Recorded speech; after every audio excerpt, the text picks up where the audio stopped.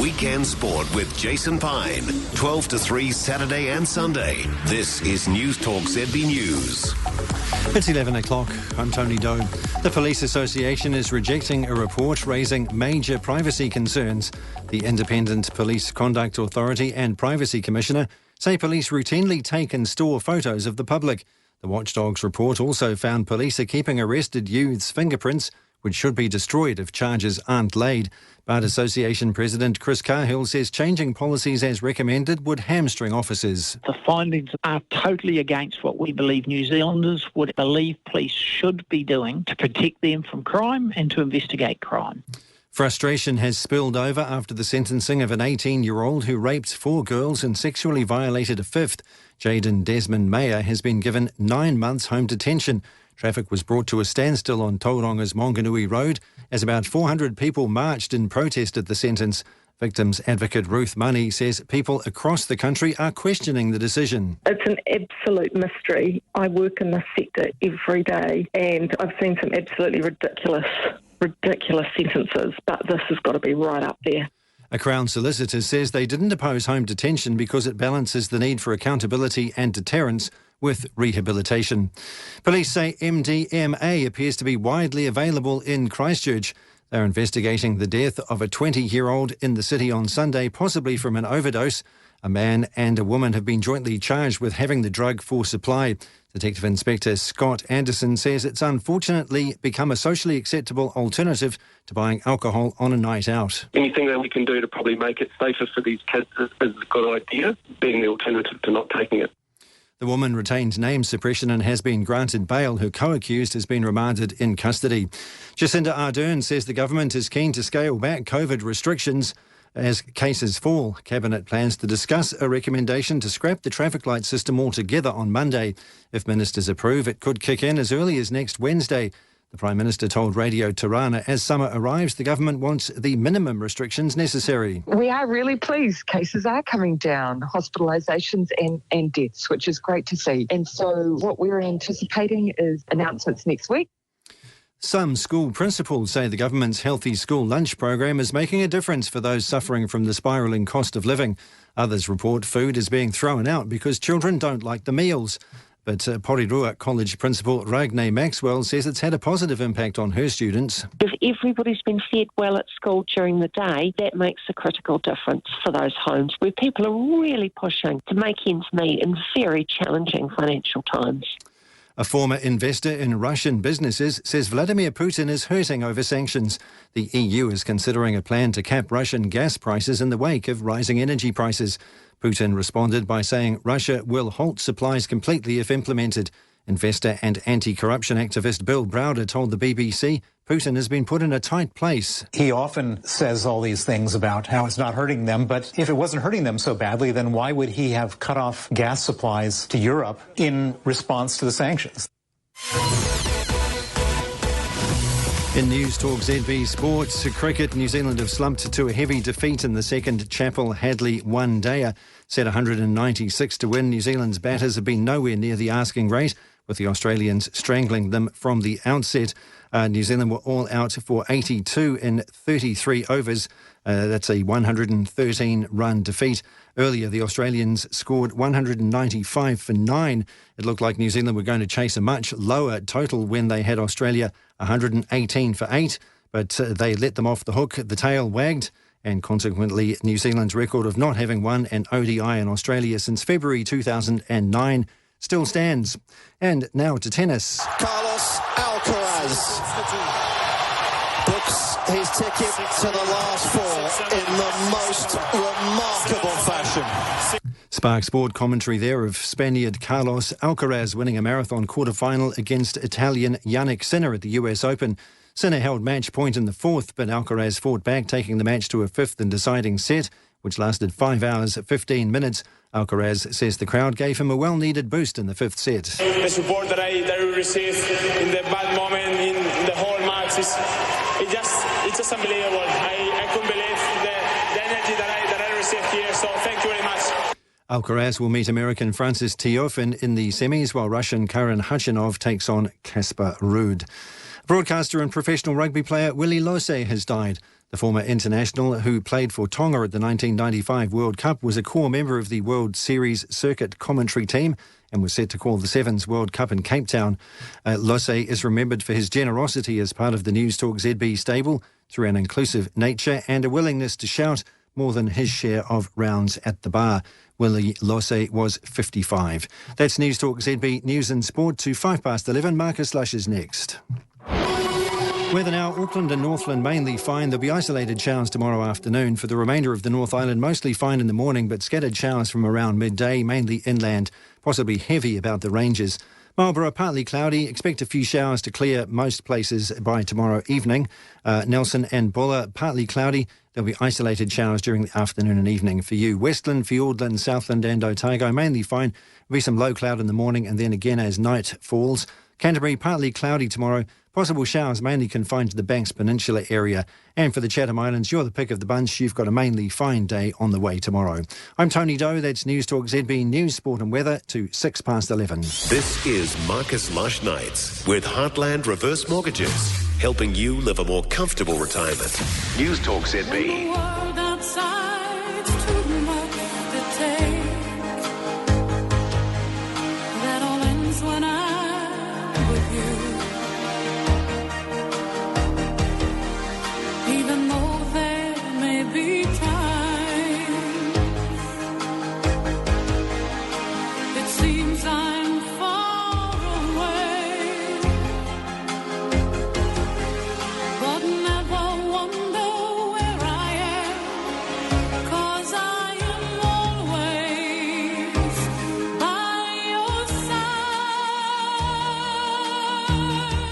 Just to bring you up to date, the Black Caps are all out for 82. That's not our fifth worst innings ever was 79, so I imagine it's about there, our fifth worst. Our worst ever was 64, so it hasn't been a great day at Kazali, because of Kazali Stadium, so that's the situation.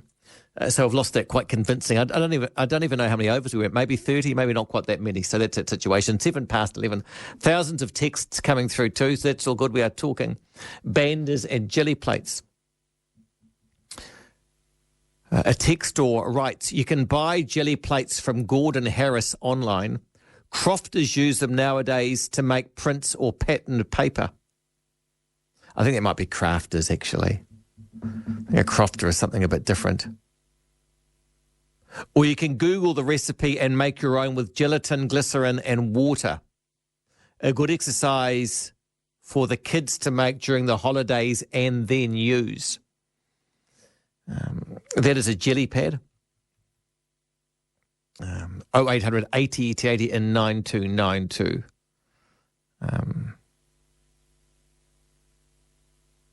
Yeah, crofter is someone who rents and works a croft, which is a small farm. So I think it's crafters. So, but yeah, I'm not niggling. I just couldn't work out what crofters were there for a second.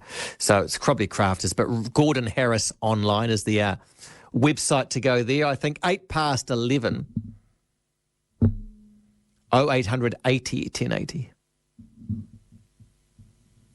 Marcus, Banda ink was so strong you could smell stiff each piece of paper. Everything else we wrote on the blackboard a different colour of chalk. His Setner was used for cutting stencils, type newspapers, etc. Used correcting fluid. And plenty of texts about both. Evening, Marcus. I live in Tawa, heard and seen 15 to 20 police cars heading north to either Porirua or Titahi Bay. And lots of explanations about how the Get Stetner or the Banda worked. Marcus, just tuned into your show. Those meth printers were called a Banda. I remember them as a child at school. We all used to jump at the chance to help the teacher print out some worksheet, sniffing those fresh printed worksheets. Classic. Ren Whakatane. That's what we are talking about tonight. And also bombs. And whether you've had an unexploded bomb in your house, because that's one in One Tree Hill. Marcus, where's the best place to get a decent typewriter, even a mini one? I don't know. Begs the question, why would you want one?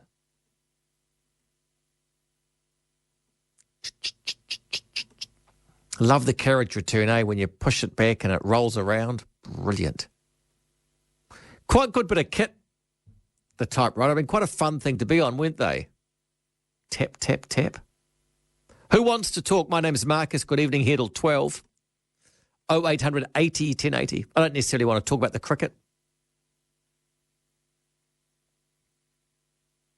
And I imagine you don't want to either. I don't know what the headline of that story is. I don't know what the pitch was doing. But boy, that ball that to Miss Williamson, that was like a full toss dropping. Anyway, if you want to come through, I am here till 12. I look forward to what you've got to say. If there's something different you want to mention, I'm all about that as well and up for those talks. Where can someone buy a typewriter if you know the answer to that? I don't. 0800 80 1080. 10 past 11. Jelly pads. Something a bit different. Whew. People haven't enjoyed the cricket, by the way. They've thought the batting has been abysmal.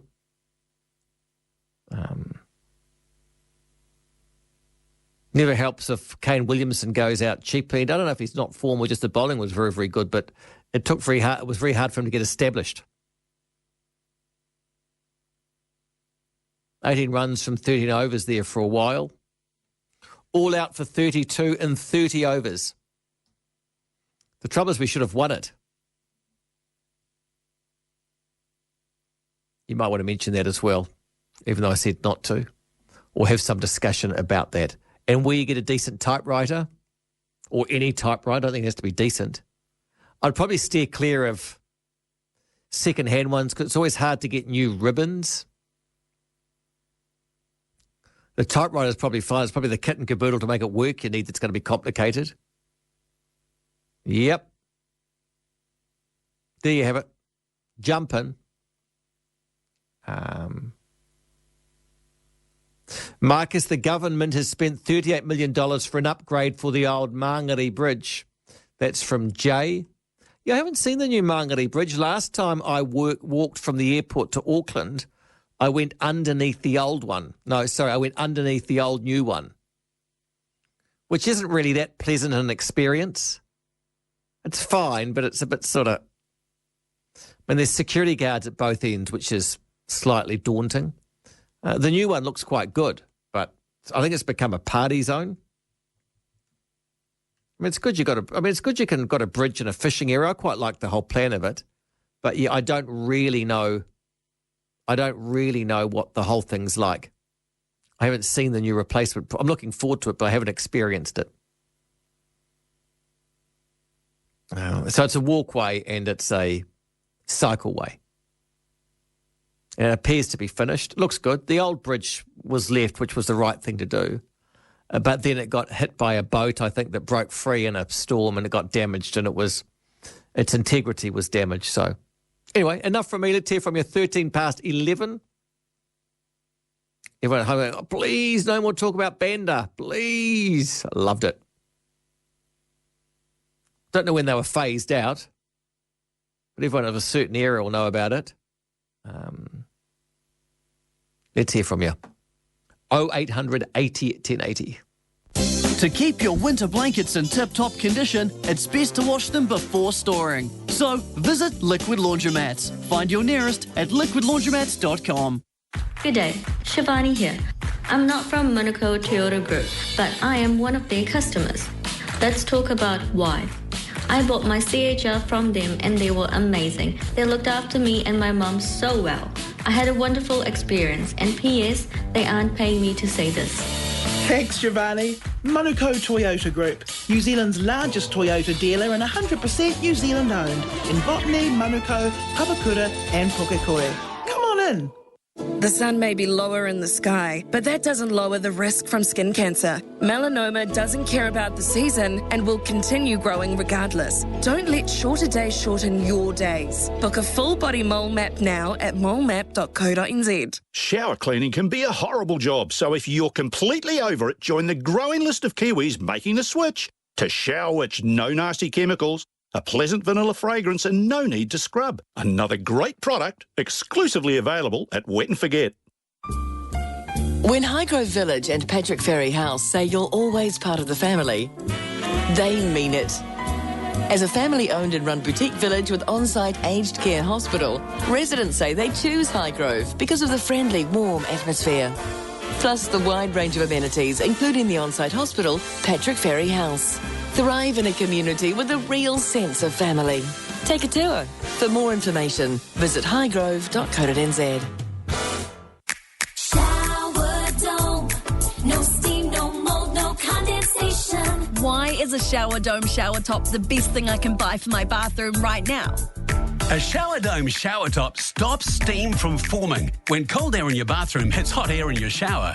Buy your shower dome shower top online now for just $339 with free delivery. Visit showerdome.co.nz. Shower dome. This is Marcus Lush Nights with Heartland Reverse Mortgages, helping you live a more comfortable retirement. Newstalk ZB. Oh, that wasn't the cavalcade of calls, I imagine, so let's start it all again. How are you? What's happening? Jobs that have changed the least in 40 years. That's where we started. How about a cricket player? That hasn't changed much, so we've talked about that. Someone says you can get ribbons for typewriters on Trade Me. Of course you can. Even buy that guy's old Get Stetner if you want for $1. Can't imagine he's going to get much more than that. Trade Me for typewriters. Marcus, my boss had a typewriter for secure confidential documents. Nobody could be able to find a copy of the letter on any computer. He also used a carbon cloth ribbon which could not be read, unlike the plastic ribbons which could be read after used. He only used carbon paper for his own copy and tore it out afterwards so no one could read it. It was secure and private, clever foolproof system. So typewriters. Anyone still use a typewriter? And how much are they on Trade Me? And how many are there? Get a golf ball one. They made such beautiful sounds. Let's hear from you. Anything goes for the final hour. How many do you think are for sale on Trade Me? 76. Brother Deluxe, 250. There's some quite nice ones, and there's some pigs. There's an Olivetti. There'd be some wags out there collecting them, probably. A vintage Remington portable holiday one. I could see myself writing the Great New Zealand novel on that. So he says plenty there on Trade Me. That would be the go-to place. And they have got ribbons. Not ribbons for your hair, but ribbons for your typewriter. I imagine someone's found an old warehouse and selling them off. But let's hear from you. Come on. 18 past 11, here till 12. Let's go. Cricket's finished early. You can get to bed early. You can give me a call for half an hour. There you go. Come on. Come on, come on, come on, come on. Thanks for the texts and emails. Now, let's hear from you. If there is something different that you want to mention, or if you've got breaking news, that's always good. If you've got any more information about the bomb or know anything about bombs, what's happened in One Tree Hill is they've put sandbags, I presume, around the bomb, and they've left it for the night. It was dug up in the back of a garden near One Tree Hill. I don't think because it's a very cavey area. There are a lot of lava flows and stuff like that. I don't know if perhaps it was stored in a lava cave that ended up down there. I don't know. I'll be curious to know more about it. Let's hope we get the information we desire. Because everyone finds this quite fascinating. 19 past 11 o'clock. We've just tuned in. We lost the cricket badly, like really badly, like 20, 30 overs short or something. It wasn't good. None of it was good. None of it. But, yep. Whew. Yeah, Peter, it's Marcus. Welcome to the show. Good evening. Oh, hi, Marcus. I just live a couple of houses away from the bomb. Yep. What have you heard? All I just heard was they're going to get some specialists to go up there tomorrow morning. Okay. To, yeah, that's all I heard. They go there tomorrow morning with some people that that knows how to, do their work. Was it just in dirt, or was it buried deep, or do you know anything about where they found it? Apparently it was buried. It was buried. How deep? Oh, they reckon it was just under.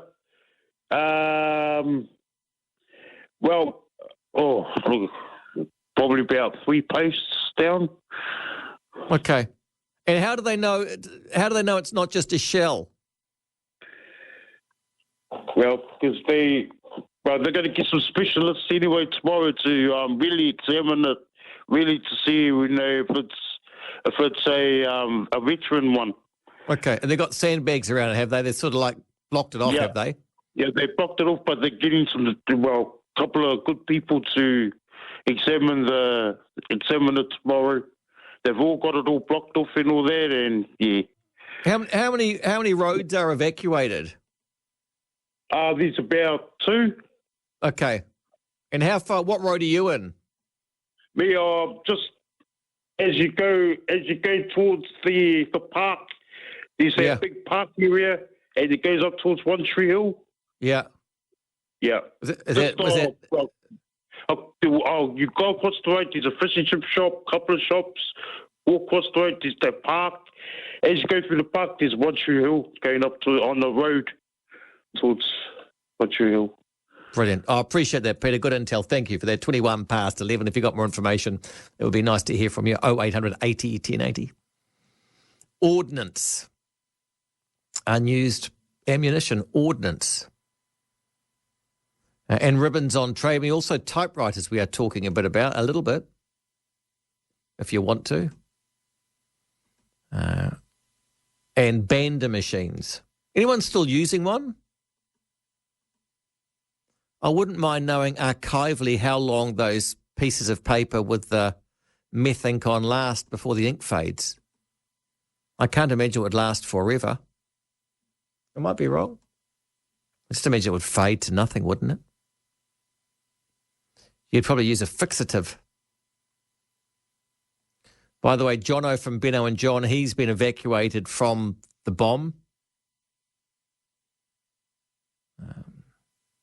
He and his dog couldn't get back into it. It's a cabradoodle or something. We're about to start our walk. After 6, the police came knocking on the door telling us to evacuate. He's been sitting outside for 3 hours. Oh, he hasn't gone to Ben's. He's staying there, I think, by the looks of things. Hello, Matt. It's Marcus. Good evening. Kia ora, Marcus. Hi, I'd just like to say something to all the listeners here in New Zealand. There's this particular program, which I believe, so Kiwi-orientated, King of the Ring tomorrow. What's that? It's where the heavyweights, the best of the heavyweight boxing people, it's all for charity there, fighting for a cause, really good cause, but it's on tomorrow night at 7:30 on Duke TV. But it's a really good event. So if you're up or if you or you're sleeping or whatever, I don't know what your hours are, but it's a really good event to look forward to. It's really good. It's sponsoring good causes in New Zealand. Is it K1? No, it's not K1. It's like boxing. It's really healthy. It's fundraising thing there. I think Monty Benton and that is part of it too. Okay. I just think it says, be ringside to witness 8 of New Zealand's top fighters as they square off in the super heavyweight division, plus an international boxing K1 title fight to make it a night worth watching. That's the one. Yeah, it is there, Marcus. Who are the boxers? But, I have no idea, but I'm looking forward to watching it tomorrow. But anyway, if you got the time, if you're not working or if you're up or whatever, have a glimpse into it. Good on you, Matt. Thanks for that. There we go. 25 past 11, Heddle 12. 080 080 1080, Heddle midnight. Hammered in the cricket, totally thrashed, not good either.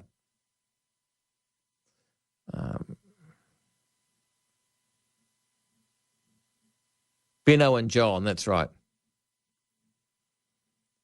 And Jelly Plate's also discussing getting a bit of a talk around tonight. 0800 80 1080 and 9292 to text 1125.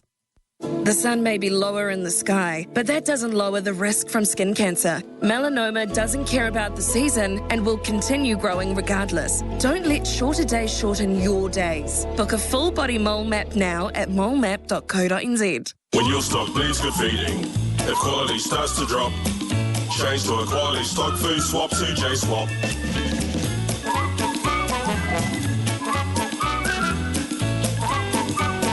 Swap to J-Swap. TradeDepot.co.nz. Record savings continue this week at Trade Depot Spring Renovation Expo. Side-by-side fridge freezers $899. Pyrolytic wall ovens from $699. Complete shower enclosures $419. Cooktop and rangewood sets $399. Save thousands now at Trade Depot Spring Renovation Expo. Just shop online at Trade Depot, and with minimum spends, you'll get free home delivery nationwide. T's and C's apply. TradeDepot.co.nz. What is amazing? The latest finance offer from Lexus of North Shore on the Lexus RX.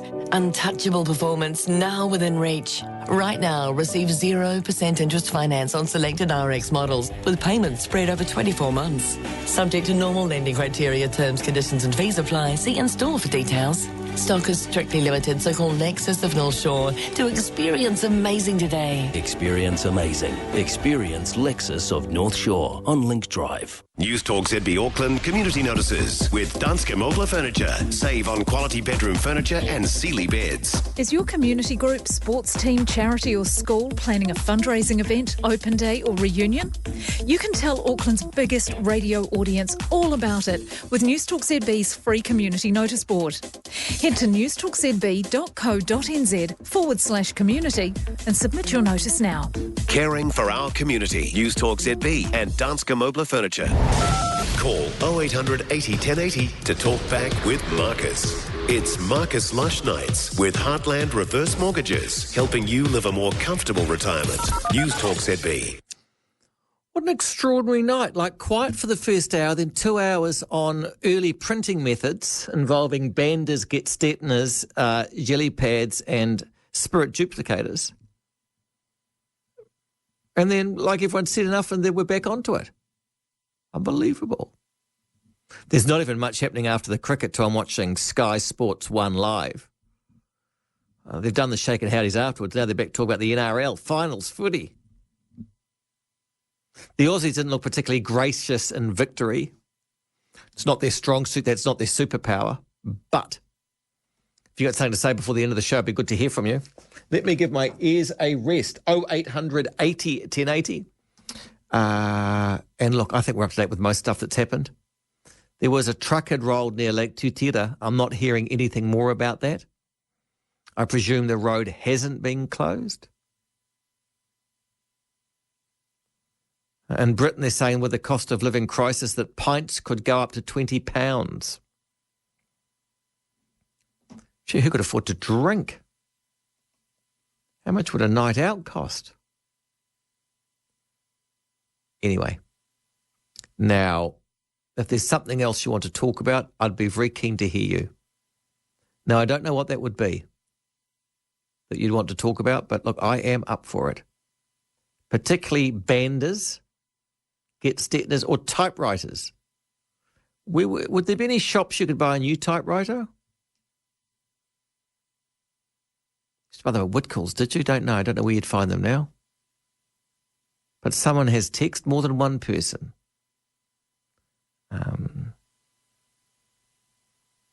So 0800 80 1080 and 9292 to text if there's something else you want to say.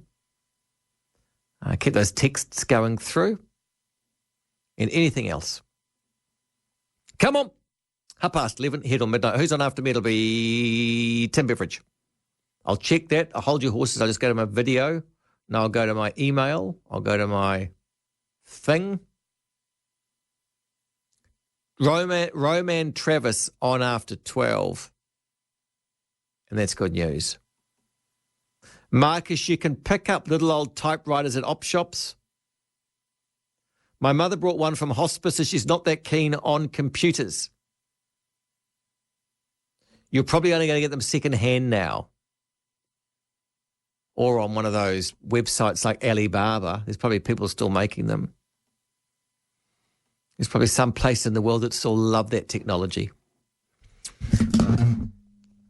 Not much else to tell you apart from losing the cricket spectacularly badly. We never got established. It was never on. There was almost run-outs from the very beginning. Openers not working. Guptill went cheaply. None of it was good. Yeah, not pretty at all. Heartbreaking, actually. So that's happened. I guess all the print journalists will be getting ready to rip into them now. The All Blacks will be relieved. There's another team for people to beat themselves up about. 29-12. Good evening, Marie. It's Marcus. Welcome to the show. Hello, Marcus. I was feeling sorry for you. You weren't getting too many phone calls. Oh, don't you worry about that. Oh, so I got out of bed and I'm out here. And I thought, I'll ring Marcus and tell him all about the eels.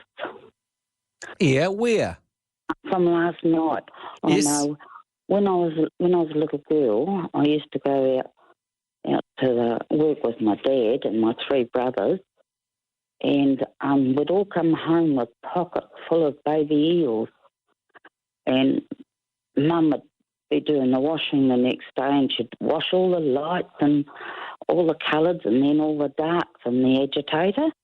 And she'd just put all the dark clothes in the washing machine, and she'd come back 20 minutes later, and there's all these dead floating eels in her washing machine.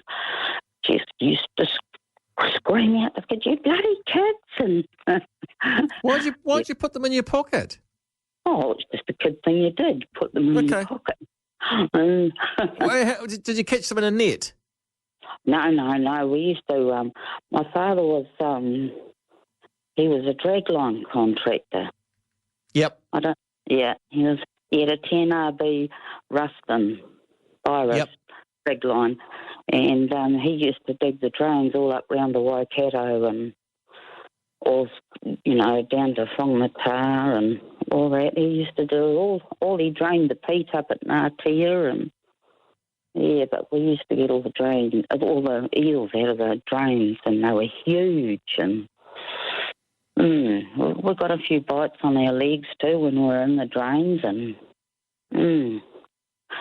but you didn't get the big ones; just got the babies. Oh no, we did get the big ones, but we didn't really cook them or anything. No, we just. And the 10RB Ruston, that's like a crane on a caterpillar, isn't it? That goes. Yeah, I think I know what it's like. And it's got a bucket that you dip in, and. I look at it. Look at it on Google, and it looks so ancient, But yeah, it's a classic, the old Ruston. Like, is it called the Bucharest? I think it might be. Thanks, Marie. Nice to talk. Louise, good evening. Good evening. Oh, we're back on the eels again, aren't we? I don't know, Louise. I can't tell what we're going to go back to. I just talk to the people. Yeah, I remember feeding the eels in Nelson. Yeah. The Stetners, I love the smell of that. Oh, so lovely. Anyway, I rang up about the program tonight called, is it Living on the Outside or something, with Danielle Cormack? Oh, yeah, you have to tell me about that because I've never heard of it. Yeah, it's new. It's first episode tonight. It's an experiment they're doing in Oz, in New South Wales. I think it might be all of Oz, but I think it's New South Wales, where long-term offenders are coming out. Normally they'd have nowhere to go, so people are volunteering to have them at their house. Very risky. Very risky. Well, it's also, isn't it exploitative? So they're filming that for drama. I don't know. No, they're trying to reduce reoffending by providing a stable, functional home for these people who haven't had one. It's fine to do that. It's next level filming it though, isn't it? Yeah, I know. What's Danielle Cormack? Yeah, I don't know why she's doing it. But, is she the host? Because she's in that prison drama, eh? Yeah, she's the host. hostess. Yes, it's very risky, and 9 out of 10 cases will probably go horribly wrong. But these people, it seem genuine and wanting to help these people, but whether the people are ready for the help, I don't know. And they move there permanently, do they? No, 90 days. Oh, yeah. 100 days. So it's just and it's filmed and they film how it works out, right? Yeah. But, it's very complicated. These people have been incarcerated in some cases for decades, and they've had drug addictions for 30 years. Breaking that down and finding out, for a start, why they got addicted in the first place, if there is a reason, and, counselling and all. It's just so complicated. It's not just a matter of getting out of prison, going to someone's home, being treated nicely. You've got to look at underneath. But what's in it for them for allowing it to be filmed? Yes, well, I don't know. Maybe they want their 15 minutes of fame. I don't know. Well, that's right. I mean, I think all these initiatives are good, but when they start televising it, they dress up like helping people, but for people to watch, look, I'll have a look at that. So will you watch it again, Louise? Yes, I will, because I used to be a probation officer. Okay. You're a probate, yep. But okay. But I mean, life is very voyeuristic, isn't it? Really, with all these real life programs, 90 Day Fiancé, Married at First Sight, all of this stuff, people airing their dirty laundry, you could say. Oh, I always think they're exploitative. I can't watch them. They make me feel too queasy. I don't like them at all. I don't mind the cooking ones, but when it's people like, particularly that Married at First Sight, vulnerable people, fill them full of alcohol and stress, then film the results. And people wonder why they come across badly. And, of course, the consequences for them are never good. I mean, boy, oh boy, you got a whole nation kind of ridicules you. Must be horrible. Marcus, until our children went to school, our mother did part-time private work at home on an Imperial 66 typewriter. Hence the reason I blame her for not being able to type properly. As a wee kid, I'd be plonking away with a couple of fingers. Love changing the handle to move to the next line. Oh, yes. One of the most beautiful motions in early technology would be the carriage return. The way I just loved it. Marcus, did you ever find out who sings the Waitomo ad? An amazing voice. Yes, we never did. Marcus, do you know what Willie Lose died of? That's from Phil. The reports are it was a medical event. Anyone that knows Willie knows that he was incredibly fit, because he would always do spin class at the gym when you're on a bike, and seemed to be done, quite competitive. Now, yep.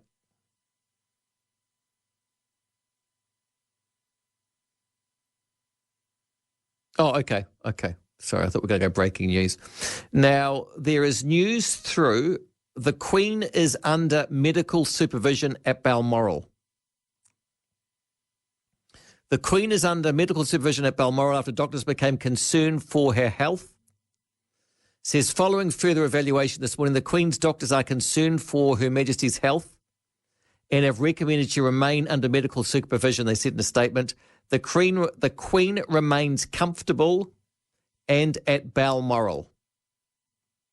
That's just through. That's from the BBC. Daily Mail haven't got that now yet.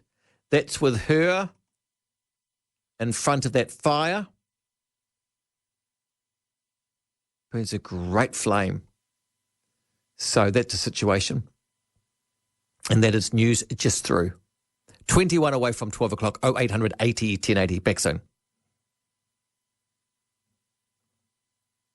Discover the difference at the Grove Orewa Open Day this Saturday.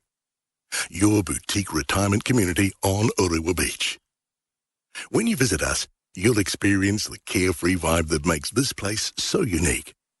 It's simply the best in coastal retirement living. We're open for personal tours now, and our open day is this Saturday. Come and see for yourself. It could be your next move. thegroveottawa.co.nz.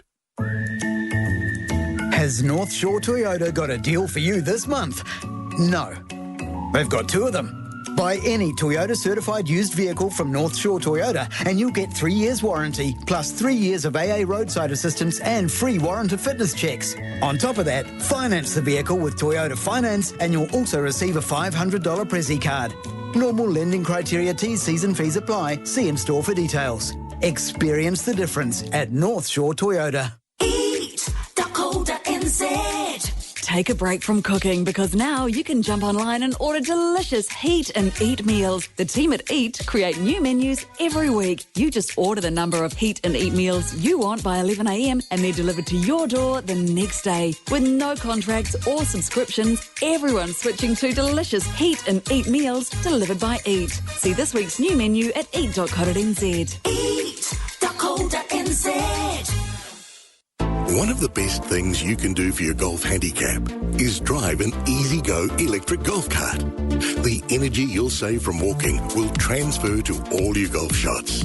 And you'll probably enjoy a little more time relaxing with your mates on the 19th. Shop online now for your Easy-Go electric golf cart. Easy-Go, ezgo.co.nz. ezgo.co.nz.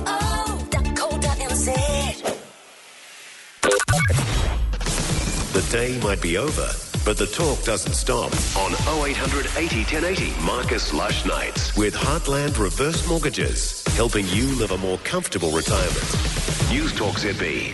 19 to 12, the Queen's under medical supervision at Balmoral. That is news just through. The New Zealand cricket team has lost all out for 86 or something terrible. So, yep, the All Blacks will be happy that some other team is going to become the national obsession of how bad they are. That's happened. It's 18 to 12. We're also talking about typewriters. Wow. But it's the BBC too. The other websites haven't picked up on that yet. I'm looking at the chairs on the TV in her... What are those chairs they're always talking about on Salvage Hunters that the Queen's always got? What's that brand? Always going on about a brand of chairs. Forgotten. They'll be those. Always going on about a type of chair on Salvage Hunters. And I should remember. They're always saying they're the ones the Queen has. Don't know why that slipped my mind. I'm always thinking about that. Howard chairs, Howard and Sons. That's what they'll be. They'll be Howard and Sons. I can see them now in that green fabric. Hate to say it, I've got very similar ones at home. But there you go. Let's hear from you, although my ones need to recover. Great question about when you have children. When do you recover your couches? Because they get thrashed. But look, it'd be good to hear from you. 17 away from 12. My name is Marcus, here until midnight. Roman Travis along from 12. Howard and Sons. Don't know if you've ever watched Salvage Hunters. I haven't watched it for a while, but it's a Howard. They've probably said that more than anything else on that show. Whew. So that's the situation too. We've got with the Queen under medical supervision at Balmoral. That's just through from the BBC. If there's any more information, we'll bring that to you. That's the latest I've got at this stage. But look, if you want to talk, it's 17 away from 12 o'clock. Printing. Anyone wants to talk about that? I don't know what's wrong with the pitch at the cricket. Because it didn't seem to work for both teams. But here we go. But that delivery of they got out Williamson, it was like a full toss that dropped. It was like a baseball pitch, like a slider.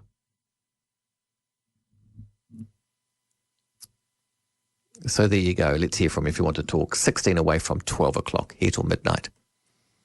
0800 80 1080. So the BBC have just got the continual still shot on. Obviously think it's of serious importance because it was just yesterday that she met Liz Truss, Britain's Prime Minister, although she wasn't Britain's Prime Minister when she arrived, but she was when she left.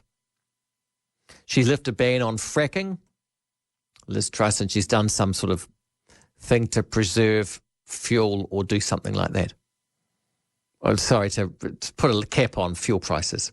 Let's take a break, 16 to midnight. Shower cleaning can be a horrible job, so if you're completely over it, join the growing list of Kiwis making the switch to shower which no nasty chemicals, a pleasant vanilla fragrance and no need to scrub. Another great product exclusively available at Wet and Forget.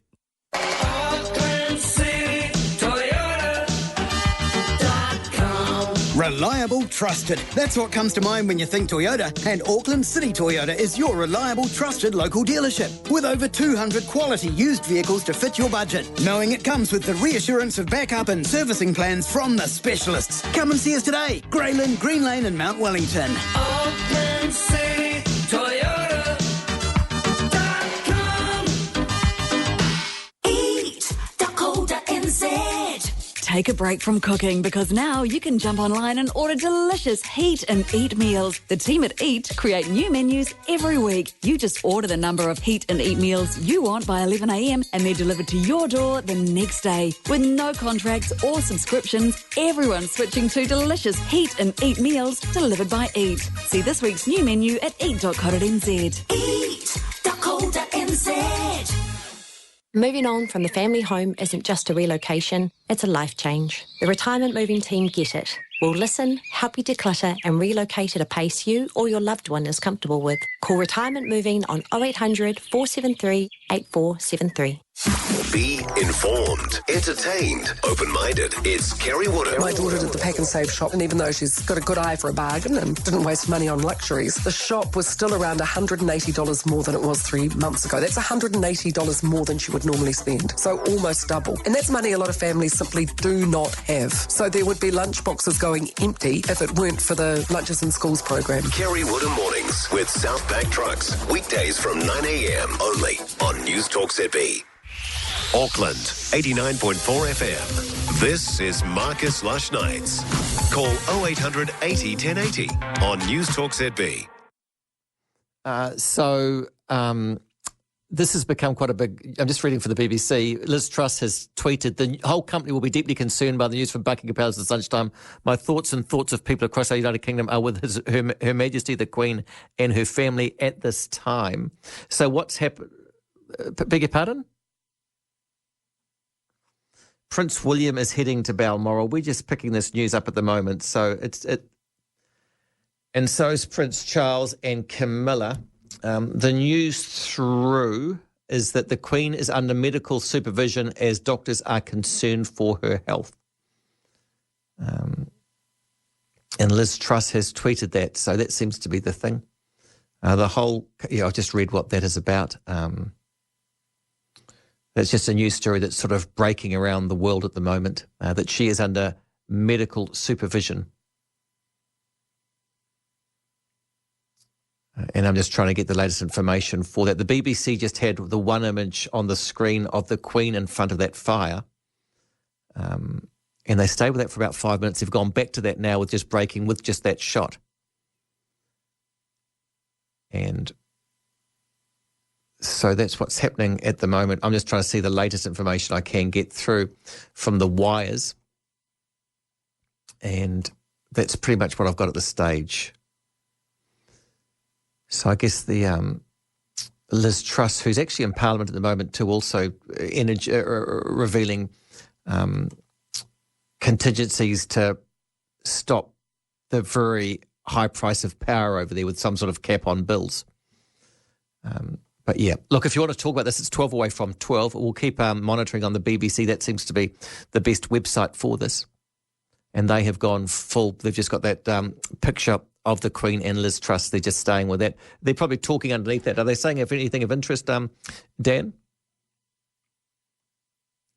It does say that the I'm just seeing what ITV News Royal Editor has tweeted. He's the first person I can pick up. Following further evaluation this morning, the Queen's doctors are concerned for Her Majesty's health and have recommended she remain under medical supervision. The Queen remains comfortable and at Balmoral. Family members have been informed about the Queen's medical condition. She remains at Balmoral. Prince Charles and Camilla have travelled to Balmoral to be with the Queen. They were staying nearby at Burke Hall on the estate. Prince William also now travelling to Balmoral after today's announcement on the Queen's health. Of course, Prince William had taken the 3 children for a get-to-know-your new school day, so that's where he was. That was leading the news stories earlier today. But now the story seems to be very much about the Queen's health. And look, the way it's been reported, it seems as though a lot of people are taking notice about that. Read into that what you will. I'm just telling you what's happening there when I can see that. But the BBC have just gone for a picture of that and are staying with that.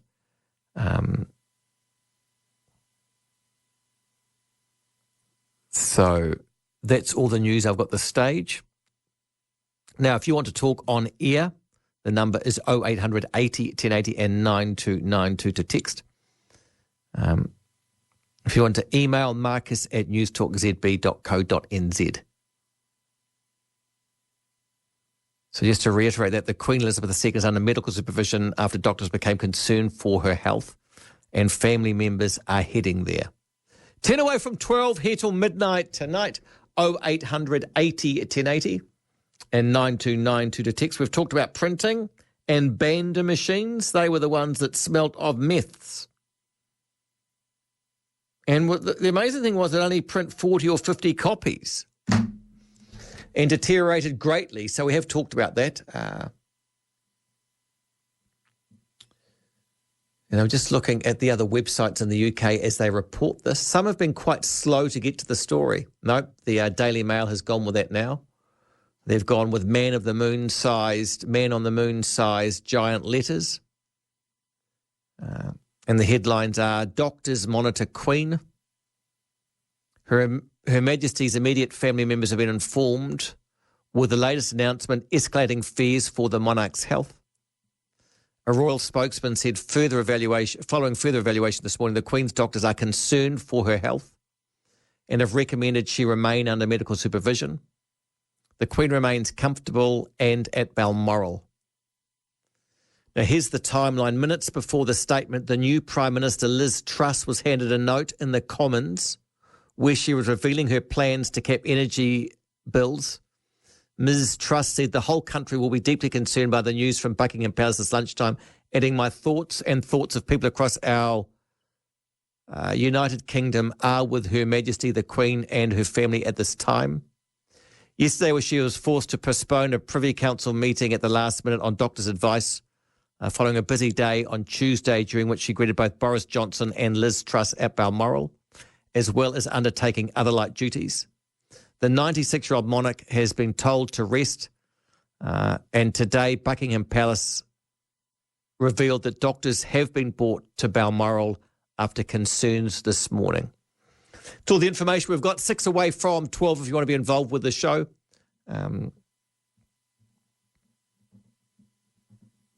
Marcus, did you grow up in the Kashmir Hills in Christchurch? My name is Owen. Say hello to your younger sister Robin from me. I went to Kashmir Primary School with her, and you lived across from the kindergarten. Full name withheld, Owen. No, we didn't. That's a big negative from that one, but yeah, that's good. I didn't know there were lushes in Christchurch. That's good to know, on the Kashmir Hills. There you have it. 6 away from 12 if you want to talk quickly before the end. I'll keep monitoring Twitter if I've got any more information, but the Queen's family are heading to be with her. And that's the latest information I've got about that. BBC have just got the shot of Liz Truss lived. Always feels funny saying her name. And that's just, just all I've got there. And I'm not seeing, and I don't think there'll be any more information through.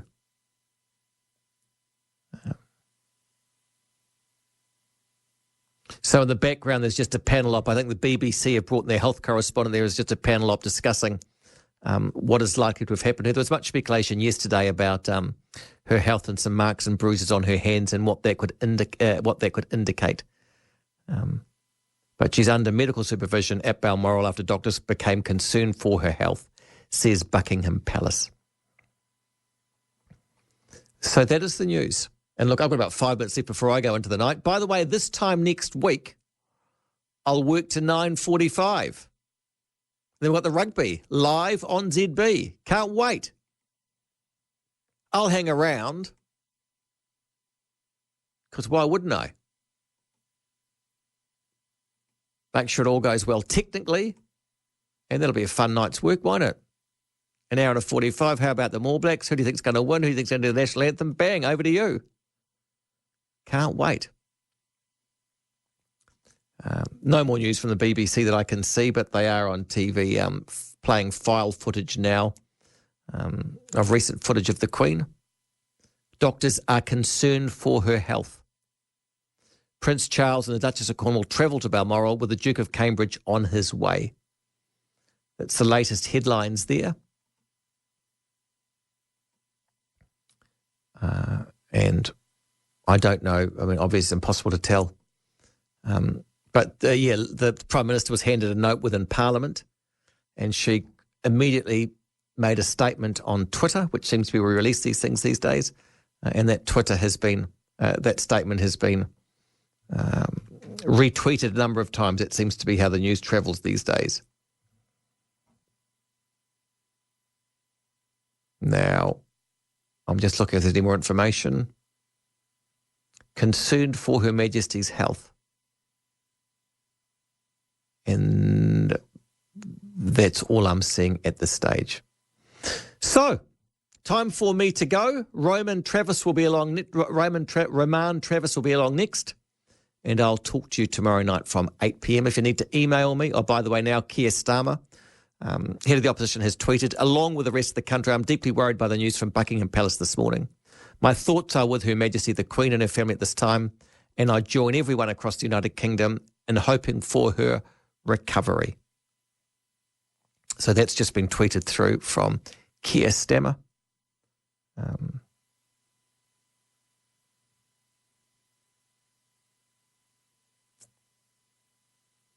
And the BBC, as I say, I just got the photo of her there with Liv Truss shaking her hand, and there's a panel discussion talking about what they think that would be right, what they think is wrong with her, unwell with her. That's the situation. Doctors' advice about that.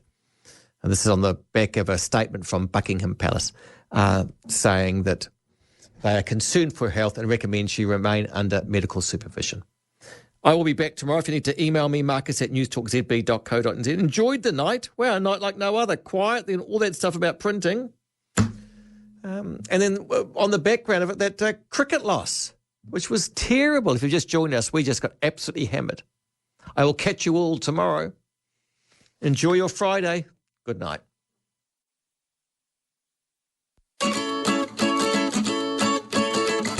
Only in Auckland can it be cold and hot at the same time. It's not just heat, John, it's the humidity. I wish we could control it. You can if you get the Mitsubishi Connoisseur 2-drawer refrigerator. It has a humidity drawer with Vitalite technology. Plus it has a multi-airflow cooling system, which, when paired together, keeps your vegetables fresher for longer. Get it today for just $1,849 at Magnus Benro. 100%. Has North Shore Toyota got a deal for you this month? No. They've got two of them. Buy any Toyota certified used vehicle from North Shore Toyota and you'll get 3 years warranty, plus 3 years of AA roadside assistance and free warranted fitness checks. On top of that, finance the vehicle with Toyota Finance and you'll also receive a $500 Prezi card. Normal lending criteria, T's and fees apply. See in store for details. Experience the difference at North Shore Toyota. It's time to get your head into the cloud. Future thinking, future-ready IT is here. Cyclone Managed IT for Business paired with Lenovo Server Storage and Cloud Solutions can help transform your business to scale and grow, all whilst maintaining data security, stability and flexibility. Lenovo Infrastructure and Cyclone's nationwide team of over 140 staff have your data center needs sorted, on site or up there. Meet the IT company that's focused on tomorrow. Cyclone.co.nz. Protect the planet with us. Paint Plus. Hi, I'm John Warman, one of the founders of Paint Plus. We set out to make Paint Plus safer for people and the planet. The journey's never ending. We're always working hard to make sure Paint Plus is the world's most environmentally friendly paint. To find out more, visit our website, paintplus.co.nz. Protect the planet with us. Paint Plus.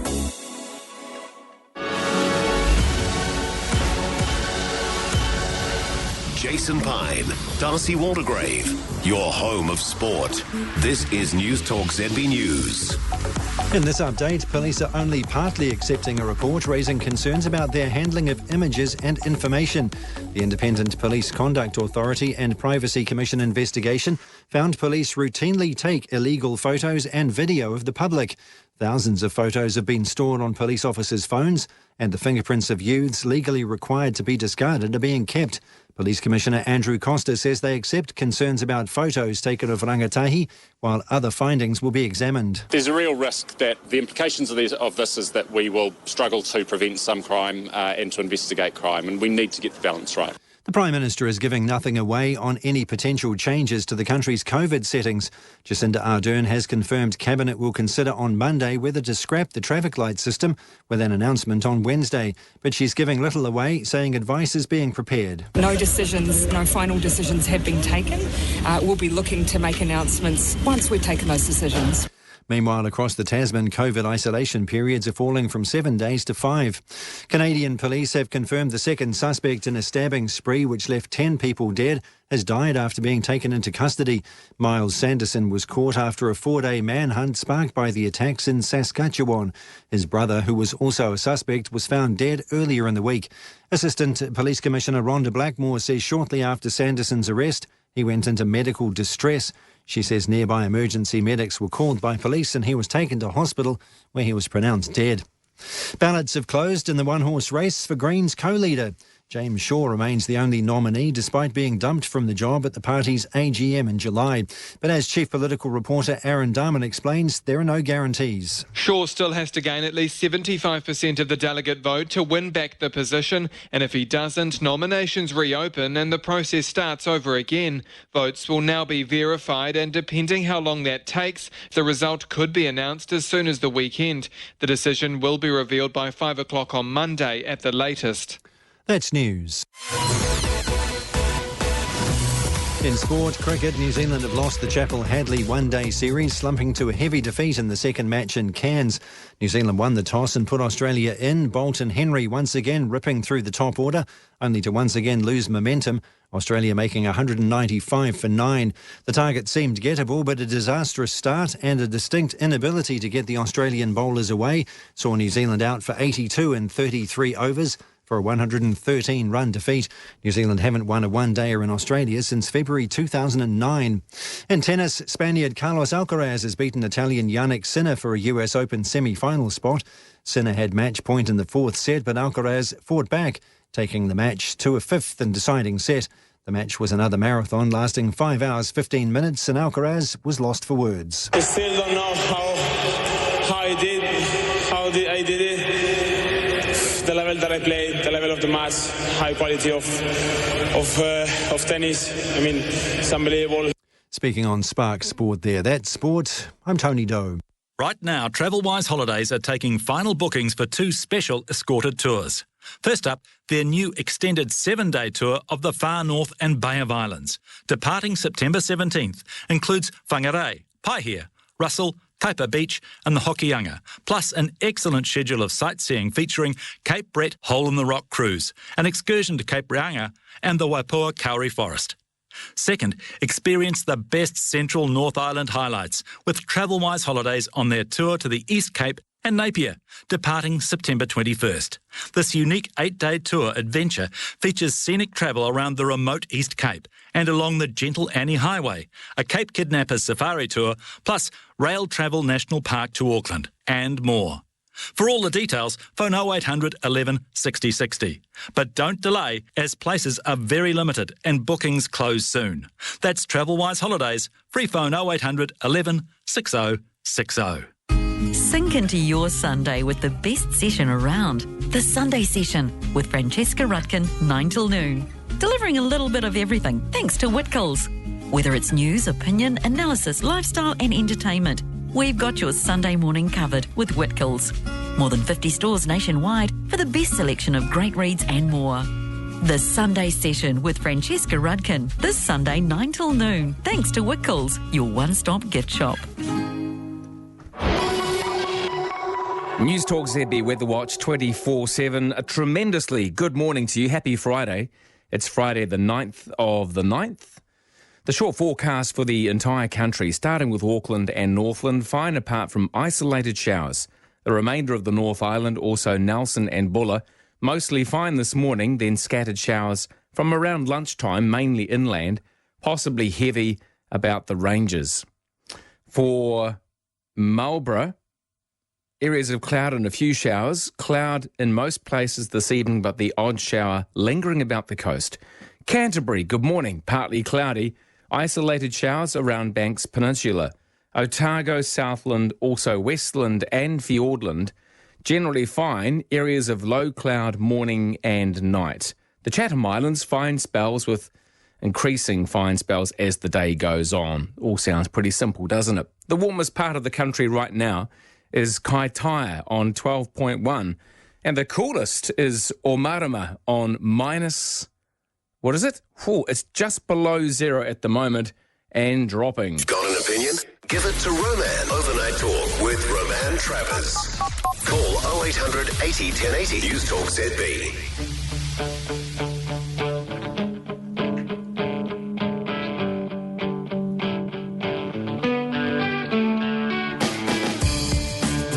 Kia ora, New Zealand.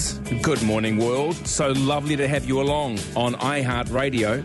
This is me, Roman Travers, on Newstalk ZB. A woman on the radio talks about revolution when it's already passed her by. Bob Dylan didn't write this to sing about, you know it feels good to be alive. The numbers to use have not changed, but I'll remind you, the free phone number is 0800 80 1080. If you've never called before, or if you've called many times, I don't mind. I welcome one, and I welcome everyone. You can also text. There's a small charge, standard SMS charge, and that's ZB or 9292.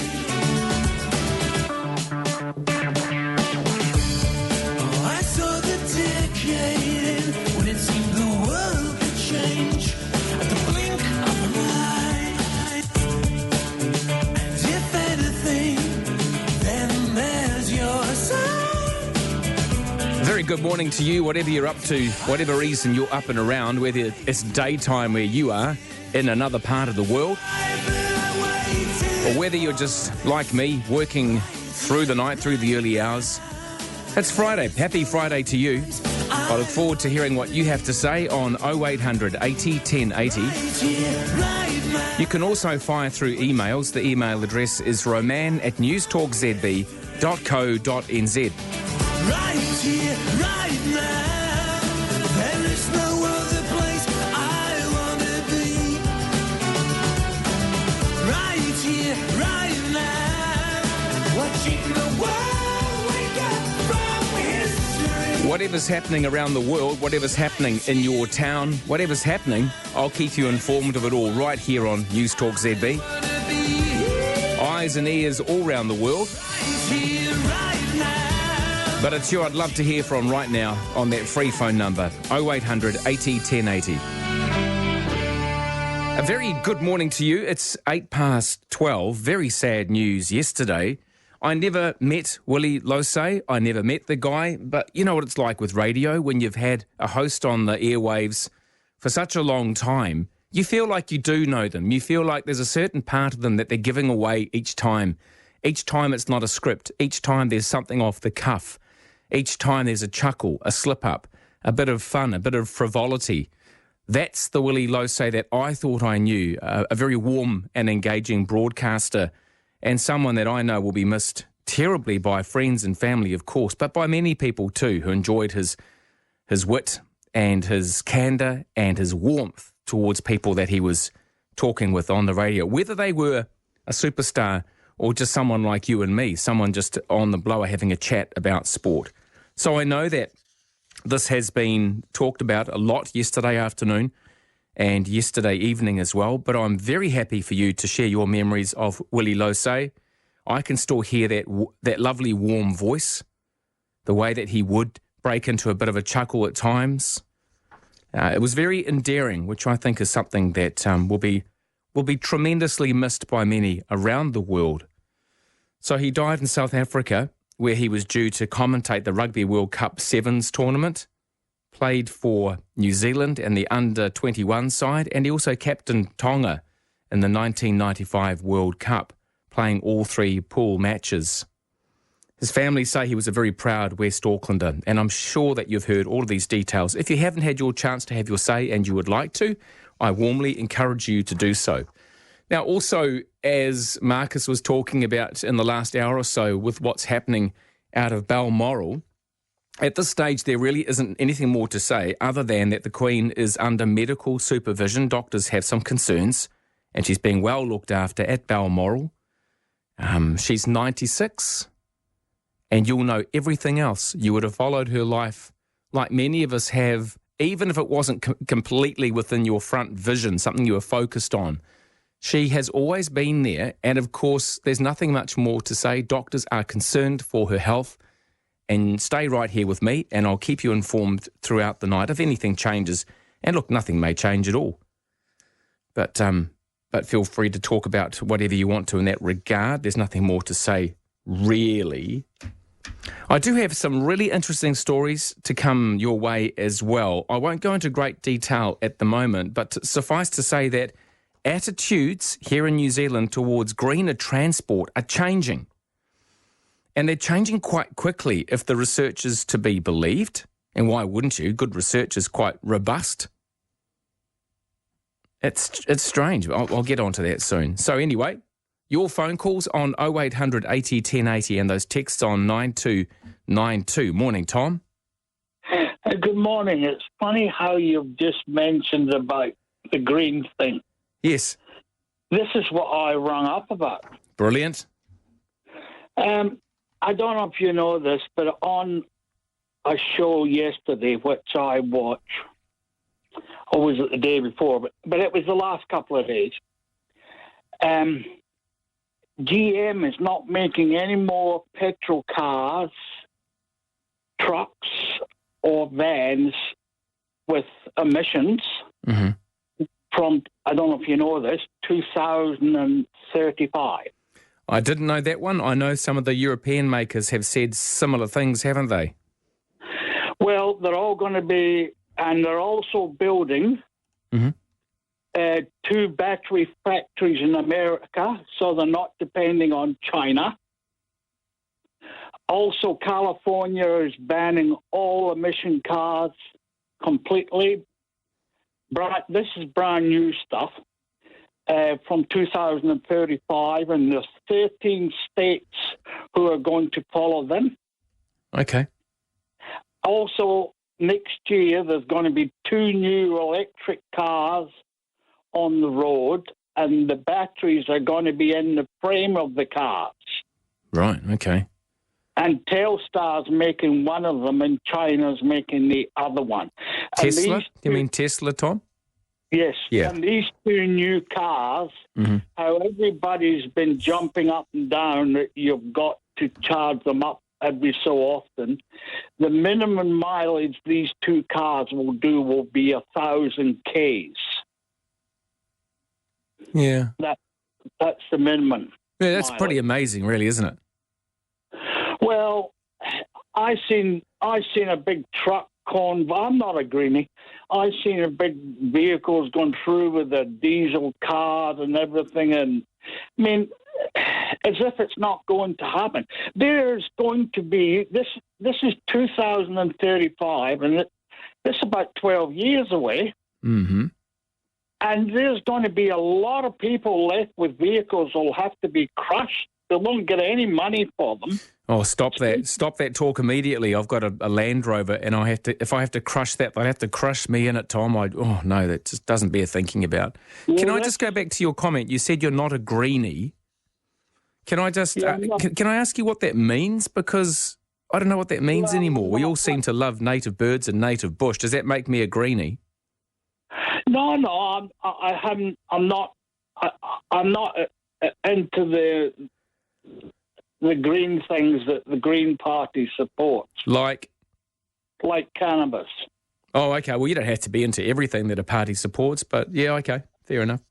And that's the main reason for me. I would never vote for cannabis, never. What's the issue that you have with any cannabis reform? Well, I can actually say this, and I'm being straight and honest here. I have a son who lives with me who's 36 years of age, and he's on cannabis. Mm-hmm. And I have seen, how can I put it in words? I have seen there's a certain thing happens that, I can't think of it. There's a certain thing happens to them. Are you talking like the psychosis type issues to do with mental health, or? Yes. Okay. But there's a name for it. Right. There is a proper name for it. I have lived with one for 5 years, mm-hmm. and they get very addicted to sugar. But I cannot say if everybody does this. I can only say my son does this. Well, your personal experience is everything, really, isn't it, Tom? Well, I have just gone through 4.5 kilos of sugar in the last probably 3 or 4 months, and I don't take any sugar at all a week, so I don't even take a spoonful of sugar. What's he putting it in? Is that all going into tea and coffee? No, it's just going into puddings and stuff like that and breakfast cereal. They seem to be addicted to sugar. Okay. I know that people do talk about an increased appetite and wanting to eat all sorts of things, but maybe that is part of it. But there you go, Tom. It's very interesting in that, well, it's beyond interesting. When it's something that's affecting your life and those that you love and care for, then that's exactly how you're going to vote and react to any form of proposed referendum. So I totally understand your point of view. Thank you. Good to hear from you, Tom. Thank you. The number is 0800 80 1080 and you can text on 9292. Happy Friday. It's Newstalk ZB with me, Roman Travers, 17 past 12.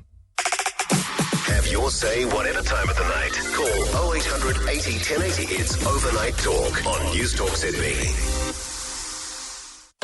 For over 45 years, Singapore Airlines has proudly taken Kiwis to the world. Fly to over 100 destinations across their network, with 18 weekly summer services from Auckland and Christchurch to Singapore and beyond.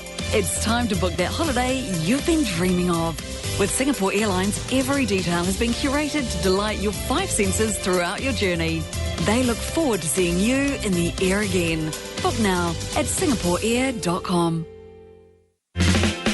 Hello, I'm Brian Cree from Radius Care. Radius Care is a New Zealand-owned and operated aged care provider.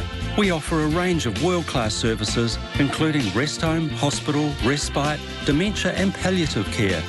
Radius Care is all about putting the care of our residents at the centre of everything we do. To achieve this, we're focused on building close-knit teams who love caring for our residents as if they were close family members.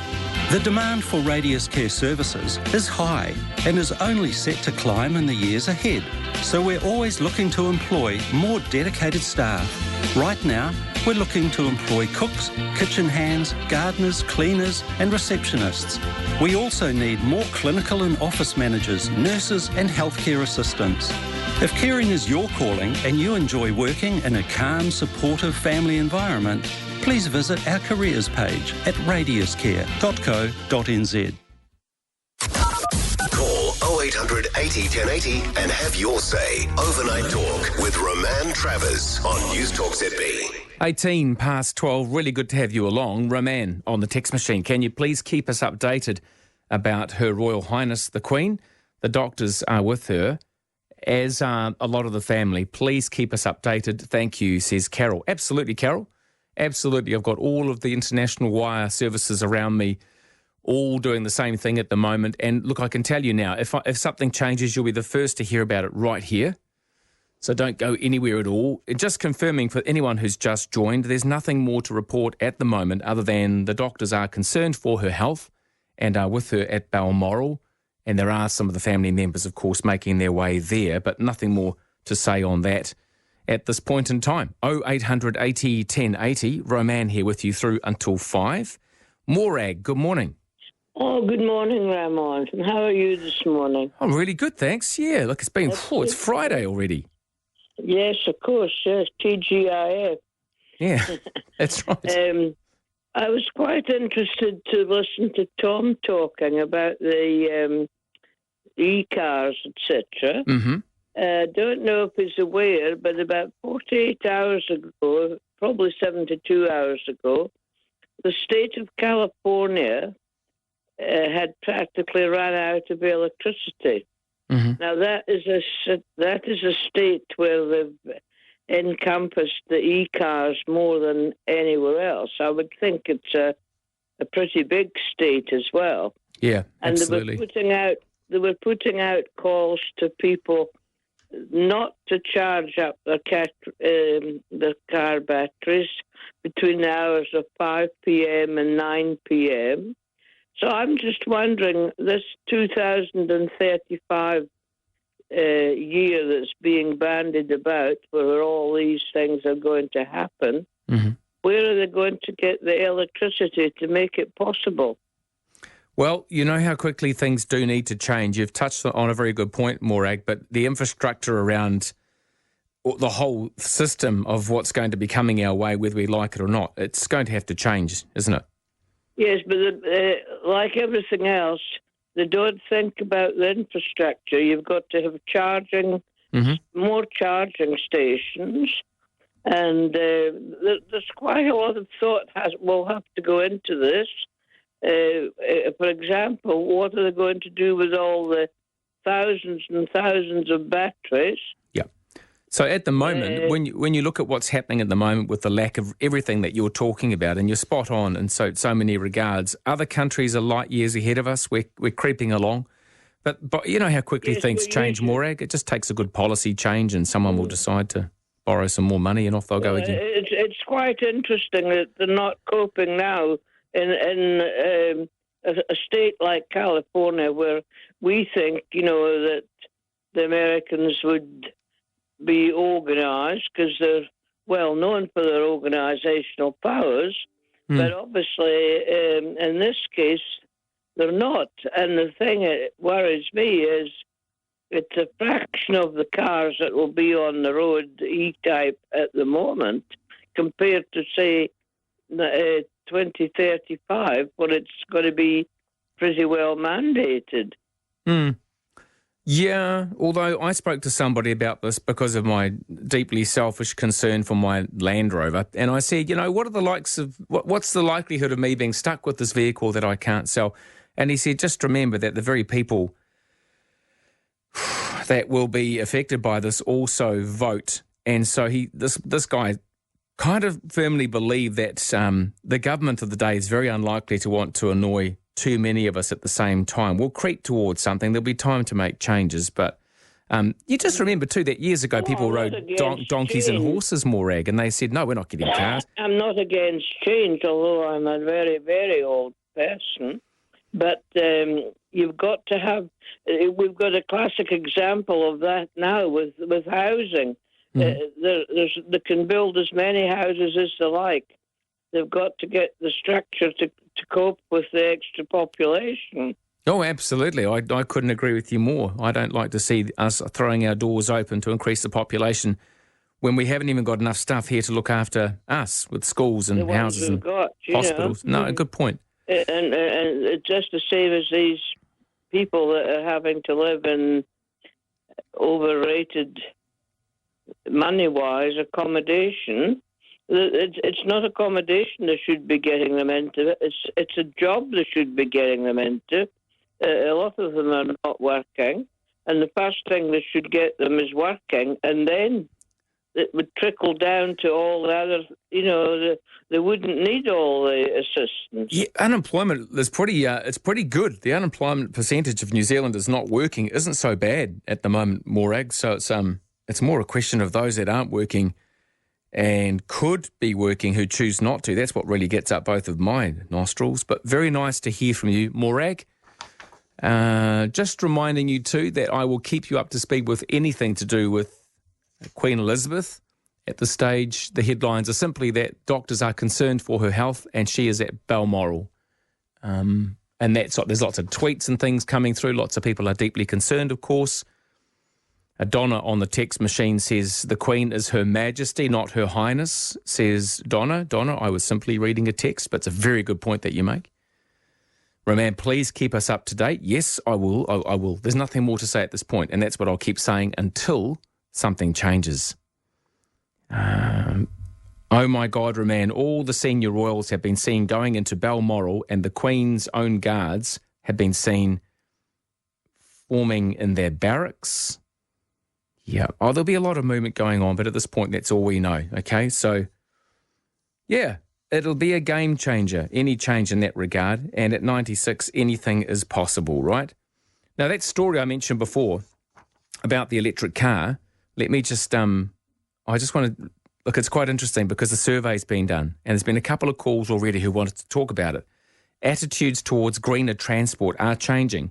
But New Zealand motorists are still hesitant to go electric, according to this new research that I mentioned before. The Future of Motoring Consumer Survey, released by Driven this week, highlighted current and future trends and revealed motorists' concerns about electric vehicles, which are many, aren't they? The nationwide survey of 2,500 New Zealanders revealed 60% of us will consider buying an EV as their next car. 60%. What does that mean? Consider buying a next car.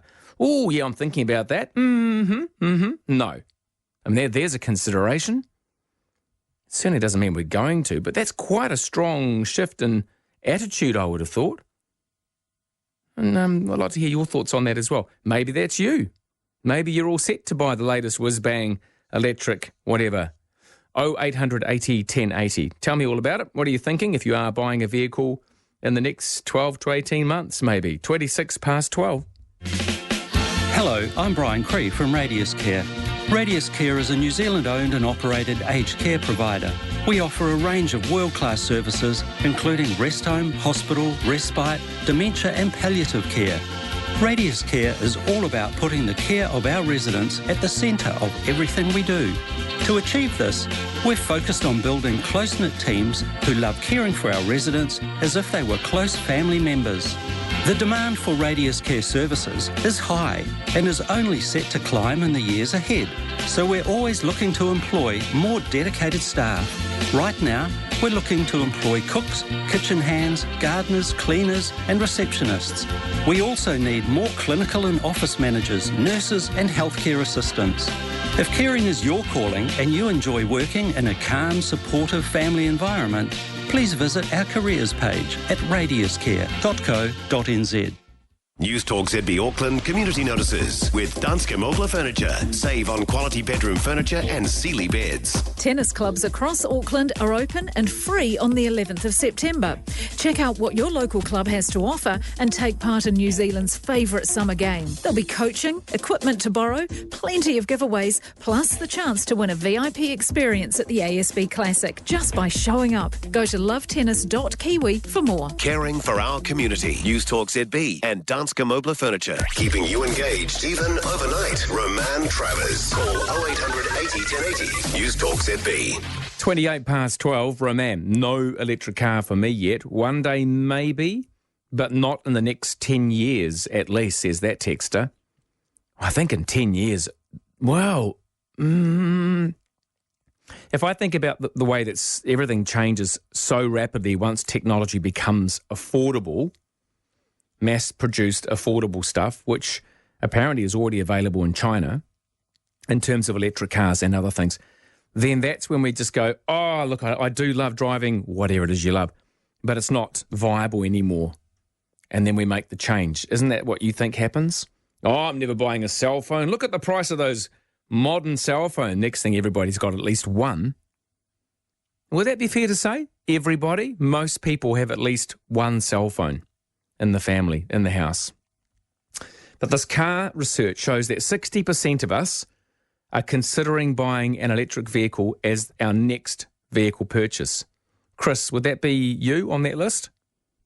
I actually read about electric cars, but just quickly on the Queen, it's really sad. I mean, I don't want to read too much into it, but I'm guessing that the end is nigh. It's always going to happen, and I think it's going to be bigger than... Well, let's not overplay it at this point. She's simply unwell, and she is 96, so your point is quite valid, but at this stage, nothing has changed in that regard. The other thing was with electric cars,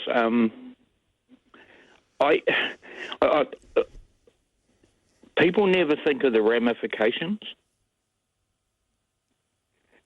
Like all the job losses in petrol stations. I don't really know that that's a great concern, given that there are other jobs to go to. That's not a real reason not to buy an electric car. All the job losses to mechanics because they have heaps less mechanical stuff in them. But maybe they once said that when there were horses in every backyard. Oh, what are we going to do now? There'll be no farriers around. We've still got farriers. People will still have combustion engines. Mechanics will just learn to work with electric cars, won't they? I don't know. I mean, an electric car is basically just a battery with a motor. That's not even a motor bolted to it. I've seen them. I've looked at them. I've pulled them apart and put them back together. People don't think of the employment issues. How many more people are going to be on the dole? How many are going to lose their jobs? How many petrol stations are going to go broke? How many different jobs have you had over your lifetime?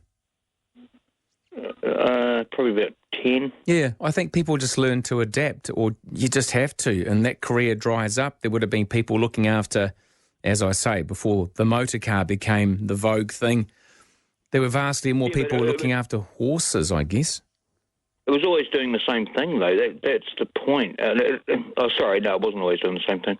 I switched over about halfway through, but from sales to IT.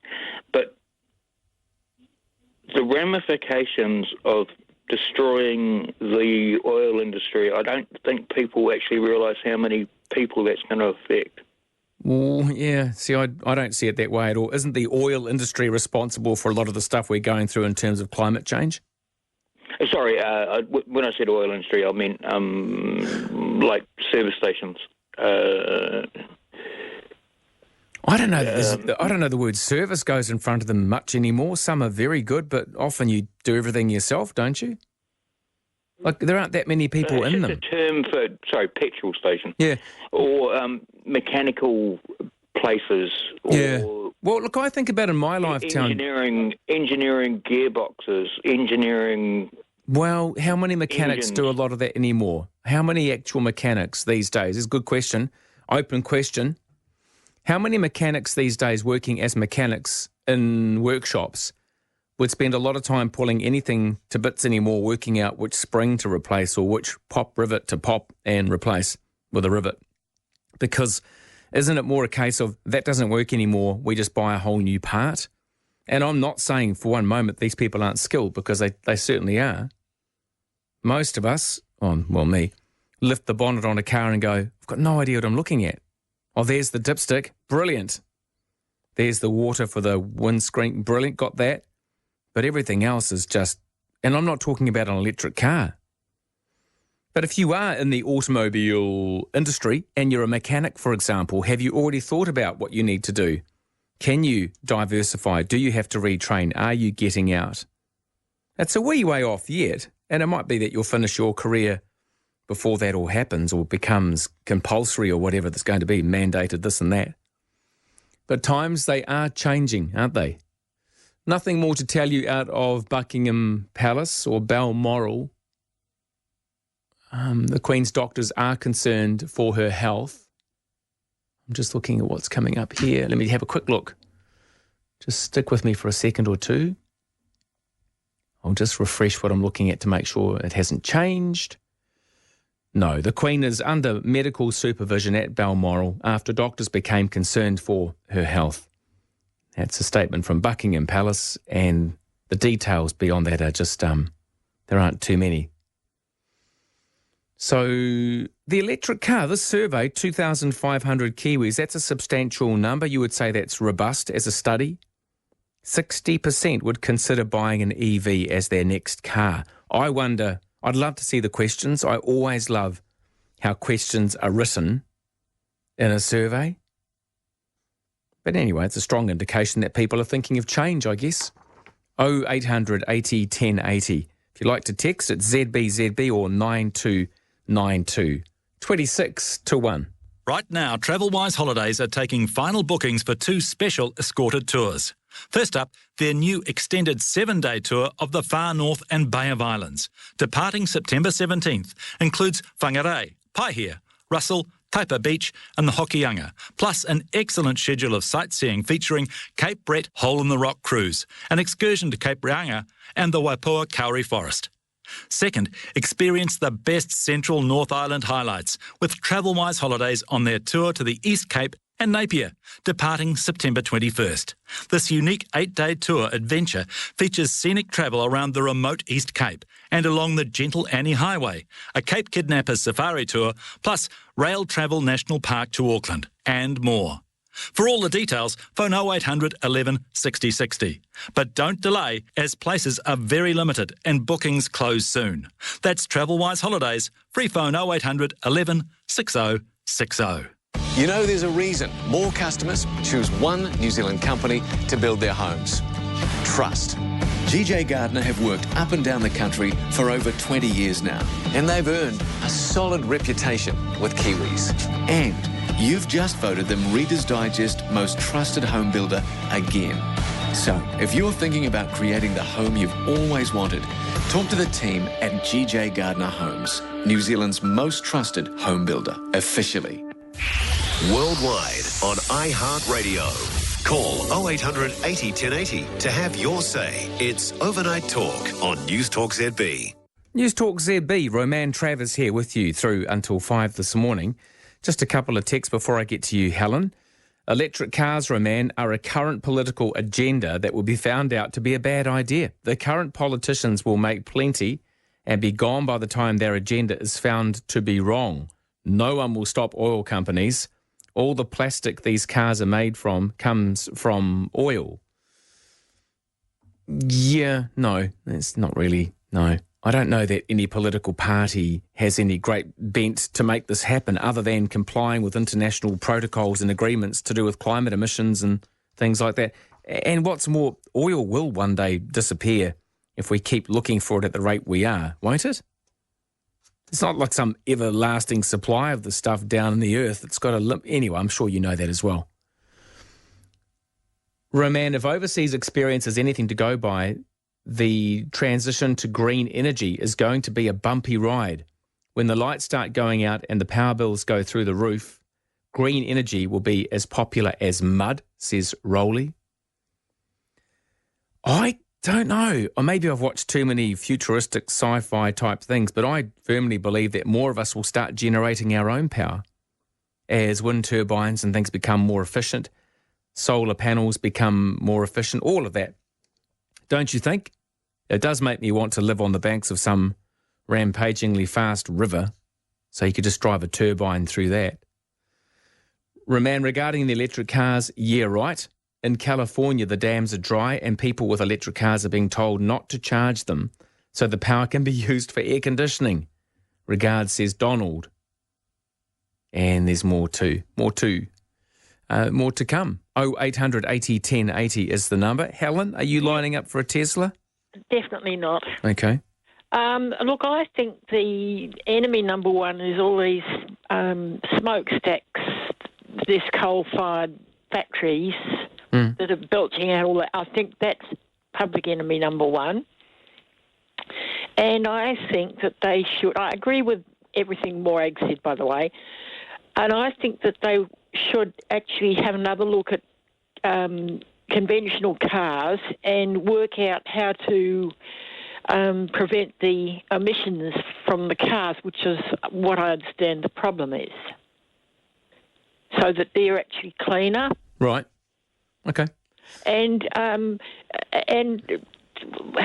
this matter of the, like as Morag said about the infrastructure, like everything now is cell phones, but look at the number of cell phone black spots throughout the country. I mean, the infrastructure is just not there for for cell phones. Well, I mean, it's not that bad. It's bad. It is bad. Well, tell me where it's bad, Helen. Well, it's bad where I live. Where's that? I'm in Northland. Okay, there we are. It's bad where you are, but it's not bad everywhere. Oh, it's bad in a very lot of places. A lot of places? It is. Some places. Come on, let's compromise.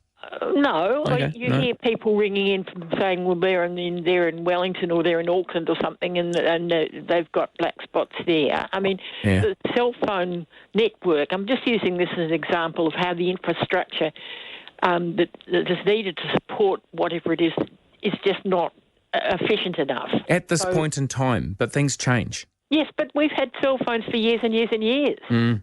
And they're cutting out all the copper networks.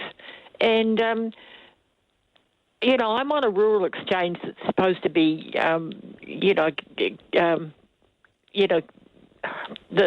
copper network's supposed to be gone from there by next year. Mm-hmm. I can't see it. It's just not good enough. And yet we're so dependent on cell phones now, and yet the infrastructure just is not there. I'm just using this as an example for why I support what Morag was saying. Yeah, no, I completely agree with anyone who's got issues. The funny thing is, Helen, that in my lounge, in certain parts, it drops out as well. And Well, I'm there about you go. 3K. Well, I know. But things change. Like in time, we'll have... If they're going to stop this within 13 years or whatever it was, we're just absolutely nowhere near where we need to be. Not yet. No, things have to change rapidly. I can't see it happening. And I just don't see, I think it's just sort of pie in the sky thinking. I reckon that they should actually have a look at our cars as they are at the moment and redesign perhaps the exhaust system or something like that. And they definitely should be doing something about these smokestacks. You see these photographs of China, and it's just there. You can hardly see your nose in front of your face. Still, and they're building more and more, even though I understand China is, making steps towards going greener. But, I think that's the number one problem. And then, Well, the catalytic converter was a real game changer when it comes to the combustion engine and the way it used to spew out all sorts of poisons and things. Yeah. But as much as I love what I drive, I can see the problem. I don't think fossil fuels have a great future. Some people think they'll be here forever. I think everyone's always thought that. And it could be that there's another few hundred years of fossil fuels left. But will the planet actually tolerate us burning them? That's the question. But you look at all the things that are actually made out of plastic, or much about clothing, everything, all computer screen, everything. There's so much plastic, other stuff that is the fossil fuels go towards creating. I mean, how on earth would we ever manage to go without those? Yeah, I don't see it. Well, yeah, I think it'll happen. It's just a game changer. It's a mind change. It's a big change for everyone. I hope you get some better cell phone coverage soon, though, Helen. Well, it was a bit frightening. I damaged a cable. I mean, my cables to my phone, the leads from a phone, very, very old, and anyway, I had to replace one of them. And I was a bit sort of lazy. And we do have some cell phone coverage here, so I was using my cell phone. And I put through about 3 or 4 telephone banking payments. Only one of them went through, even though it seemed that they had. And then recently I heard about a lot of text messages that just don't go through. Yeah. Oh, pretty annoying, isn't it? It's annoying when the stuff doesn't work, but of course, I guess I go back to the donkey and the horse story. I know it's a bit of a favourite of mine at the moment, but I bet you there was a whole lot of reluctance back then too. Things like, well, what am I going to do with the stable? What will I use the stable for when I buy a car? People would have found all sorts of reasons. That was a pretty poor excuse of why it wasn't a good idea to move on from the horse and cart, and then people just did. Oh, I can't get a motor car. Look how expensive they are. We're all saying that now about electric cars. And then the cost of production. Henry Ford came in with his Model T any colour you want as long as it's black. And that was, that was just economies of scale and all that stuff. Now, I'm just looking at some... Oh, thank you, Helen, by the way. Good to hear from you. I'm just looking at some live pictures of Balmoral. They've got cameras at the front gate, as the television media is wont to do. There's nothing much happening. There are people strolling past with little dogs. It is a beautiful part of the world, isn't it, in Scotland? Princes William and Andrew and Edward are travelling to Balmoral. The Queen is said to be under medical supervision and is resting and comfortable. That's all I have at this point in time. And then there's another shot of Aberdeen Airport with, I don't know, people are arriving, more family members. And as they go back to the front gate, there's a guy who's just standing there looking at the front gate. People just strolling past, as they must do in that part of the world. Nothing more to say on that at this point, and I will keep you updated when things change. If they do, they may not. She may just get up and start strolling around. Who knows? You know what it's like for anyone who's got to 96. You can do what you want. If you want to stay in bed because you're not feeling great, then no one's going to stop you. Okay, the number's 0800 80 1080. You can text on ZBZB or 9292. I look forward to hearing from you. 14 to 1. Every view from every angle at every hour. Overnight talk. Call 0800 80 1080. Newstalk ZB. Right now, TravelWise Holidays are taking final bookings for 2 special escorted tours. First up, their new extended 7-day tour of the Far North and Bay of Islands, departing September 17th, includes Whangarei, Paihia, Russell, Taipa Beach and the Hokianga, plus an excellent schedule of sightseeing featuring Cape Brett Hole-in-the-Rock Cruise, an excursion to Cape Reinga and the Waipoua Kauri Forest. Second, experience the best Central North Island highlights with TravelWise Holidays on their tour to the East Cape and Napier, departing September 21st. This unique 8-day tour adventure features scenic travel around the remote East Cape and along the Gentle Annie Highway, a Cape Kidnappers safari tour, plus Rail Travel National Park to Auckland, and more. For all the details, phone 0800 11 60 60. But don't delay, as places are very limited and bookings close soon. That's TravelWise Holidays. Free phone 0800 11 60 60. Where the newsmakers meet their match, it's Heather Duplessis-Allen Drive. Now, the Police Association is just outright rejecting the findings of the IPCA and Privacy Commission reports into photographing members of the public. Police Association President is Chris Cahill. Why do you reject the report? It lacks common sense. If we were to apply what this report suggests, criminals would go free, victims of crime would not get the service they want from police. Heather Duplessis-Allen Drive with Vodafone Business. Back today at 4, only on Newstalk ZB. Got an opinion? Give it to Roman. Overnight talk with Roman Travers. Call 0800 80 1080. Newstalk ZB. 12 to 1. There's a beautiful Range Rover just pulling through the gates, coming out of Balmoral Castle. Can't see into the car, but the cameras are zooming in, trying to pick up whom it might be. Could be anyone. Could be the corgi groomer. Who knows? But nothing much more happening there. And the cameras out the front of Balmoral on the BBC are just panning around, showing you the front gate, the beautiful trees there.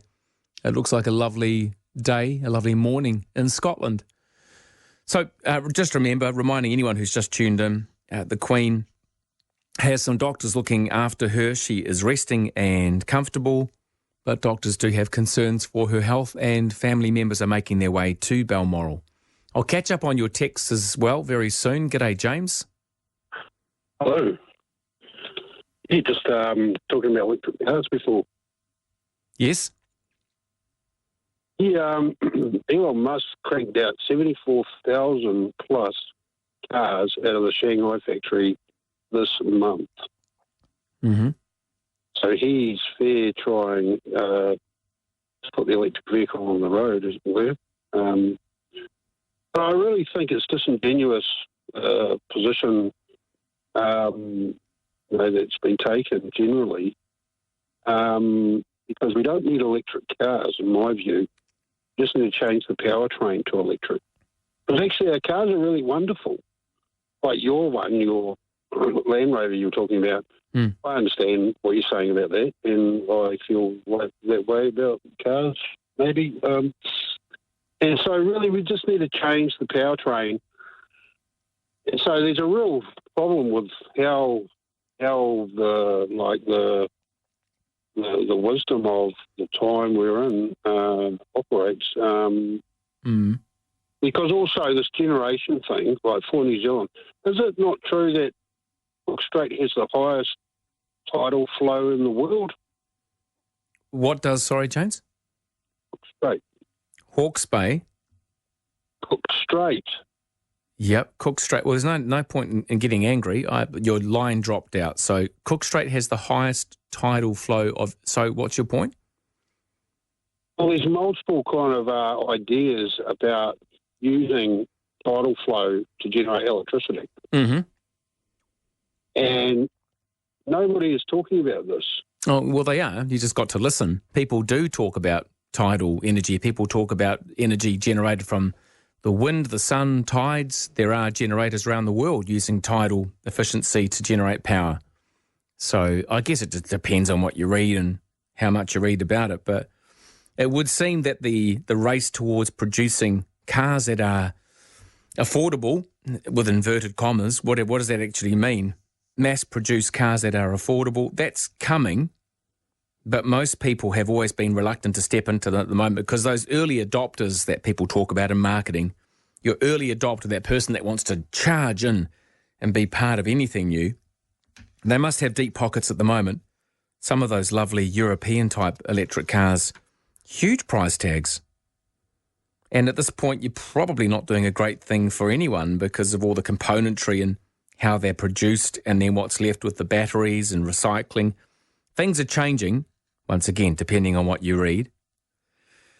But it does, the survey that's been done here in New Zealand, not in Australia, not in Finland, not somewhere else, a nationwide survey, 2,500 New Zealanders say, of that 2,500, 60% say they would consider buying an EV as their next car. It doesn't mean they will. So we'll probably all consider it until we see the price tag. What? Sorry? That will change in time, won't it? I think so. 0800 80 1080 if you'd like to get involved. Thanks, James. Hi, Carla. Oh, hi. How are you? Yeah, good. Thank you. I just rang up to speak about, like the power changing and all of that and moving away from fossil fuel. I work as a truck driver and I deliver stuff to lots of places. One place I delivered to a couple of months ago was sort of like a clandestine building in a paddock with a big hard wooden fence around it, a high fence around it in Cambridge. Mm-hmm. And I got lost about where I was going, and someone said, you need to go that way, that way, that way. I delivered electrical stuff to a plant that was the diesel generators for Cambridge. And I didn't know that when I arrived there, and I said to the two guys, the electricians, I said, what is this place? Because there was generators. And they said it's the generators that power Cambridge, mm-hmm. because Cambridge cannot afford to, it cannot maintain its own power system. And they said it's the generators that Jacinda doesn't want you to know about. And it made me think that she's very hypocritical about fossil fuel being gone, and yet really this country, like Cambridge, is quite a busy place, and it's a city, or a little city, but if it cannot sustain its power through other sources, then who is she fooling? That's what I'd like to say. Interesting. Thanks, Carla. I just don't... Well, we don't know if... Well, you don't know about it. Nobody knows about it. No, but the thing is, I think that the government, it's not just one person, remember, it's a whole government, that have signed up for protocols around the world to reduce this and reduce that and be part of this. And there has to be a transition. You can't just race into it. And we're certainly not a country that's set up for it yet, are we? I don't really think we aren't. We aren't.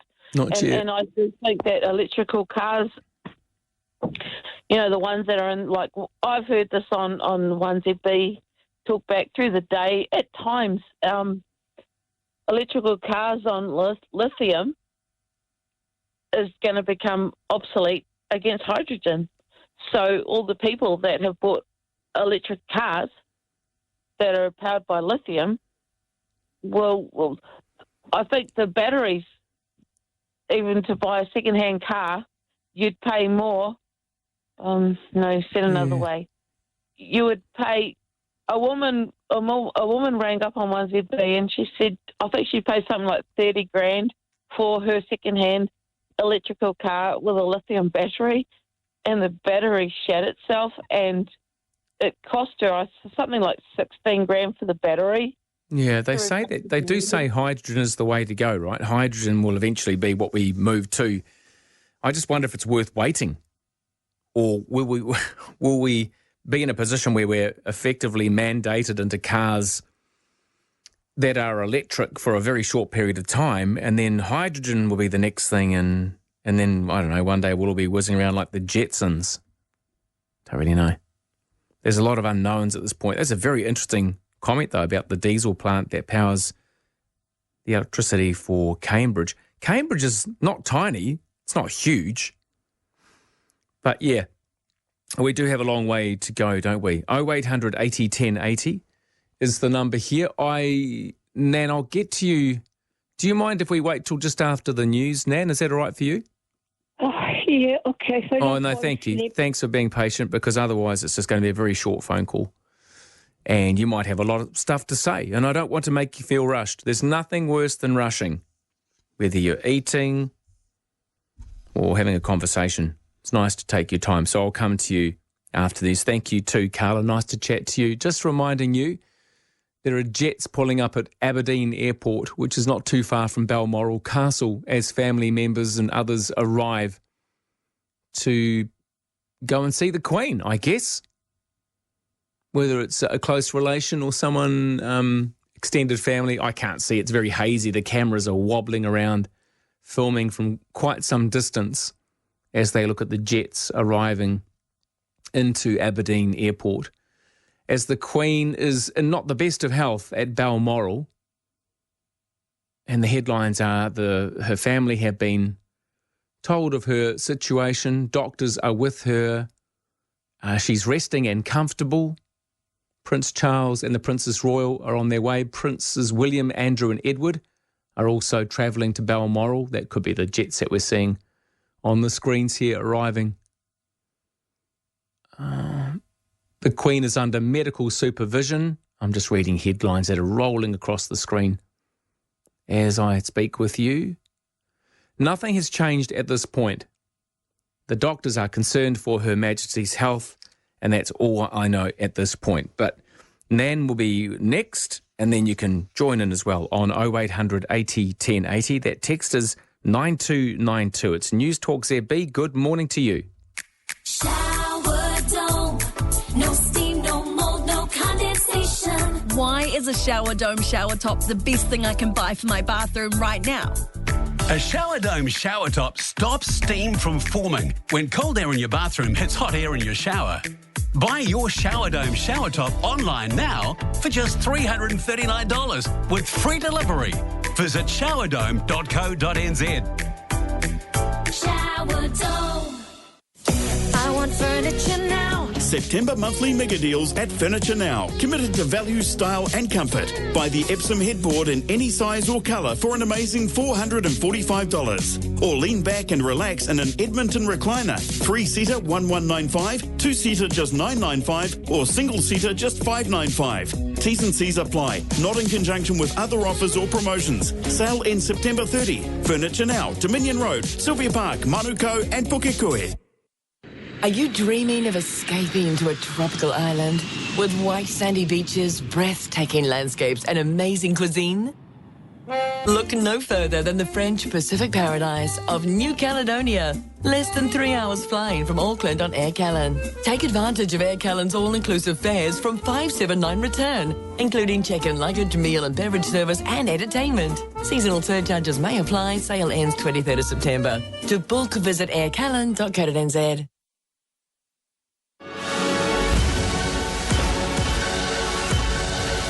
Mike Hosking, Marcus Lush, Kate Hawkesby, Jason Pine. All the names you can trust. This is Newstalk ZB News. In this update, the Prime Minister is giving nothing away on any potential changes to the country's COVID settings. Jacinda Ardern has confirmed Cabinet will consider on Monday whether to scrap the traffic light system, with an announcement on Wednesday. But she's giving little away, saying advice is being prepared. No final decisions have been taken. We'll be looking to make announcements once we've taken those decisions. Meanwhile, across the Tasman, COVID isolation periods are falling from 7 days to 5. Scientists have discovered, meanwhile, a link between psychological distress and long COVID. A US study has found sufferers of anxiety and depression are more likely to get long COVID than others. It also found they're more likely to experience impairments in daily life a year on from COVID. The reasons are still not clear. Former New Zealand Prime Minister Sir John Key says we have less to fear from China than we think. He says he doesn't view China as the aggressor everyone else sees, and what they're doing is not new. Key says the perspective from America and much of the world has overblown the situation. He says they fear China's emerging as a superpower and will use its new wealth to be aggressive and attack other countries, but he believes that's nonsense. Police Commissioner Andrew Costa is promising changes to intelligence handling. An independent Police Conduct Authority and Privacy Commission report has found police have a low understanding of privacy laws.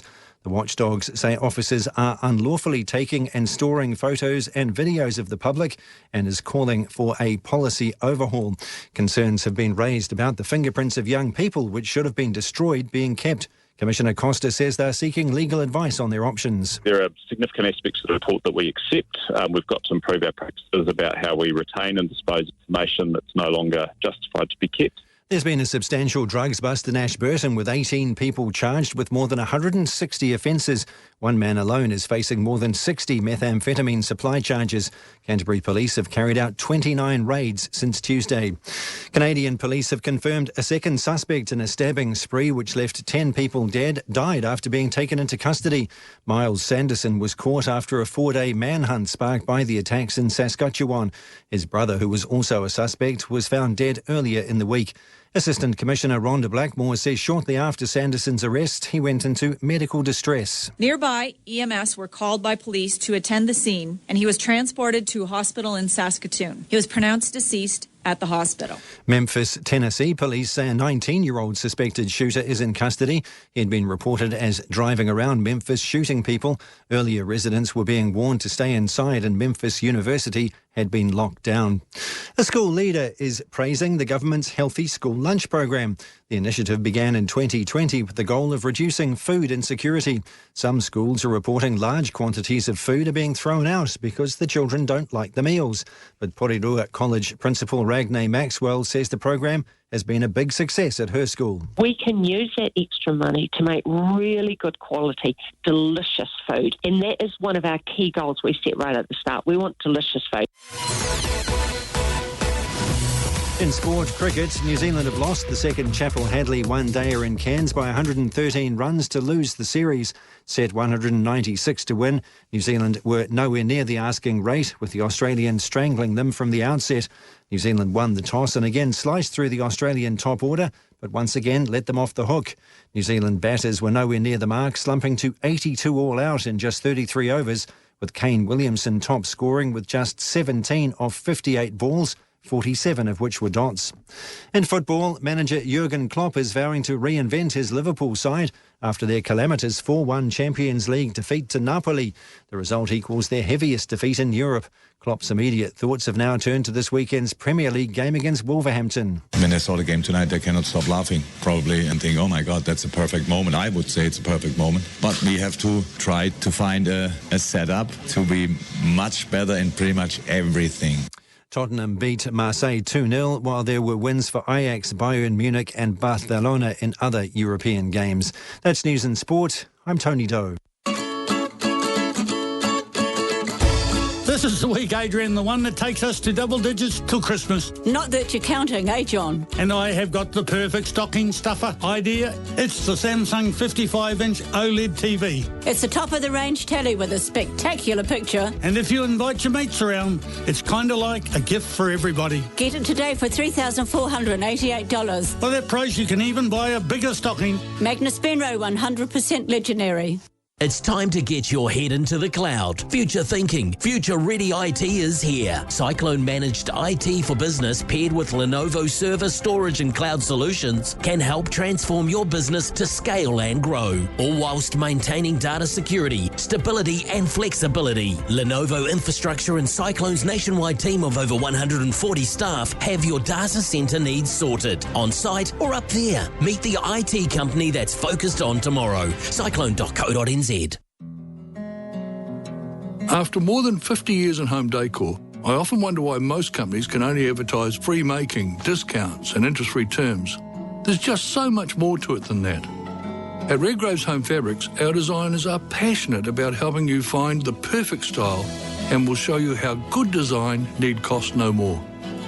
To explore the art of textiles in your home, give Redgrave's Home Fabrics a call on 476 9102. Newstalk ZB Weather Watch 24/7. I was a bit distracted then reading through some amazing texts that have come through. I'll get to those soon. Happy Friday, though. Welcome along. It's the 9th of the 9th and the short forecast for the whole country for today. For Auckland and Northland, fine apart from isolated showers. The remainder of the North Island, also Nelson and Buller, mainly fine this morning, then scattered showers from around midday, mainly inland, possibly heavy about the ranges. For Marlborough, areas of cloud and a few showers, clearing most places this evening, but the odd shower lingers about the coast. For Canterbury, partly cloudy, isolated showers about Banks Peninsula. Otago and Southland, also Westland and Fiordland, generally fine. Areas of low cloud this morning and tonight. The Chatham Islands, fine spells with increasing cloud. No, that's wrong. I just made that up. I had to look away, sorry. The Chatham Islands, fine spells, increasing tomorrow. There we are. The warmest part of Aotearoa, New Zealand at the moment is Kaitaia on 11.9 and the coolest is still Omarama on -1.5. Call 0800 80 1080 and have your say. Overnight Talk with Roman Travers on Newstalk ZB.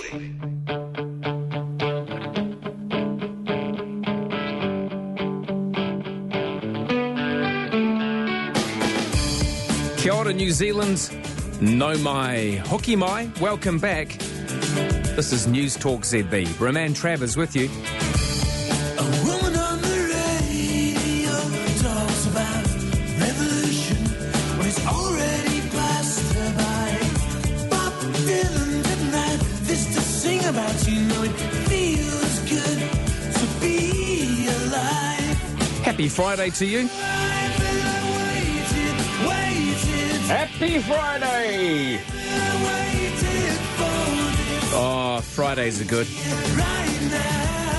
I hope you're having a good Friday so far.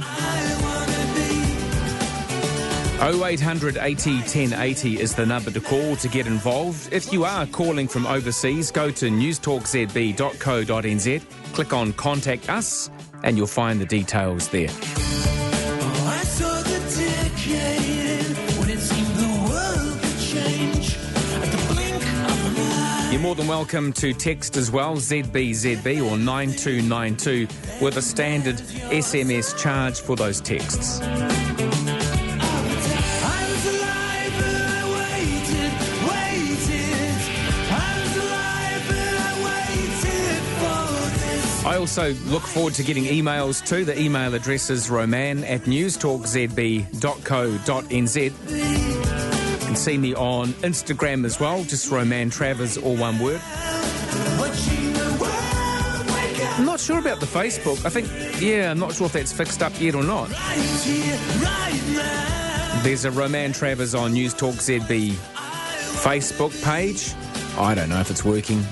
Who knows? Watching the world wake up from history. Right here, right Lots to talk about as we head into the daylight hours eventually of Friday. Very sad news about Willie Losay yesterday. My sincere condolences to his friends and family. 55. 1:09. Good to have you along. Yeah, dying yesterday in South Africa. 55. Wow. As a friend of mine keeps saying to me, get out there and start living, right? It's he certainly was. He had a very full life over there, about to do some commentary for the World Cup Sevens, was that right? The Rugby World Cup Sevens tournament, yeah. And he himself, not only just a fantastic broadcaster and commentator, but a brilliant player of the game as well. Feel free to talk about that. In terms of what's happening at the moment, we've got all sorts of reporters taking up positions up at Balmoral and also outside Buckingham Palace.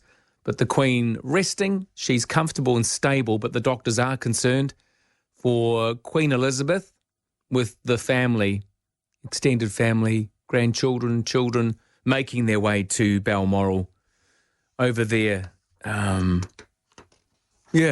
So look, there's nothing much more to say at this point, and I will most sincerely keep you up to date with anything that I see on the wires here at Newstalk ZB. 0800 80 10 80 is the number. So many texts. Roman, did you see the story on the news a couple of nights ago about a guy in California converting old collector cars to electric? He's so busy that there's a 5-year wait. He was converting old Minis and the like. You could get your Land Rover converted one day. Thanks, says the texter. I have seen a Land Rover Defender fully converted to electric. It looked great. I just don't know who has that kind of money. Certainly not me. No electric car for me yet, Roman. Maybe one day. And so on and so forth. I'll catch up on those soon as well. Now, Nan, you've been waiting very patiently. How are you this morning? Roman, are you speaking to Nan? Yes. Yes. Yes. Roman, look, I'm a little bit ignorant, but you must put up with me because I'm elderly. Mm-hmm. Now, when you were saying so nicely, the royal family, they all go to Balmoral and you see beautiful trees, and it's certainly beautiful. They're full day in Scotland. Now, how do you do that? Yeah, that's me. I'm old. No, absolutely. Look, it's just I've got Newswire services on computers in front of me, and on screens around the studio, there's the international, like CNN, the BBC, there's TV channels. You can just watch what's going on. They've got cameras fixed on the gates of Balmoral, and they're talking to royal correspondents and just keeping people informed. There's nothing much to say at this stage, though. I thought you had a modern phone or something, telephone like that. Well, you could do it on your phone too, Nan. You could actually just watch those news websites on your phone these days. Just a smartphone? Yeah. Yep. I hope the Queen is getting better. Yes, this sounds good, the way you... on the telephone, sorry. Yeah. No, that's okay. Look, I'm not saying she's getting better. It's just that she's resting and comfortable, and that's all I can say because I don't know any more than anyone else at this point. No. Okay, Roman. Okay, thank you. You're welcome. Thank you. All right. All the very best. There we are. Nan, it's not some amazing science or magic that I have, but I am lucky enough to have all the channels on. I'd love to have this at home, a whole wall covered in TVs. I wouldn't know where to look first. I do love the shot, though, that you referenced, Nan. It's just the gates of Balmoral with this heavy foliage of these beautiful giant trees. I'd love to drive up that driveway and have a look at the gardens. It looks like an amazing castle, doesn't it? The doctors are concerned. They do say, as I say, that she is comfortable and resting as family members make their way up into Scotland to Balmoral.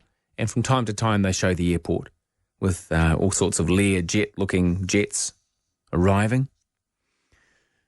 That'd be the way to travel, wouldn't it? That or helicopter, I think. 0800 80 1080 and 9292 is the text. It's Newstalk ZB. And the other topic that we've been talking about is electric cars. It's a perennial hot potato, that one, isn't it? Really polarises people. But a survey done by the Future of Motoring Consumer Survey, it was done by Driven this week. It shows that 60% of people would consider buying an EV as their next car. Well, what does that mean? It's not a bad thing. It's just I wonder how many of that 60% would actually follow through. And what would be the predominant determining factor for that? Would it be price or the infrastructure? You wouldn't want to get halfway down the desert road or take a nice little side road like Fields Track down onto the Parapara Road into Wanganui and run out. Because what do you do then? I don't think you can tow them, can you? All sorts of problems. We need PowerPoints everywhere. That's a fair point. It's a good point, actually, that PowerPoint point. 1:15. Talking with you all night long. Overnight talk. Call 0800 80 1080. Newstalk ZB. Cryptocurrencies. Looking for a smart way to invest? Crossgate Capital is a specialist investor in cryptocurrencies. They invest in Bitcoin, Ethereum and other crypto assets, providing easy access to a cryptocurrency portfolio. And they manage all the other challenges of investing. A Kiwi company providing a familiar way to invest in crypto through shares. To find out more, visit crossgatecapital.co.nz. The PDS is available at crossgatecapital.co.nz and on request. Crossgate Capital Limited is the issuer of the product.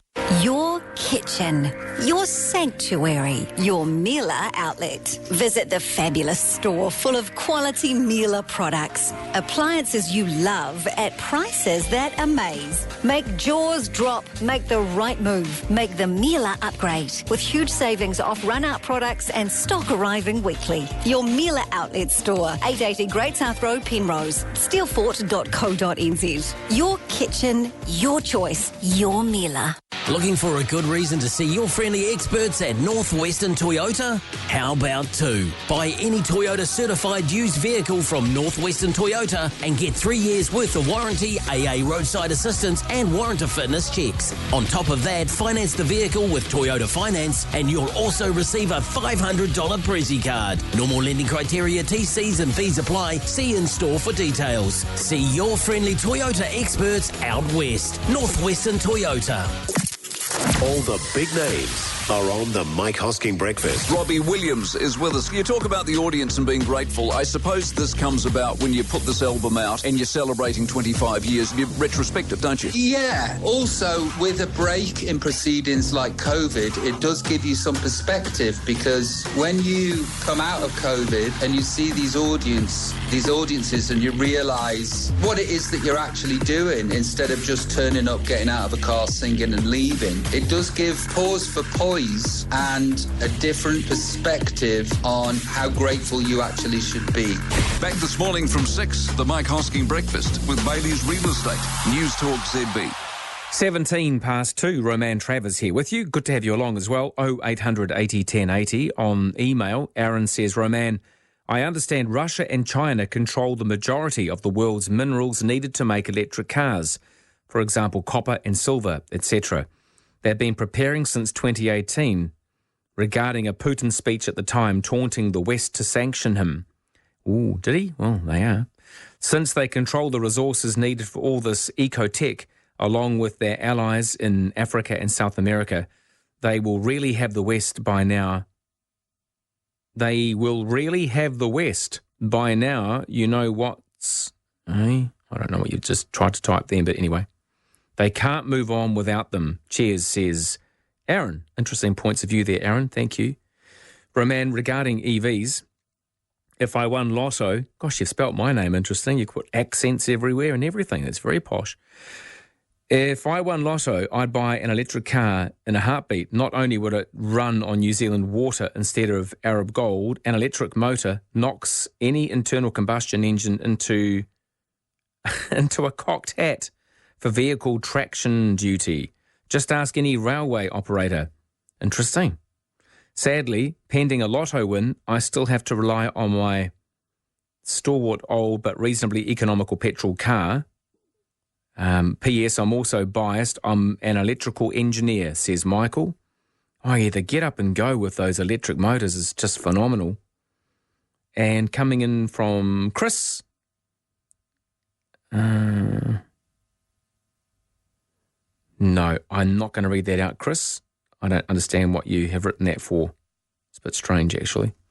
I will catch up on those. Oh, by the way, at the moment, there are people lining up. Dozens of well-wishers have gathered outside the gates of Balmoral Castle in Aberdeenshire. Police officers are standing guard on the gates there of the driveway leading up to the castle, where the Queen is being joined by members of her family. Buckingham Palace say in its statement that the Queen was at the castle and was comfortable. So that's all we know at this point. I'll keep you informed as the morning goes on. G'day, Linda.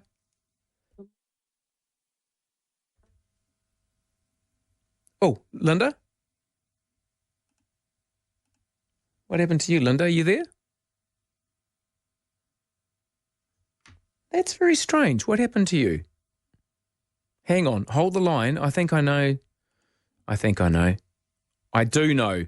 Linda, we're back live. How are you? I'm here. I could hear you, Roman. And also, when I started speaking, it sounded like I was on speaker, but I never put the speakerphone on. No, not your fault at all. Not your fault at all. Carry on. Okay, good. Good morning. Yes. Just on, since you have all the live feeds and the monitors, is there any sign of Harry and Meghan? The only thing they do from time to time is they go from the front gates where there are now armed police standing there, and which looks very foreboding. They've done that. There are Range Rovers arriving, and they have sometimes jets at the front of jets at Aberdeen Airport where people are arriving as well. So, yeah. Yeah, because they are apparently in the UK, because I had a look before online, thinking I didn't realise they were in the UK, and there was a headline saying, obviously Harry and Meghan were in the UK, and they said they had extended their visit due to the Queen's health. Mm-hmm. So I just wondered if William and Andrew, I wondered if Harry was with them. That's all. Because I don't know if Meghan will be showing up, to be honest. But that's not what I've rung about, Roman. Can I go off topic? Do what you like. That's absolutely fine. Yeah, on this shocking case of the 4 rape victims and sexual assault, and the young rapist who got 9 months home detention. It's absolutely abhorrent, and I don't know if you saw you don't watch the news, do you? Not TV news, but I've got, Oh, did you hear about at 4:30 today, in relation to this case, they organised a protest? Yes. And what was good to see, it was majority young people who were absolutely outraged, about the sentence, which should also send a message, to the out-of-touch judiciary and everything that goes with it. And then just finally on that case, the shocking, quite frankly, unfit mother who's calling herself the Lioness. Do you know about that? No. No, well, when he was given the 9 months home detention, and in relation to the listeners who are not across it, the 4 rape cases of their 4 young girls of 15, and there's 1 sexual assault victim, they're the cases that have made it to court. But if you read the media articles, they all say he was brought to the attention of the police over the course of 2020 and 21. So, there's a lot of offending going on there, which makes this sentence all the more abhorrent. But after the case was over and he was sentenced to 9 months home detention, the shocking mother came out and said, proud as punch, I'm a lioness, protecting my cub or my son. Now, so that was bad enough today. Following the 4:30 protest, on the 6 o'clock news, which covered it, they then showed a clip from social media, and I'm pretty sure it was the voice of the lioness, the mother, saying in response to the guy who had organised the protest, just wait 3 or 4 years, watch your back. I mean, what a ridiculous statement. I mean, as a mother, she's got nothing to be proud of, and quite frankly, what a reflection on her. So, you know... Yeah, there's a time and a place, isn't there? And that's neither the time or the place. There are 4 15-year-old girls who are now suffering the trauma of rape for the rest of their lives. And this sort of, you know, this shocking lioness out there, it just shouldn't... It's just appalling, quite frankly, and I can't believe, you know, and this shocking police commissioner needs to be stood down. He needs to go, which is his job, as part of the prosecution. He needs to go and appeal the sentence.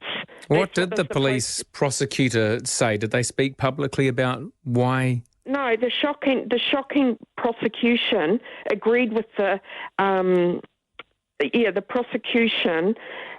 I think even the defence lawyers, it's lawyers here, both sides agreed that this 18-year-old should only get 9 months home detention. It's appalling. Yeah. And when there's such outrage from the public, generally what's supposed to happen is the police, as the I think the word's prosecutorial, you know, this commissioner needs to send a message, show some leadership, and come out and say, no, we are appealing this sentence, which they can do.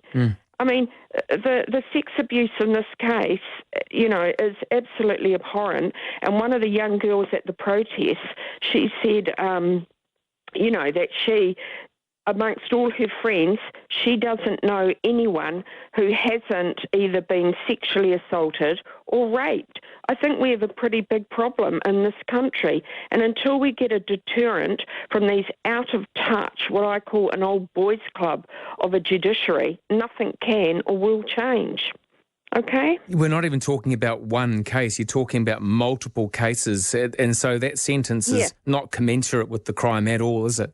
Yeah, and what's so awful is the 4 victims are all only 15, and there was another sexual assault because it didn't lead to rape. But as I say, what I'm more annoyed about, if you look at what's written about in the media, it's saying he's been offending over quite a period of time. Oh, and here's the golden nugget, people. You know, in these cases, they have like psych reports on, you know. Oh, they've just come out and said publicly in the court case, you know, his risk of reoffending is medium. Not non-existent, everybody, not low, medium. I'd be very, very concerned. I'd be concerned with that ruling, considering that he's recidivist. If 4 or more, it's 10 charges, by the way, 10 charges. If that's not recidivist behaviour that requires more attention than some home detention, then what is?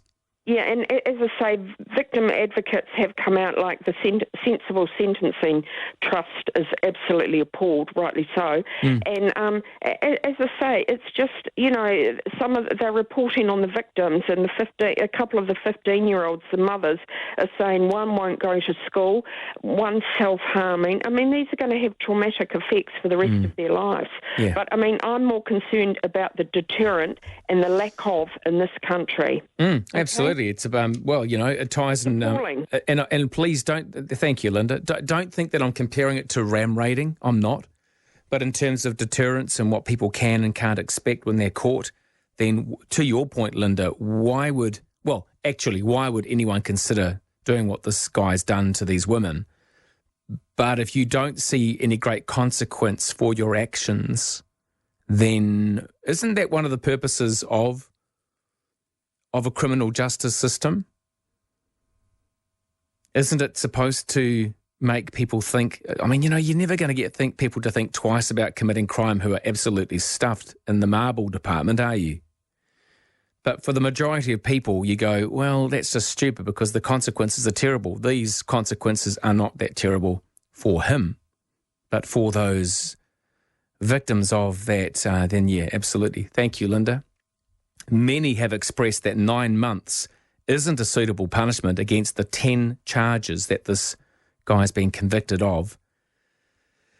Considering, the story says, in our view, the lack of acknowledgement shown by both the offender and his family, justice doesn't feel as though it's being served in this case. This is a serious matter that many have overlooked throughout stages in their lives.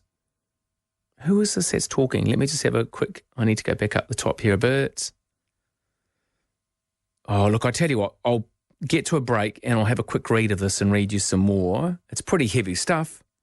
It doesn't mean it shouldn't be spoken about. Oh, just remember too that there are free phone numbers. There's all sorts of...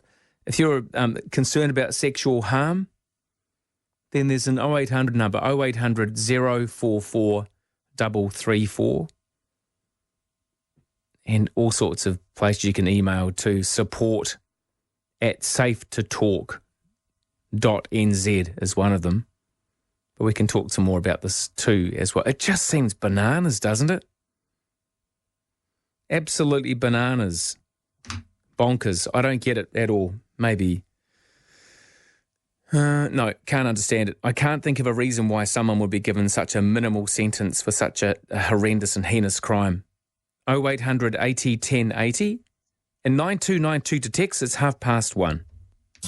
Hi, this is George Balani from Dream Beds Botany, where September makes us all aglow with the joys of spring. Now, one thing we often hear from our older customers is that they have pain when they go to bed, and they think it's just what happens when you get older. Well, that may not be true. If your bed's too firm or just not right for you, that could be the problem, and that's why I always say, do not buy a new bed without seeing us first. Let Nikki, Kelly, or myself work through it with you. Dream Beds, 500 Te Rakau Drive, Botany Downs, next to Harvey Norman, dreambeds.co.nz. My Nana and Papa live in a big house. Just 200 metres from the beach lies The Grove, a boutique retirement community in Orewa. It's so big it has its own cafe. And yet small enough that you'll know everyone by name. These are spacious apartments with plenty of room for guests to stay too. The final stages are under construction and selling now, so don't miss our open day 10 till 3 this Saturday. You'll find us at 15 Centreway Road, Orewa, or online at thegroveorewa.co.nz. Newstalk ZB Auckland community notices with Danske Mobler Furniture. Save on quality bedroom furniture and Sealy beds. Calling all future Black Caps, Black Ferns or any cricket lovers. East Coast Bays Cricket is taking registrations for the upcoming season. It's one of Auckland's largest clubs and also cater for children's cricket from year 1 through to year 8. For more and to register, go to eastcoastbayscricket.co.nz. Caring for our community. Newstalk ZB and Danske Mobler Furniture. Keeping you engaged even overnight. Roman Travers. Call 0800 80 1080. Newstalk ZB. 28 to 2. The story I was reading from, which is in the Herald, or on the Herald website, in your Herald newspaper too. The headline is Young Victims of Bay of Plenty Teen Rapist and Sexual Abuser Jaden Mayer speak out in their own words. So in their own words, teenage survivors of rape and sexual violence inflicted by this young person are speaking out. He was only sentenced to 9 months home detention for the rape of 4 15-year-olds and the sexual violation of a 5th. A statement written by one of the girls on behalf of all 5 has been provided to Open Justice. In it, they speak of their pain and trauma, as well as the bravery it took to stand up to an abuser only to see him avoid prison. They cannot be named because their families are protected by suppression orders, their identities, that is. And those are some of the words I was reading before. Society warns you of old men or getting dragged or drugged, I should say, at clubs, not a predator that hides among your peers. Yeah, that's pretty somber and harrowing reading throughout that story. I don't think there'd be anyone that was completely shocked at the sentence of a few months home detention. It seems woefully inept, doesn't it? 0800 80 1080. The electric cars, you still may want to speak about that. You can if you like. The survey was of 2,500 of us, of which 60% said they would consider buying an EV as their next vehicle. Furthermore, consumers appear heavily reliant upon their own personal transport, with 74% of us saying that they saw their current vehicle as their main form of transport over the next 5 years. And I don't blame you for that. I'm one of them. I quite like jumping on public transport. I don't mind it at all. But when it's very irregular and cut right back on weekends when most people would want to be going somewhere and avoiding taking a car into the city, that's where it doesn't make sense. Or you live somewhere where there just isn't any at all. Of course you're going to be using your car. Dave, what sort of a car do you drive, Dave? Oh, hang on. Same problem again. Just a minute, Dave. What sort of car do you drive? My wife drives. She bought one. Look, this electric car. You listen to Stephen. Science is unsettled. Steve, way back, I looked up Stephen Coonan. Unsettled science. What it tells, why it doesn't, and why it matters. Look, all this silly nonsense about the global warming nonsense. And look what happened to Germany. They've had to set up their coal-fired power stations and look. I'm not really sure what you mean by silly nonsense to do with global warming. Global warming. Look, Stephen Coonan knows what he's talking about. He's a renowned scientist. Wrote a book, Unsettled Science. You know, science is unsettled. You know, what it tells, what it doesn't, and why it matters. You know. And the other one is Professor Callow. He was a Kiwi at Tasman University.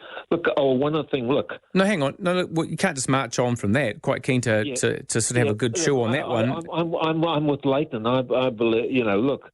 You look when I told you about. So hang on. We actually haven't. I didn't even get a chance to get a question out then.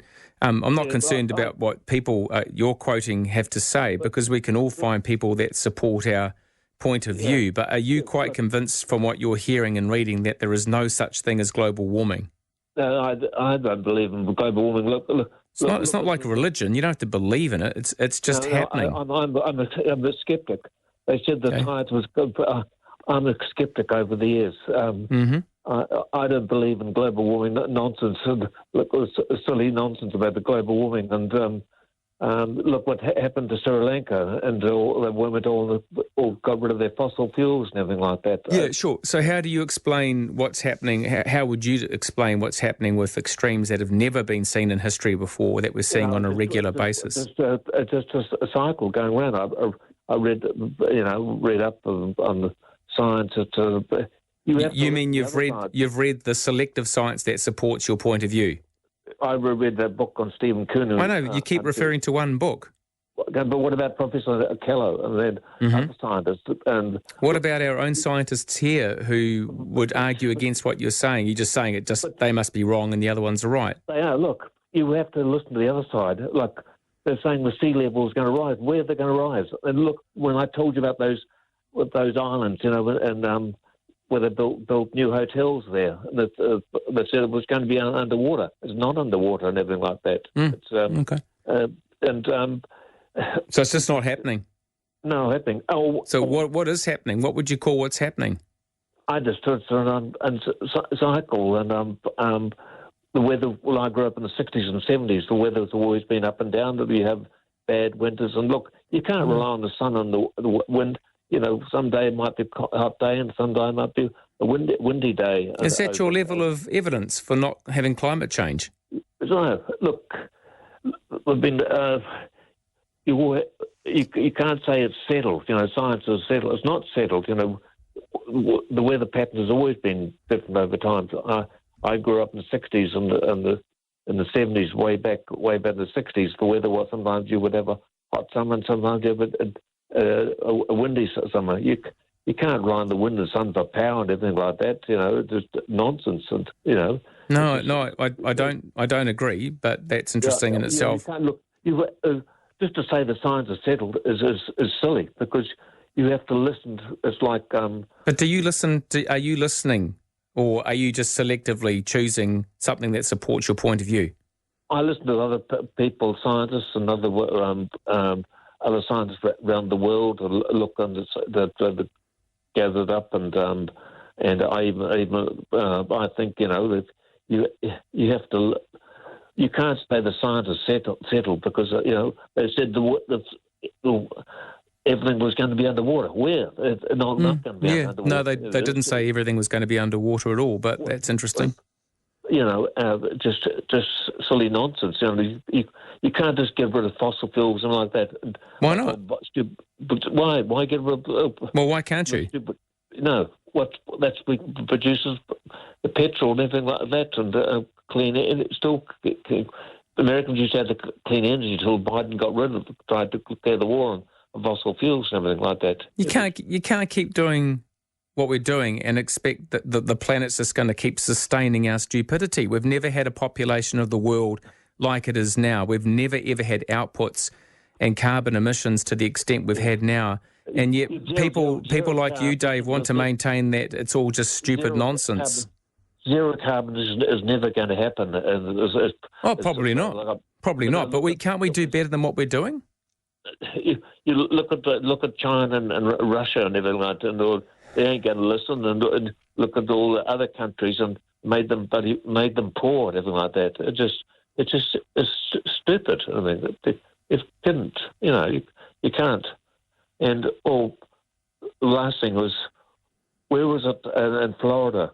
The governor sacked the prosecutor for not doing his job, letting all these people out in there. Did you see that? What's that in relation to, Dave? About rapists, like in New Zealand. Over some states are pretty cracked very hard. They wouldn't be let out. Like was the governor of Florida, the prosecutor wasn't doing his job, so he sacked him. Letting all these criminals out.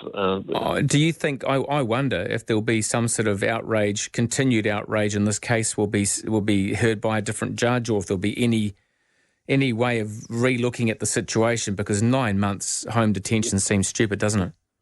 Yeah, it does. Silly, yeah. Look, look in the States, they were like Florida or Texas, he wouldn't be let out. They wouldn't get home detention over there, would he? The state of Texas, would he? Well, he'd be getting a whole lot more than home detention. He'd probably have his testicular fortitude removed with a blunt knife. I don't know, Dave, but to me it just seems absolutely nuts, and that wasn't a pun either. But nice to talk with you. Interesting all the same, because I'm not a scientist, but when you listen to scientists, when you listen to water ecologists, when you listen to people who spent their lives studying what's going on around the world, and the bolus of their belief is that, yes, call it what you want. You don't have to call it climate change. You can call it, Farty Bum Friday. Call it what you want. It's still climate change. And some people believe it's irrevocable. Some people, David Attenborough, believes we've gone too far. Got to change. Can't keep saying it's stupid. Nothing to see here. It's stupid. Well, it might be stupid, but it's happening. And it's not a belief. It's not like Jehovah's Witnesses knocking on your door. You don't choose to believe in good scientific evidence. It's definitely happening. I think semantics is what people play with. They play with wording. Who cares? Temperatures like never before. Weather patterns on high repeat cycle, not just every now and then, that are completely bananas. And you don't think there's climate change? Global warming? Farty Bum Friday? Call it what you want. It's happening. 18 to 2, Newstalk ZB. Are you dreaming of escaping into a tropical island with white sandy beaches, breathtaking landscapes and amazing cuisine?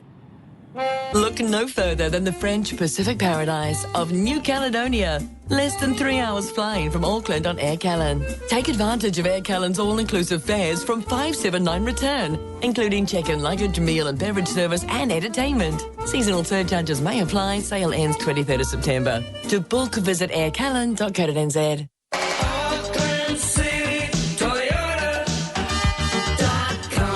Reliable, trusted. That's what comes to mind when you think Toyota. And Auckland City Toyota is your reliable, trusted local dealership. With over 200 quality used vehicles to fit your budget. Knowing it comes with the reassurance of backup and servicing plans from the specialists. Come and see us today. Greyland, Green Lane and Mount Wellington. Auckland City Toyota.com. Restoring the roof on your house. The Corfar guys know you want it done once, done right, and once they're finished, you don't want to see them again. That's why Corfar gives a 12-year warranty, so you won't have to see them again for a long, long time. It all comes from doing a good job with quality materials at a fair price and standing by their work. Not actually standing by it, you actually want them to leave. Visit corfarroofs.co.nz. Call the Corfar guys. Call the Corfar guys. Streaming live on iHeartRadio. Call 0800 80 1080 to have your say. It's Overnight Talk on Newstalk ZB. 16 to 2, Cardinal Vincent Nichols, the Archbishop of Westminster and head of the Catholic Church in England and Wales. He said he's very concerned by the news of the Queen's health. He's also offered prayers, adding, "May the blessings of the Lord strengthen and comfort her and her family." The UK's chief rabbi has expressed similar sentiments, saying the Queen is very much in my prayers today. The Muslim Council of Britain has wished the Queen a swift and lasting recovery and offered its prayers for the monarch and the royal family. The Queen, if you've just caught up with us, by the way, nothing much to say that's changed, but late last night the news came in that the Queen is under medical supervision at Balmoral Castle in Scotland. It's from a statement from Buckingham Palace. Her doctors are concerned for her health following further evaluation this morning. And bear in mind that it's heading up to mid-afternoon there in Scotland. But the palace adds the 96-year-old monarch remains comfortable. Prince Charles, Camilla and Princess Anne are at Balmoral, and Prince William is travelling there. Prince Harry and Meghan are also making their way to Scotland, as are Prince Andrew and Prince Edward. Prime Minister Liz Truss has said the whole country will be deeply concerned by the news. She says her thoughts and those of everyone in the UK are with the Queen and her family. Labour leader there says he's deeply worried and joins everyone in hoping for the Queen's recovery. And the Archbishop of Canterbury said he was sending his prayers, and the First Ministers of Scotland and Wales joined well wishes in sending their thoughts. That's pretty much it in a nutshell at the moment for 96-year-old Queen Elizabeth. Resting and comfortable is what they are saying at this point in time. I don't know what to say about that. 96 is a great age, isn't it? And what a wonderful, wonderful life she is having and hopefully will continue to have. G'day, Matt. Oh, good evening, Roman. Look, thank you for indulging my little occasional rants. It's great fun. Oh, yeah, good stuff. I love and adore our Queen. I'm actually 27 millionth in line to the throne. That close? Yeah. I'm descended from Anne Boleyn's father, right? Excellent. And Anne Boleyn was the mother of Queen Elizabeth I. And if you play with some of these genealogical websites, they'll automatically see if they'll check famous figures and see if they can find some obscure relation. So yeah, look, my thoughts are with the Queen. I hope she doesn't die, because when she does, it's going to be the same as when the Duke died, Prince Philip, and Diana, and the 25th anniversary of the death of Diana, and the death of Gorby, who was another hero of mine. But there's going to be a news blackout for however long the mourning takes place. And I'm just hypothesising the need for a death channel, radio death. And then the subject of obituaries and all that could be discussed separately from the important things that are going on, such as electric cars and climate change. It's just a thought. Yeah, it's certainly not something you'd want to just pass over briefly. There's a whole lot of stuff to be spoken about in terms of the future, and initially it would be about her amazing life, wouldn't it? Oh, what an extraordinary life, 70 years on the throne. And who mentions it? She is, in fact, the longest-serving monarch. If you subtract Louis XIV, who someone said tonight, just became king when he was 4 years old. Quite obviously, not a real king when you're 4 years old. But Elizabeth herself is just magnificent. To have shaken Churchill's hand, when he became Prime Minister for the second time. She was there for that. Her history is really,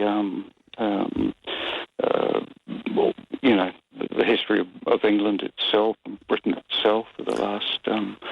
Well, here's a question for you then, Matt. 6 years. I've got a question for you. I think you're the right person to ask this question of too. Will anyone in the royal family ever be loved as much as Elizabeth? Possibly not. It's possible that their days are numbered, but that's a very big number that's left for them. I hope they survive. It's nice to have a figurehead. I don't mind someone who lives in a palace while I live in a little cottage. You know, I just like to know that there is this thing called pomp and ceremony and a bit of grandeur, and it's lovely. Hey, but look, on the subject of electric vehicles, this will amuse you. I was researching the other day, and in 1968, around about the time of a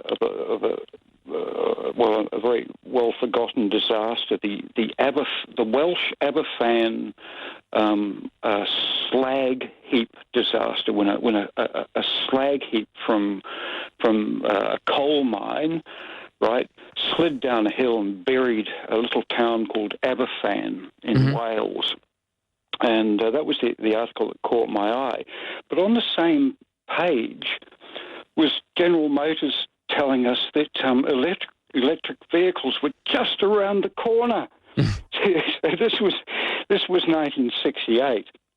Now, the reporter noted also that an electric vehicle had traversed the streets of London back in 1895 or 96 or something. So they're not really a new thing, and it's taken them a hell of a long time to get going. But it's good to know they're all just around the corner. Wasn't it, just going back to that wonderful year, 1968, it was a good year because it's the year that I was born. The Queen attended that disaster too, didn't she? She turned up and walked through that town and made a presence, and she was advised not to at the time. Am I correct, or was that a different disaster? Oh, indeed she did. It was headlines. It was colossal. It was front page news, throughout the Commonwealth. She did appear, if I recall, from the article. Certainly it was a very serious thing. But I mean, it drew attention to the horrors of the whole coal mining industry. It doesn't have an illustrious history. No, it doesn't. I think whether vehicles are electric powered, petrol powered, diesel, or even steam, funnily enough, because steam's the best of all, insofar as a steam engine gives you maximum torque at minimum speed. So when a steam engine takes off, it's just so easy for it. It's delivering maximum torque from, I know, but in order to get steam, you've got to burn something in order to create the steam and so forth. And so, Matt, I've got to move on because I've just realised I'm a little bit late in the early department. So thank you for the call, and I concur with you. It is nice to have a figurehead of some sort, isn't it?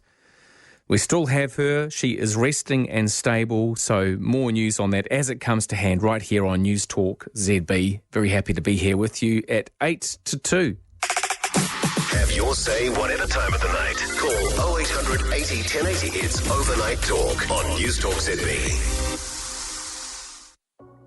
Bailey's has just released their latest edition of Total Property, showcasing 76 new commercial and industrial property opportunities for sale nationwide. Blending intelligent industry insights with compelling property opportunities, Bailey's unlocks the best of commercial property. Visit baileys.co.nz/total property to discover the latest commercial and industrial opportunities for sale. Licensed REAA 2008. Want to avoid trouble? Maybe you're seeing double. Stay safe in the bubble. Blue Bubble Taxis is your local taxi company, whose quality is shown by them being an ACC-approved taxi service provider. Remember, Blue Bubble Taxis pay New Zealand taxes. Blue Bubble Taxis, your #1 trusted taxi service in Auckland. Book your taxi now. 09 300 3000. That's 09300 3000. Fast news, fresh takes. First, it's Early Edition. They've made it so impossible to drive through the city now that, like most cities these days, if you're in a car, you're punished. What sort of kind, caring society are we attempting to dream up here with all this ideology around shared spaces and making CBDs more user-friendly when disabled people are getting penalised and those trying to help them are getting fined? Early Edition, weekdays from 5 a.m. with 2 Degrees, fighting for fair for Kiwi business on Newstalk ZB. Got an opinion? Give it to Roman. Overnight Talk with Roman Travers. Call 0800 80 1080. Newstalk ZB. 5 to 2. G'day, Colin. How you doing? Oh, g'day. Hang on. Sorry, just get onto a decent... just sitting on the dash in the truck there. Oh. Yeah, poor old Queenie. But, yeah, maybe her time's 9, maybe it's not. But as far as anybody else being as loved, I'm not sure if it's loved but more respected.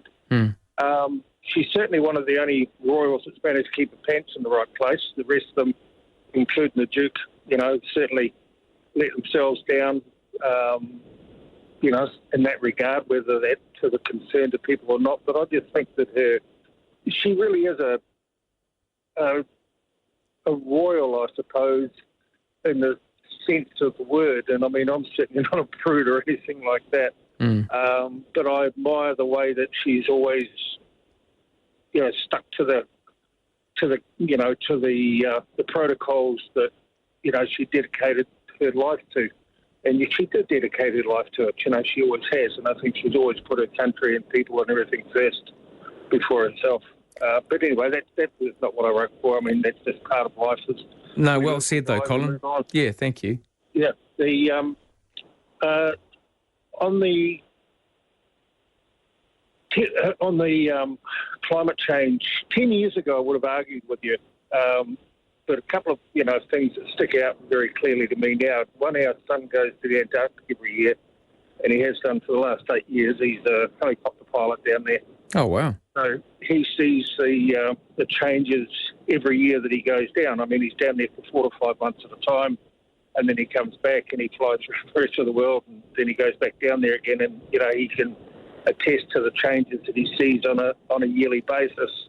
And then, just from my own experience, in 1979, when we bought our business, we used to come over a hill from Turangi to Taumarunui every morning,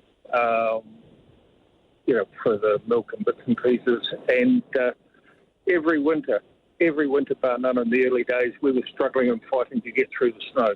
And I haven't seen snow up on those hills. I think we had one fall a couple of years ago, a light dusting that lasted about 5 minutes, but in years gone by, it used to be there for days and weeks and things like that. So the climate is certainly changing, but I have a big but. I honestly don't believe that the world leaders in this area, whether they be green or whatever they are, really have an idea or clue what they're doing, or they're grasping at straws. And I think the biggest straw that they're grasping at is making people believe that if we all drive an electric car, we're going to save the planet. Well, it's been discussed a million times over. It has, Colin, and look, I've got the news chasing us up. I'm very sorry to have to move on very quickly, but I think there is a lot of uncertainty, isn't there? Good to hear from you. Newstalk ZB. For over 60 years, the Hopper family has helped other Kiwi families live the dream with exceptional lifestyle developments that stand the test of time. Like the luxurious Hopper Living Country Club, Huapai. Make this summer your time and enjoy the freedom to relax, enjoying 5-star facilities in a 1, 2 or 3-bedroom apartment or villa with a stunning contemporary finish. Northwest Auckland's most luxurious retirement community is Hopper Living Country Club Huapai. Find your bliss at countryclubhuapai.co.nz. Want to avoid trouble? Maybe you're seeing double. Stay safe in the bubble. Blue Bubble Taxis is your local taxi company, whose quality is shown by them being an ACC-approved taxi service provider. Remember, Blue Bubble Taxis pay New Zealand taxes. Blue Bubble Taxis, your #1 trusted taxi service in Auckland. Book your taxi now, 09300 3000. That's 09300 3000. If you use power tools, All Trades Electric Tools is the best place for you. All Trades Electric Tools sell all major brands and they service what they sell. As authorised dealers and service agents, with the sharpest price, you'll only ever need your power tool centre, All Trades Electric Tools, 35 Henderson Valley Road. Phone 837 5115. That's 837 5115. Get the sharpest price at All Trades Electric Tools.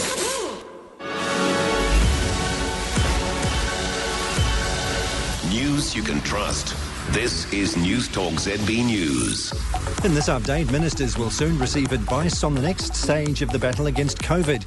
Cabinet will decide next Monday whether or not it's time for the traffic light system to be scrapped. Prime Minister Ardern says decisions on mandatory mask wearing will also be considered at the meeting, but there are a number of factors ministers have to weigh up first. One of the considerations for us will be what are the cases looking like and what are the hospitalisations looking like. That's always been key in our consideration. Former Prime Minister Sir John Key says we have less to fear from China than we think. He says he doesn't view China as the aggressor everyone else sees, and what they're doing is not new. He says the perspective from America and much of the world has overblown the situation. They say that China's emerging as a superpower. It's going to use all this wealth to be very aggressive in a military sense and to effectively attack other countries. And I'm not in that camp. I just think that's nonsense. The Independent Police Conduct Authority and Privacy Commissioner are raising the alarm bells about privacy issues in police practices. Their joint report says photos of people are routinely taken with no clear purpose, and police keep fingerprints of youths held in custody which should be destroyed if charges aren't laid. The watchdogs recommend police improve policies so more than conjecture is required for staff to collect an image. Deputy Privacy Commissioner Liz McPherson says understanding of the Privacy Act is very low. It's critically important staff are armed with that knowledge so that they can make good calls on the front line and keep themselves and us safe.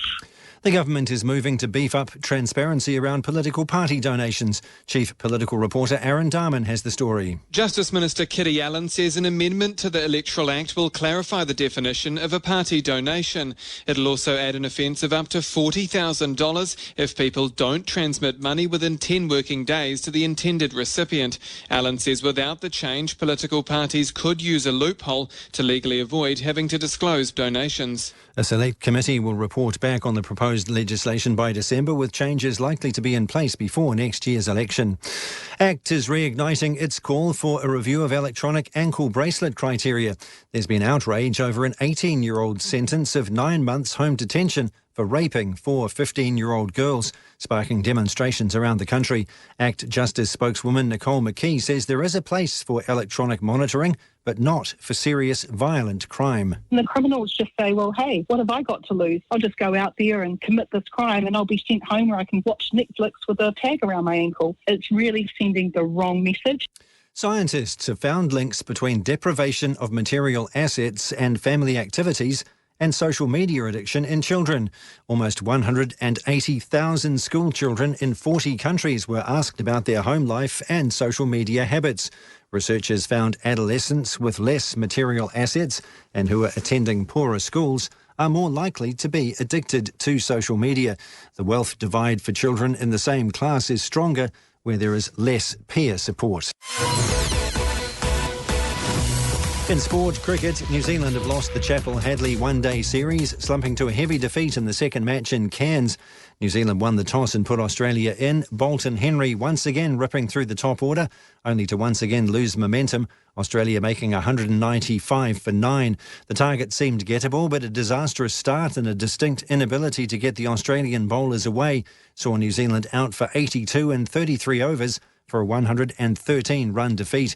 New Zealand haven't won a one-dayer in Australia since February 2009. In tennis, Spaniard Carlos Alcaraz has won a marathon quarter-final against Italian Yannick Sinner at the US Open. Sinner held match point in the fourth set, but Alcaraz fought back, taking the match to a fifth and deciding set, the match lasting 5 hours, 15 minutes. Alcaraz says the crowd gave him a well-needed boost in the fifth set. The support that I received in the bad moment in the whole match it's just unbelievable. I couldn't believe the energy that I received here. So thank you very much. Alcaraz will meet American Francis Tiafoe in one of the semis, while Russian Karen Khachanov takes on Casper Ruud in the other. That's News and Sport. I'm Tony Doe. Cryptocurrencies. Looking for a smart way to invest? Crossgate Capital is a specialist investor in cryptocurrencies. They invest in Bitcoin, Ethereum and other crypto assets, providing easy access to a cryptocurrency portfolio. And they manage all the other challenges of investing. A Kiwi company providing a familiar way to invest in crypto through shares. To find out more, visit crossgatecapital.co.nz. The PDS is available at crossgatecapital.co.nz and on request. Crossgate Capital Limited is the issuer of the product. Nobody else do tools and machinery. Nobody else like Machinery House. The home of metal, woodworking and everything in between is holding a massive sale. Get huge discounts on welders, generators, workshop equipment, engineering and woodworking machinery, water blasters and toolboxes. So get in today as the sale finishes September 30th. Machineryhouse.co.nz or get to 2 Waioru Street, East Tamaki. Anne-Marie here from Gilbert's Cartage. When moving, there's no need to worry about how many packing boxes you'll need. Just leave it to us. Move house with Gilbert's Cottage. Phone 0800 60 30 20. Before you choose a heat pump, ask yourself, does it do what a Daikin does? Daikin does energy efficiency with heat pumps that significantly reduce power consumption.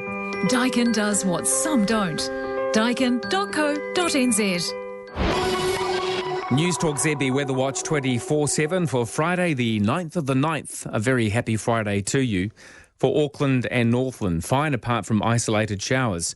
The remainder of the North Island, also Nelson and Bulla, fine from this morning, then scattered showers from around lunchtime, mainly inland, possibly heavy about the ranges. For Marlborough, areas of cloud and a few showers, clearing most places this evening, but the odd shower lingering about the coast. For Canterbury, partly cloudy for you, isolated showers about Banks Peninsula. Otago and Southland, also Westland and Fiordland, generally fine, areas of low cloud morning and night. The Chatham Islands, fine spells, and they will increase tomorrow. The warmest part of Aotearoa, New Zealand at the moment is Kaitaia on 11.1 and the coolest is Twizel on -2. Call 0800 80 1080 and have your say. Overnight Talk with Roman Travers on Newstalk ZB.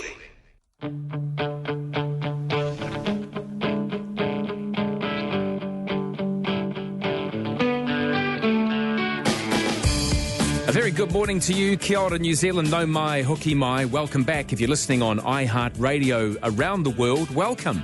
This is Newstalk ZB. Woman on the radio talks about revolution when it's already passed her by.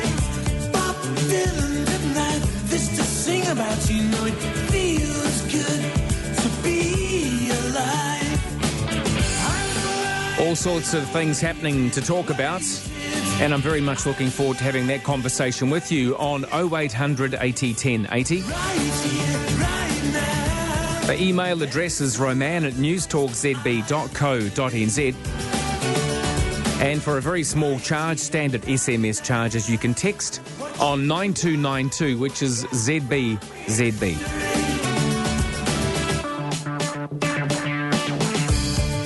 I saw the decade when it seemed the world could change at the blink of an eye. And just to keep you up to date, what's happening in Balmoral is that nothing has changed at this point. The Queen is said to be comfortable and resting. I was alive and I waited. I was alive and I waited for this. The Queen Elizabeth, is under medical supervision at Balmoral Castle in Scotland. That's all the statement says from Buckingham Palace. Her doctors are concerned for her health following further evaluation this morning. And of course, it's now early afternoon there in Scotland. There is no other place I want to be. The only other information in the statement is that Buckingham Palace say that the 96-year-old monarch remains comfortable. All the senior members of the royal family are either there or on their way there. And I'll keep you up to date with any changes right here on Newstalk ZB as the day unfolds. Watching the world wake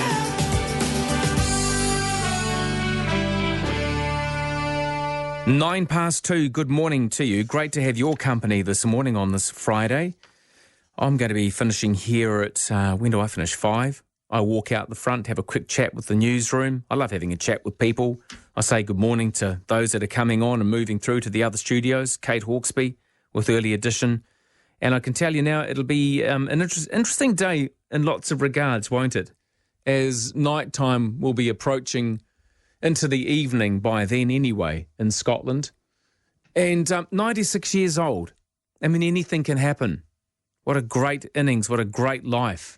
So much to talk about with her life, which is still, you know, who knows how long any of us have. You look at someone like Queen Elizabeth, 96, and then you look yesterday, Willie Losay, a much-loved sportsman and broadcaster and commentator, dying very suddenly in South Africa there for the World Cup Sevens, dying at 55. Every day is precious, isn't it? 0800 80 10 80. And flying. This is something I found, it's a bit of a nothing story, but it's nothing at its something. People change when they get on aeroplanes.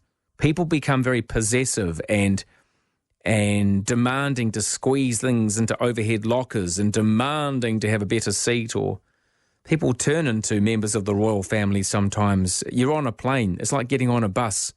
But it is quite different. A solo traveller who refused to swap plane seats with a family has had the pang of conscience, taking to the internet to ask if he did the right thing. Now, this traveller who recently shared a 10-hour flight from Greece took to the social media site Reddit under an alias to plead his case. He wrote that he'd booked his seat close to the nose of the plane in order to be first off to disembark, which is silly anyway. You all get there at the same time. You might be 100 metres ahead of someone as you're all disembarking. First to get to the luggage carousel, maybe. He was approached by a family of 4 asking to swap seats in order for them to be able to sit closer together. He refused after learning it would bump him back 20 rows in the aeroplane.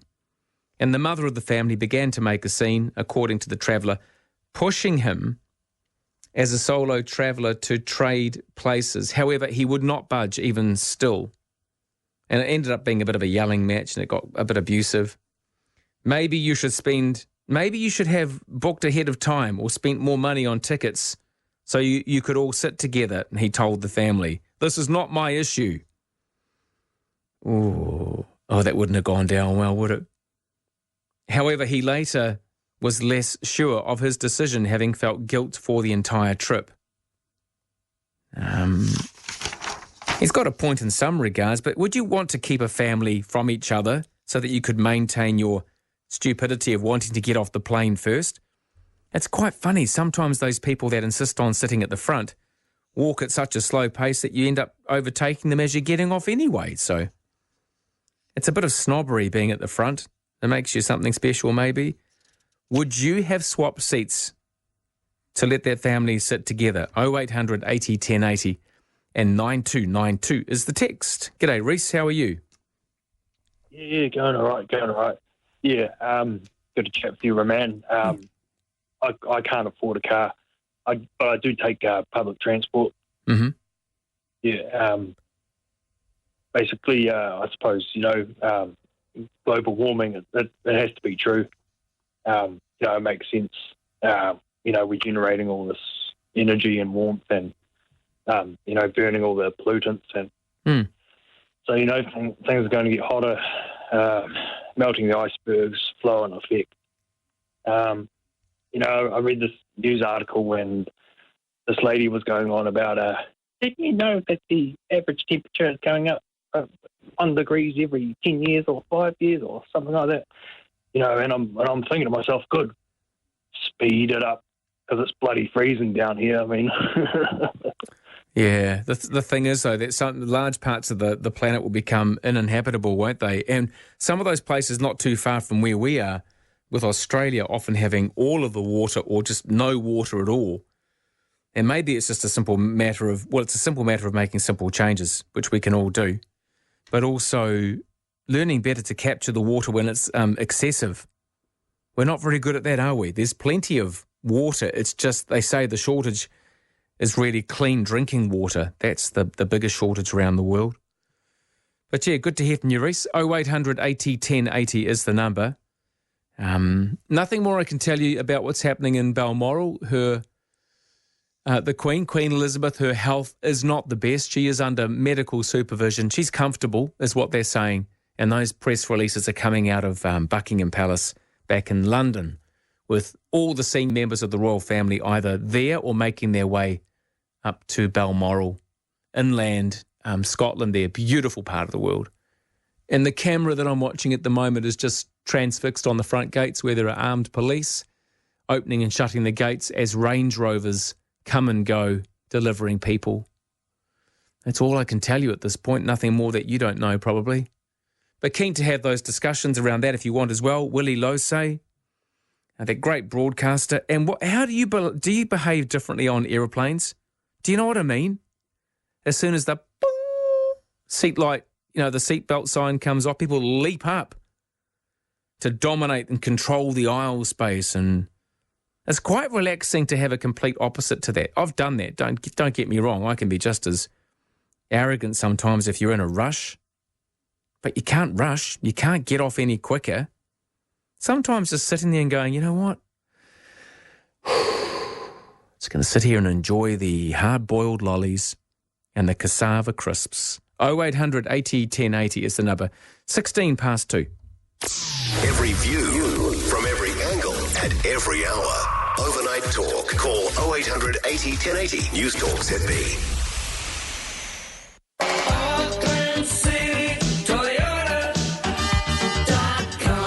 Reliable, trusted. That's what comes to mind when you think Toyota. And Auckland City Toyota is your reliable, trusted local dealership. With over 200 quality used vehicles to fit your budget. Knowing it comes with the reassurance of backup and servicing plans from the specialists. Come and see us today. Greyland, Green Lane and Mount Wellington. Auckland City Toyota.com. Hello, I'm Steve from Allied Exteriors. Well, we're finally heading out of winter, but the harsh weather really would have put your plaster home to the test. If your plaster home hasn't been repainted for 7 years or more, now's a great time to get your home a quality paint job. Allied Exteriors are exterior painting and plaster cladding specialists, and we work all year round. Get sorted for the warmer weather on the horizon. Go to alliedexteriors.co.nz. Most textile companies take more than 2 years to bring a new fabric to the market. That means that some designs are out of date even before they arrive. At Redgrave's Home Fabrics, our team insists that from concept to market takes no more than 4 months, ensuring our clients are receiving the very latest in up-to-date textile trends.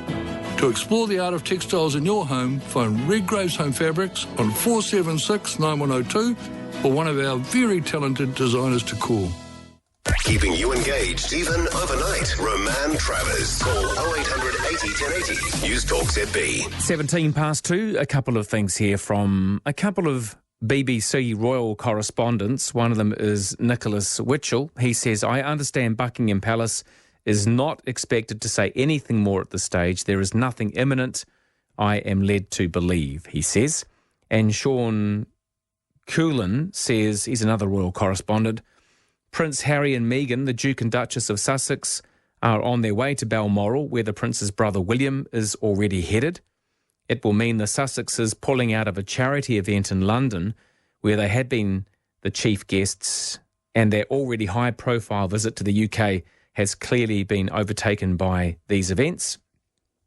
The couple have also been in Germany for an event to do with the Invictus Games, and which is in a year's time. After a week of headlines about the family tensions and a lack of family gatherings, they'll be meeting again in a way that has not been expected, says Sean Coolin, a royal correspondent for the BBC as well. Nothing more I can tell you at this point. Resting and comfortable, and the doctors are still concerned, but that's where we are at this point in time with that wonderful woman, Queen Elizabeth. Frank, a very good morning to you. Yeah, Kira, how are you, Roman? Very good, thank you, yeah. It's good. Yeah, it sounds like something's happening there.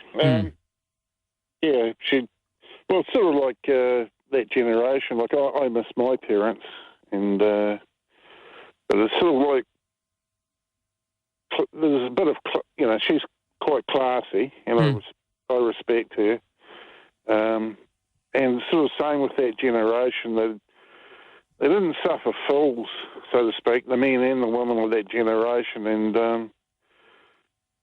they had a honour about them, if you know what I mean, and self-respect, and whereas these days, sort of all around me, you have to suffer fools all the time. But so I miss that generation. But yeah, she was a lovely lady. So something's happening there. I want to talk about the climate change, but first about that boy, the raping. Mm-hmm. Yeah, I think it needs to be investigated with the authorities, because he committed acts in a thing, and he was before the courts and that from one previous school, and then the authorities will put him in another school where he continued. So, I'm a bit hacked off, but out of my control. And I miss the days when we had asylums and the mental health, the great big institutions where, if myself, I was feeling really depressed and really couldn't cope, I could just walk in there and say, hey, I need to see someone. I didn't have to make an appointment or wait 2 weeks or 5 weeks. I could just walk straight in, and they kept people in there, and it was a great drug rehab. And I think at some stage in the future, I'd like to have them back. It wasn't good for everyone. There's some horror stories that comes out of some of those old institutions, aren't there? Yeah, I'm not talking about the old sweet, yeah. Yeah. Yeah, where they're misdiagnosed and tortured. Yeah, no, not the silly stuff. The climate change and things, look, there's caves and stuff on cliff faces all along the ocean where, our ancestors were living, and they were looking out across the tundra, looking at all the livestock and the animal creatures there, and going down and going out hunting and going back up there. So the water's been rising for quite some time, and like there's whales inside caves. If you over the west coast and the South Island there's whale in there, and so it's sort of, we've had quite a few ice ages and stuff, but the scientists and stuff with the nuclear weapons and experimentation and Muriora Atoll and that, the whole oceans are polluted in that, and one of the greatest producers of oxygen is the plankton. When the plankton, they come out from the coral and they react, and it produces oxygen for life to exist upon, Yeah, absolutely, yeah. So it's like the scientists and stuff and all these idiots who want to get involved in war and that and don't really know what they're doing, that are part of the issues of this rapid change. But it's going to change anyway. The Earth is a living thing and everything's interconnected, I don't know that there's been a time, certainly not in my lifetime of 53 years, I haven't seen a time when there's been so much change, and I'm talking beyond diseases and wars and things, just the way that New Zealand has changed from the time that I used to swim in rivers that you can swim in, but they are quite polluted, and that wasn't the case when I was younger. Yeah, and there's about 80% of the life that was in the river, which is food sources, and they have a right to live. And it's been pollution for profit, Yeah. Oh, and yeah. I think the First Nation, Native American Indians, I think one of their quotations is, until mankind, or the Eurocentric or the idiots or the capitalists or whatever, realise that you can't eat or drink money, that they may wake up to what they're actually doing to the environment. Yeah. Well, that's there's a lot of societies that have got that that have greater respect for the land. And to your point, we've just industrialised everything we do here to the point now that we are really treating the country as a factory. And you can do that, but there's always going to be a price to pay, isn't there? Yeah, there is. And the thing is like our lifestyles and the life that I had when growing up and stuff, it's decayed, rapidly decayed, and the rich have got. I don't care about the rich getting rich and stuff, but it's just like the food, Yeah. Food and our resources and that. And so, like, who owns the water? Who owns the fish? Yeah. And it's like, hey, come on. And, the thing is it's a commodity. Our fresh water is a commodity. And to know that Artesian waters have been polluted. And I don't know if do they carry on with the fracking? That's a very good question. I knew it's something I could hear you heading that way, and I thought I haven't heard that word in regard to exploration here for a long time. Didn't they ban all that off the coast of New Plymouth and no more fracking? I don't know. Well, yeah, not actually off the coast, but actually in inland. I think there was. I hope they never did it because no one has the right to do that for profit and poison all the fresh water because that's what we're going to need in the future. Mm-hmm. Guaranteed. Fresh water and also bees, Frank, as a species, we're almost, they don't do all the pollinating, they do most of it, but without bees, which globally cannot reproduce quick enough the way they're being wiped out with all sorts of things, including modern pesticides too. Cheers, Frank. Yeah, it's a pretty sobering discussion, but it needs to be had. And that whole premise, with regards to a previous caller who said, often people point to the big industrial nations. Look, they may not change in a heck of a hurry. They may never change. But to say, there's no point because they're not doing it. If you were to put together 30 countries the size of New Zealand, 30 industrialised nations, collectively we are heading towards making changes. And if you can do that, then that does make a difference. So if you maintain that, we're so small, we can't make a change. Well, good luck with that one. You'll become a fossil in a museum quicker than you thought as well, possibly.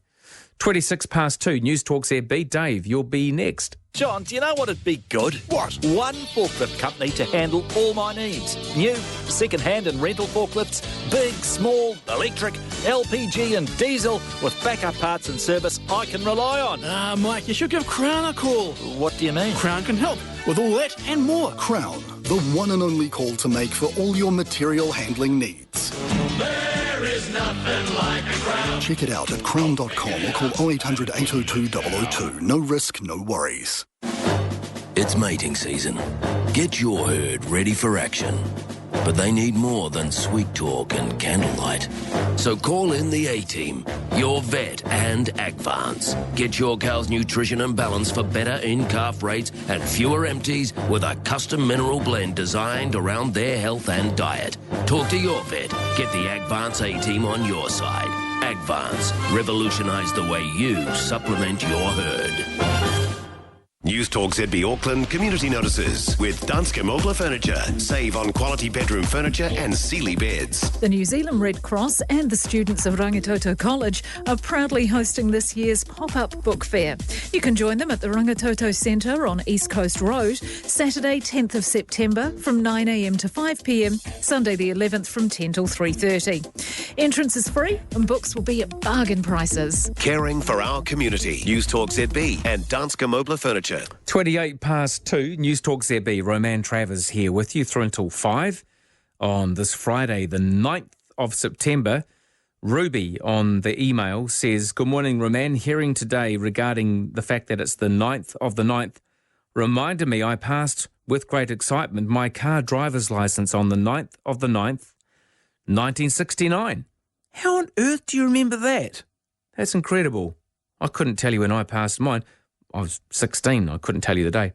It was during the August school holidays when I spent almost 2 weeks having driving lessons with the AA in Christchurch. I really never expected to pass first time, but I passed with flying colours and I've only had one accident in my little Suzuki 80 motorbike when the lights went, they weren't synchronised and I hit an opposing car. So 53 years of driving, not bad. Thank you so much. Very good recall on that too. Annie, nice to get your text. Her Majesty will live longer. God bless Her Majesty. Some soft music would be nice at some point, says Annie.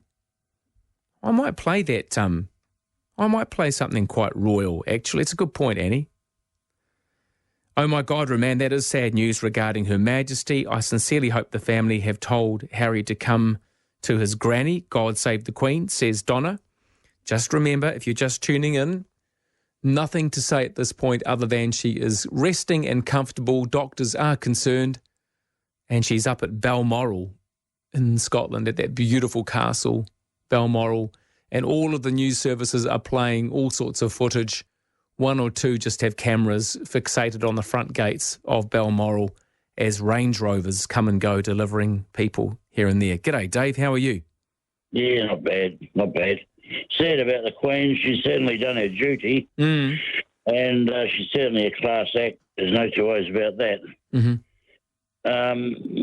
Water, certainly a precious resource, all right. I think we take it for granted here. You know, here in Canterbury, we've got the best water in the world, and we sort of, we take it for granted, you know. Air travel, well, I come back from Perth a couple of months ago there, and it's certainly changed from what I can remember. The plane got, well, I wouldn't say the planes got smaller. Well, certainly smaller than the old jumbo 747, but the 787 that I headed Auckland to Perth, 7.5 hours, I was fortunate that someone did swap seats with me.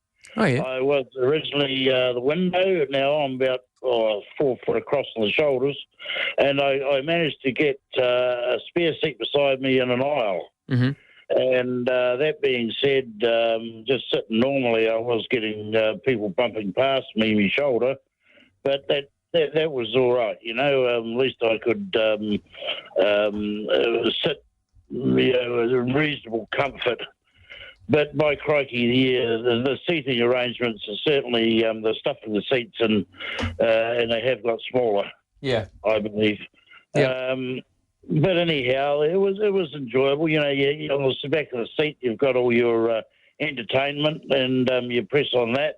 And I did watch a good movie, which was the Sopranos before it all happened. Yeah, you and I have spoken about that, and because of you, I went off and I watched that. I really enjoyed that.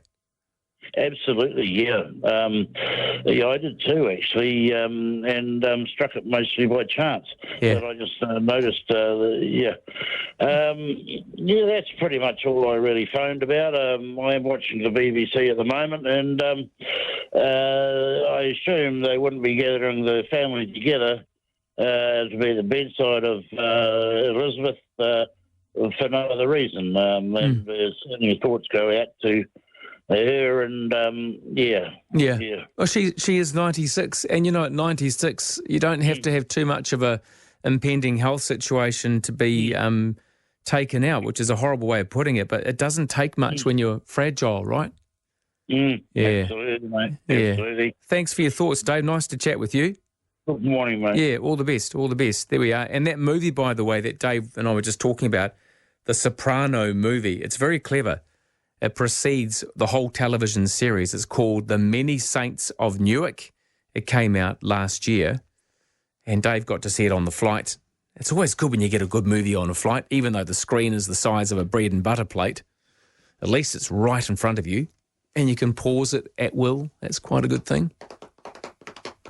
Both televisions I've got on in here at the moment are just saying the same thing. The Queen is under medical supervision at Balmoral and is comfortable. Doctors are concerned. The family are making their way to Balmoral in Scotland.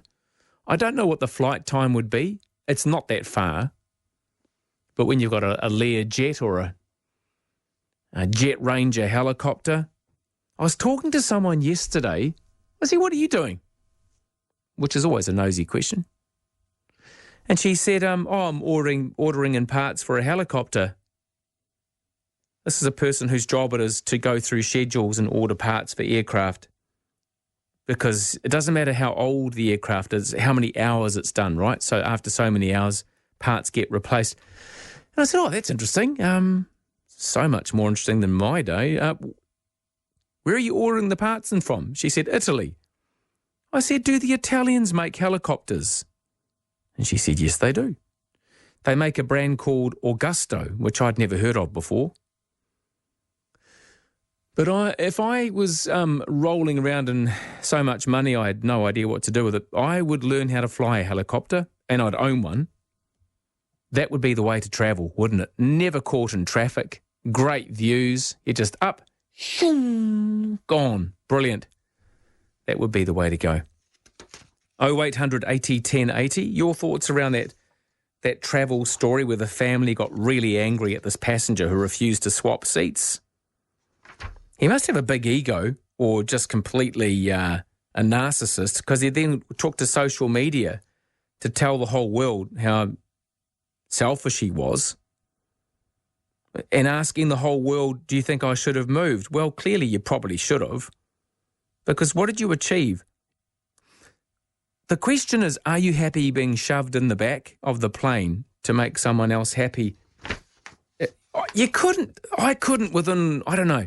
I know that if I saw a family that was being separated because of my decision to not move, you'd feel pretty stupid, wouldn't you? The whole plane gets there at the same time. And as I said before, a lot of those people that are at the front, you walk past them to get to the gate or the luggage carousel anyway. And if luggage isn't offloaded quickly, you all stand there for ages watching it go ka-ding, ka-ding, ka-ding, ka-ding, ka-ding, round and around and around. And people get bored and children jump on and get told off. And all so that you could sit at the front of the plane. Doesn't make a lot of sense, does it? What would you do? Would you move? Are you more accommodating in that regard? Are you one of those passengers that insists on squeezing in all your overhead luggage, even though they've said 1 bag per passenger and this will be strictly enforced, which it never is. I've never seen it strictly enforced. I'll be finishing here tomorrow. What am I saying? Tomorrow. Today, I'll be finishing. I'll go home, change, and then I'll drive to the airport. I'm down to Wellington for a couple of days. It is interesting watching people on planes, isn't it? Human behaviour. Interesting people we are. 0800 80 1080 9292 is the text. 24 to 3. It's time to play. Are you smarter than a washing machine? John of Green Lane. Hello. How much detergent should you put in this front-load washing machine? Oh, I reckon about... Incorrect. The Fisher & Paykel 10 kg front-load washing machine has auto-dose, so it always knows better. Do I win anything then? Yes, the Fisher & Paykel 10 kg front-load washing machine. Wow. Just for $2,099. Well, that's pretty good. Magnus Benroe, 100% Auckland. Right now, TravelWise Holidays are taking final bookings for 2 special escorted tours. First up, their new extended 7-day tour of the Far North and Bay of Islands, departing September 17th, includes Whangarei, Paihia, Russell, Taipa Beach and the Hokianga, plus an excellent schedule of sightseeing featuring Cape Brett Hole-in-the-Rock Cruise, an excursion to Cape Reinga and the Waipoua Kauri Forest. Second, experience the best Central North Island highlights with TravelWise Holidays on their tour to the East Cape and Napier, departing September 21st. This unique 8-day tour adventure features scenic travel around the remote East Cape and along the Gentle Annie Highway, a Cape Kidnappers safari tour, plus Rail Travel National Park to Auckland, and more. For all the details, phone 0800 11 60 60. But don't delay, as places are very limited and bookings close soon. That's TravelWise Holidays. Free phone 0800 11 60 60. Auckland, 89.4 FM. Call 0800 80 1080 to have your say. It's Overnight Talk on Newstalk ZB. 22 to 3. And you can get involved on 0800 80 1080. Roman, I wonder if Frank realises that if he didn't live in a democratic capitalist country, he certainly wouldn't have a platform to air his many grievances, says Dave. Well, none of us would really. You certainly wouldn't if you lived in China, would you? Although John Key seems to think it's all perfectly okay, nothing to see here. They're a lovely bunch of people. The people probably are, but the actual system which suppresses and oppresses so many people there is not so great. Interesting how he's become a spokesperson for China in so many regards. And, do you want to talk about that? I don't know if you really want to, do we? Or maybe you do. 0800 80 1080 and 9292 to text. I was thinking of playing something. I think I will. It's a lovely piece of music, and I'm sure it's the right time to be doing that. I'll see how things go. Let me just catch up on a few more texts and emails and things, which come through quite rapidly. G'day, Roman. I trust that all is good with you. It is indeed, thank you. Great show as usual, very interesting and informative as always. The humble paper bag went to the plastic bag and then did a whole 360 degree, yes it did, and back to the paper bags again at the supermarket. The humble record and tape went to the CD, and then records are making a comeback. So true. All this modern technology, and yet we still have the humble pencil, the pen and paper. That's right. They never go flat, do they?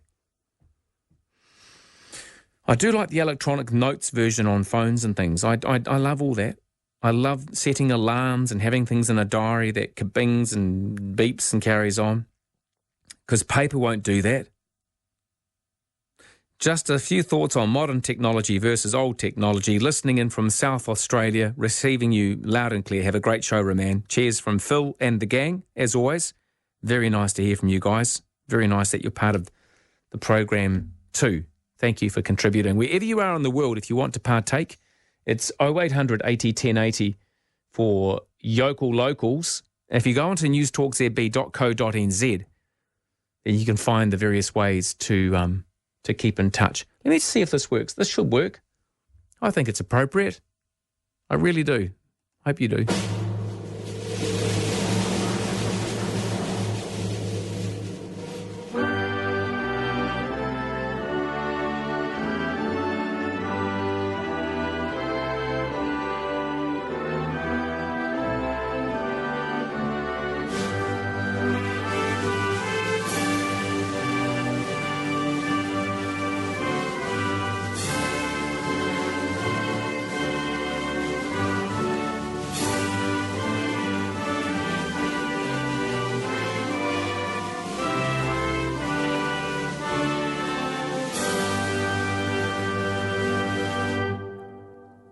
Such a simple, powerful and well-recognised tune. I'm sure you will agree that it really is, well, you know, it's appropriate. And just because I loved it so much, here's another version of it.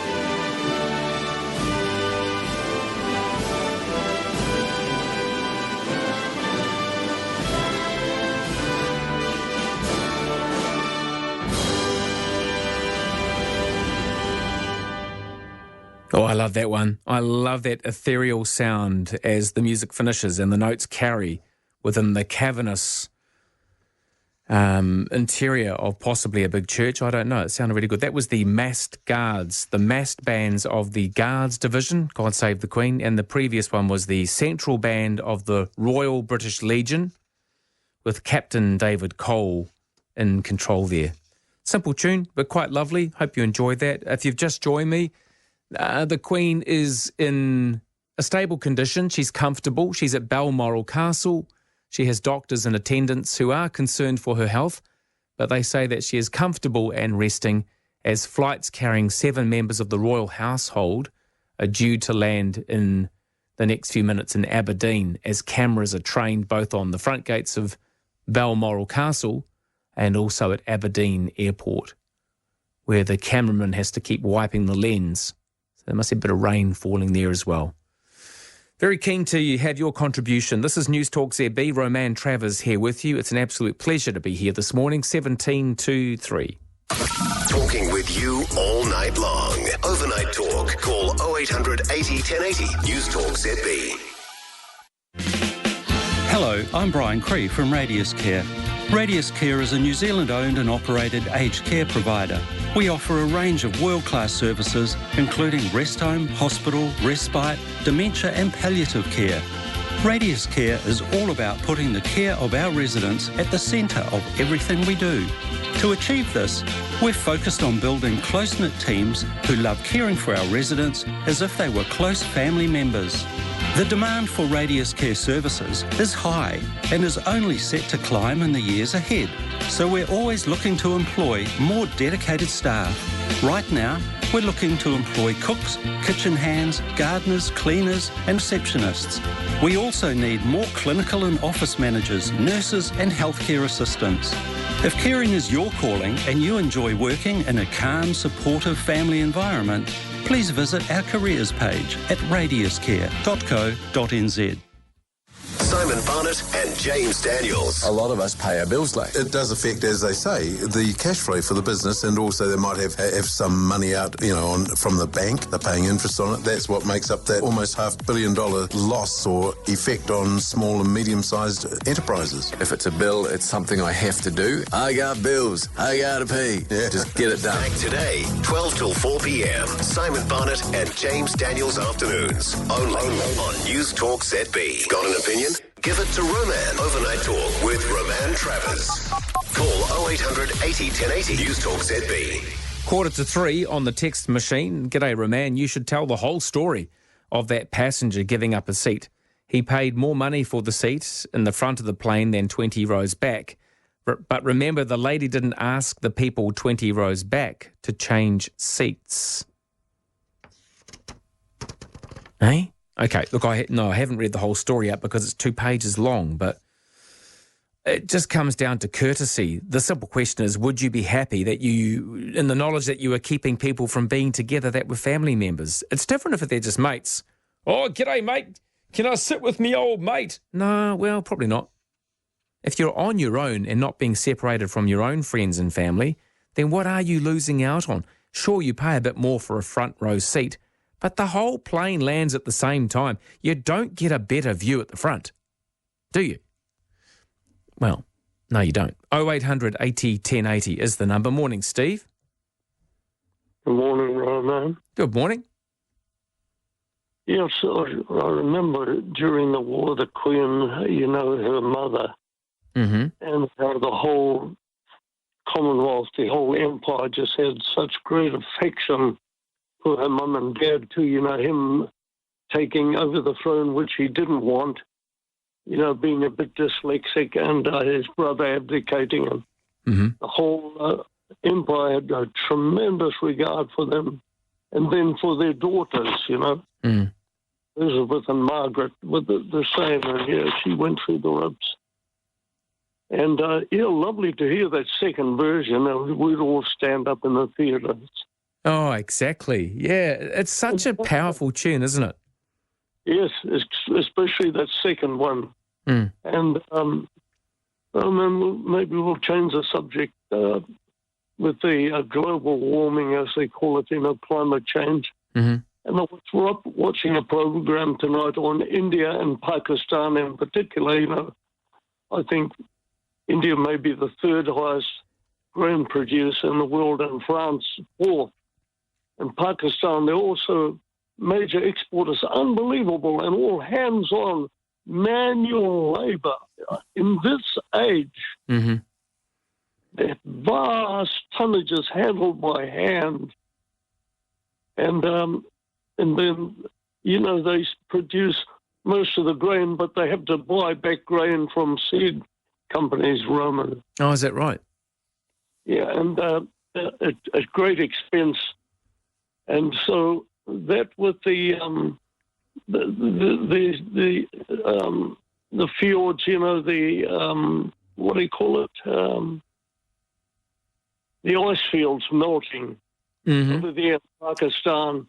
And this major, both there in India, where the mean temperature from about April well through, it used to be May, the height of the the hot season, and wheat grows properly between maximum 40 to 45 degrees, but they've been getting 50 degrees, so there's going to be major losses in grain for the worldwide economies to buy, because both China and Pakistan are going to keep their own just to feed their own nation.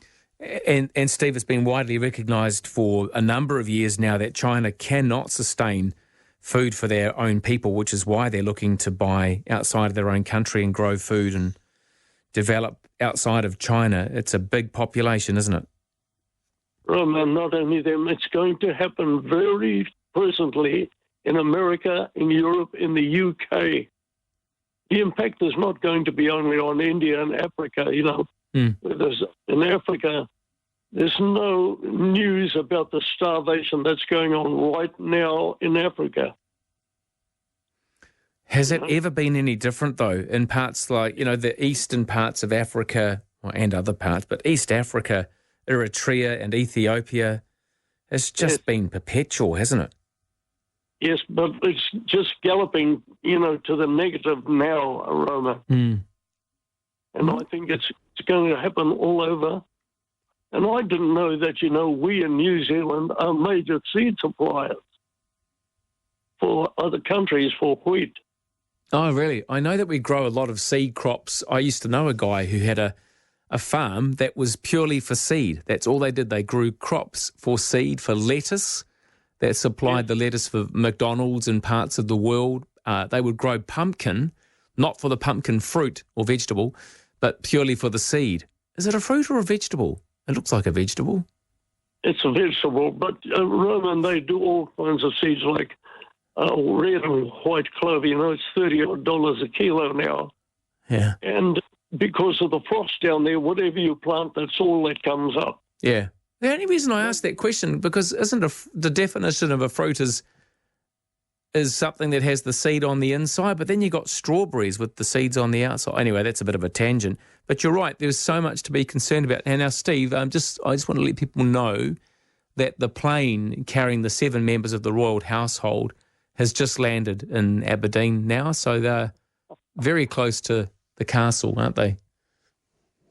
Yeah. Yeah, but more on that as it comes to hand. There's nothing more to say. She's comfortable and resting. Yeah. Do you think, Steve, I can tell this is affecting you quite a lot. Do you think there will be, and feel free to be quite candid or not, but do you feel there will be anyone in the royal family coming through that will be loved as much as Queen Elizabeth? I really doubt it. Both she and her mother were very, very dearly loved. Even in other countries that didn't belong to the Commonwealth in America. And yes, maybe William. Yeah, there's some certain aspects to come through yet that still seem to have some decorum. I'm not even sure what the right word is. I personally am not a huge fan of the whole system, but some of the people, I think, have been incredible through hard times, through the war years. And Elizabeth now, after all these years, all that time serving in a job that, as you'll recall, she didn't initially want as a young woman.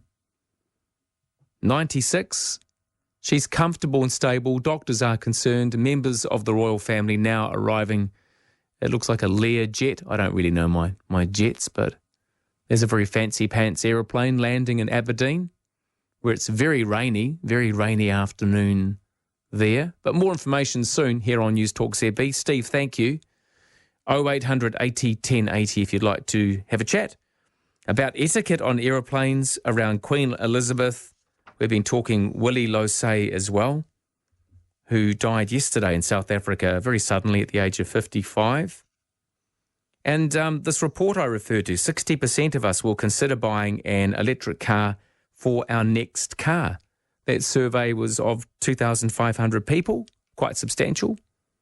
Are you thinking of doing that? Feel free to have your say as well. Alistair, good morning. Good morning, Roman. Just on electric cars and climate change, the Tesla came in as the third best-selling car last month.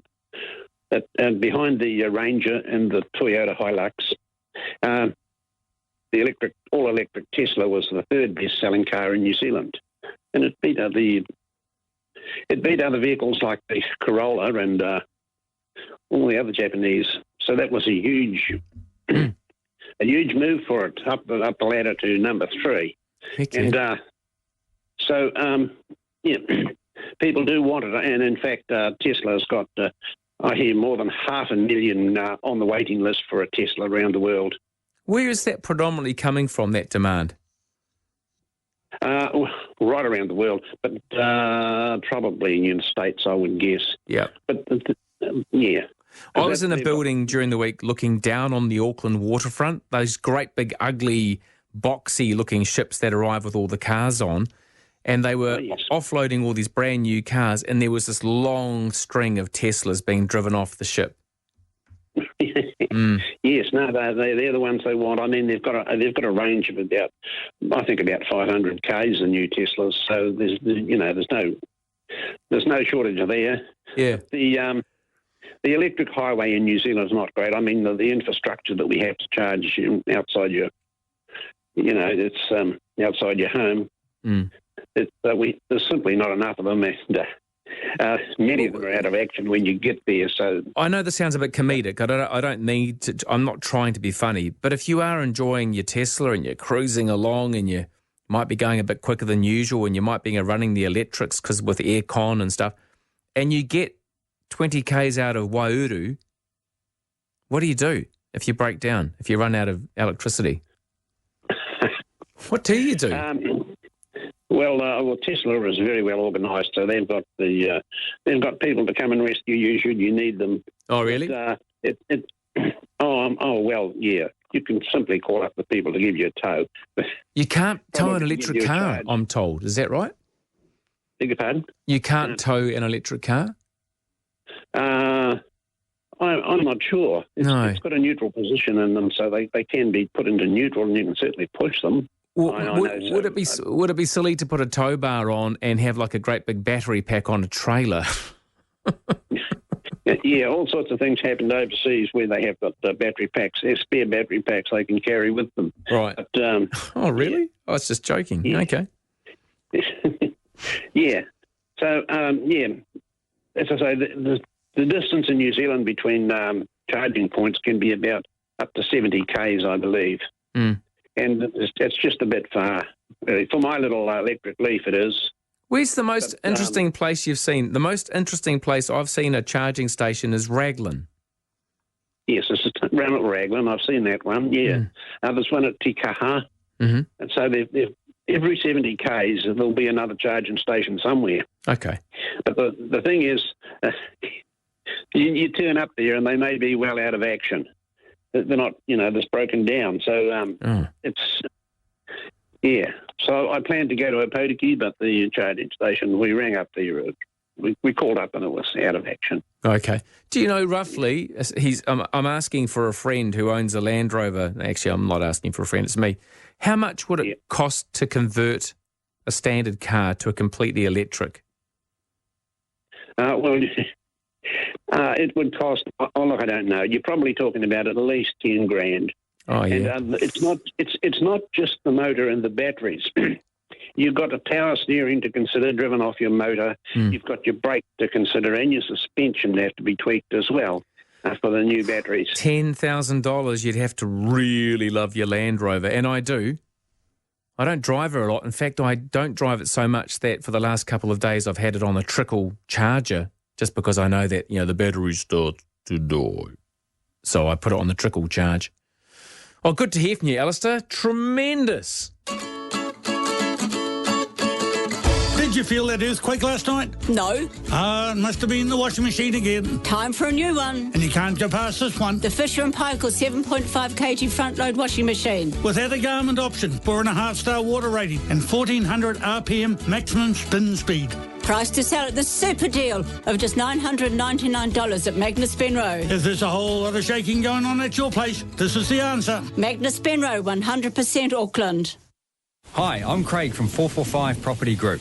If you own a home with weather tightness issues, we understand the stress you are feeling. You may require targeted repairs to your cladding or a leaking membrane deck. We can help. 445 Property Group specialises in restoring the value and integrity back to your property with a solution that works for you. Our team works Auckland-wide and we know how to deal with weather tightness issues. Get in touch today for a free phone consultation. Go to 445propertygroup.co.nz. Before you choose a heat pump, ask yourself, does it do what a Daikin does? Daikin does reliability with over 90 years of expert research and innovation built into every product. Daikin does what some don't. Daikin.co.nz. Glorious Digital, New Zealand's own cutting-edge NFT studio and marketplace. Leaders in sport, music and art. Join the creative community that is glorious.digital.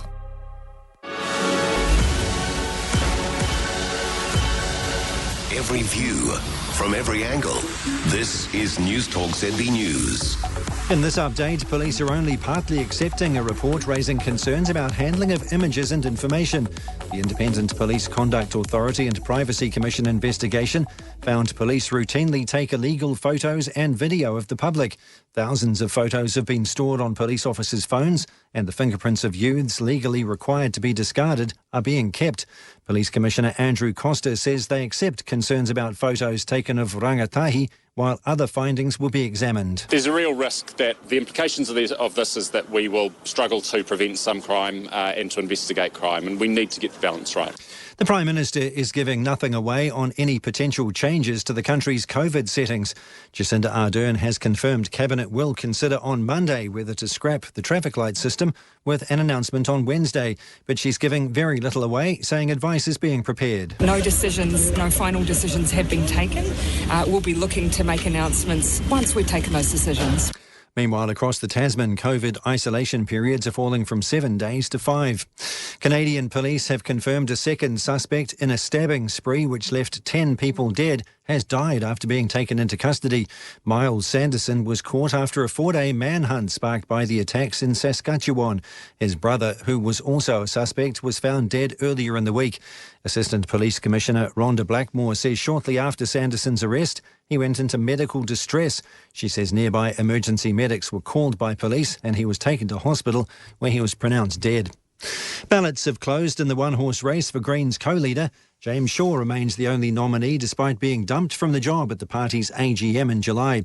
But as chief political reporter Aaron Darman explains, there are no guarantees. Shaw still has to gain at least 75% of the delegate vote to win back the position, and if he doesn't, nominations reopen and the process starts over again. Votes will now be verified, and depending how long that takes, the result could be announced as soon as the weekend. The decision will be revealed by 5 o'clock on Monday at the latest. A man charged with supplying MDMA to a man before he died has been remanded in custody until September the 28th. Name suppression for the 33-year-old continues. A woman who's also charged with possessing a Class B drug for supply has been granted bail. The government will be pushing ahead with new NCEA literacy and numeracy tests, despite one trial school having a 0% pass rate. The tests are slated to be used from 2024 and have been trialled on Year 10s. Associate Education Minister Jan Tinetti says the new testing strategy will reveal gaps in students' knowledge. So what will happen over time is that when they take these assessments, they will have the opportunity to then work out where the gaps are, and they will have the opportunity to plug those gaps. Indonesian and Australian archaeologists have discovered evidence of the earliest known Stone Age surgery. The researchers found the remains of a hunter-gatherer whose leg was amputated 31,000 years ago. It's believed to be the earliest evidence of a complex medical act, predating other operations by tens of thousands of years. In sport cricket, New Zealand have lost the second Chapel Hadley one-dayer in Cairns by 113 runs to lose the series. Set 196 to win, New Zealand's batters have been nowhere near the asking rate, with the Australians strangling them from the outset. New Zealand won the toss and again sliced through the Australian top order, but once again let them off the hook. New Zealand's batters were nowhere near the mark, slumping to 82 all out in just 33 overs, with Kane Williamson top scoring with just 17 off 58 balls. 47 of which were dots. In football, manager Jurgen Klopp is vowing to reinvent his Liverpool side after their calamitous 4-1 Champions League defeat to Napoli. The result equals their heaviest defeat in Europe. Klopp's immediate thoughts have turned to this weekend's Premier League game against Wolverhampton. When they saw the game tonight, they cannot stop laughing, probably, and think, oh my God, that's a perfect moment. I would say it's a perfect moment. But we have to try to find a setup to be much better in pretty much everything. In other Champions League games, Tottenham defeated Marseille 2-0, while there were wins for Ajax, Bayern Munich and Barcelona. That's News and Sport. I'm Tony Doe.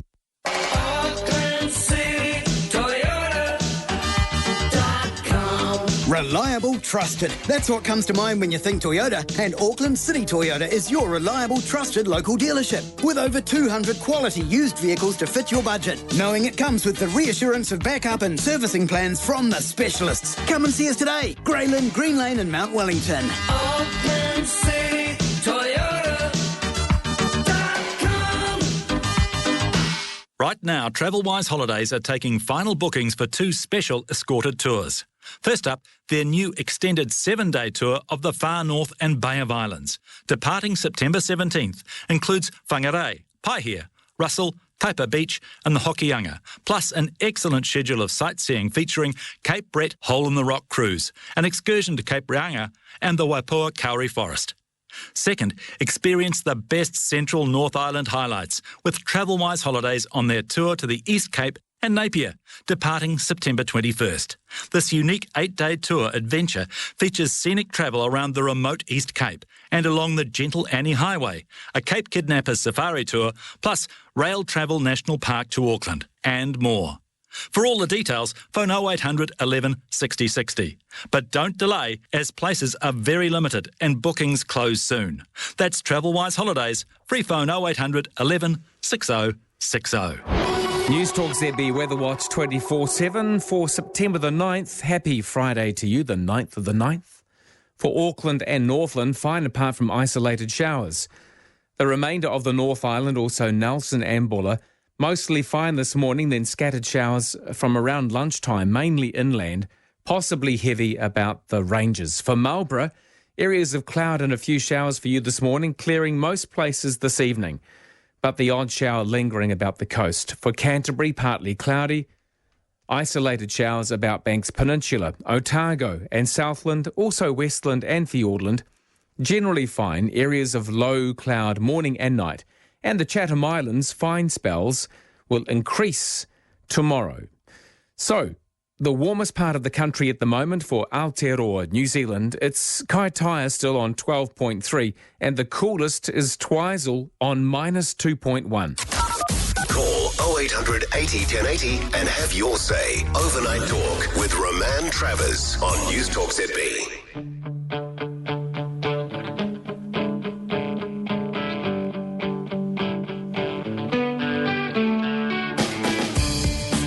Kia ora, New Zealand. Good morning, world. If you're listening on iHeartRadio, it's great to have you along. This is Newstalk ZB. I'm Roman Travers. A woman on the radio talks about revolution when it's already passed her by. Bob Dylan didn't have this to sing about. You know it feels good to be alive. Very good to have your company this morning as we head towards the end of the week. For many, anyway, Friday morning. Great to have you along. Nothing has changed out of Aberdeen or from the royal family, apart from the fact they're all arriving. That's about it, really. She's in a stable, comfortable position at Balmoral Castle in Scotland. And the statements, of course, coming out from Buckingham Palace in London.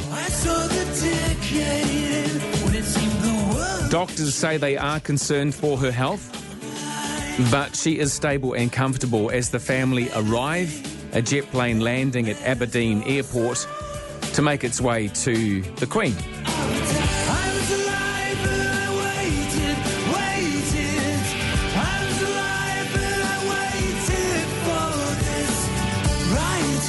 Right now, there is no other place I want to be.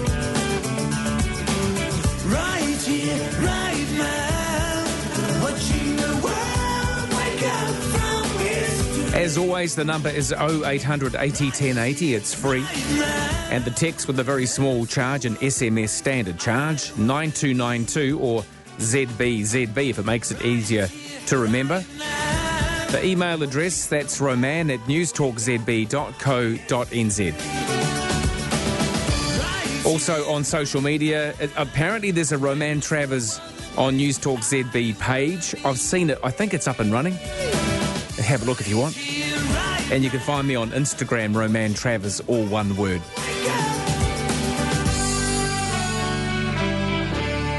3:09, good morning to you. The Queen is under medical supervision at Balmoral Castle in Scotland. This is the statement from Buckingham Palace. Her doctors are concerned for her health following further evaluation this morning. But the palace adds the 96-year-old monarch remains comfortable.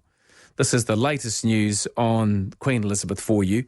Prince Charles, Camilla and Princess Anne are at Balmoral and Prince William is travelling there. Prince Harry and Meghan Markle are also making their way to Scotland, as are Prince Andrew and Prince Edward. So, I think from what I saw on the wires here on the screens that several members of the royal family have just arrived in Aberdeen at the airport and will make their way inland to the castle, to Balmoral. Apart from that, it's lots of reruns on the TVs here. You've probably got that at home as well or on the internet. Just, going back over, looking at her amazing life. Nothing has changed in that regard. Just reminding you, stable, comfortable, but 96. And dealing with an illness at any age is tough, even tougher at that age. For a tough woman, though, you'd have to say, a real battler, someone who's been through a heck of a lot. So feel free to have your say and talk about that. I just want to remind people, there's those who've been listening for ages and those that are just tuning in. This is, there's no tragedy at this point. There's nothing to be too concerned about other than the doctors are there with her. Her family are making their way to see her. But they do say that she is comfortable and stable. That's all we know at this point. Been talking also about electric vehicles, not because I couldn't think of what else to do, because if you bring up electric vehicles, you're always going to get people calling up with their opinions and what they think about them, and that's fine. But there's a study that's come out to say that our attitudes are changing towards them. 60% of the 2,500 New Zealanders surveyed said that they would consider buying an EV as their next car, with a further 74% saying that their current vehicle is what they use for most of their transport over compared to public transport. I don't think that's surprising. If you don't live in a big city in New Zealand, but then public transport's pretty non-existent or pretty ordinary or very limited. Do you want to go to the shops at 9 in the morning? Not really. Well, you have to because it's the only bus. I don't know what it's like for you, but that will be the main reason why most of us are firmly attached to our own vehicles. And because we love driving. Most New Zealanders still love to drive. I know I do. I don't mind driving an automatic. I absolutely love driving my manual Land Rover. That's about the only similarity that I have with the Queen. She's a fully qualified motor mechanic. She has always loved Land Rover Defenders and has driven one for many years herself. And that's about where the similarities stop, I think. 0800 80 1080. I'm looking forward to talking with you as we head into Friday, 3:12. Have your say whatever time of the night. Call 0800 80 1080. It's Overnight Talk on Newstalk ZB. It's time to get your head into the cloud. Future thinking, future-ready IT is here. Cyclone Managed IT for Business paired with Lenovo Server Storage and Cloud Solutions can help transform your business to scale and grow, all whilst maintaining data security, stability and flexibility. Lenovo Infrastructure and Cyclone's nationwide team of over 140 staff have your data center needs sorted, on site or up there. Meet the IT company that's focused on tomorrow. Cyclone.co.nz. Fine wine delivery.co.nz. Hi, it's Jeff. Huge global demand has increased Marlborough Sauvignon prices. Finding quality Sauvignon under $15 is tough. Block 88 by Arnsfield is a rare gem. Made for premium export markets, we have a New Zealand exclusive offer. At $14.99, Block 88 Sauvignon is hard to beat. Shop online. Fine wine delivery.co.nz. Landlords, don't wander the country searching for carpet. You'll find it all at Carpet Country. Recarpeting can add real value to your rental income. Carpet Country has up to 20 lineal metres for only $2,999, including GST, underlay and installation. Hurry, this offer ends soon. Get to Carpet Country, 43 Car Road, Mount Roscoe. The best in the carpet country. The best in the carpet country. Keeping you engaged even overnight. Roman Travers. Call 0800 80 1080. Newstalk ZB. Holy moly, just about got taken out by my own headphone cord. I couldn't get them onto my head because they were underneath my foot. Far too much information, but like a real hazard, a real workplace hazard. 3 0800 80 1080. Richard, good morning to you. And good morning to you too there, Roman. The Queen of England, she's our Queen too. Obviously, she's been, 70-odd years, and she's done a very sterling job of her reign as such. But I think the question's got to be, she's 96. She's on her way up. None of us can stop the ageing process. But the point, I think, the bigger question is what our future constitutional arrangements are going to be. And what's your feeling on it? Oh, that it won't change, that we will just embrace whoever comes along next, Charles or one of the sons or whatever it's going to be. We don't have the appetite to change, and it will happen after Australia do it because they'll do it before us.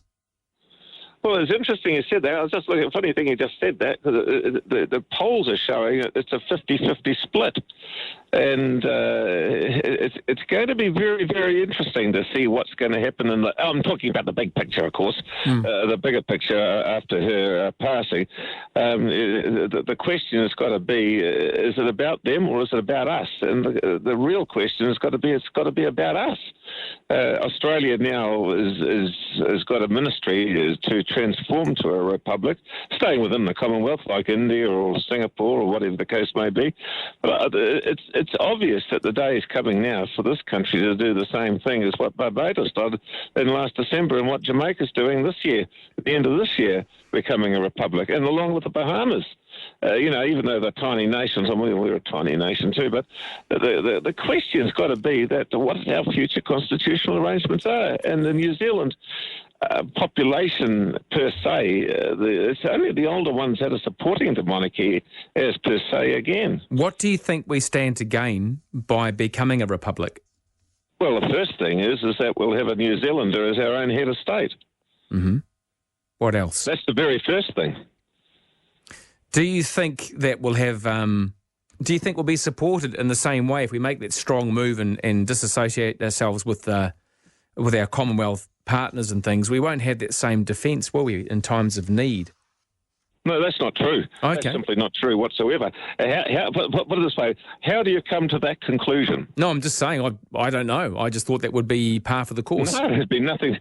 If anything happened to us from an exterior problem, with a military exterior problem, the first country that'd be to our country's aid would be the likes of the United States. It won't be Britain, I can assure you of that. But the point is that at the end of the day, a republic within the Commonwealth, it's inevitable if we stay in the Commonwealth, but most countries in the Commonwealth are republics. And Prince Charles has already said himself he couldn't understand why Australia didn't become a republic. He even said that himself.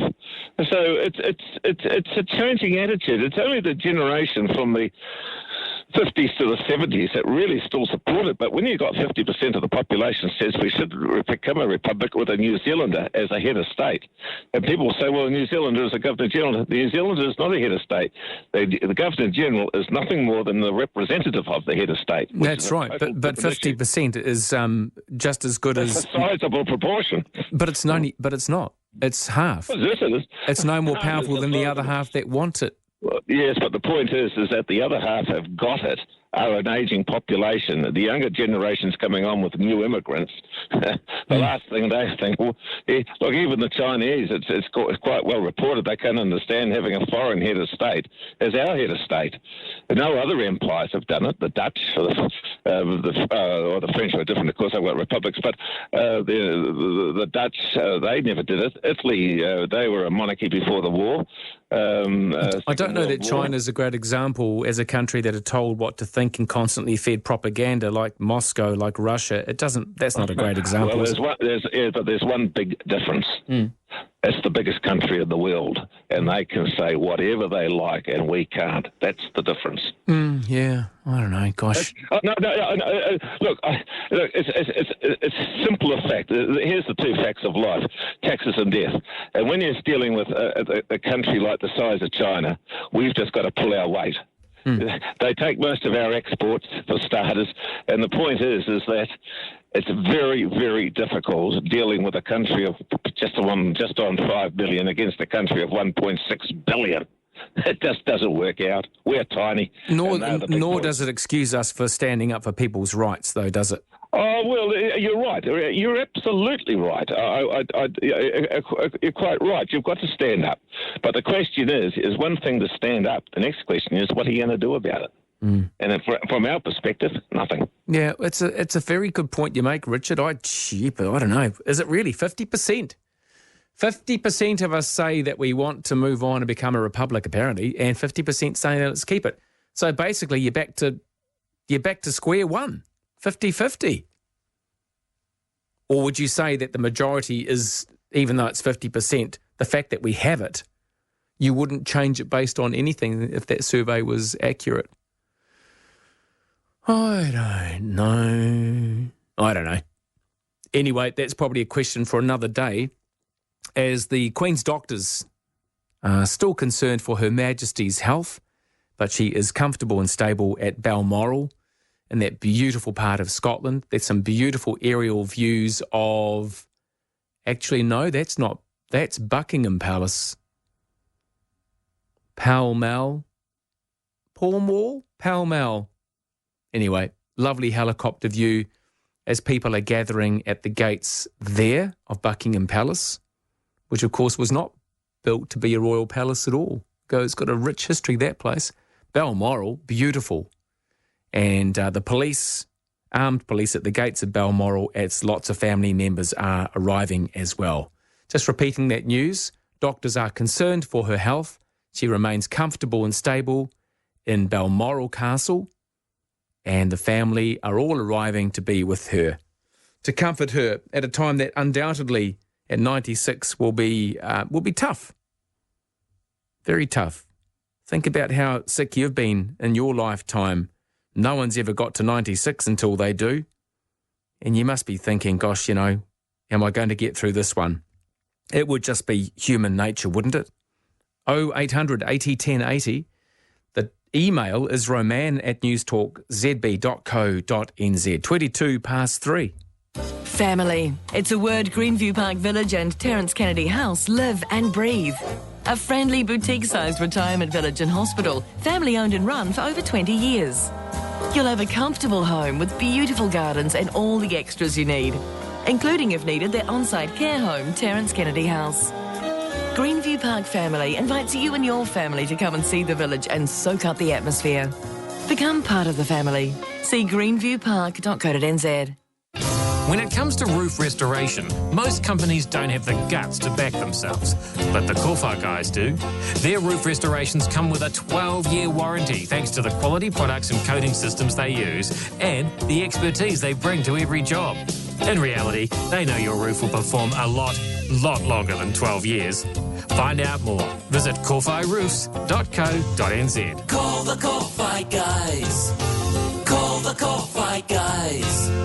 Newstalk ZB Auckland community notices with Danske Mobler Furniture. Save on quality bedroom furniture and Sealy beds. The Pink Ribbon Ride is back on Sunday, October 9th. Raising funds for the Breast Cancer Foundation, this charity ride follows an approved police-escorted route from the St John's Netball Centre to Western Springs Stadium. All motorcycles, trikes and scooters are welcome. For more, go to the events page at breastcancerfoundation.org.nz. Caring for our community. Newstalk ZB and Danske Mobler Furniture. Got an opinion? Give it to Roman. Overnight Talk with Roman Travers. Call 0800 80 1080. Newstalk ZB. 23 past 3. Shirley on the text machine says, regarding a call a little while ago talking about the coal mining disaster where the Queen turned up. Shirley says the Aberfan disaster was 1966. I was in London at the time. Thank you, Shirley. Roman, regarding electrical vehicles, why are they so ugly? I don't know. Well, I don't know. Well, that's beauty is in the eye of the all that stuff. The one who beholds the steering wheel, all that. Some people think the Teslas are beautiful. There are some very beautiful European electric cars coming out with very beautiful price tags too. G'day, Roman, with the royal family gathering so quickly, don't you think it's more serious? Well, no idea at all. She's 96. Any illness could be the end of it for anyone of that age. Even 20 or 30 years younger than that. I think there will be an announcement in the next couple of hours, says the texter. Well, that's mere speculation. I don't think they'll do announcements about announcements regarding this one. They won't be following our government's trend in that regard. Roman, I can't think of anyone who we would look up to as head of state. Shucks, we don't want politicians. Who then? I don't know. It's funny how people have conditioned themselves to not wanting a republic based on what other countries have done.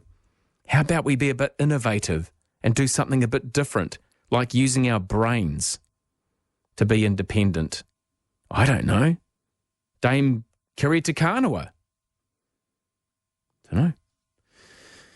Who do you reckon? Roman, where does this idiot get his information from? Why does he feel that he's an authority on monarchs and the stance within New Zealand? I'm very sure British will have our interests at heart, not the USA, says the texter. I'm not sure of anything, but Roman, my main concern is for the police at Balmoral's gates catching pneumonia, says Donald.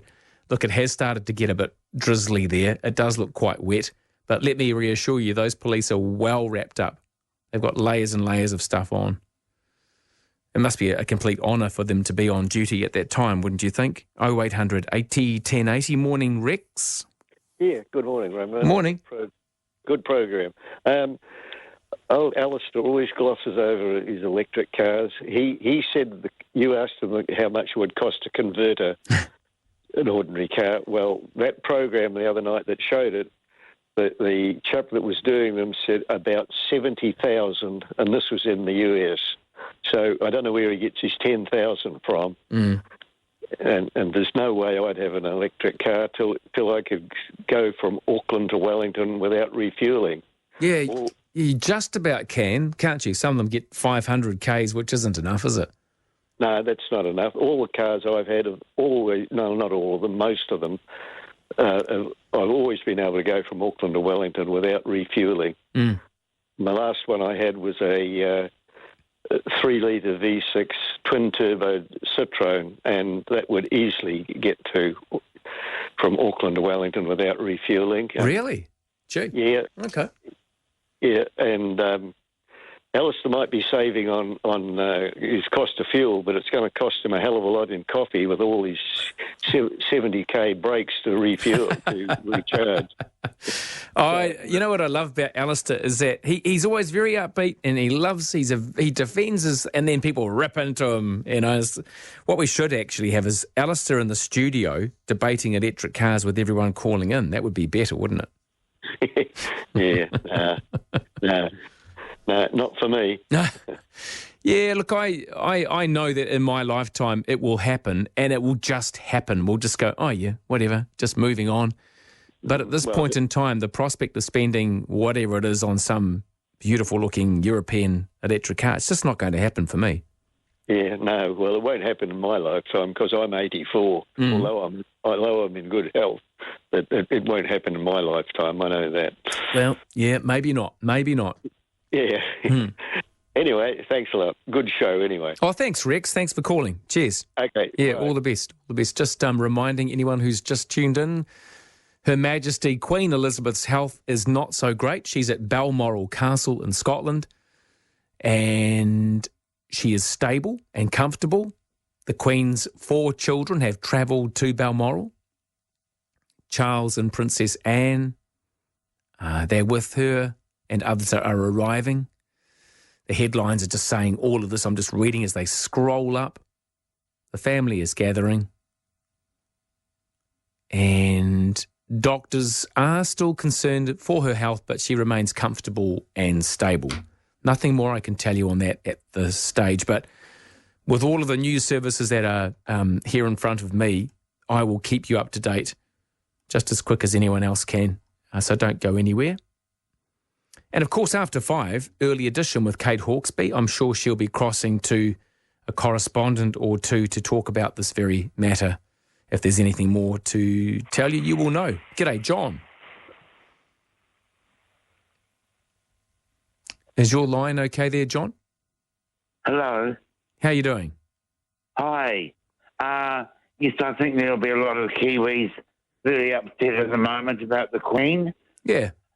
What I rang you up about was to tell you about a mental health event that's happening on the 20th of September. Nigel Leto is speaking at the Nelson College on the 20th of September at 7 o'clock, and it's going to be a conversation about mental health. Good stuff. So I would encourage people to go to that. I was chatting with him yesterday, actually, John. Oh, really? Yeah, He's an interesting man. Oh, he was tremendous. He spoke at a big fundraising lunch for Big Buddy New Zealand, and I was the MC, and he was the guest speaker. And yeah, a thoroughly nice guy. Very, very. I mean, the stuff you couldn't have him on the radio. Very colourful. Yes. So it's going to cost $20, but it'll be well worth it. It's on the 20th of September at 7 o'clock. I would encourage Northsonians to get there and hear what he's got to say. I think there's a lot of people concerned about mental health issues these days. It's coming to the fore. Good. Yeah, very well said, John. And who's organising that? Well, it's called Speak It Up. It's organised by the sponsors are Sport Tasman. Mm-hmm. Good. Okay, then. Yep, good on you, John. Thank you for sharing that information. If you're in the area, Nigel Latter, fantastic speaker. Absolutely amazing, and a great contributor to yesterday's very successful fundraising lunch, the Big Buddy Big Lunch, up on the North Shore. I had a great day, actually. Took a day off work. Good food, good people, very generous people. The people that had donated all sorts of wonderful things like Auckland Blues jerseys and Breakers jerseys, all signed, and there was a fishing rod, but it wasn't just a fishing rod. The fishing rod came with all sorts of, a fishing trip, and so you could bid on things. There was a silent auction and also an auctioneer auctioning off live stuff for a great cause. 0800 80 10 80 is the number. Vicky, I'll be with you next. It's Newstalk ZB 2824.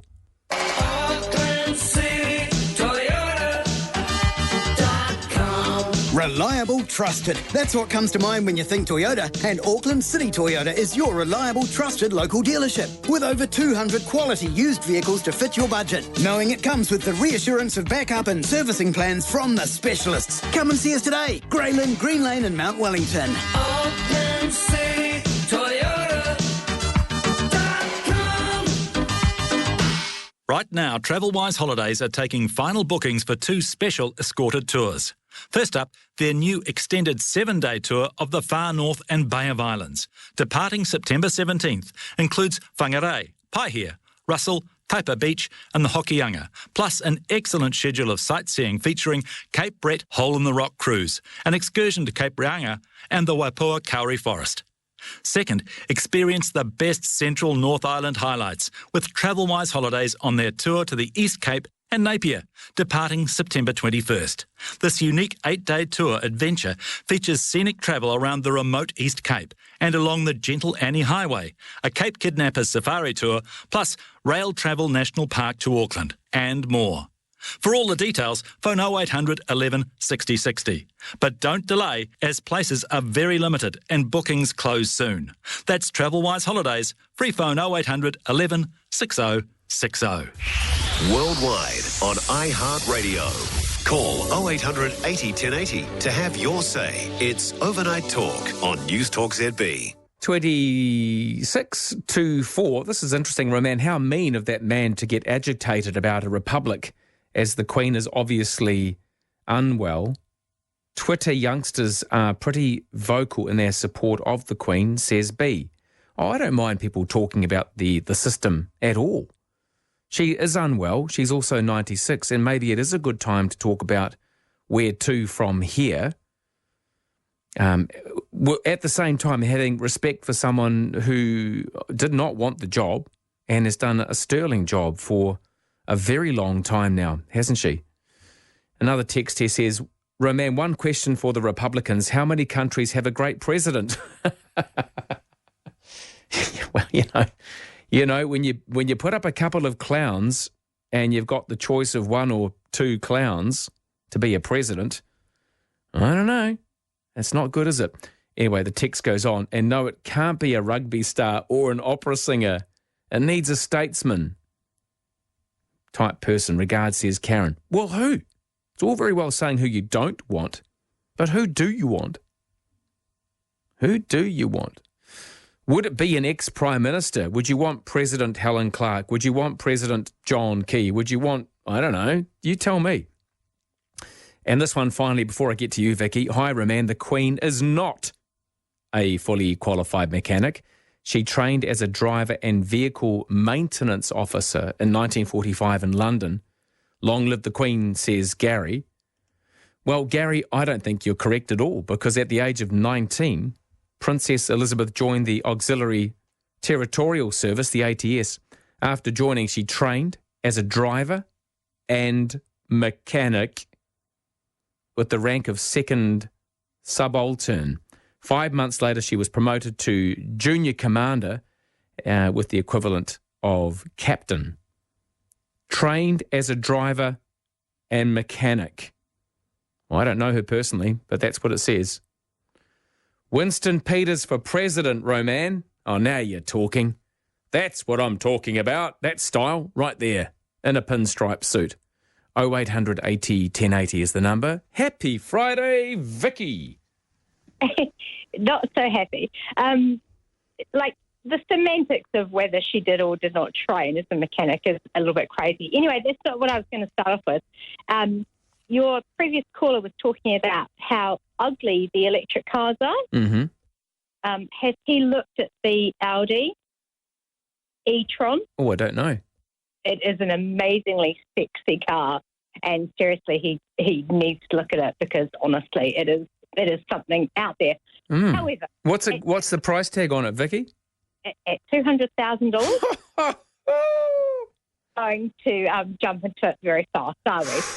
But if I was going to have an electric car, and if I did want 60, I tell you what, that would be the car. It is outstanding. Do you like the Tesla? No, the Tesla's. I like the Tesla, but it's too basic. Is it? I don't know if you've looked at the interior of it, but it is very basic. And if I was going to pay, it depends what model you're talking about. But if you're going to talk about like the kind of mid model, like the Y. You're looking at 100,000, and if I was going to go there, I would definitely go down the Kia GT.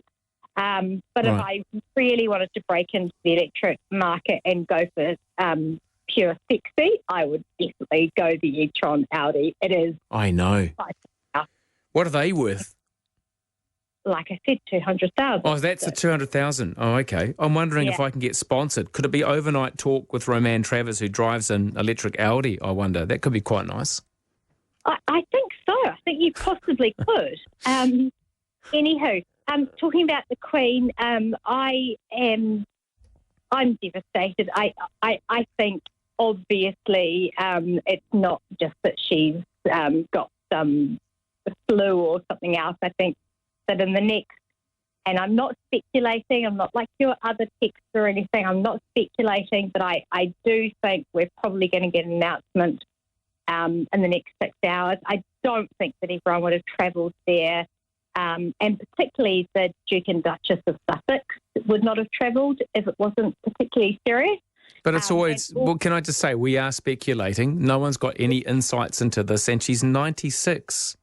We are, but hang on a second. So one thing that I always do is I kind of fact check a lot of things, and so I've looked at flights from every airline that you can possibly imagine. There are no flights available for the next 3 weeks, which makes me think that people are maybe have a little bit more knowledge than we do right now. Which people? Well, you can't get a flight from Auckland, Wellington, Christchurch, anywhere in New Zealand for the next 3 weeks to London. And I think that the airlines are, I'm not saying they've got other insights than what we do, but I'm picking that they are also thinking the same thing that we do. No one's travelling to, as in none of the royal families all going to travel up to Balmoral if it's not something serious. She hasn't just had a fall. Well, no, but that's, I'm sorry to bring it back to the same point again and sound repetitive, but we don't know, and she's 96, so of course it's a high-risk situation when you're not well at that age. But you know what? She may well bounce back from this. We just don't know. But of course they need to be there in case something, you know. There's no way Harry and Meghan would have gone there today. Absolutely no way Harry and Meghan would have if it wasn't the end of her life. All right. I can get William, I can get Charles, I can get Anne, Andrew, Edward, all of those people. I can get that, but I do not think that Harry and Meghan would have travelled if it was not. You would not want to be the one royal member of the family or two that didn't turn up if things did go badly. So I guess they just, they have to be there. Mm.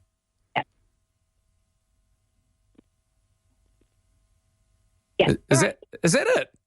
Yeah, that's it. I can argue with you in court. You're going to try and argue with me, but I'm not going to. I do just think. No, I'm not arguing. I'm just pointing out that we don't know any more than what we're being told, and everything else is speculation. In 6 hours' time, we will get the final. Mm. Yeah. Anyway. Okay. Well, you know, I don't know. Yeah, whatever. I don't know. Yep. You know what? It doesn't look good. But just because crowds are standing outside the front of Buckingham Palace and gathering around Balmoral in Scotland in the rain, by the way, it doesn't mean that it's the end. It may well be. But I'm not going to start speculating and start putting out words and have people saying, oh, Roman said, because I don't know. And you've got access to exactly the same information that I have, and that is that Her Majesty Queen Elizabeth's health is not great. The Duke of Sussex is making his way there. The Prime Minister's thoughts are with the country. All these banner headlines rolling across. It's been saying breaking news since last night. And it's big news. But, you know, she is 96. And if your grandmother or mother or great-grandmother, as the case may be, was 96 and unwell with doctors saying they were concerned, of course you'd make the effort to get there. I don't think it's that much of a hardship for the members of the royal family when they've got helicopters and Range Rovers and jet aircraft on standby. But the shots are quite interesting. Can I just say before I move on, the shots of the front gates of Balmoral, it's a beautiful looking grounds. The gates are opening and shutting. At the moment, there's a great big lorry coming out, which looks like a food supply type truck. It won't be more Wilsons because they're not there. Bio, it is a food truck. It's got pictures of Bio Food is the truck that's coming out, having just topped up the kitchens. But there's been a strange fleet of Land Rover Defenders and Range Rovers, all sorts of bits and pieces there coming and going. But that's all we know at this point. And if you've just woken up to join me, the Queen is not well, and that's all we know at this point. She's comfortable and resting. But thank you, Vicky, for speculating. Your calls, 0800 80 1080, emails, roman@newstalkzb.co.nz, and the texts through on 9292 or ZB 17 to 4. Every view from every angle at every hour. Overnight talk. Call 0800 80 1080. Newstalk ZB. For over 45 years, Singapore Airlines has proudly taken Kiwis to the world. Fly to over 100 destinations across their network, with 18 weekly summer services from Auckland and Christchurch to Singapore and beyond. It's time to book that holiday you've been dreaming of. With Singapore Airlines, every detail has been curated to delight your 5 senses throughout your journey. They look forward to seeing you in the air again. Book now at singaporeair.com. Borders are open and overseas workers are queuing up to lift New Zealand's productivity. But where are they going to live? The answer is HouseMe, New Zealand's most affordable tiny home solution. HouseMe's tiny homes are on skids, so they're easy to move and repurpose, making them the perfect investment for your workforce and business. Learn more about New Zealand's most affordable tiny homes at houseme.co.nz or give them a call 0800 HouseMe. All the opinion you need from the voices you trust. On this lockdown thing, look, the Prime Minister and Chris Hipkins should just apologise to the people of Northland. Of course they owe them an apology. They gave them permission, and those women took COVID with them, and COVID back then equalled a government lockdown. The Northland lockdown debacle with the government's usual form of refusing to apologise is yet another example of the more we know, the more worrying it all becomes. We're still paying the price, economically, apart from anything else, and that's before you get to mental health and the education, all that sort of thing. The stories that matter to you. Newstalk ZB. Call 0800 80 1080 and have your say. Overnight talk with Roman Travers on Newstalk ZB. 3:45, lovely text, a lovely email actually in from Alaska from Andrew, who's a regular emailer from his boat, always bobbing around in Alaska. A beautiful morning here in the Anchorage. Talking of flight, I've done a great deal of travel by air, even a few trips on Concorde back in the day. 3.5 hours at 55,000 feet, terminal to terminal, London to New York. I remember the return trip was around $14,000 US at the time. Wonderful show as usual, says Andrew. Thanks, Andrew. Hope you're bobbing around safely there in Alaska.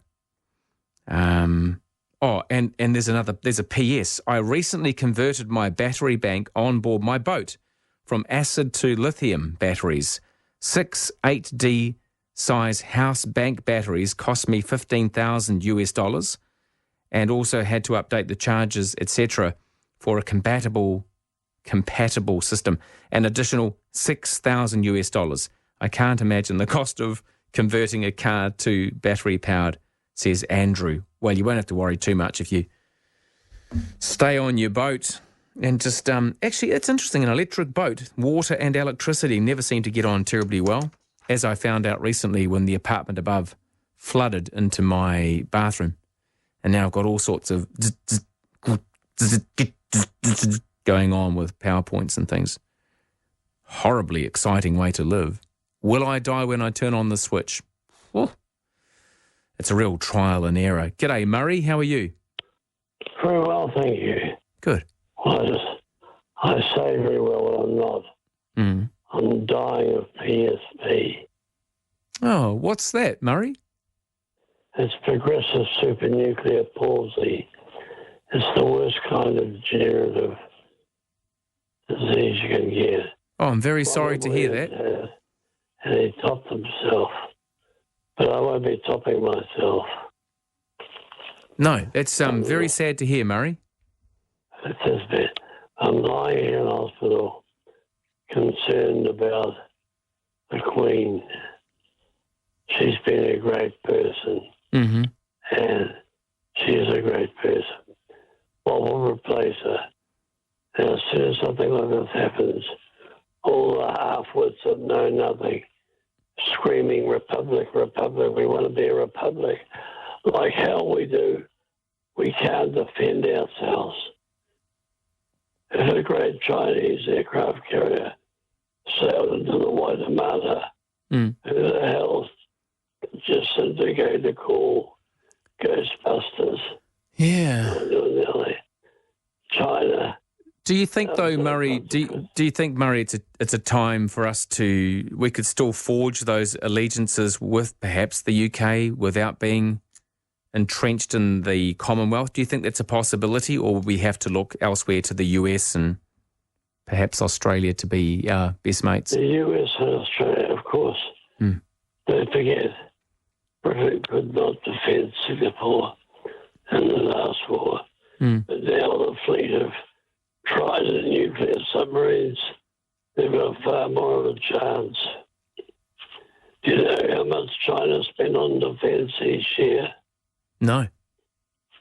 You can check us out on Google. $230 billion US dollars. Do you know how much the US spends? 500 billion more. 705 billion. It's a lot of money, isn't it? When are we going to grow up and realise that, it just, I don't know. Every time I hear about a situation vis-a-vis what's happening in Ukraine, I just go, really? Really? When are we going to realise that no one really wins from this, and no, we can't afford to be fighting this, and yet we are?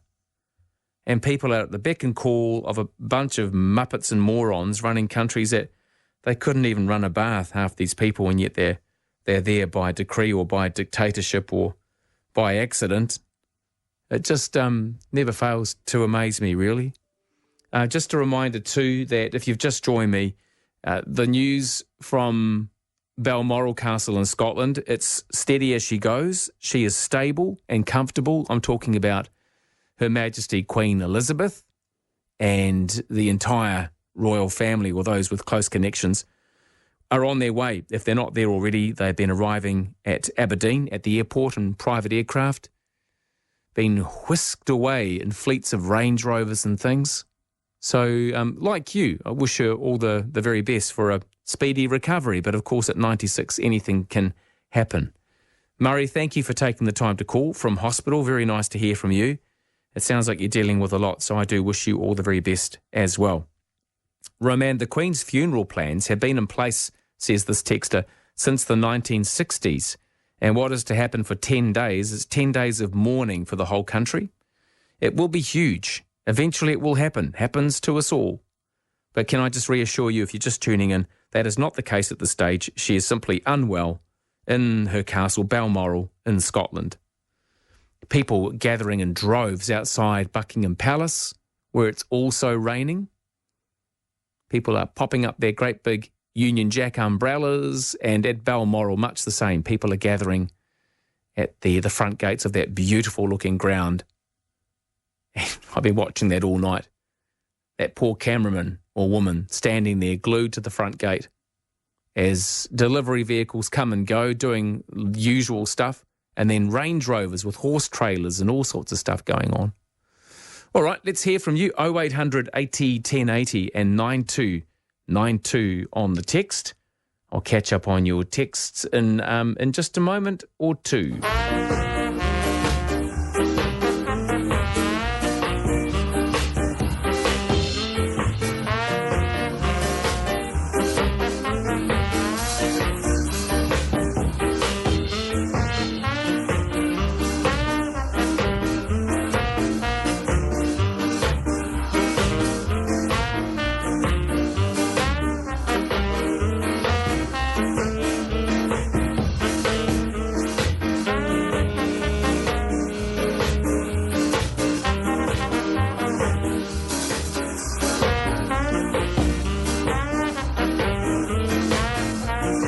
Newstalk ZB, Roman Travers with you through until 5 this morning. After 5, early edition with Kate Hawkesby, taking you around the world with all the news you need to have, as well as around the country. No doubt Kate will have some correspondence in the UK with the latest information, the latest news on what's happening with Queen Elizabeth.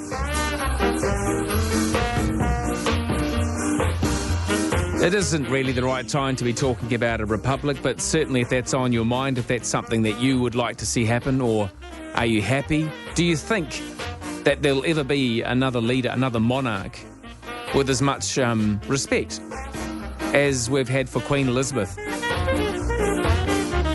She could have years to go yet. We all know that time is pretty limited when you're 96, but we do wish her a speedy recovery.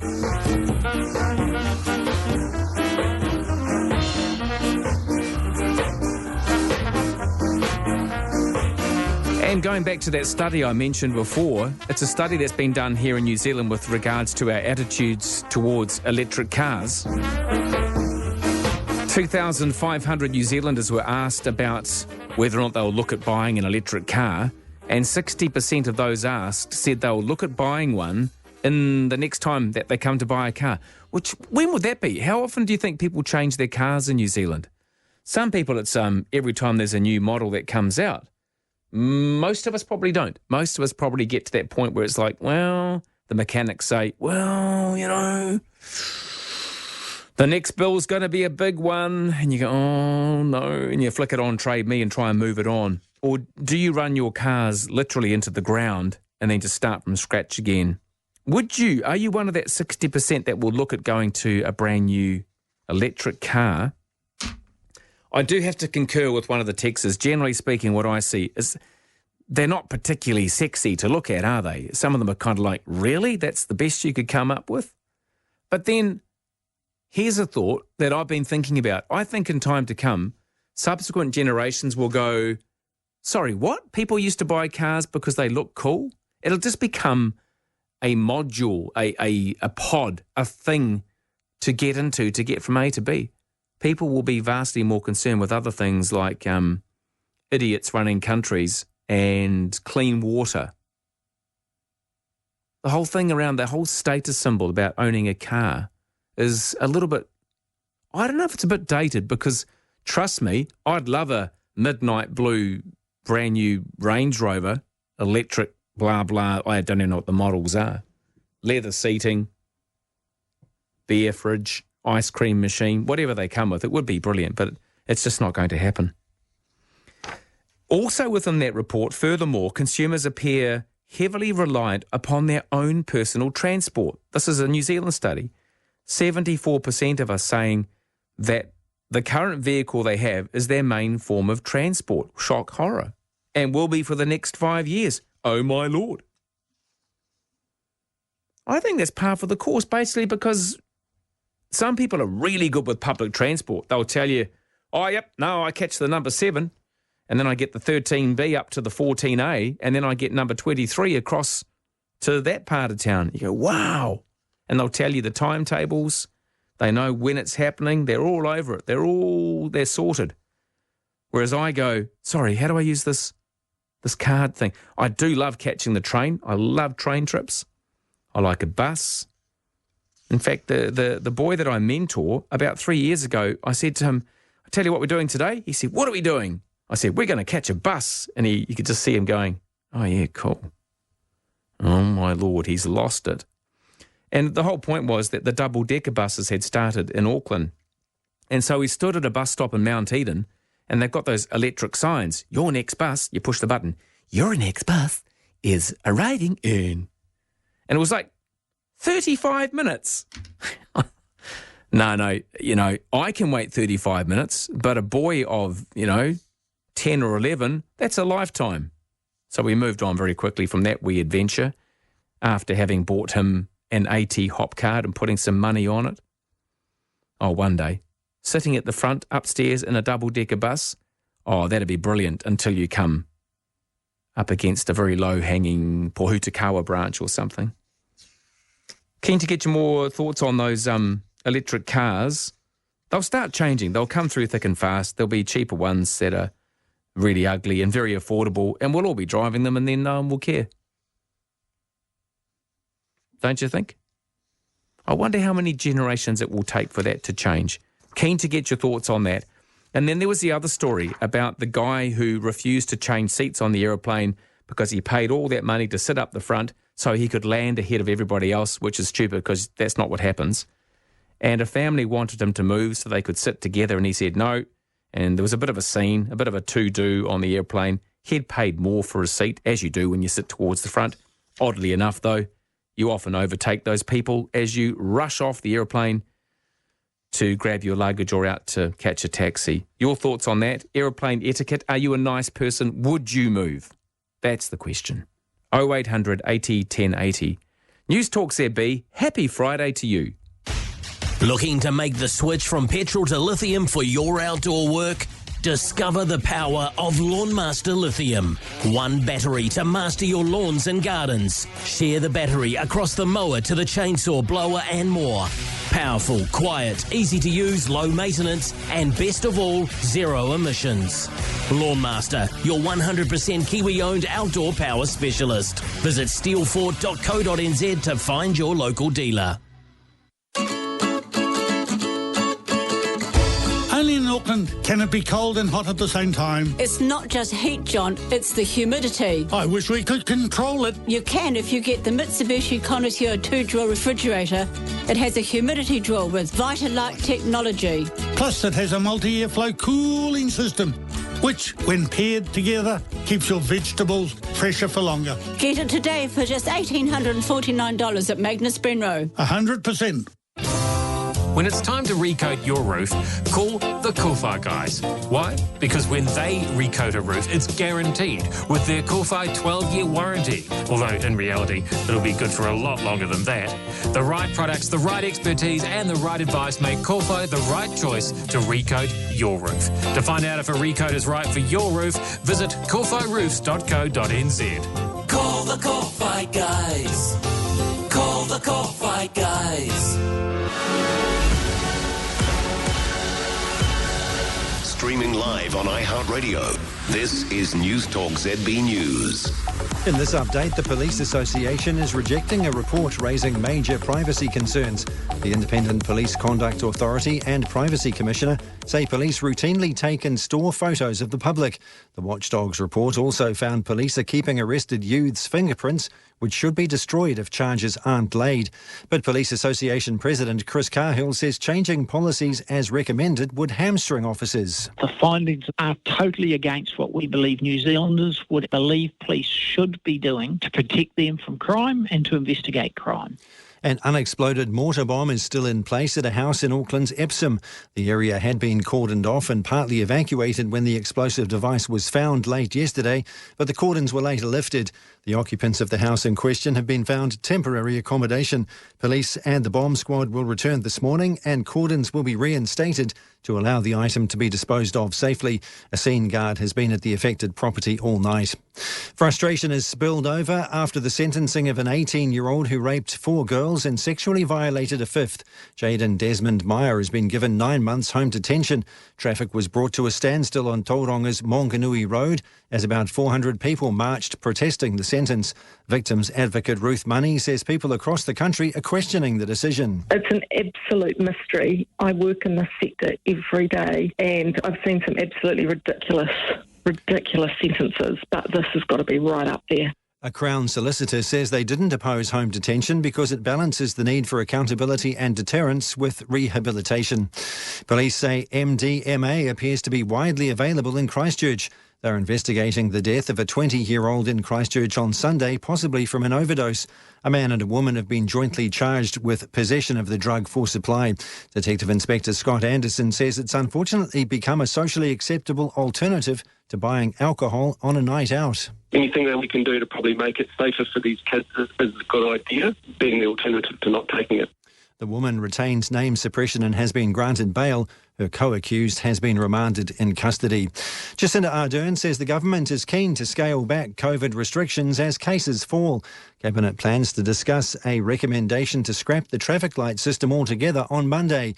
If ministers approve, it could kick in as early as next Wednesday.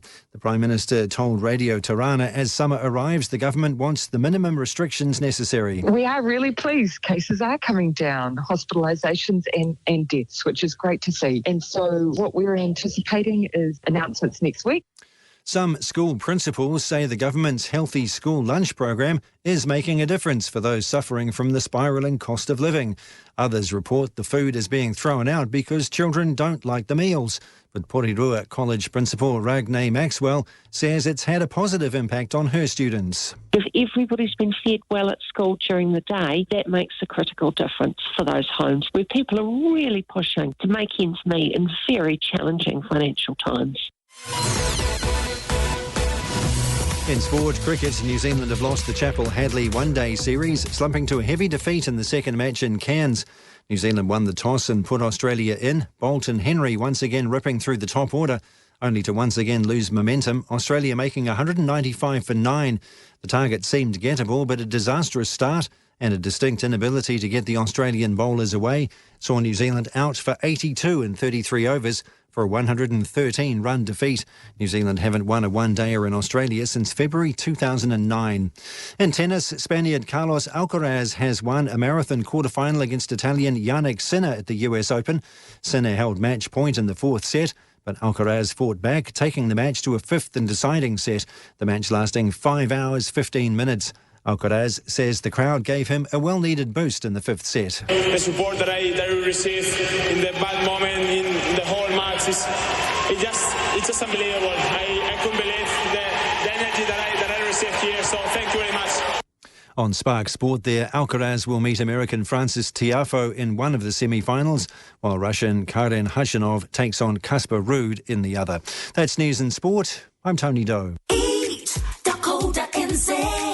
Take a break from cooking because now you can jump online and order delicious Heat and Eat meals. The team at Eat create new menus every week. You just order the number of Heat and Eat meals you want by 11 a.m. and they're delivered to your door the next day. With no contracts or subscriptions, everyone's switching to delicious Heat and Eat meals delivered by Eat. See this week's new menu at eat.co.nz. Eat.co.nz. Right now, TravelWise Holidays are taking final bookings for 2 special escorted tours. First up, their new extended 7-day tour of the Far North and Bay of Islands, departing September 17th, includes Whangarei, Paihia, Russell, Taipa Beach and the Hokianga, plus an excellent schedule of sightseeing featuring Cape Brett Hole-in-the-Rock Cruise, an excursion to Cape Reinga and the Waipoua Kauri Forest. Second, experience the best Central North Island highlights with TravelWise Holidays on their tour to the East Cape and Napier, departing September 21st. This unique 8-day tour adventure features scenic travel around the remote East Cape and along the Gentle Annie Highway, a Cape Kidnappers safari tour, plus Rail Travel National Park to Auckland, and more. For all the details, phone 0800 11 60 60. But don't delay, as places are very limited and bookings close soon. That's TravelWise Holidays. Free phone 0800 11 60 60. Newstalk ZB Weather Watch 24/7. I don't know why I hesitated then. It's the 9th today. Happy Friday, by the way. The short forecast for the whole country for Auckland and Northland, fine apart from isolated showers. The remainder of the North Island, also Nelson and Bulla, mostly fine this morning, then scattered showers from around lunchtime, mainly inland, possibly heavy around the ranges. Good morning, Marlborough. Areas of cloud for you with a few showers, clearing in most places this evening, but the odd shower would linger about the coast. For Canterbury, partly cloudy, isolated showers around Banks Peninsula.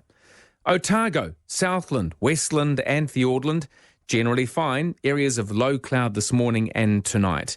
And the Chatham Islands, fine spells, increasing tomorrow. The warmest part of Aotearoa, New Zealand at the moment is still Kaitaia on 11.9 and the coolest is Twizel on -3. Keeping you engaged even overnight. Roman Travers. Call 0800 80 1080. Newstalk ZB.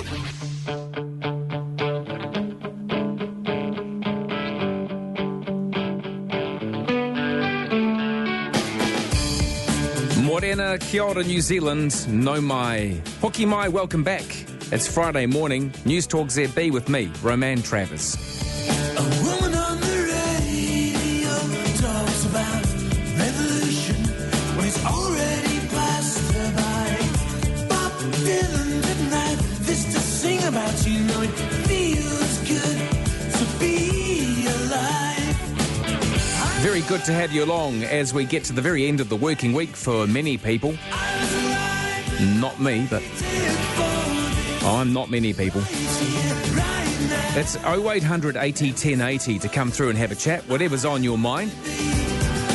And the text, which has a small SMS charge, 9292. The email is free.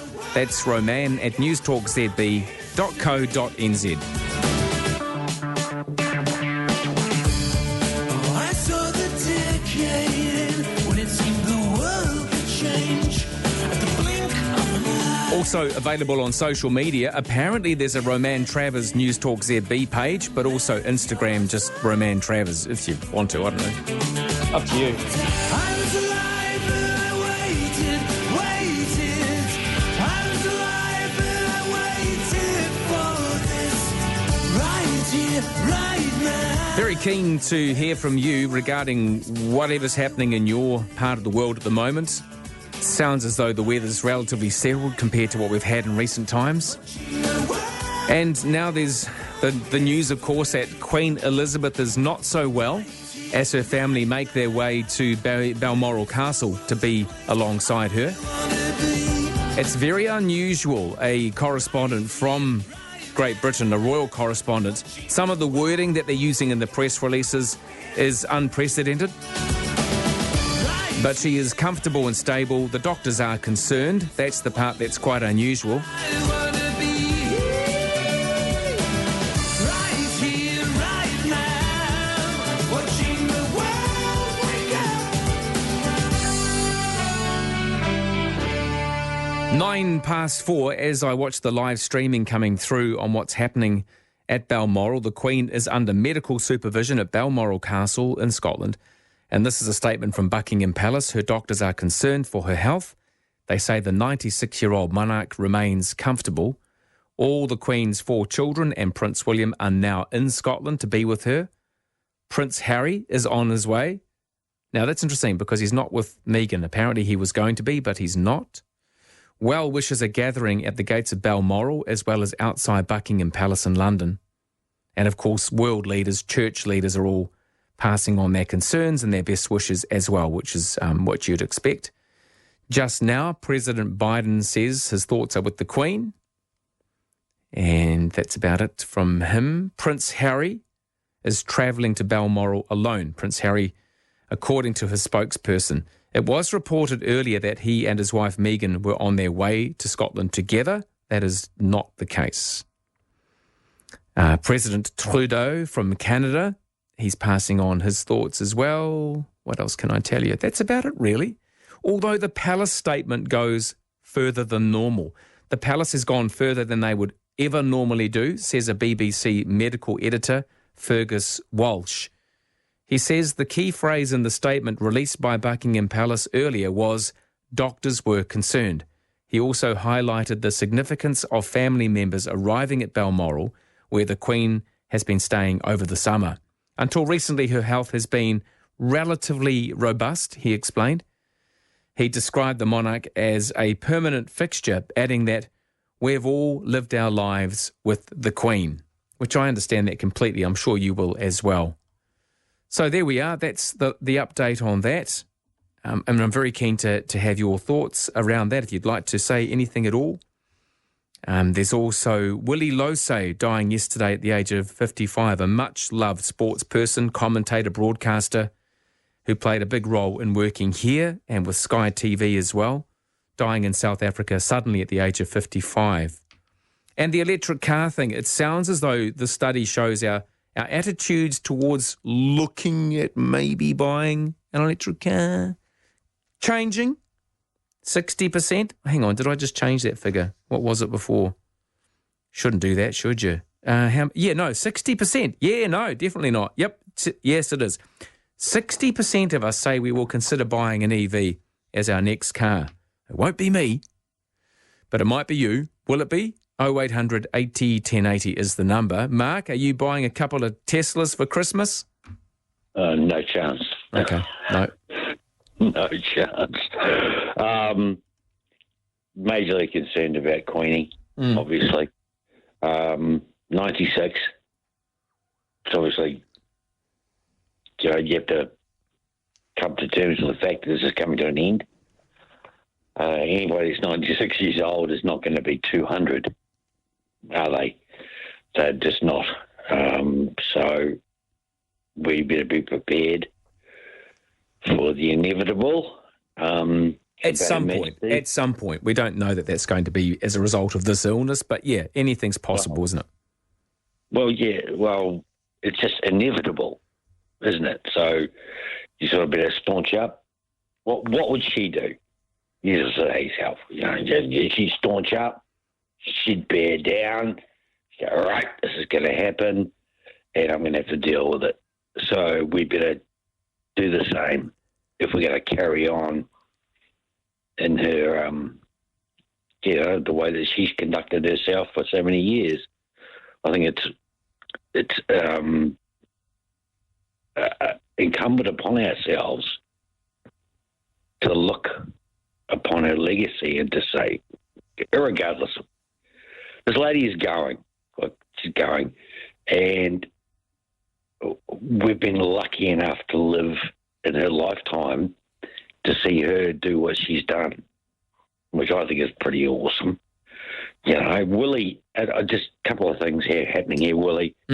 Willie, I had so many discussions with Willie on RS when he first came on late night and sort of dipped his toe into it and see if he could carry on, and he was so great. He was so hilarious. Mm-hmm. And we had some wonderful discussions. I remember saying to Willie, I went on this rant, blah, blah, blah, blah. I said to Willie, I'm just an old honker from South Auckland.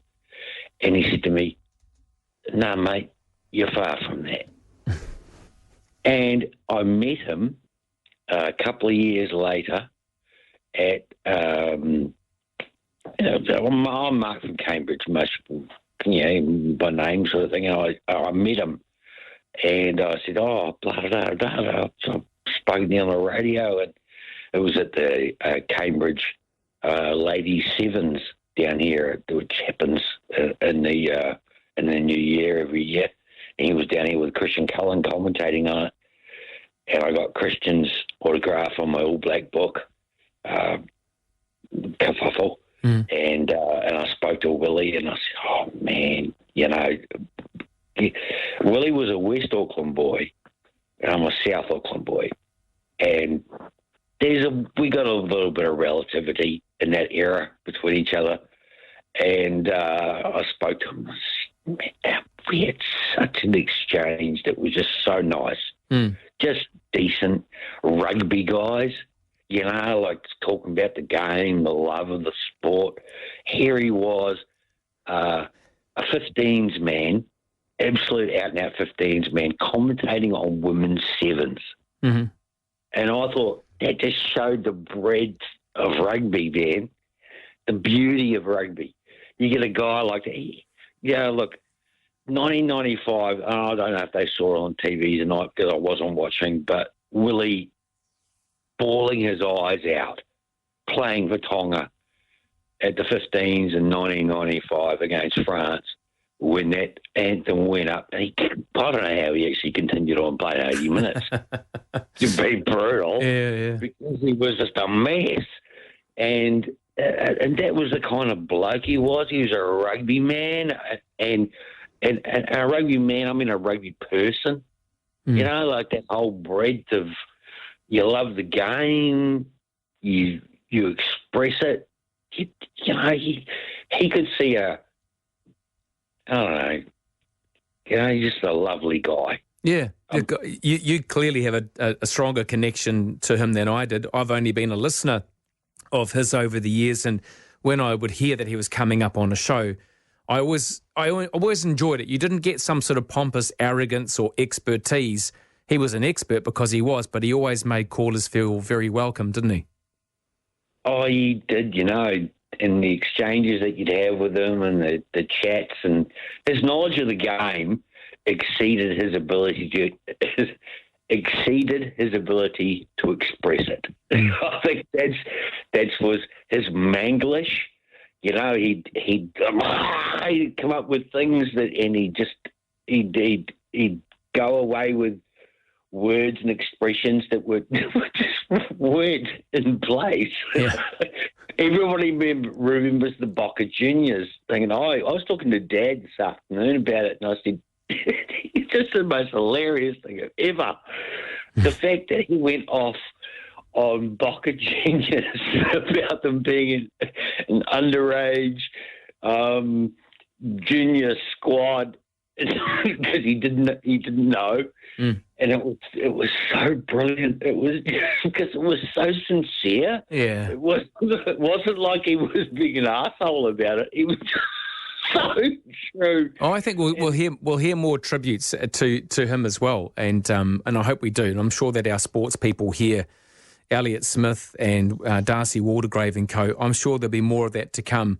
I know that Darcy spent some time last night talking about his life and his association with Willie Losay. 55 too, Mark, 55, I think. Oh, man. Wow. My condolences to all of his family and anyone who knew him well.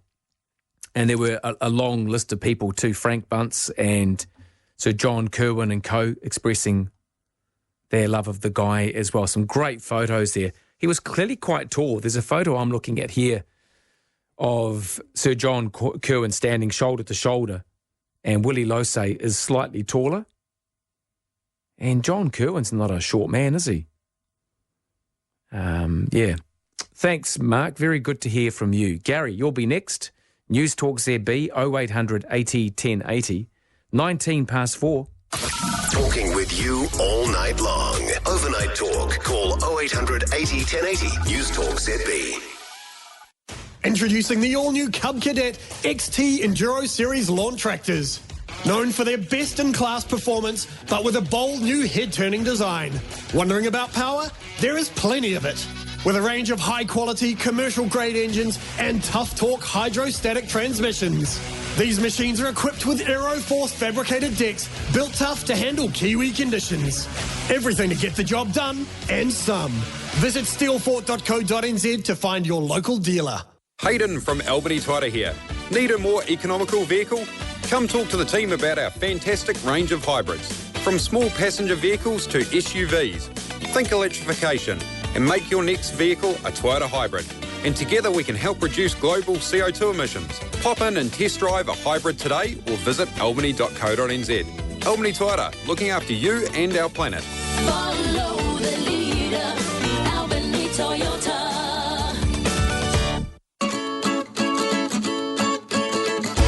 This is the week, Adrian, the one that takes us to double digits till Christmas. Not that you're counting, eh, John? And I have got the perfect stocking stuffer idea. It's the Samsung 55-inch OLED TV. It's the top-of-the-range telly with a spectacular picture. And if you invite your mates around, it's kind of like a gift for everybody. Get it today for $3,488. For that price, you can even buy a bigger stocking. Magnus Benro, 100% legendary.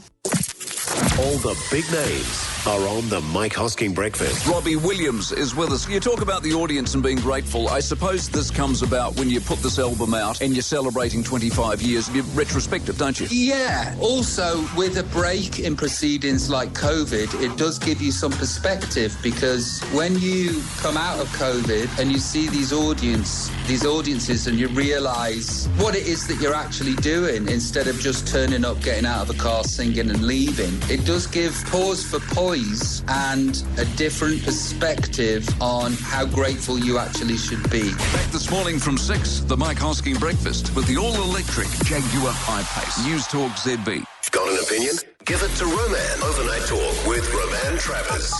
Call 0800 80 1080. Newstalk ZB. 22 past 4. Pictures on the screens now of various members of the royal family having flown into Aberdeen Airport, now being transported in fleets of Range Rovers and Land Rovers, Defenders into Balmoral Castle.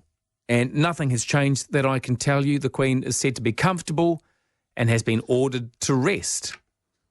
Isn't that an extraordinary thing to imagine, telling the Queen that I'm ordering you to rest?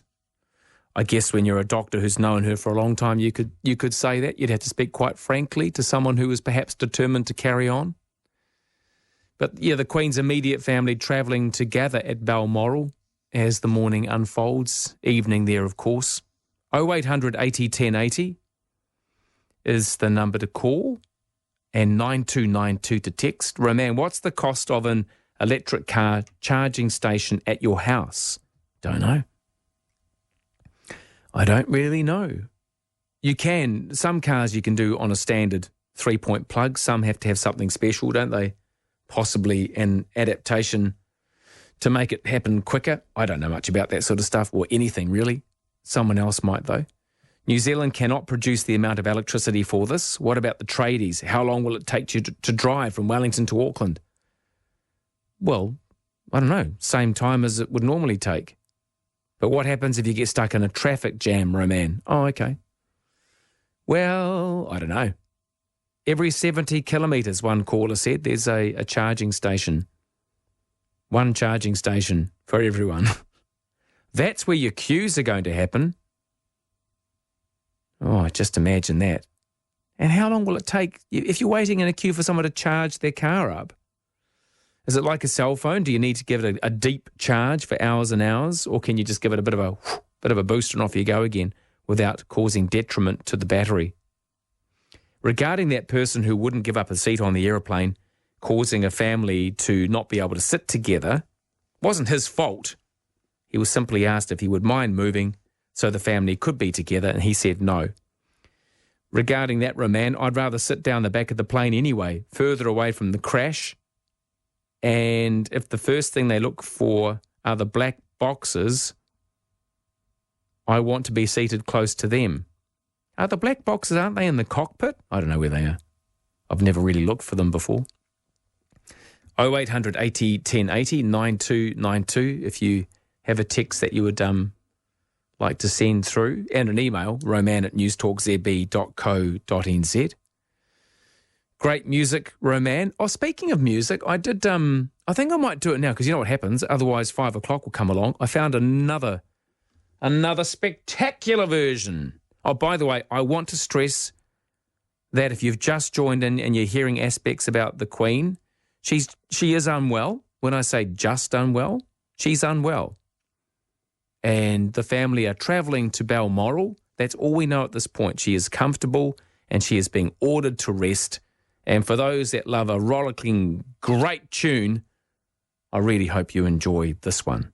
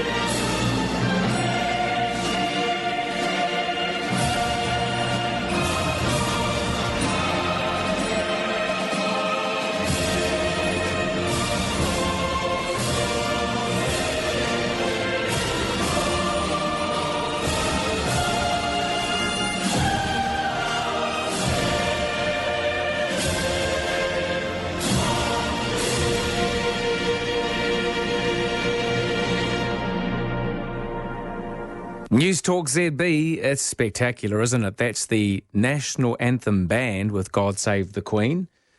That was quite spectacular. That's the third version I've played throughout the morning, and that was really like, you couldn't help but stand up for that one, could you? Even if you are driving, 0800 80 1080 is the number. You can text me on 9292. Wishing Queen Elizabeth a speedy recovery. Let's just hope that. 96 years old, she is stable. There's nothing more I can tell you in that regard, but I'll keep you updated up until 5. And after 5, of course, early edition where Kate Hawkesby will take you to the correspondence that matter and bring you all the information that is current here on Newstalk ZB. 29 past 4. John, you'll be next. Are you building, renovating, or have existing showers that need some love? Give Diamond Fusion Glass Defender a call on 0800 66 72 78 for genuine Diamond Fusion Easy Clean, the world's only true lifetime glass protection, so you can keep your glass clean, easily, permanently. If they say it's like Diamond Fusion, it's not Diamond Fusion. Don't spend an hour cleaning your shower. Do it in a minute with Diamond Fusion. Your kitchen, your sanctuary, your Miele outlet. Visit the fabulous store full of quality Miele products. Appliances you love at prices that amaze. Make jaws drop. Make the right move. Make the Miele upgrade. With huge savings off run-out products and stock arriving weekly. Your Miele outlet store, 880 Great South Road, Penrose. steelfort.co.nz. Your kitchen, your choice, your Miele. Newstalk ZB Auckland community notices with Danske Mobile Furniture. Save on quality bedroom furniture and Sealy beds. The Waitakere Bears, established in 1950, is one of the oldest and largest softball clubs in New Zealand. Its annual Have a Go Day is coming up at Starling Park in Ranui on Sunday, September 11th from 1 p.m. Whether your sport of choice is softball, baseball or t-ball, they've got all bases covered. For more, head to waitakerebears.co.nz. Caring for our community. Newstalk ZB and Danske Mobile Furniture. Call 0800 80 1080 and have your say. Overnight Talk with Roman Travers on Newstalk ZB. 4:30. Really good to have you along. Hope you're enjoying your Friday so far, whatever you've got in store.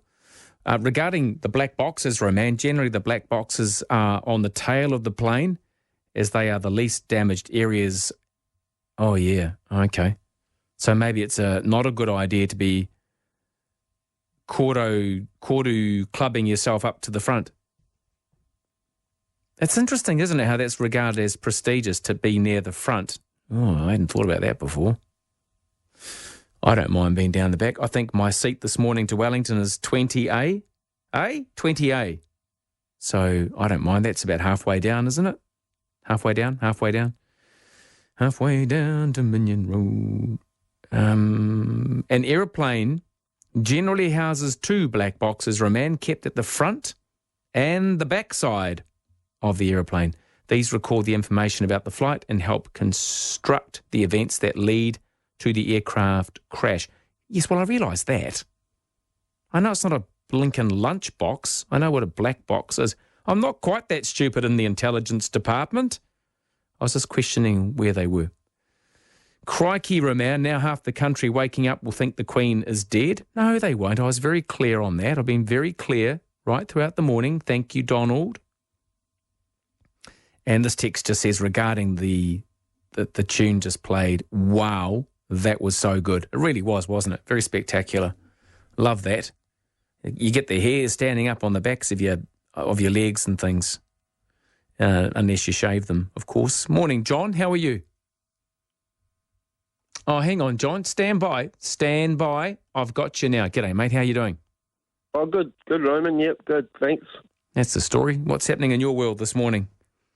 Oh, well, I just reminded of my experience in the 1960s when the Queen went through in the motorcade. We lived in the Mangere Bridge, and Mum and Dad walked all us kids down to Coronation Road, and we watched the motorcade go past, and when the Queen went past, she looked me straight in the eye and waved at me, and I thought, wow, that's the Queen. So that's my big memory of the Queen. And I've learnt the God Save the Queen playing on the harmonica Have you? Which I have here, if you would like to hear it. How good are you? I'm reasonably good, yeah. Are you as good as that last orchestra? Oh, well, it's so different. It's just one instrument, so it's hard to really compare that. But all right. Well, give it a whirl. Let's see what happens if I... Let's see it. Okay. Thank you. All right.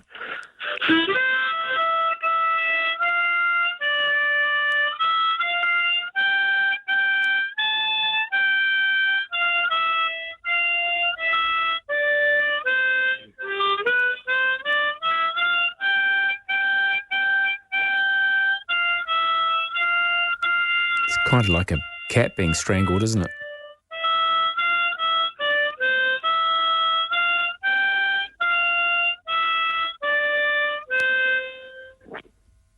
That's the short version. Well done. That was brilliant. I was just saying how brilliant that was. Well done.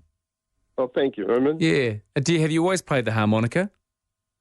Oh, yeah, over quite a few years I've played it, and when my wife was sick and I was caring for her, I had a lot of free time, so I went online and learned a few things there, and then I just practiced, and I do a little bit of free busking, and it's good for my soul. It's good to, and it's one instrument that you can play breathing in and out, so you get really good exercise for your lungs. We always used to have them as children. We'd get given like a Christmas present, a harmonica, which would annoy everyone for a few months until someone lost it or took it off you. Yeah.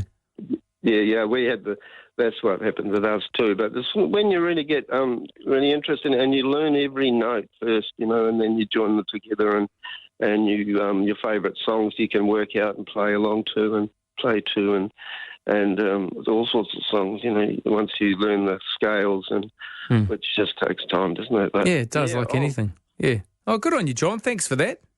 Okay, mate. Cheers. All the very best. I've never really most of the time when people say, "Can I play you something off, an instrument?" You go, "Oh no," but that was actually just nice. Very nice, very simple actually. Hey there, Roman. I can play God Save the Queen on my recorder. Would you like to hear it? I'm very average to poor. Oh, the recorder. Oh, I think the recorder's been supplanted by the ukulele these days. We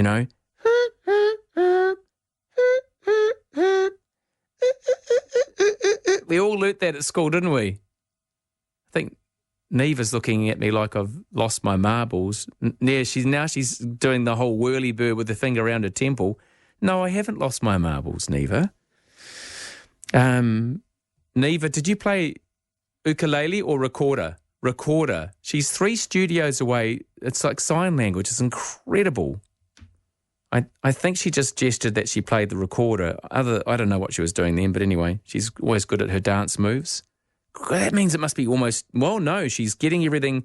Neva's very fastidious. She's like me. I think I can share this with you. Too bad if you can't stop me, Neva. You're too far away.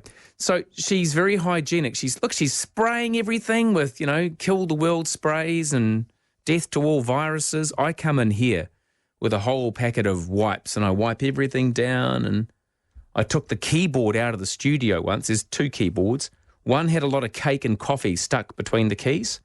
So I unplugged it and I took it out for surgery and I cleaned it up. Now, you could lick that keyboard if you were bonkers, and it's very, very clean anyway. It's 2325 0800 80 1080. Do not call if you're going to play me God Save the Queen on bagpipes or the recorder or the ukulele. It's just not what's going to happen. One was enough. It was very nice. But very keen to talk to you before the top of the hour. Newstalk ZB, good morning.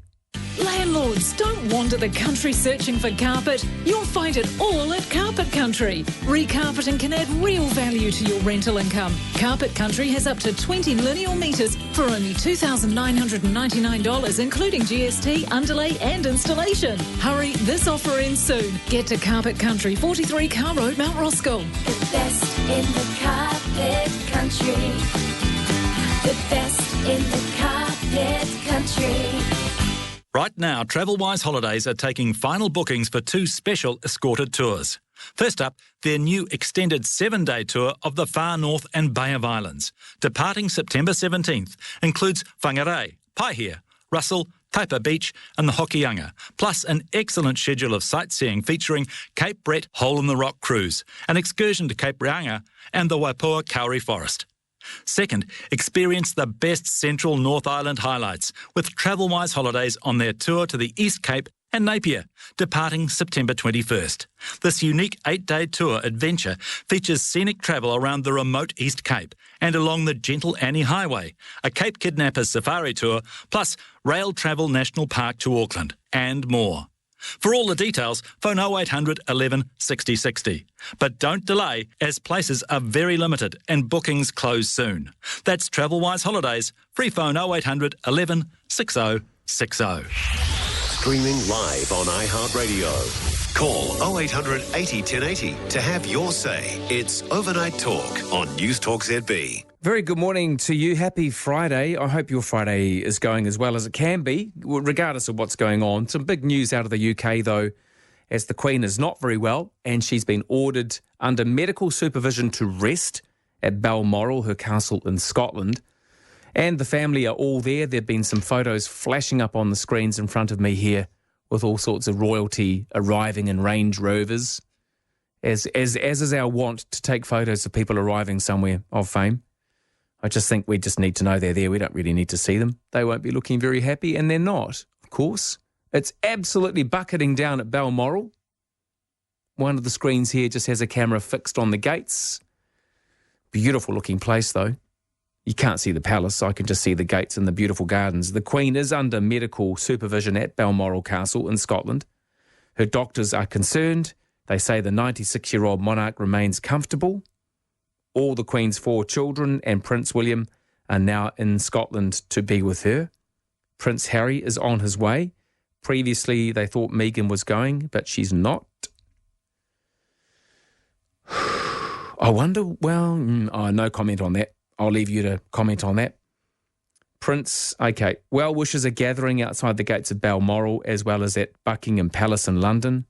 And prime ministers from around the world, presidents and archbishops and popes and things all making... Actually, the Pope hasn't said anything yet. But presidents, prime ministers, etc., saying what they want to say and wishing her all the very best as well. 0800 80 1080. Good morning, Roman. My daughter is travelling Florence to Paris by train at the moment. Says the train carriage is silent with live updates of the Queen's health on the onboard media. Oh, that's brilliant. Another daughter is in Bath and says the whole place is subdued with people gathering in small pockets on pavements and at pubs, and some businesses have closed, letting the staff go home. Oh, thank you so much for sharing that. That's really quite lovely to know just how gripped by all of this the whole nation and other countries are as well. And your daughter's train trip, that sounds wonderful. Florence to Paris. Isn't that great that they're broadcasting it over the speaker system within the train? Wonderful stuff. And Roman, how about playing Land of Hope and Glory? Well, look, you know what? I don't do requests. Never. Well, sometimes.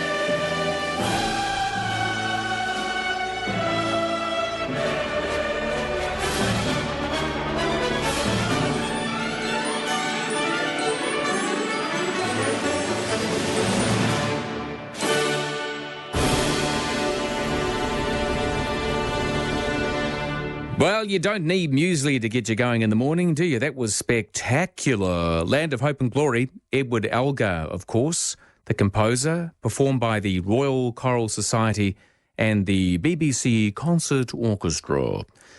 I don't do requests, but I'm very pleased I did that one. That was shivers. That got you going, didn't it? Got everything moving. Legs, arms, bowel movement, everything. 11 to 5, 0800 80 1080 is the number. as we race around towards 5 o'clock. I was upstanding for that. I was conducting. That's how good that was. I hope you really enjoy that little treat. Zane, you're going to be next. It's Newstalk ZB. Good morning. Have your say whatever time of the night. Call 0800 80 1080. It's Overnight Talk on Newstalk ZB. Looking for a good reason to see your friendly experts at Northwestern Toyota? How about two? Buy any Toyota certified used vehicle from Northwestern Toyota and get 3 years worth of warranty, AA roadside assistance and warranty fitness checks. On top of that, finance the vehicle with Toyota Finance and you'll also receive a $500 Prezi card. Normal lending criteria, TCs and fees apply. See in store for details. See your friendly Toyota experts out west. Northwestern Toyota. Hello, I'm Steve from Allied Exteriors. Well, we're finally heading out of winter, but the harsh weather really would have put your plaster home to the test. If your plaster home hasn't been repainted for 7 years or more, now's a great time to get your home a quality paint job. Allied Exteriors are exterior painting and plaster cladding specialists, and we work all year round. Get sorted for the warmer weather on the horizon. Go to alliedexteriors.co.nz. Number 1 for news and views. What is the truth of New Zealand's school lunches? One of the primary poverty measures has risen, the proportion of children living in households with less than 50% of the median disposable household income. So to say it's one of the measures fixing child poverty, well, it's undoubtedly feeding hungry tummies. But if they don't want it and don't eat it, then what is the point? Go back to the principal reason they designed the scheme, which I heartily endorse. Children should not go to school hungry. Every view from every angle. Newstalk ZB. Keeping you engaged even overnight. Roman Travers. Call 0800 80 1080. Newstalk ZB. 10 to 5 and well-wishers have gathered at Balmoral, braving the heavy rain, along with members of the media from all around the world. Several members of the Queen's immediate family are already at Balmoral to be by her side. Her Majesty has been in residence at her beloved Scottish holiday home since July, and the statement released from Buckingham Palace earlier today says that the Queen remains under medical supervision and that she is comfortable. Now, more on that after 5 with Kate Hawkesby in early edition. Morning, Zane. Good morning. I mean, we've got to give honour to the Queen. From the middle of the war till now, so she's done a reasonable good job as Queen. And coming from a Christian perspective, probably it's, with Camilla and Charles, I don't think they will be good a king and queen. So, what was the Christian comment for? Well, it's Camilla's divorced, and it's a complicated story. But well, no, hang on. What are you saying? Are you saying that being divorced is not very Christian?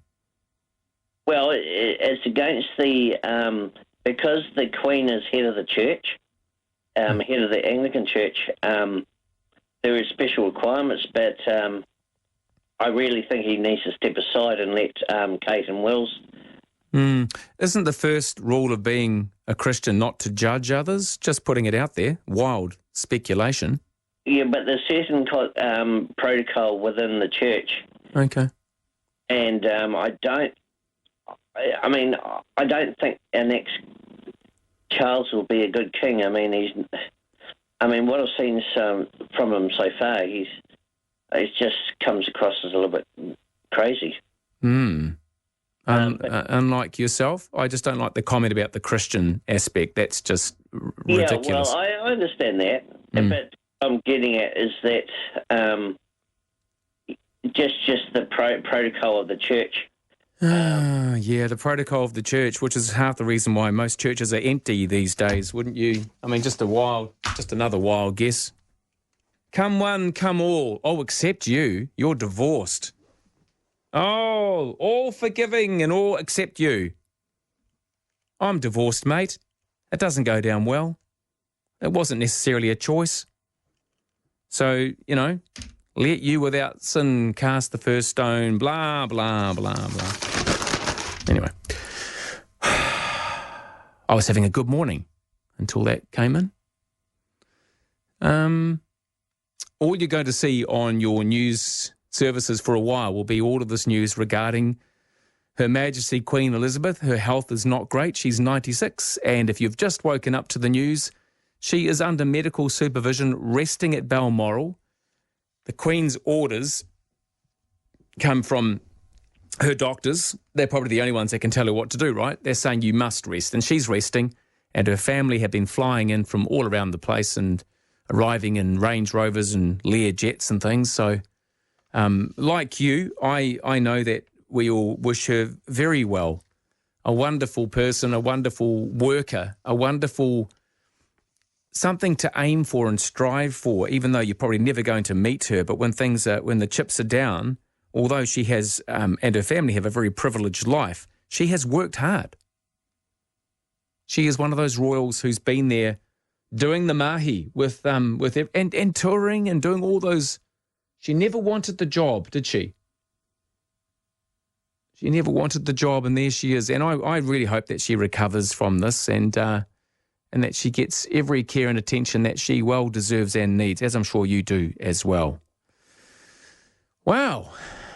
Friday morning, which basically means it's nearly fish and chip time on a Friday night. Well, not quite. I'm just looking ahead to some positive things. Roman, the Anglican Church was founded by Henry VIII so he could divorce his wife.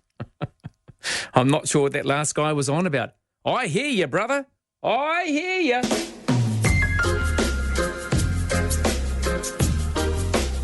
Oh, yes. Those holier than thou. I'm a Christian. Are you, though? Anyway, I will let Kate Hawkesby take the reins from here and keep you informed about what's happening at Balmoral as another Land Rover Defender departs through the gates. Incredible. I don't know how many Land Rover Defenders and Range Rovers they have, but I almost feel royal because I've got a long wheelbase Defender, so it's the only thing we have in common. It is Friday, the 9th of September. It's tremendous to have been with you throughout the morning.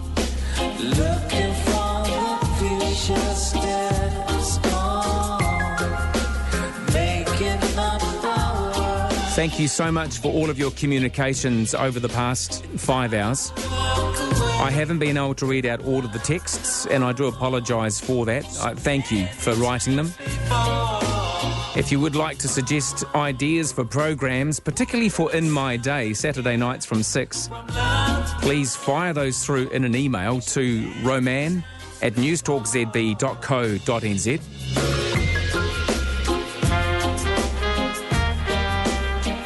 I have been getting some amazing emails with some great suggestions. Thank you so much.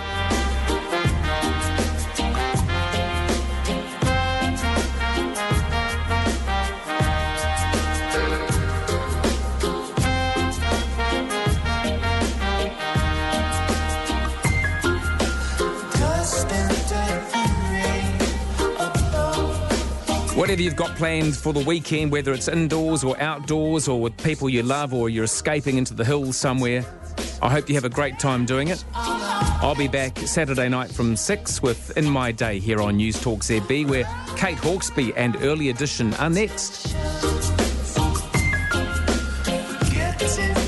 There's a new way to create your dream home, all thanks to Stonewood Homes. View, explore and interact with designs virtually. Discover their unmatched inclusions from the comfort of your home and experience a New Zealand first. Simply visit stonewood.co.nz to find out more. Stonewood Homes, built with unmatched value and quality.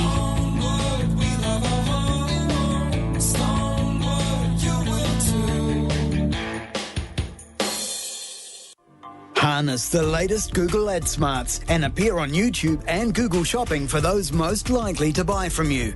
Pure SEO is a premium Google partner. Talk to them today. 0800 search or go to pureseo.com. Protect the planet with us. Paint Plus. Hi, I'm John Warman, one of the founders of Paint Plus. We set out to make Paint Plus safer for people and the planet. The journey's never ending. We're always working hard to make sure Paint Plus is the world's most environmentally friendly paint. To find out more, visit our website, paintplus.co.nz. Protect the planet with us. Paint Plus. Take it and drive, Hyperdrive. Tires online, 100,000 tires to buy. Hit the Hyperdrive. Save on tyres this month with Hyperdrive's Spring Clean sale, with up to 40% off selected tyre brands. Have them fitted at over 250 fitting locations nationwide, or Hyperdrive can come to you with one of their mobile fitting vans. Hyperdrive, just the best deal on tyres. Spring Clean sale on now. The largest range of tires online. Anne-Marie here from Gilbert's Cartage. Moving house doesn't need to be a worry, so if you want a smooth, stress-free move, just leave it to us. Move house with Gilbert's Cottage. Phone 0800 60 30 20. Interviews with the newsmakers, analysis with the experts. It's Early Edition with 2 Degrees. This is Newstalk ZB News. Good morning. It's 5 o'clock. I'm Neva Retimanu. Family members have rushed to be at the Queen's bedside in Scotland. In the past hour, Charles, Camilla and Prince William have been joined by Princes Andrew and Edward.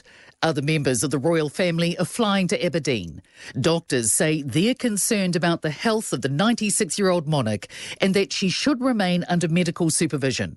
Buckingham Palace issued a statement saying the Queen remains comfortable at Balmoral. Her Majesty's former Scottish Press Secretary, Louise Tate, says Balmoral is a castle, but it's also very much a home. And they know that that's where Her Majesty is very, very happy and always has been. So that I think that they will feel that they are around her in one of her favourite places at this time. Auckland's bomb squad is returning to an Epsom home where an unexploded mortar bomb was discovered last night. The area's cordon will be reinstated to allow officers to dispose of the items safely. Nearby properties near the Pukenui Road home were evacuated as a precaution last night, but have since been able to safely return. Radio and TV personality John O'Pryor was one of the evacuees, and estimated 18 police cars were on the scene last night. The higher you climb, the further you fall. That's how QV's general manager describes our housing market's downward trend, with the average home value dropping 5.5% nationally in the last 3 months. It represents an average annual value increase of just 1.1%, as tight credit conditions and rising interest rates mean fewer buyers are competing for an oversupply of stock. David Nagel says the findings of their monthly report are of little surprise, with Wellington, Tauranga and Dunedin showing the biggest falls. The locations that have had the biggest corrections are the ones that have had those massive price gains in 2020 and 2021. Tertiary institutions are backing calls for the government to make public transport free for students and others on low incomes. Aotearoa's 8 universities have joined the Collective for Public Transport Equity, first launched last October, and also includes students' associations and climate groups. We're still waiting for technology to improve so live streams of mass shootings can be removed instantly. A number of gunmen have streamed their attacks online recently, including a shooting spree in Memphis, Tennessee yesterday, the Buffalo supermarket shooting and the Christchurch mosque attacks. Meta says it removed the live content before the Memphis Police's public alert. And futurist at Guerrilla Technology, Paul Spain, says AI doesn't have the capabilities yet, but people power could work. Maybe that's something that more work needs to be done to make it clearer to those that are using social media platforms how to report this sort of content. Returning to our top story, well-wishers have gathered at Balmoral, braving the heavy rainfall, along with members of the media from around the world. A number of the Queen's immediate family are already at Balmoral to be by her side. A statement released from Buckingham Palace earlier today says the Queen remains under medical supervision and that she's comfortable. Kate, the Duchess of Cambridge, has remained in Windsor as her and William's children have had their first full day at a new school. And Prince Harry is on his way separately, not accompanied by his wife Meghan. To Newstalk ZB Sport, Australia have sealed the Chapel Hadley Trophy cricket series over New Zealand with a game to spare after a 113-run win in Cairns. They've defended 195 for 9. The Black Caps were dismissed for 1 for 82, their second lowest one-day international total against Australia after the 74 in 1982 at Wellington. Captain Kane Williamson's top scored with 17 from 58 balls. We have to be a little bit smarter, and today I thought we were too soft in terms of our dismissals with the bat. We did need to try and weather the storm a bit. Leg spinner Adam Zampa took career best figures of 5 for 35 in the format, including getting Williamson LBW with a dipping full toss. The final dead rowers on Sunday as New Zealand looked to post a first ODI win in Australia since 2009. International cricket with generalfinance.co.nz for great secured term deposit rates. Fat jumps have brought a fat wallet for snow sports New Zealand, leading to the 2026 Winter Olympics and Paralympics in Milan and Cortina d'Ampezzo. The government's investing more than $20 million over the next 4 years to prepare athletes. The governing body will receive an average annual increase of $1.6 million. Chief Executive and High Performance Director Nick Kavanagh reflects on the move. It really does give us confidence to build through, like I say, both our Olympic and Paralympic programs into Milan and beyond. Repeat medals and repeat games is the target from now on in. The family of sports broadcaster and former Tongan rugby player Willie Losse have spoken after his death in Cape Town, aged 55. He was due to commentate the Sevens World Cup across the weekend. His brother James says former New Zealand captain Carl Tanana called the family with the news. He says they're grateful for the wealth of tributes. So I just want to quickly say thank you to everyone. I'm driving up from New Plymouth up to Auckland to catch up with my family now, and we'll probably wait and see what happens over the next few days about how we get Willie home. I'm Andrew Alderson, and that's Newstalk ZB News and Sport to 5:05. Newstalk ZB Weather Watch 24/7. Monaco, the Hodaki Gulf. Bream head to Cape Colville. Variable 5 knots, southwest 10 this afternoon. Waitemata, variable 5. High tide at Auckland, 10 to 6 this morning, and at Onehunga, 20 to 10 this morning.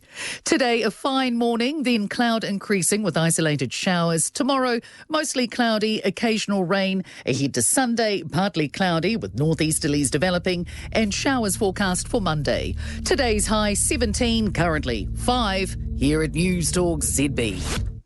Start the day informed, entertained, inspired.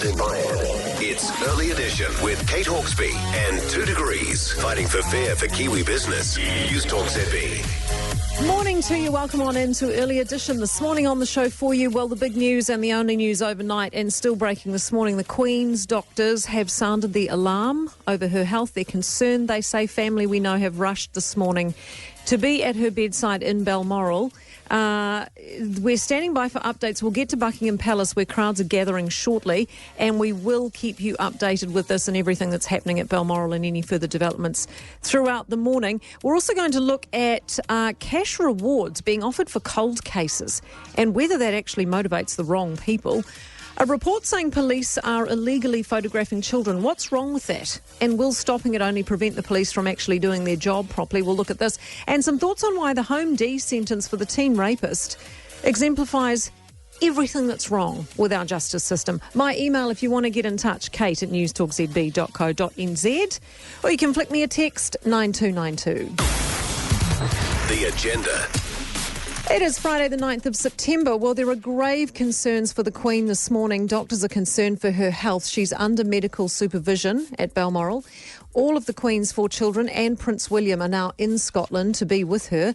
Harry is coming, but not Meghan. CNN's Anna Stewart says while the Queen's had previous health issues, this time feels different.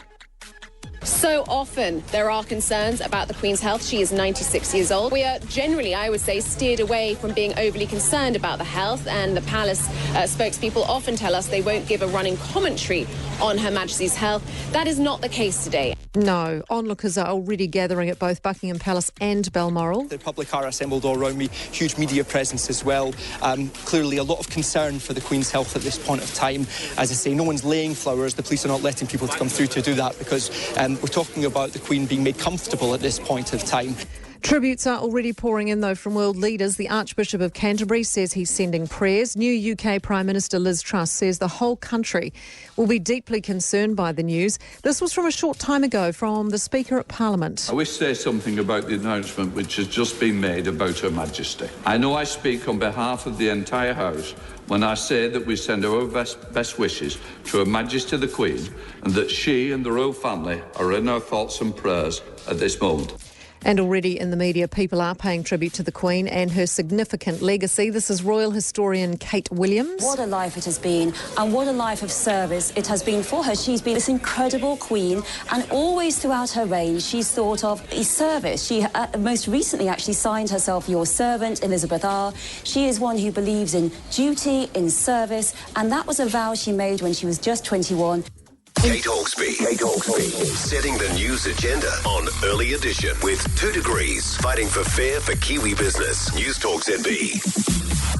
Yes, and we will get to Buckingham Palace shortly, as well as get the latest from Balmoral, as I said, on the show for you as well. A very sombre mood, as you can imagine, in the UK, and you really have to understand how Britain works and how much British people adore their Queen to know just how deeply and keenly felt this will be. And the fact that people are already gathering outside Balmoral and Buckingham Palace speaks volumes. We're going to get there shortly, but I just did notice when I first came in this morning, I heard the news. As soon as I woke up at 3 o'clock, I thought, oh no, this is bad that they've put out this statement, because this statement goes further than they normally would. They usually don't.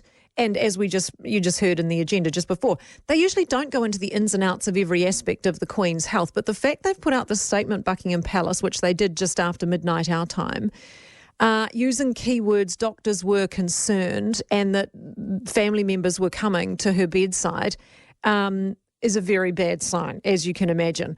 And initially we heard that Harry and Meghan, who happened to be there for this Well Child Awards thing that they were presenting at tonight, which of course they've now cancelled, we heard initially that Harry and Meghan were both travelling to Scotland. And I thought, oh no, imagine, she doesn't deserve that. The Queen,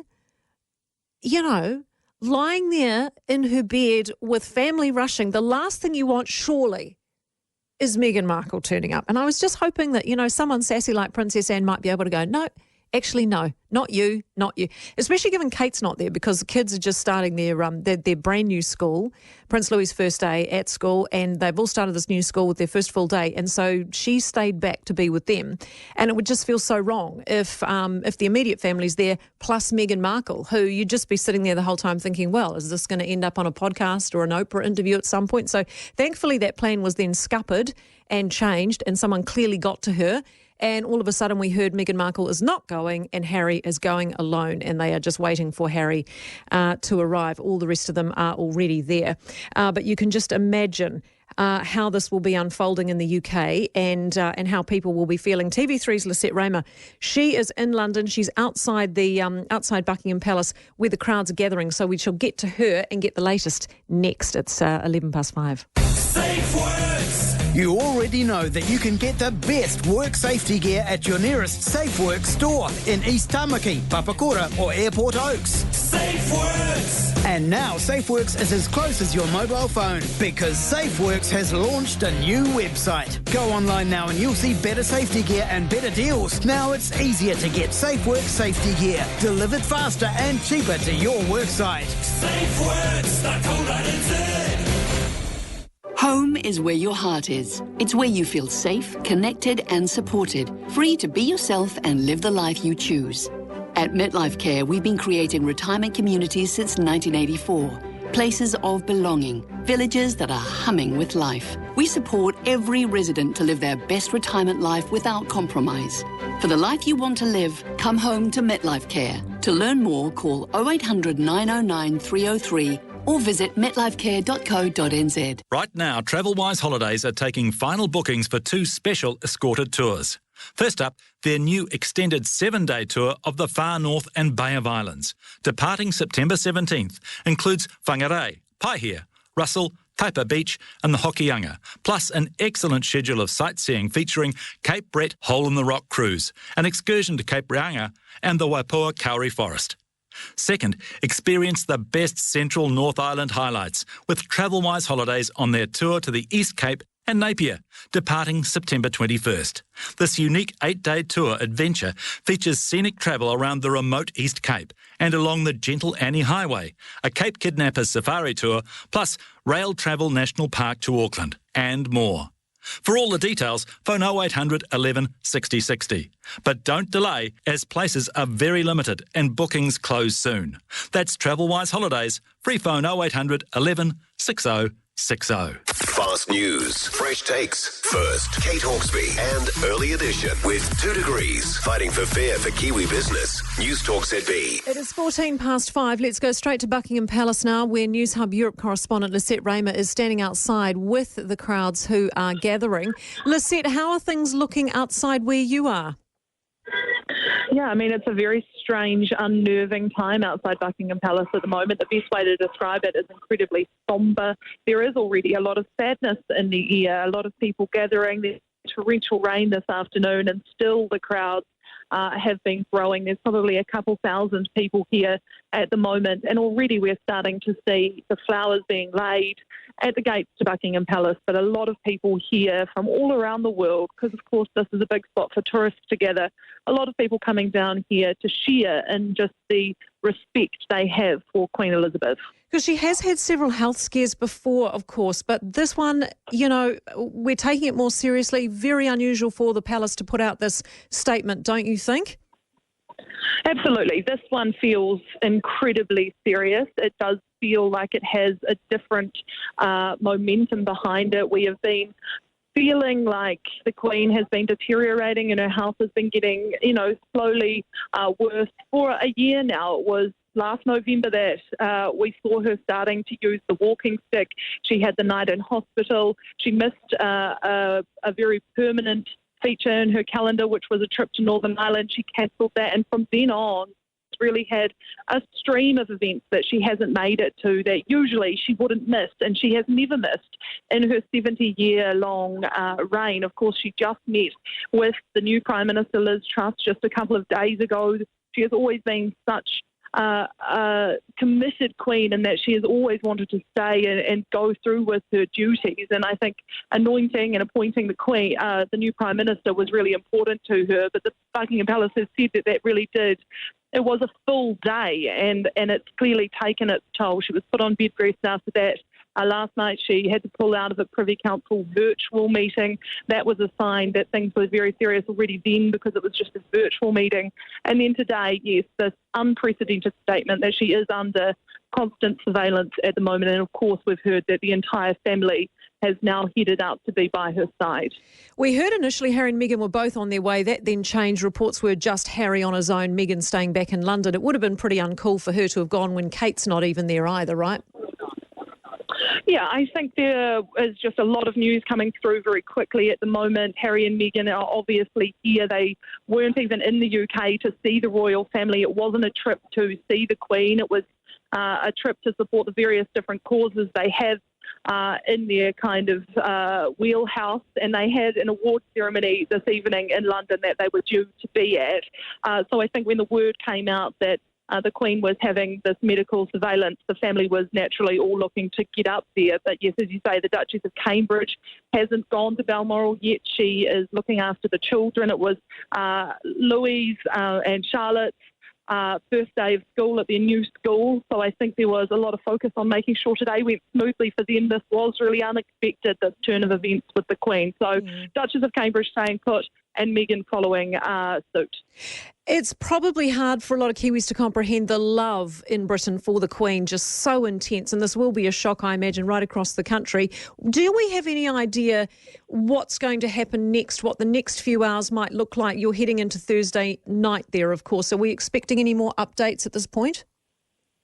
People are hoping that perhaps we'd get an update in the next couple of hours, but the Queen is famously incredibly private about her health, and I think that's why a lot of people have taken this update very seriously, because you don't even usually get this much of an indication of the Queen's health and her medical situation. So I don't think anyone is expecting an update, but we are certainly hopeful that we'd have one. As I've said, thousands of people are already gathering here, and the ones that I've been speaking to are committed to staying here for as long as they need to. No one is in a rush to get out of here. The world's media has descended down here on Canada Gate, and everyone seems to be live broadcasting for the foreseeable future because this is such a historic moment. And as you say, already so much sadness. People I've been speaking to are already in tears over what is happening. So there is a deep love and respect and empathy for the family. Yeah, how incredible to be there at this time and witness this moment in history, Lisette. Thank you so much for making time to join us this morning at short notice. We appreciate it. Lisette Raymer, out of the UK for us. She's outside Buckingham Palace, as she said, where not only are they gathering, but some of them in tears already. So we will get to London again later in the show for another update from our UK correspondent. And in the meantime, we'll let you know before then, of course, if we hear any more. Meanwhile, cash rewards in this country, we're looking at cash rewards in cold cases. They're under the spotlight. Some experts say they could actually motivate the wrong people and lead to a wrongful conviction. We'll talk with criminal lawyer QC Marie Dyberg on this next. Coast FM music can change your mood. That feel-good feeling is real. Auckland 98.2 Coast. Buying or selling gold or silver? Deal with the company that has a solid reputation. Regal Bullion. Trading for over 40 years and primary distributor for the Perth Mint. Regal Bullion. 0800 881 888. Protect the planet with us. Paint Plus. Hi, I'm John Warman, one of the founders of Paint Plus. We set out to make Paint Plus safer for people and the planet. The journey's never ending. We're always working hard to make sure Paint Plus is the world's most environmentally friendly paint. To find out more, visit our website, paintplus.co.nz. Protect the planet with us. Paint Plus. Hi, I'm Craig from 445 Property Group. If you own a home with weather tightness issues, we understand the stress you are feeling. You may require targeted repairs to your cladding or a leaking membrane deck. We can help. 445 Property Group specialises in restoring the value and integrity back to your property with a solution that works for you. Our team works Auckland-wide and we know how to deal with weather tightness issues. Get in touch today for a free phone consultation. Go to 445propertygroup.co.nz. Be informed, entertained, open-minded. It's Kerry Woodham. My daughter did the Pack and Save shop, and even though she's got a good eye for a bargain and didn't waste money on luxuries, the shop was still around $180 more than it was 3 months ago. That's $180 more than she would normally spend, so almost double. And that's money a lot of families simply do not have. So there would be lunch boxes going empty if it weren't for the Lunches in Schools program. Kerry Woodham Mornings with Southbank Trucks. Weekdays from 9 a.m. only on Newstalk ZB. Hard facts, hard opinion, hard hitting. Newstalk ZB Early Edition with Kate Hawkesby and 2 Degrees fighting for fair for Kiwi business on Newstalk ZB. 5:21. An interesting debate emerging around the use of cash rewards to help solve cold case murders. Police are currently offering a $100,000 reward in the case of Ashburton teenager Kirsty Bentley, with some legal experts now worried that the cash could lead to a wrongful conviction and a web of lies. Well, Marie Dyberg QC is a criminal lawyer. She joins us. Morning to you. Morning, Kate. Why did police suddenly offer up $100,000 for the solving of Kirsty Bentley? Well, there are a couple of reasons, Kate. The reason for putting up a vast sum of money such as this is often to create more media opportunities to gather in vital information It's also about trying to persuade people to provide information that can help solve a crime, to overcome fear and apathy, but that's often can be very difficult. It doesn't necessarily mean that you have a lot of tips and calls that will help solve the crime itself, because the danger is you have people who are going to ring up, they're going to think they're very clever so they can dob someone in, or they think they can give information that doesn't really lead anywhere, and for some reason they seem to think they'll get the money. But most rewards, of course, have the condition. It's, does your information help close the case? Does it help make arrests? Does it help convict people? And that's how you measure the success of rewards. But it's also an opportunity, sadly, for people to try whatever they can to get money. And if that's risking dobbing a neighbour or somebody you don't like in the family, or just a whole lot of wasteful information, that is always the risk. Because information is anonymous, it's very hard to gauge, does cash reward in solving crime, does it actually work? Because you can't necessarily get that data. There's always a worry about offering a lot of money to someone and then having them use that information for their own end, but take someone down. Exactly right. It does seem a very American thing too, doesn't it, Marie? Thank you very much, Marie Dyberg QC, who is a criminal lawyer. The teen rapists, speaking of criminals, are given home detention instead of a jail term. Highlights, I think, everything that's wrong with our justice system. And here's the rub. Young women and teenagers are watching this. You know, what message is it sending them? Some thoughts on this next. Shower cleaning can be a horrible job, so if you're completely over it, join the growing list of Kiwis making the switch to Shower Witch. No nasty chemicals, a pleasant vanilla fragrance and no need to scrub. Another great product, exclusively available at Wet and Forget. New Zealand's finest range of quality outdoor furniture is arriving now at Danske Møbler Furniture. See the latest designs and styles and be inspired. Outdoor living has never looked so good. At Danske Møbler, furniture for living. It's mating season. Get your herd ready for action. But they need more than sweet talk and candlelight. So call in the A-Team, your vet and Agvance. Get your cow's nutrition and balance for better in-calf rates and fewer empties with a custom mineral blend designed around their health and diet. Talk to your vet. Get the Agvance A-Team on your side. Agvance. Revolutionize the way you supplement your herd.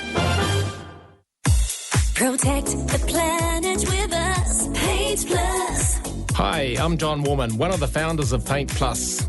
We set out to make Paint Plus safer for people and the planet. The journey's never ending. We're always working hard to make sure Paint Plus is the world's most environmentally friendly paint. To find out more, visit our website, paintplus.co.nz. Protect the planet with us. Paint Plus.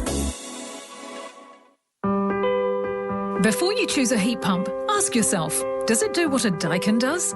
Daikin does energy efficiency with heat pumps that significantly reduce power consumption. Daikin does healthy homes with the Sensitive Choice New Zealand tick of approval. And Daikin does sustainability using innovative R32 refrigerant to be kinder to the environment. Daikin does what some don't. Contact your Daikin dealer today. Daikin.co.nz. 5:26, you're with Early Edition on Newstalk ZB. Well, the beauty of having teenagers is you get to know their friends and you get to know what teenagers care about. And I'm sure for many it's all TikTok and Harry Styles, but you'd be foolish to assume young people don't think about the bigger stuff too. I can tell you this week, the furore among teenage girls has been the home detention sentence for that teen rapist. They're ropeable about it. And rightly so. I note there's so much growing anger over it that protests were held yesterday as well as a petition opposing the sentence. If you haven't followed this, Jaden Meyer, 16 years old he was when he raped 4 14-year-old girls and sexually violated a 5th girl. For these crimes, he got given 9 months home detention. That's it. In one of these assaults, he filmed the rape. Another one took place in a bush while the victim was intoxicated. It was reported that a psychologist who saw him 30 times during the prosecution found he had a medium risk of reoffending and continues to minimise the effect of his crimes. So this is not a guy full of remorse and comprehending the damage he's done. And there's damage, all right. One of the victims can no longer go to school. She's begun self-harming. She feels she's got no self-worth. Her world's been shattered, her mother said. The father of another one of the girls spoke of the raw, indescribable pain that this offending has brought his family. So why home detention when even the judge admitted that a sentence of imprisonment was typical of this level of offending? The Crown prosecutor in the case was forced to elaborate yesterday, given all the backlash, and she came out and said it's because they needed to maximise the opportunity for intensive rehabilitation. But here's my issue with that. Why is the focus always on rehabbing the offender and not affording the victims the same privilege? You know, where's the care for them? It seems their bravery and courage gets rewarded with nothing but an insulting sentence. A victim's advocate said that rehabilitation of offenders is always favoured over the well-being of victims, and that's an outrage. She said 9 months of home detention at your house playing Xbox is not rehabilitation, and it does not help rehabilitate all those harmed. And this is the stuff that really irritates teenage girls watching this unfold. They are seeing soft on crime stuff, punishments dished out, excuses that are pathetic, excuses made for offenders, a justice system that continually lets them down, a chorus of excuses for the offending behaviour. Oh, he needs more education. Oh, you know, we need to talk more about consent. Oh, he needed to be warned. Maybe we'll do some more warnings about porn. Oh, well, it's been a very tough time with the pandemic for young people. I mean, you'll have heard all the excuses. When we minimise the impact of harm, we do not send a message that this is fundamentally wrong and unacceptable. You don't rape 4 girls and get a cushy home detention sentence. 4 lives irrevocably changed, lifelong impacts, and you get 9 months at home. Our young people are watching this justice system and they're being sent messages every time a decision like this is made, and we are so far down the slippery slope of no consequences for criminal actions that I'm just not sure how you expect young people to behave any better when no one's prepared to draw a line in the sand other than make excuses. Hawkesby.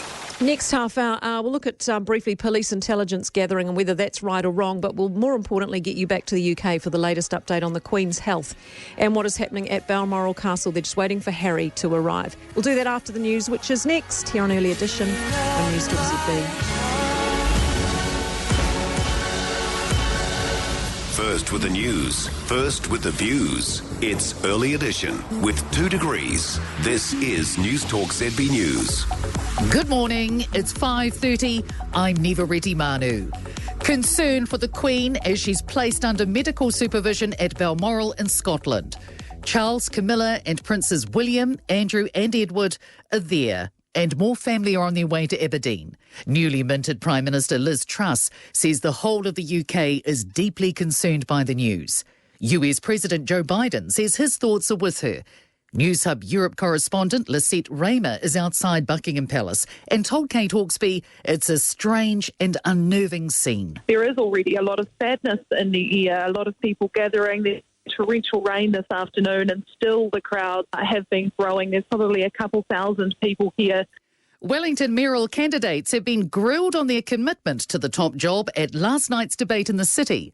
Rongotai MP Paul Eagle refused to answer whether he'd step down as MP if he lost the mayoralty. I'll address that then, but there's no plans to lose.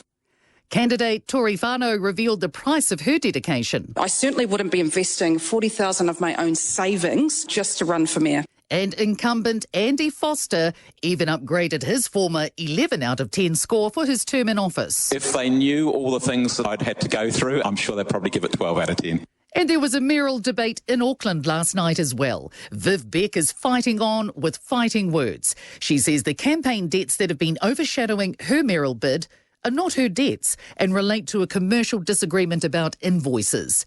Beck's told an Auckland University newsroom debate the matter may not be resolved before voting starts at the end of next week. It's very unfortunate to have it in the public arena at this time in the campaign when efforts have been made to resolve the issue. Beck told Newstalk ZB Aucklanders should focus on the style of leader they want. This is a big decision and I hope people will get out and vote and think about who they're voting for.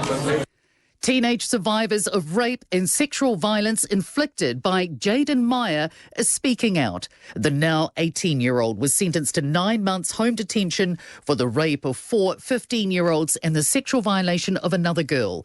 Thousands attended protests across the country yesterday, denouncing his punishment as too soft. Residents will be soon allowed back into the water at the top of the South Island to swim or fish. A rahui or temporary sacred closure has been in place for the entire coastline since August 20 after severe weather and flooding hit the area.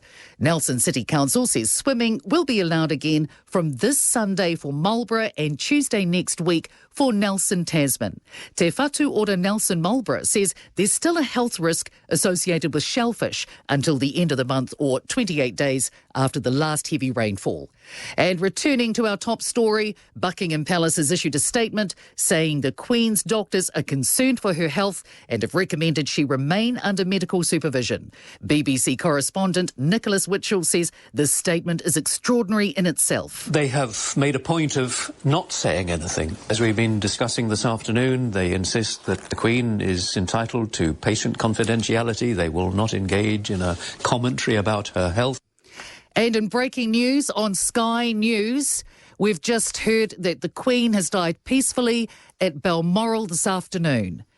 Just in our breaking news from Sky News, at this moment, the Queen has died.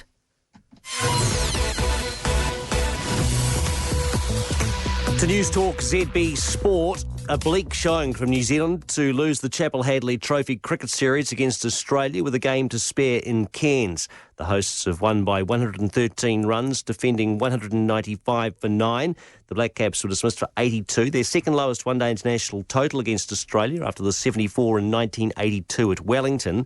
Captain Kane Williamson's top scored with 17 from 58 balls. He describes the plan which went awry. It was going to be a challenge, but if you could try and stick together, there wasn't a lot of scoreboard pressure, so you just try and reverse, that momentum later on in the game. Leg spinner Adam Zampa took career best figures of 5 for 35 in the format. The final dead rubbers on Sunday as New Zealand looked to post a first ODI win in Australia since 2009. International cricket with generalfinance.co.nz for great secured term deposit rates. Snow Sports New Zealand's welcomed the government's recent wave of financial support, particularly into the freeride discipline that involves skiing or snowboarding on an ungroomed terrain without a set course. Biathlon and luge also get an injection of cash. More than $20 million is being invested over the next 4 years to help prepare athletes for the 2026 Winter Olympics and Paralympics in Milan and Cortina d'Ampezzo. Snow Sports New Zealand Chief Executive Nick Kavanagh shares why the freeride investment is unusual. The athletes that throw themselves off big mountains, that's a non-Olympic sport, and that's the first time in our history that we've got direct government funding for that. So we're stoked. Seven-time Formula One world champion Lewis Hamilton is set to start the Italian Grand Prix from the back of the grid after exceeding his power unit allocation for the season. The five-time Monza winner will be using his fourth power unit after damaging one at the Belgian Grand Prix via an opening lap collision. That comes with grid penalties, and Mercedes are now working on a recovery plan. I'm Andrew Alderson, and that's Newstalk ZB News and Sport to 25 minutes to 6. And just repeating our breaking news that the Queen has died at Balmoral Castle in Scotland. We'll have more on this story with Kate Hawkesby shortly. To the weather now, Newstalk ZB Weather Watch 24/7, Manukau, Hauraki Gulf, Bream, head to Cape Colville, variable 5 knots, southwest 10 this afternoon, Waitemata, variable 5. The high tide at Auckland 10 to 6 this morning, and at Onehunga 20 to 10 this morning. Today, a fine morning, then cloud increasing with isolated showers. We've got a high today of 17. Currently, we're sitting on 5 here at Newstalk ZB. All of the analysis, none of the nonsense. It's Early Edition with Kate Hawkesby and 2 Degrees, fighting for fair for Kiwi business. Newstalk ZB. This is Newstalk ZB Breaking News. Morning, if you're just joining us. The breaking news, if you are just waking up this morning, the Queen has died peacefully at Balmoral Castle, aged 96. We had a hunch when the Buckingham Palace put out the very unusual move of putting out a statement that doctors were concerned for her health, which was an unusual thing to do. And at this point, the immediate family began rushing to arrive at Balmoral Castle. Charles and Camilla were first there. They were already in Scotland. Prince Andrew, Princess Anne, William, Prince Edward, Harry, they all followed. The hold-up was Harry. He was coming separately. They were just waiting for him. And there was some clues as to just how grave it was. The BBC presenters all changed into black ties. They suspended programming. And we thought at that point, this is not looking good at all. We spoke to Lisette Raymer just after 5, who was saying that the crowds had already started gathering at Buckingham Palace, about 2,000 of them, many in tears, some bringing flowers, just waiting to hear if there would be any news. And sadly, that news has just been released, that the Queen passed away peacefully this afternoon, their UK time, and that they would have understandably been waiting for Harry just to get there to make that announcement. We will now get you to the UK for the latest. Our correspondent Vincent McAviney is there. Vincent, a tragic day.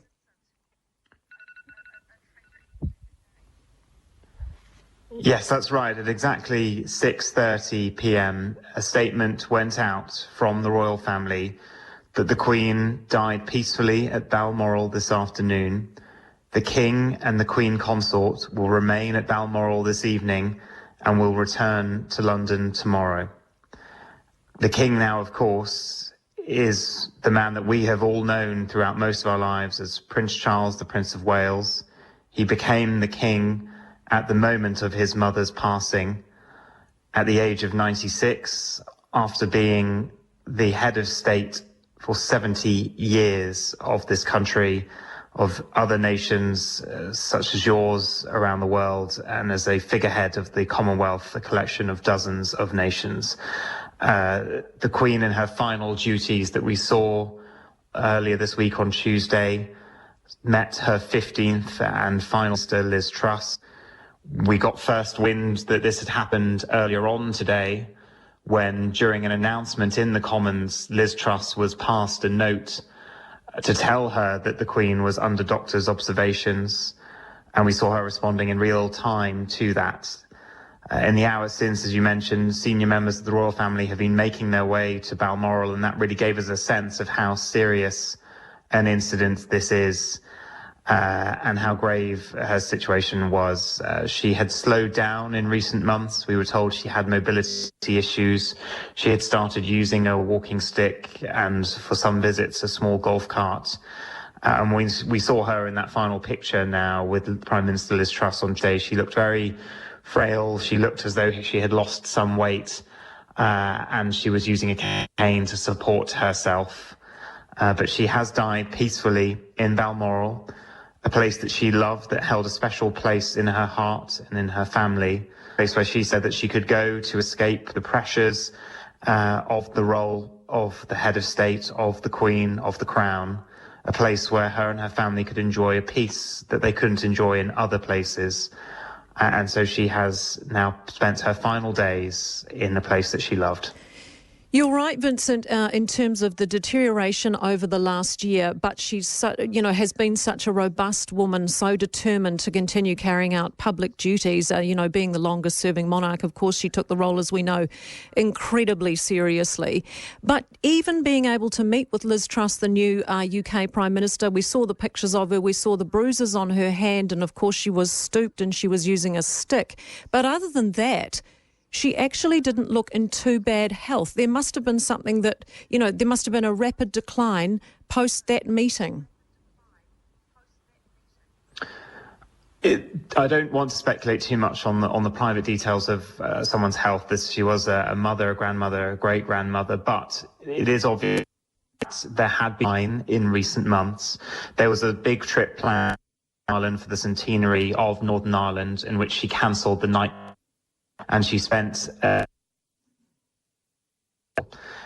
it is thought that there was a turn in her health then, and that then we have seen over the recent months her loss of weight and her becoming frailer. Now, if anyone has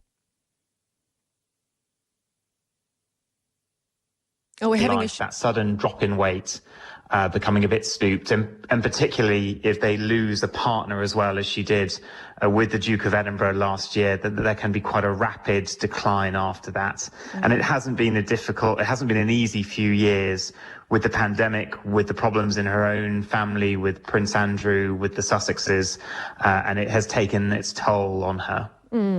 I imagine a nation in mourning. I mean, already people were gathering before they heard this news, wanting to lay floral tributes and wanting to get to Buckingham Palace and Balmoral Castle. This, of course, a very well planned out operation, which will be underway now, and it will be mechanical and like clockwork in terms of what unfolds from here, right?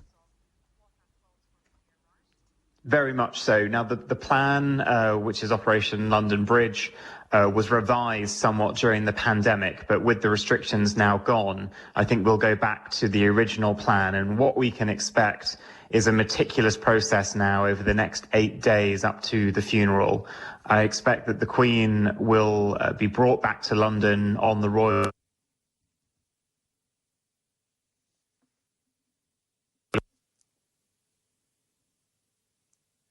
Unfortunately, having difficulty with our connection with Vincent. The Prime Minister here, Jacinda Ardern, has just put out a release saying she expressed New Zealanders' deep sadness at the passing of Queen Elizabeth, describing Her Majesty as a monarch with an unwavering sense of duty. I know that I speak for people across New Zealand in offering our deepest sympathy to members of the royal family at the passing of the Queen. To us, she was a much admired and respected monarch. To them, she was a mother and grandmother. The Queen was a much loved and admired monarch whose record reign of 70 years is an absolute testament to her and her commitment to us all. She was extraordinary. This from Prime Minister Jacinda Ardern, literally just released. And the UK Prime Minister, we understand, is going to be holding a press conference at 7:30. We'll take a quick break. More on this for you shortly. Building new or renovating? Get into Elite Bathroom Wear's spring clearance sale starting next week. There's PVD coloured everything, tapware, kitchen sinks, accessories, LED vanity mirrors with Bluetooth speakers, matte black and white toilets, basins and baths, coloured concrete basins, frameless glass and more. There's also free coffee, snacks and smiles, plus loads of giveaways. Get into the spring bathroom clearance sale starting next week at Elite Bathroom Wear, Ellens Road, East Tamaki, and online, elitebathroomwear.co.nz. When Highgrove Village and Patrick Ferry House say you're always part of the family, they mean it. As a family-owned and run boutique village with on-site aged care hospital, residents say they choose Highgrove because of the friendly, warm atmosphere. Plus the wide range of amenities, including the on-site hospital, Patrick Ferry House. Thrive in a community with a real sense of family. Take a tour. For more information, visit highgrove.co.nz. Has North Shore Toyota got something for you? Well, yes, but actually they're much more interested in what you might have for them. North Shore Toyota is on the hunt for used vehicles. And that means if you're thinking of trading in, there's never been a better time than right now. So visit North Shore Toyota's showroom and get your car appraised today. You might be in for a very pleasant surprise. Experience the difference at North Shore Toyota on Link Drive, Wairau Valley.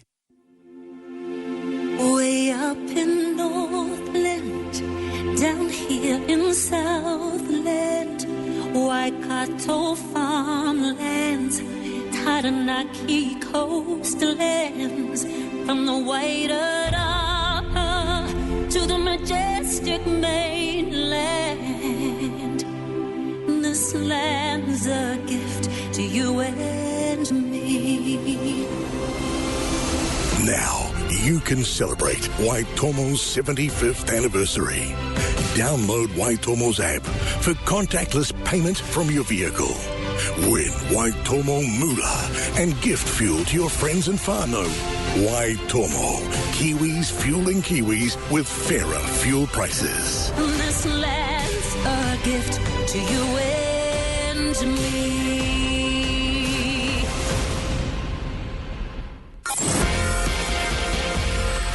This is Newstalk ZB Breaking News. If you're just joining us, devastating news that we've learned just this morning. Queen Elizabeth has died at age 96 after an historic 70-year reign, of course, plunging Britain and a world that loved her, of course, into mourning for her unparalleled lifetime of service, duty and devotion. The British papers, of course, just beside themselves. Charles, of course, the new king. And he will be addressing the shocked nation imminently, apparently, as the world grieves Britain's longest reigning monarch. We spoke to Lisette Raymer, who is News Hub's TV3's Europe correspondent, who happened to be right there in Britain, and she made her way to Buckingham Palace just after 5 this morning when the release was put out just after midnight by Buckingham Palace, which in and of itself was a very unusual move to comment on the Queen's health in such a way that they said they had concerns.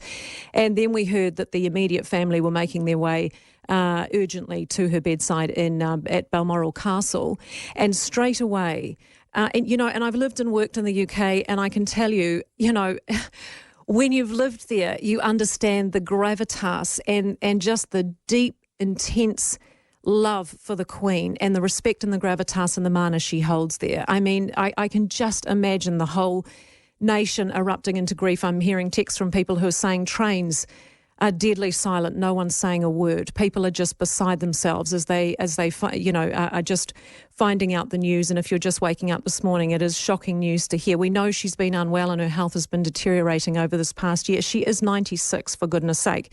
She's done phenomenally well.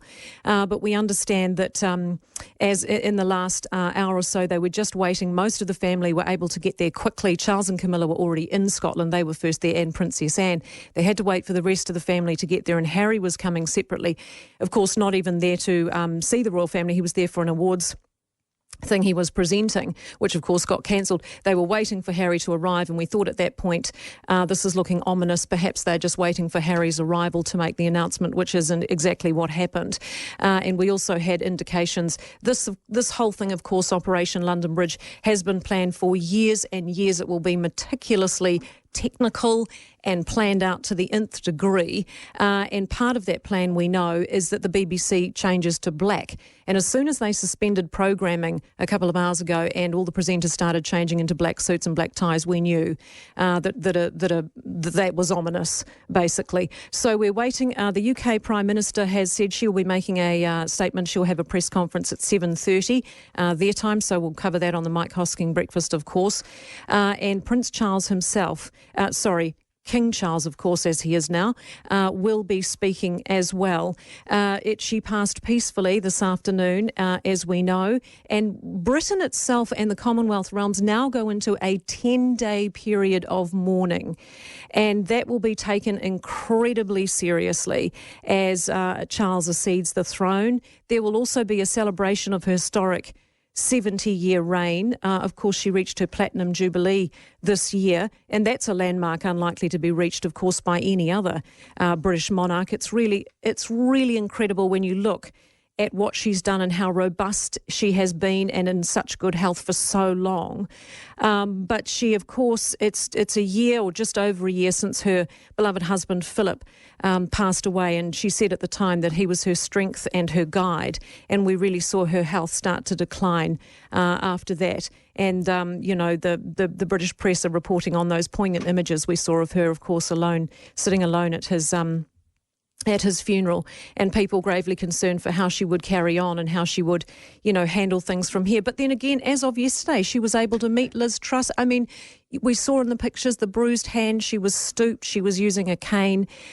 She didn't look well, but she didn't, look terrible either, and she was able to see in the new Prime Minister Liz Truss and seal her ability to form a government, but clearly went rapidly downhill after that, and they were able to gather the family in time to make this announcement. So an incredibly sad day. A lot of texts and emails coming in how sad and emotional you're all feeling about it, and what a moment in history. And just for most of us, I guess she's the only queen we've known her our whole lifetimes, and so it really is the end of an era and a desperately sad time. And I can only imagine what it must be like for those in the UK going into Thursday evening, of course, their time, and just the sheer outpouring of grief that we're going to see over the next 10 days.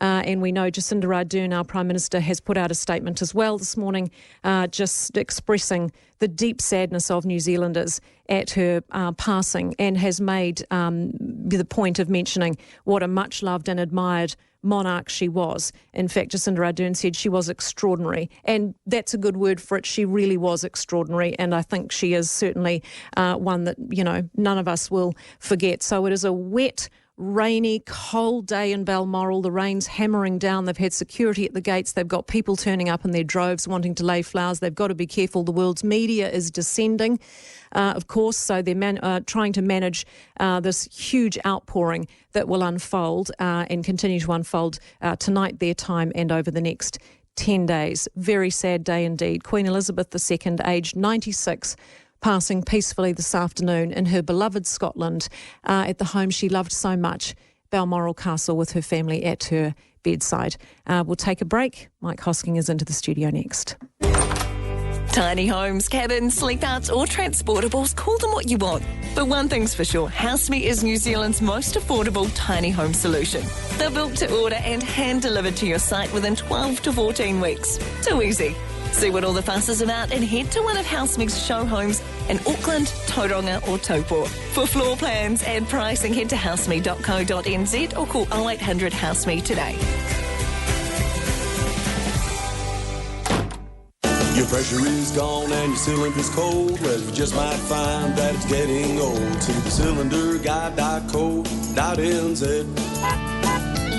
You want to move a new one from here to there, but you need someone who really cares. See the cylinderguide.co.nz. For all hot water cylinders supplied and installed, see the Cylinder Guy, cylinderguy.co.nz. You see the cylinderguide.co.nz. Right now, TravelWise Holidays are taking final bookings for 2 special escorted tours.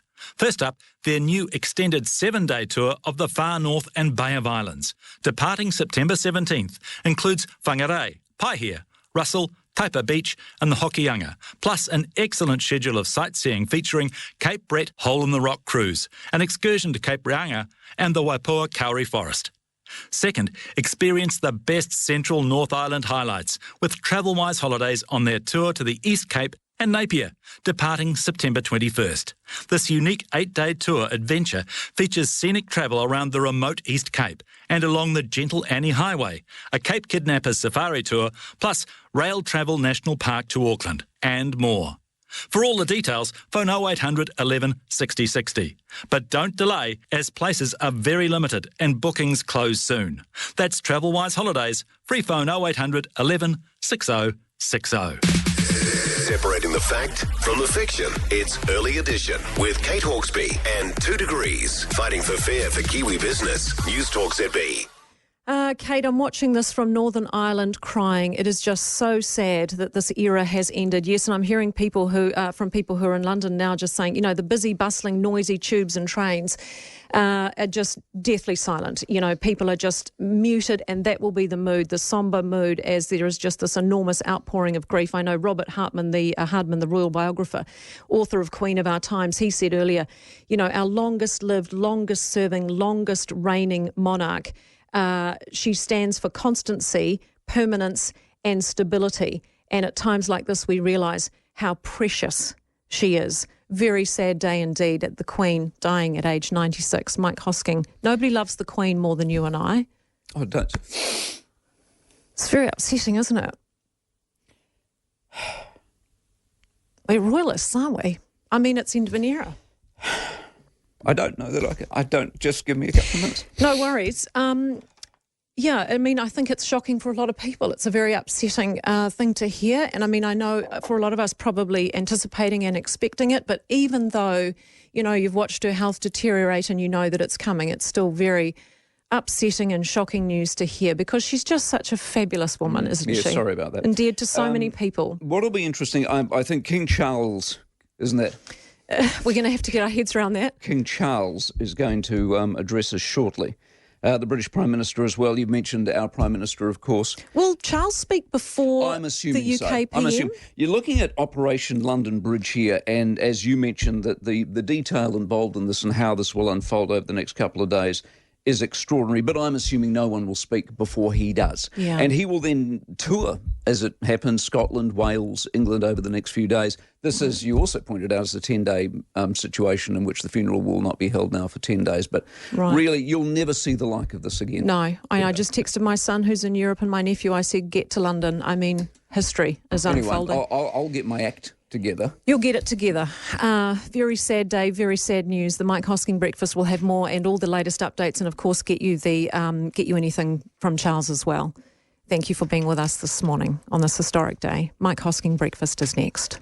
It's the first mega bathroom sale for Auckland since the dreaded C word. Elite Bathroom Wear's hosting a spring clearance sale next Thursday till Sunday. Get amazing deals on brands like Hansgrohe, Methven, Karoma, Ideal Standard and Waterwear, including all of Elite's exclusive ranges like brass and gunmetal heated towel ladders and much more. There's also free coffee, snacks and smiles, plus loads of giveaways. Get into the spring bathroom clearance sale, 4 days only at Elite Bathroom Wear, Allens Road, East Tamaki, and online, elitebathroomwear.co.nz. Enjoy delicious Indian food and amazing dance and music performances. Don't miss Auckland Diwali Festival, Alatea Square, October 8th and 9th. Brought to you by Tataki Auckland Unlimited with founding partner Asia New Zealand Foundation. Hit aucklandnz.com/Diwali.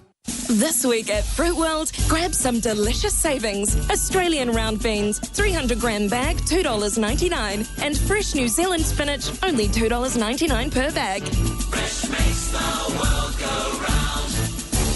Cryptocurrencies. Looking for a smart way to invest? Crossgate Capital is a specialist investor in cryptocurrencies. They invest in Bitcoin, Ethereum and other crypto assets, providing easy access to a cryptocurrency portfolio. And they manage all the other challenges of investing. A Kiwi company providing a familiar way to invest in crypto through shares. To find out more, visit crossgatecapital.co.nz. The PDS is available at crossgatecapital.co.nz and on request. Crossgate Capital Limited is the issuer of the product. Eat.co.nz. Take a break from cooking because now you can jump online and order delicious Heat and Eat meals. The team at Eat create new menus every week. You just order the number of Heat and Eat meals you want by 11 a.m. and they're delivered to your door the next day. With no contracts or subscriptions, everyone's switching to delicious Heat and Eat meals delivered by Eat. See this week's new menu at eat.co.nz. Eat.co.nz. Looking for a good reason to see your friendly experts at Northwestern Toyota? How about two? Buy any Toyota certified used vehicle from Northwestern Toyota and get 3 years worth of warranty, AA roadside assistance and warranty fitness checks. On top of that, finance the vehicle with Toyota Finance and you'll also receive a $500 Prezi card. Normal lending criteria, TCs and fees apply. See in store for details. See your friendly Toyota experts out west. Northwestern Toyota. In Auckland on 89.4, this is Newstalk ZB. Vale, Queen Elizabeth II. With the latest from the Newstalk ZB News Centre, this is Newstalk ZB News. Good morning, it's 6 o'clock. I'm Neva Reddy Manu. The Queen has died. Confirmation has come from Buckingham Palace. Queen Elizabeth II was 96. Elizabeth Alexandra Mary Windsor was Britain's and New Zealand's longest-serving monarch. She was crowned at the age of 25 on June 2nd, 1953. Her father, King George VI, had died 16 months earlier. Joey Dwyer reports. Her Majesty will be most remembered for her lifelong devotion to duty and public service. In her second Queen's Christmas Day message, she spoke of a new worldwide fellowship of nations of a type never seen before. A frequent traveller until her last years, she undertook more than 270 overseas trips, including 10 trips to New Zealand. The UK and the Commonwealth has a new king. UK correspondent Vincent McAvaney told Kate Hawkesby Queen Elizabeth's death means an immediate passing of the crown to her eldest son, Charles. The king now, of course, is the man that we have all known throughout most of our lives as Prince Charles, the Prince of Wales.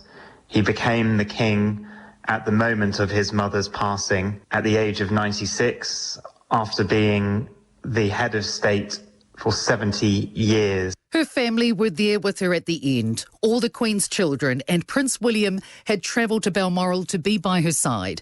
The new King Charles and Queen Consort Camilla will remain at Balmoral this evening and will return to London tomorrow. Prime Minister Jacinda Ardern has expressed New Zealanders' deep sadness at the Queen's passing. She's described her as an extraordinary and says New Zealanders are sharing in the acute sense of loss and grief felt around the world. Flags are flying at half-mast in Her Majesty's honour, while a state memorial service and other tributes around the country are arranged. The Queen's expected to leave a huge legacy. The Royal Commonwealth Society of New Zealand says as time passes, we'll realise how special Her Majesty was. Spokesman Daryl Stevens says she represents a massive sense of duty and devotion to a life of service. I think she's an absolute legend in her own right. Her work ethic and her lifestyle, to say the very least, has been impressive. She's been absolutely fantastic with the Commonwealth. Daryl Stevens says former Prime Minister David Lange described the Queen as the glue that held the Commonwealth together. Queen Elizabeth had her fair share of challenges, particularly since her annus horribilis in 1992. It was a year that 3 royal marriages collapsed, including that of Charles and Diana, and was the beginning of a cooler period between the monarch and its people due to their affection for Diana. That came to a head in 1997 when the woman known as the People's Princess was killed in a car crash. Gradually over the years since, and largely through sheer hard work, the Queen and senior royals have rebuilt the relationship to where she was adored. There have been recent hiccups, with Harry and Meghan choosing to quit royal duty and Prince Andrew being suspended from public duties due to entanglement and sexual abuse allegations. The biggest blow came last year with the death of her husband, Prince Philip, at the age of 99. Theirs was a marriage of 73 years, and Her Majesty often described him as her rock. The Queen's been praised for her humility. Her death brings to an end 7 decades of service. Monarchy New Zealand Chair Sean Palmer says, we saw the tiaras, carriages and palaces, which looked very grand. But he says, when we hear from those who saw behind the curtain, the Queen was much more unassuming. She did the dishes herself. She was careful with money. She made jokes. She gave personal money to charities. Sean Palmer says every night wasn't butlers and 10-course meals for the Queen, but was actually quite ordinary. So just recapping this morning's news. Queen Elizabeth, Britain's longest reigning monarch and figurehead for 7 decades, has died at the age of 96. The statement from Buckingham Palace reads, the Queen died peacefully at Balmoral this afternoon. Charles automatically becomes King of the United Kingdom and the head of state of 14 other realms, including Australia, Canada and New Zealand. Her health had been deteriorating since the end of last year. That's Newstalk ZB News with Hitachi heat pumps. To Newstalk ZB Sport, Australia have sealed the Chapel Hadley Trophy Series over New Zealand with a game to spare after a 113-run win in Cairns. They've defended 195 for 9. The Black Caps were dismissed for 82, their second lowest one-day international total against Australia after the 74 in 1982 at Wellington. Captain Kane Williamson's top scored with 17. Leg spinner Adam Zampa took career best figures of 5 for 35 in the format. Fat jumps have brought a fat wallet for Snow Sports New Zealand, leading to the 2026 Winter Olympics and Paralympics. The government's investing more than $20 million over the next 4 years to prepare athletes. The governing body will receive an average annual increase of $1.6 million. Chief Executive and High Performance Director Nick Kavanagh reflects on the move. It really does give us confidence to build through, like I say, both our Olympic and Paralympic programs into Milan and beyond. Repeat medals and repeat games is the target from now on in. I'm Andrew Alderson, and that's Newstalk ZB News and Sport to 6:05. Newstalk ZB Auckland. Time saver traffic. Good morning. Now we'll start up north, light to moderate northbound through Dome Valley, back down to Auckland City. All of our motorways are flowing freely. Now, if you're heading down south, traffic on State Highway 1 at Hampton Downs is reduced to 1 lane in each direction with speed restrictions in place. Now, this is for upgrade work. That'll be there until November, so do drive with care. Vanka Zonich for time saver traffic and travel. Newstalk ZB Weather Watch 24/7 with 0800 Roof Care, concrete tile restoration and painting specialists. Manukau, the Hodaki Gulf, variable 5 knots, southwest 10 this afternoon. Waitemata, variable 5, and Bream head to Cape Colville, variable 5 knots, southeast 10 late morning, turning easterly 10 knots by the afternoon. The high tide at Auckland 25 past 6 this evening, and at Onehunga 20 to 10 this morning. Auckland today.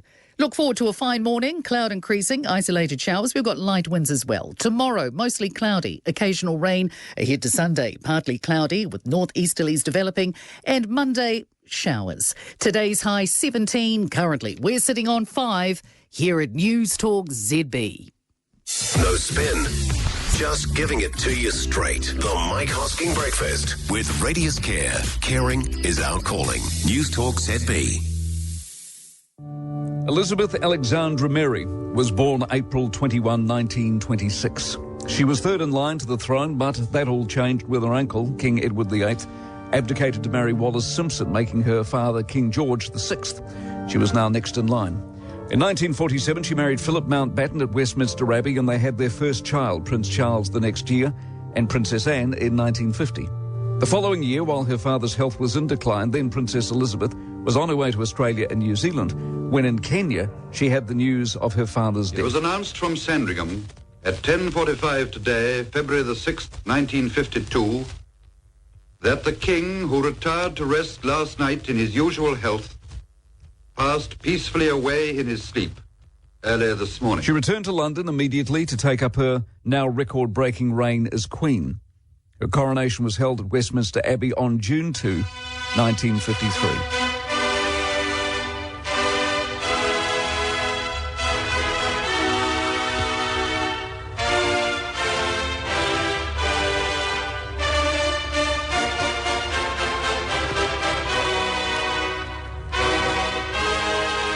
27 million people in the UK and millions more around the world watched the spectacle on television. The Queen wore St Edward's crown, which weighs in at over 2 kilos. You can't look down to read the speech. You have to take the speech up. Because if you did, your neck would break. It would fall off. So there are some disadvantages to crowns, but otherwise they're quite important things. Later that year, the Queen and the Duke of Edinburgh made a 6-month round-the-world tour of the Commonwealth, which included the first visit to New Zealand by a reigning British monarch.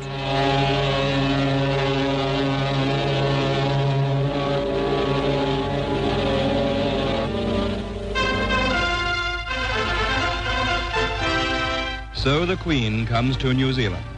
12,000 miles from the motherland, she is not among strangers. She has come to her New Zealand home. Presented by the Governor-General, the Prime Minister and his wife, Mrs. Sidney Holland, pay their respects. It's the first time in history that a reigning monarch has visited these shores. The visit was hugely popular and drew enormous crowds everywhere she went. About 3 out of every 4 New Zealanders saw the Queen, as she visited 46 centres and attended 110 functions. Out across the Manawatu Plain and into the square Palmerston North. In Wellington, she made a special trip to Parliament. All members of the House of Representatives, it is with a feeling of real satisfaction that I speak to you, the elected representatives of the people of New Zealand, as your Queen. And her second ever Christmas message was broadcast from Government House in Auckland. This is New Zealand calling the Commonwealth. Her Majesty, Queen Elizabeth II. She finished with mention of the previous night's Tangiwai disaster. I know that there is no one in New Zealand, and indeed throughout the Commonwealth, who will not join with my husband and me in sending to those who mourn a message of sympathy in their loss. I pray that they and all who have been injured may be comforted and strengthened. In the 60s, Elizabeth had 2 more children, Andrew and Edward, and in 1969 she officially made Prince Charles her successor by granting him the title of Prince of Wales. I, Charles, Prince of Wales, do become your liege man of life and limb, and of earthly worship, and faith and truth I will bear unto thee, to live and die against all manner of folks. 81 was a big year. Prince Charles married Lady Diana Spencer. I, Charles Philip Arthur George. I, Charles Philip Arthur George. Take thee, Diana Frances. Take thee, Diana Frances. To my wedded wife. To my wedded wife. The Queen survived 2 assassination attempts that year too. Field Marshal His Royal Highness Prince Philip, Duke of Edinburgh, Colonel of the Grenadier Guards. Hello, some little disturbance in the approach road. Shots were fired during the trooping of the colour ceremony. They later turned out to be blanks. And while the Queen was visiting Dunedin, 17-year-old Christopher Lewis fired a shot as the Queen exited her motorcade at the Otago Museum. He missed and was never charged. Intelligence reports later revealed police covered up the incident out of fear the country would lose future royal tours. Well, there were 3 of us in this marriage, so it was a bit crowded. The Queen referred to 1992 as the royal family's annus horribilis. Prince Charles and Diana separated, as did Prince Andrew and his wife Sarah, Duchess of York, and divorced, and a fire gutted the royal residence of Windsor Castle. In 1997, she came under criticism for her reaction to Princess Diana's death by not acknowledging what had happened until the day before the funeral. So what I say to you now, as your queen and as a grandmother, I say from my heart. First, I want to pay tribute to Diana myself. She was an exceptional and gifted human being. In good times and bad, she never lost her capacity to smile and laugh, nor to inspire others with her warmth and kindness. In 2002, the Queen marked her Golden Jubilee with a concert outside Buckingham Palace, which, among other things, featured Queen. The band's Brian May played God Save the Queen atop the palace itself. But celebration was followed by loss when her sister and mother died the same year, less than 2 months apart. It was also the year the Queen made her final visit to New Zealand to celebrate her 50-year reign.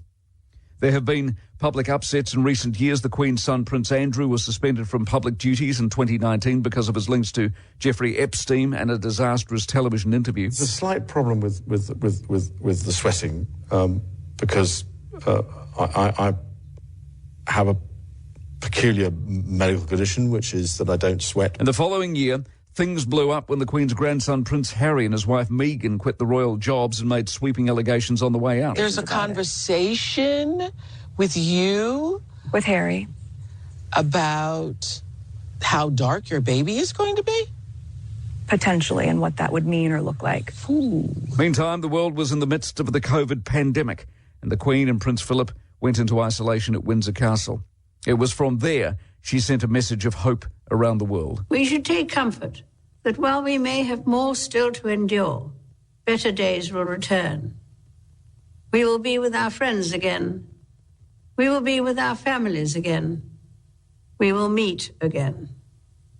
But for now, I send my thanks and warmest good wishes to you all. In April 2021, the Queen suffered a heavy loss when her beloved husband, Prince Philip, passed away at the age of 99. We have been inspired by his unwavering loyalty to our Queen, by his service to the nation and the Commonwealth, by his courage, fortitude and faith.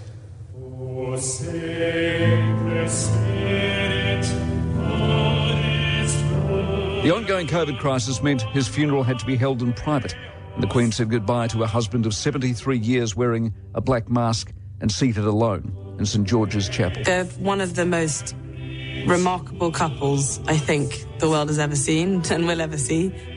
And Granny has been able to be the person she is with the support and love from Grandpa. In February 2022, the Queen celebrated 70 years on the throne with her Platinum Jubilee. She was a wife, a mother, a grandmother and great-grandmother, and the longest-serving monarch in British history.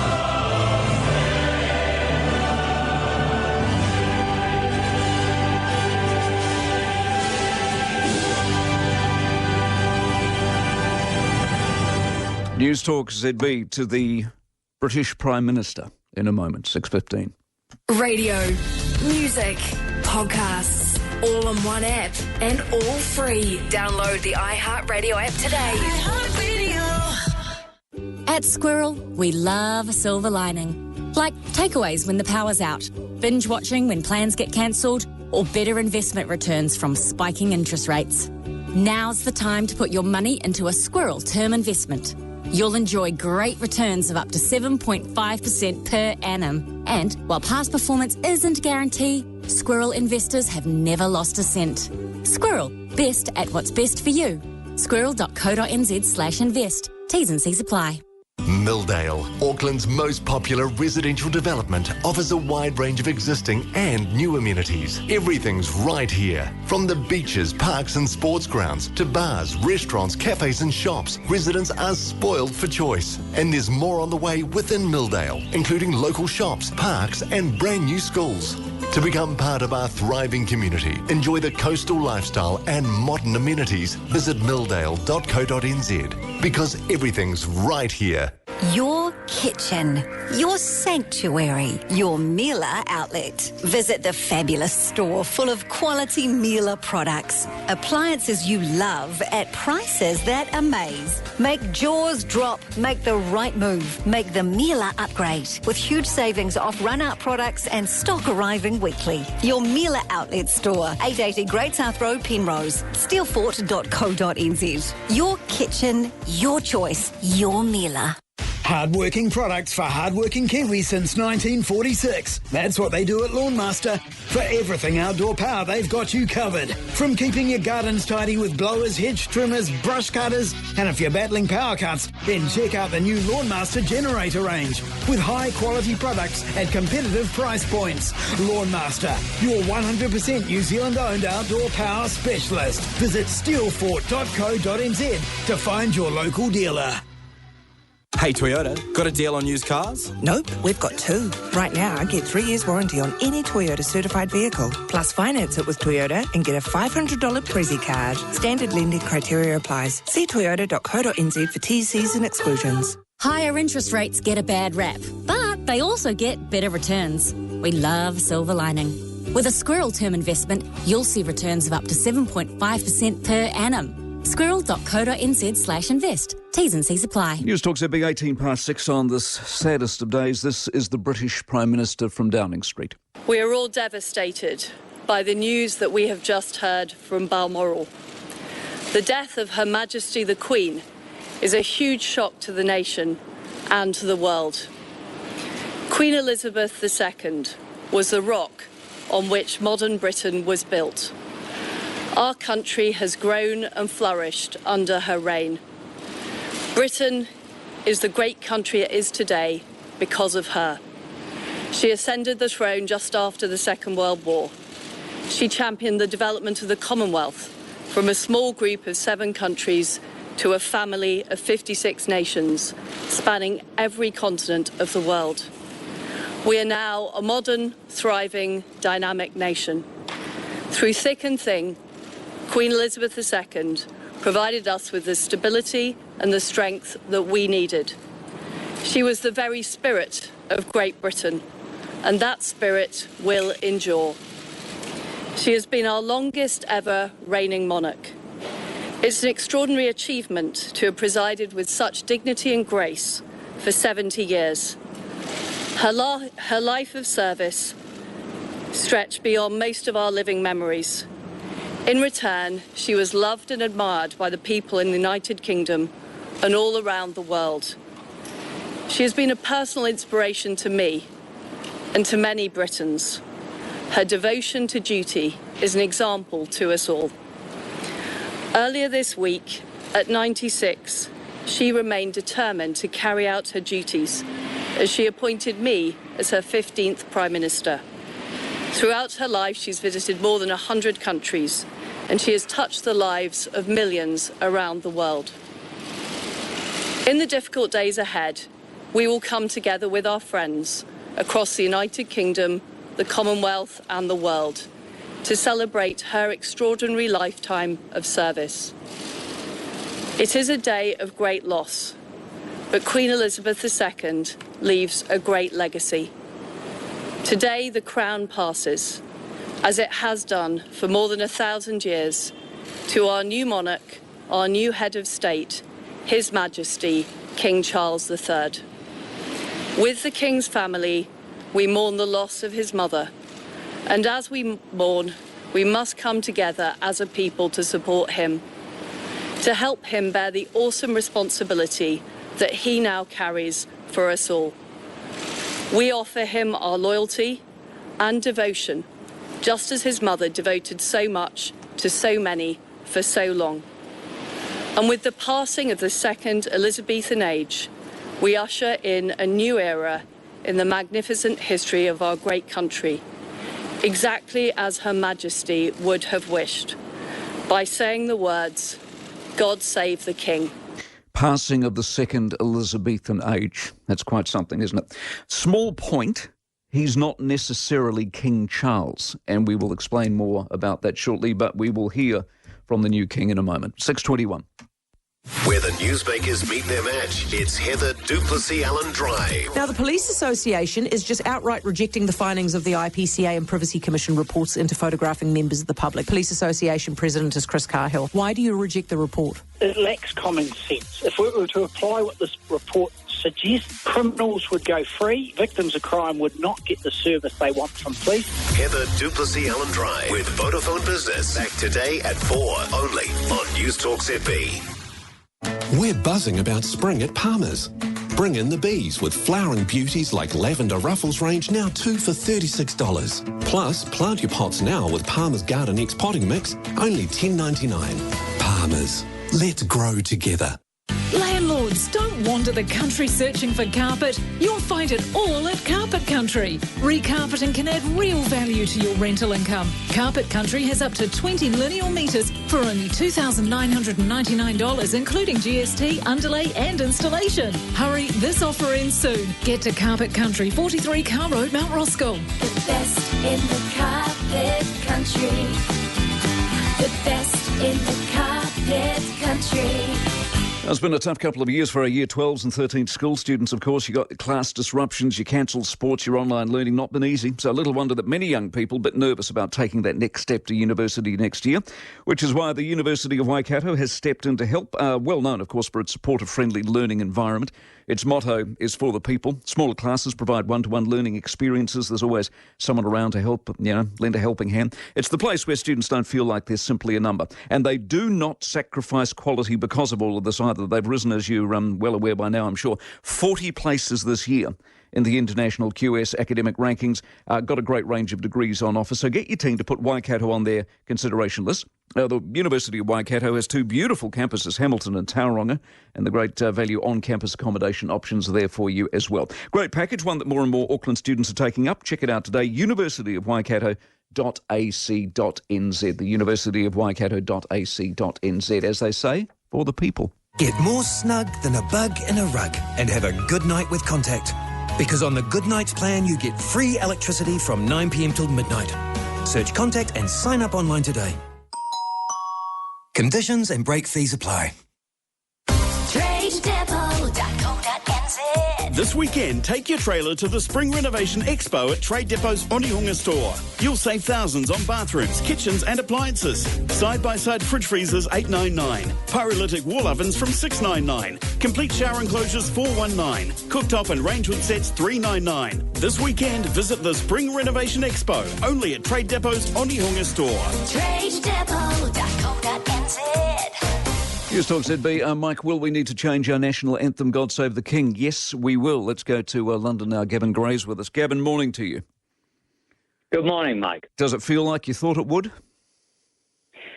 Do you know, I think these things are always a bit of a shock. You expect them, you know they're going to come, that's obvious, but it still feels a bit of a shock. And certainly that's one word being used by those outside Buckingham Palace in the pouring rain, even though the Queen's body is up in Balmoral in Scotland, many hundreds of miles away. People are congregating now outside both Balmoral and Scotland, but also outside Buckingham Palace to express their well wishes to the family. It is still an awful shock.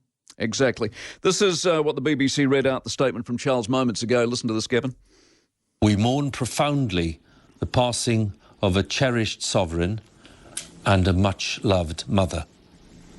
I know her loss will be deeply felt throughout the country, the realms and the Commonwealth, and by countless people around the world. It seemed, Gavin, to unfold, early hours of the morning our time, of course, but it seemed to unfold fairly quickly.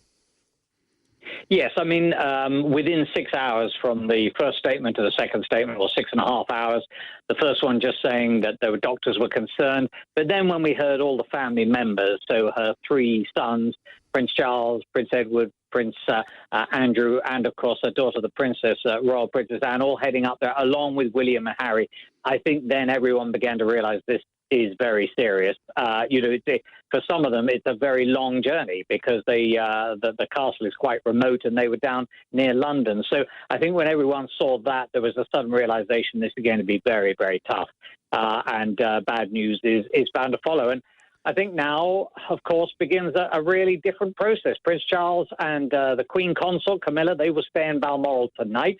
Then we're being told he will head back down to London tomorrow. And then, of course, we're in this period of national mourning. Yes. Now, exactly what that'll affect is going to be interesting to see because different companies are going to be doing different things and advice varies. Gavin, we'll stay in touch with you throughout the morning. I appreciate your company as always. Operation Unicorn is what they call it if the Queen dies in Scotland because, of course, many of us have come to know Operation London Bridge, which is still in place in terms of what happens over these next 10 days. But Gavin is 100% right. A lot of it, as meticulously planned as it may be, a lot of it is still to unfold and a lot of it is still unknown. More throughout the morning, of course. The news is next. Your kitchen, your sanctuary, your Miele outlet. Visit the fabulous store full of quality Miele products. Appliances you love at prices that amaze. Make jaws drop. Make the right move. Make the Miele upgrade. With huge savings off run-out products and stock arriving weekly. Your Miele outlet store. 880 Great South Road, Penrose. Steelfort.co.nz. Your kitchen, your choice, your Miele. Hi, Steve here from Ian Hunt Flooring. The Feltex Godfrey Hirst annual sale is on now. Visit us to save on quality carpet and hard flooring, only at Ian Hunt Flooring, Albany and Mount Wellington. Ian Hunt Flooring. The Graham Dingle Foundation helped improve my mental well-being, confidence and resilience, opening up new possibilities. Your donation will give a return to our economy and help young people like me overcome life's obstacles. Please text DINGLE to 2454 to make a $3 donation today and invest in a child's future. Ask the bill payer or account holder before making the $3 donation. Text not included in any text bundle agreement. And zero turns meet zero compromise. Introducing the all-new Ultima ZTS range by Cub Cadet. With enhanced strength and durability, along with an Aeroforce fabricated deck. Experience a zero-turn mower like never before. Tackle hills and slopes of up to 20 degrees with ease. Don't settle for less. Step up to the ultimate all-around mowing experience. Visit steelfort.co.nz to find your local dealer. Dreamroll after dreamroll after dreamroll. Open more doors with Massey University's online MBA program. Join our information evening, September 13, 6:30pm. massey.ac.nz/MBA. What is amazing? The latest finance offer from Lexus of North Shore on the Lexus RX. Untouchable performance now within reach. Right now, receive 0% interest finance on selected RX models with payments spread over 24 months. Subject to normal lending criteria, terms, conditions and fees apply. See in-store for details. Stock is strictly limited, so call Lexus of North Shore to experience amazing today. Experience amazing. Experience Lexus of North Shore on Link Drive. Remembering our monarch with the latest from the Newstalk ZB News Centre. This is Newstalk ZB News. Good morning. It's 6:30. I'm Neva Reddy Manu. Britain's and New Zealand's longest-serving monarch has died. Buckingham Palace has confirmed Her Majesty the Queen died this morning at the age of 96. Her family was with her at Balmoral Castle in Scotland. All the Queen's children and Prince William had travelled to Balmoral to be by her side. The new King Charles and Queen Consort Camilla will remain at Balmoral this evening and will return to London tomorrow. And new British Prime Minister Liz Truss, who was only sworn in by the Queen just 2 days ago, has addressed the nation and says they're devastated. Queen Elizabeth II was the rock on which modern Britain was built. Britain is the great country it is today because of her. King Charles has released a statement on his mother's passing. He says the death of his beloved mother is a moment of great sadness for him and all members of his family. He says her loss will be deeply felt throughout the country, the realms, the Commonwealth, and by countless people around the world. The King says his family will be comforted and sustained by the knowledge of the respect and deep affection in which she was held. UK correspondent Vincent McAviney told Kate Hawkesby Queen Elizabeth's health had been deteriorating for some time. She had slowed down in recent months. We were told she had mobility issues. She had started using a walking stick and, for some visits, a small golf cart. And we saw her in that final picture now with Prime Minister Liz Truss on stage. She looked very frail. She looked as though she had lost some weight. A short letter has been posted on the gates of Buckingham Palace to formally announce Her Majesty's death. Here's BBC host Hugh Edwards. The printed statement being fixed to the railings of Buckingham Palace. And that, when we see that, Nick, that is the chapter completed. Jacinda Ardern has described Her Majesty as extraordinary, admired and much loved. Claire Sherwood reports. In a statement, the Prime Minister has expressed New Zealanders' deep sadness, describing the Queen as a monarch with an unwavering sense of duty. She says people throughout the world will be feeling an acute sense of loss at this time, and New Zealanders share in that grief.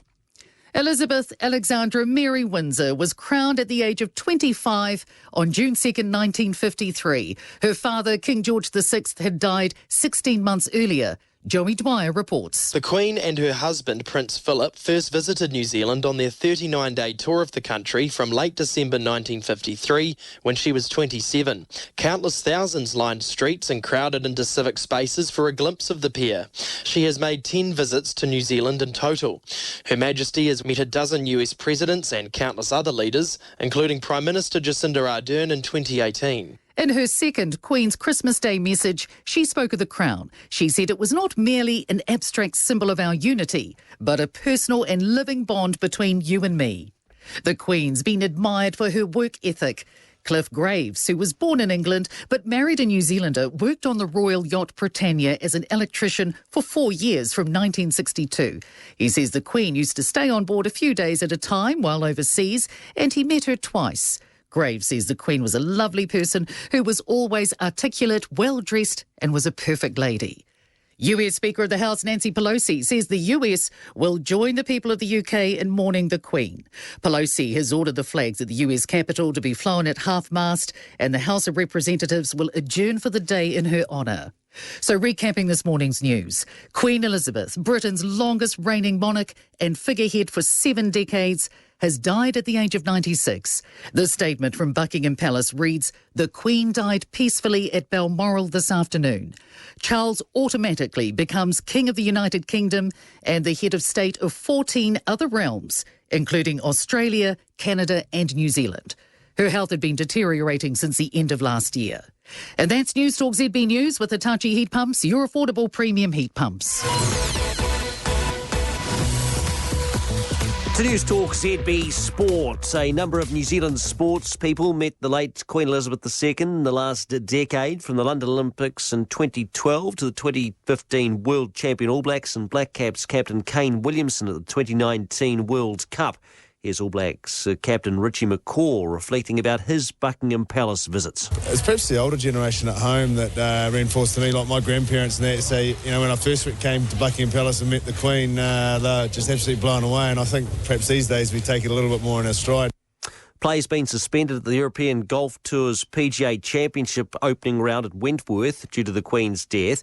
Ryan Fox has shot a 1 over par 73. He's 9 shots off the lead. And Australia have sealed the Chappell Hadley Trophy cricket series over New Zealand with a game to spare after a 113-run win in Cairns. They've defended 195 for 9. The Black Caps were dismissed for 82, their second lowest one-day international total against Australia after the 74 in 1982 at Wellington. I'm Andrew Alderson, and that's Newstalk ZB News and Sport to 25 minutes to 7. Newstalk ZB Auckland. Time saver traffic. Broadmead East Tamaki is turning 15 this month. Now the Northern Motorway city-bound moderate to heavy Rosedale through to Sunnyside. We've got a new road layout after Greville Road, so do drive with care. Southwestern northbound approaching Puanui, moderate to heavy in patches on the Southern Motorway city-bound, Takanini through to Mount Wellington. 15 things for 15 years. Follow Broadmead East Tamaki on Facebook for more. Ivanka Zonic for Time Saver Traffic. Newstalk ZB Weather Watch 24/7 with 0800 Roof Care, concrete tile restoration and painting specialists. Monaco, the Hodaki Gulf, variable 5 knots, southwest 10 this afternoon. Waitemata, variable 5, and Bream Head to Cape Colville, variable 5, southeast 10 knots late morning, turning easterly 10 this afternoon. The high tide at Auckland, 25 past 6 this evening. Onehunga, 20 to 10 this morning. Auckland today, a fine morning, cloud increasing with isolated showers later, light winds as well. Tomorrow, mostly cloudy with occasional rain. Ahead to Sunday, partly cloudy, northeasterlies developing. And ahead to Monday, expect showers. Today's high, 17. Currently, we're sitting on 5 here at Newstalk ZB. News, politics, current affairs, sport, opinion, and all the big names. It's all on the Mike Hosking Breakfast with the Jaguar I-Pace, award-winning all-electric SUV. Newstalk ZB. On this historic day, Operation Unicorn, I mentioned before the news, is what happened if the Queen dies in Scotland, which is exactly what happened at Balmoral. Of course, Operation London Bridge is what unfolds over the next few days. Prime Minister, as in the British one, will be the first to be informed of the passing. The message will be delivered by the Queen's private secretary, sent to the members of the Privy Council office. On the day of the death, the soon-to-be crowned King Charles will address the nation in a televised broadcast. We've not heard when that will happen, and one assumes it will happen tonight. The Prime Minister will hold an audience with Charles. A Ministry of Defence will organise gun salutes. Minute of silence will be held across the country. The following morning, this is tomorrow their time, Charles the new King, and their proclamation will be read out at St James's Palace and the Royal Exchange. Queen Elizabeth's coffin will return to Buckingham Palace. We don't know how as yet. It depends, of course, on where Scotland or whether it was at Windsor Castle, and that's all part of what will unfold over the next couple of days. But it has been planned for many, many years, obviously. Coverage throughout the morning. Richard Arnold in the States shortly with the American reaction. Rod Little after 7 o'clock for you. Lady in waiting to Princess Margaret, Lady Anne Glenconner, who's been on the program a number of times before, will be with us after 7 o'clock this morning. And the Sir Don McKinnon, the name you will know, but of course served as Secretary General for the Commonwealth. And met the Queen many, many times. 22 minutes away from 7. Hosking. Also, you'll remember the name Sir Lockwood Smith, who served as our ambassador to the United Kingdom, and he is with us. Good morning to you. Good morning, Mike. Very, very sad business. Yeah, it is. I mean, I'm currently at my stepson's wedding reception in Corfu in Greece, and the news has just been announced to our wedding reception here because there are a couple of military people here because my stepson's marrying an English girl.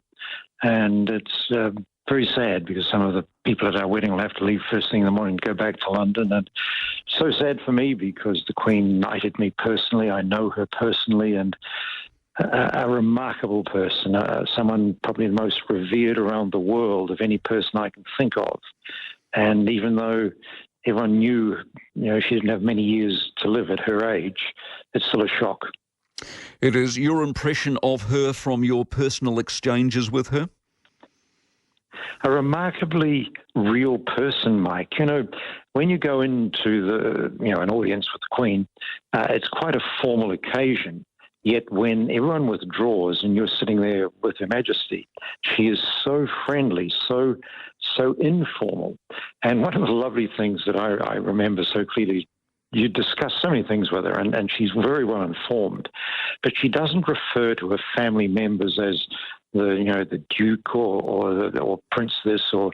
We were talking to us about something about students because we were interested in education and that sort of thing, and she referred to her late husband not as the Duke of Edinburgh or Prince Philip. It was just Philip. Philip thinks this, and she makes everyone feel so at ease. Which is quite a remarkable characteristic for someone to be able to do that in her position, because so many people, in her presence probably feel quite, intimidated, I guess. But she goes to so much trouble to make you feel at ease, and she is so knowledgeable and yet so, real in the way she relates to you. And of course, I presented her late husband, Prince Philip, with his Order of New Zealand, and in the room were just Her Majesty, Prince Philip, and me. And we had a good yarn, and so I have such special memories of both of them. Her length of service and her her dedication to duty. I don't know we have seen, I don't know we will ever see the like again, will we? Never see it again. I mean, you remember that speech she gave when it was first announced, when her late father's death was announced, and she gave that speech about her life, however long or short it may be. She promised to her people her service for that life. Mm. And she's done that, till her... Only this week, Boris Johnson, the former Prime Minister, departed his prime ministership with her, and she swore in the new Prime Minister, Liz Truss, who's also a very good friend of mine. And, she did that just in these last few days. And it's just such a shock to think that that's all over now. And I think the world, not just the Commonwealth, but she is respected around the world. Very well said, Sir Lockwood. I appreciate it very much. Sir Lockwood Smith, our former ambassador to the United Kingdom, as it turns out, joining us from Corfu, 18 minutes away from 7. It's from the Archbishop of Canterbury, Justin Welby. May Her late Majesty Queen Elizabeth II rest in peace and rise in glory. As she had done before, she reminded us of a deep truth about ourselves, says the Archbishop. We are a people of hope who care for one another. A very warm tribute and a sincere tribute from the Archbishop himself. I think we can bring a little more from the Archbishop, and it's a very eloquent tribute, as you'd imagine, from Justin Welby. It's with profound sadness, says the Archbishop, that I join the nation, the Commonwealth and the world in mourning the death of Her late Majesty the Queen. My prayers are with the King and with the royal family. May God draw near them and comfort them in the days and weeks and months ahead.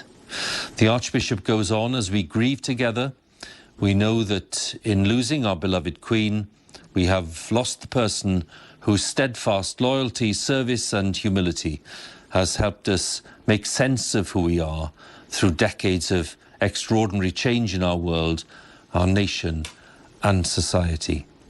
And as deep as our grief runs, even deeper is our gratitude through times of war and hardship, says the Archbishop, through seasons of upheaval and change, and through moments of joy and celebration. We have sustained by Her late Majesty's faith in what and who we are called to be. The voice is of the BBC's Hugh Edwards. This is the voice of Justin Trudeau, the Canadian Prime Minister. We'll come back to that in a moment. 16-2. She was our Queen for almost half of Canada's existence, and she had an obvious, deep, and abiding love and affection for Canadians. She served us all with strength and wisdom for 70 years as we grew into the diverse, optimistic, responsible, ambitious, and extraordinary country we are today. As her 12th Canadian Prime Minister, I'm having trouble believing that my last sit-down with her was my last. I will so miss those chats. She was thoughtful, wise, curious, helpful, funny, and so much more. The Canadian Prime Minister Justin Trudeau just confirmed, by the way, the new king will officially be known as King Charles III. The point being, he didn't have to take the name. You would have assumed, but he didn't have to take the name. There is some history, of course, if you follow the royal family behind the name King Charles. The Commonwealth, the United Kingdom, and the entire world are joined together in mourning this evening. Queen Elizabeth II served this country to the last. I offer my sincere condolences to the royal family. May she rest in peace. That's Gordon Brown. Her Majesty Queen Elizabeth embodied the British nation's continuity and unity for over 70 years. I remember her as a friend of France, a kind-hearted queen who has left a lasting impression on her country and her century, Emmanuel Macron. And so the tributes continue to flow. We'll go to America. in just a moment with Richard Arnold, 14:2. Shower dome. No steam, no mold, no condensation. Why is a shower dome shower top the best thing I can buy for my bathroom right now? A shower dome shower top stops steam from forming when cold air in your bathroom hits hot air in your shower. Buy your shower dome shower top online now for just $339 with free delivery. Visit showerdome.co.nz. Shower dome. Hi, Steve here from Ian Hunt Flooring. The Feltex Godfrey Hirst annual sale is on now. Visit us to save on quality carpet and hard flooring, only at Ian Hunt Flooring, Albany and Mount Wellington. Ian Hunt Flooring. It's time to get excited, everyone's invited, and you're all part of the show. It'll get your heart racing, the sights are just amazing. Get your tickets now and go. Get your friends and family together for New Zealand Cup and Show Week Christchurch, November 5 to 12. Tickets on sale now. It's time to get excited, everyone's invited. Get your tickets now and go. The King Art of Living sale ends Sunday. Save on selected Australian-designed, award-winning furniture. So why buy ordinary furniture when you can come home to King?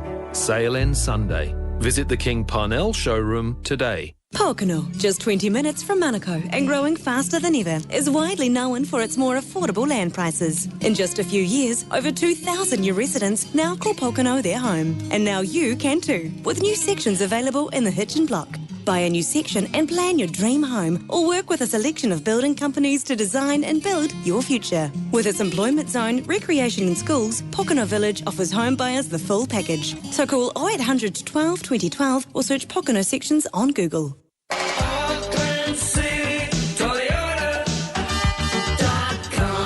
Reliable, trusted. That's what comes to mind when you think Toyota, and Auckland City Toyota is your reliable, trusted local dealership with over 200 quality used vehicles to fit your budget. Knowing it comes with the reassurance of backup and servicing plans from the specialists. Come and see us today. Greyland, Green Lane and Mount Wellington. Auckland City Toyota. Newstalk ZB, at some point, the Queen's body will be taken to Parliament, where it will lie in state in Westminster Hall, like the Queen Mother back in 2002, until her funeral. 2 days after her death, the Accession Council will meet at St James's Palace to proclaim the new monarch. The Parliament will swear allegiance. As far as we're concerned, Ministry of Culture and Heritage will inform the government buildings to fly flags at half-mast. Probably, they say, their words not mine, probably be a state memorial service. Details will be decided by the Prime Minister. 11 minutes away from 7. Newstalk ZB international correspondence with Fisher Funds, New Zealand's most trusted Kiwi saver provider. And I can tell you that our flags have literally just been lowered in this country. To the States now, Richard Arnold, morning to you. Good morning, Mike. Very, very sad day, and I assume felt just as deeply by Americans as anybody else. That's right, a feeling here of sadness and great respect for Queen Elizabeth II in this hour of her passing, a period in which the so-called special relationship between Britain and her one-time colonies flourished. The Queen met with nearly every US president since Truman. Back in 1991, she gave an address to a joint session of the US Congress. Of course, it was 19th century 1814 when invading British troops marched into Washington and set fire to the place, but that's a long time ago. A high point in US-UK ties may have come during the Reagan era, but it was fostered during many periods. The Obamas had very friendly relations with the British royals, you recall.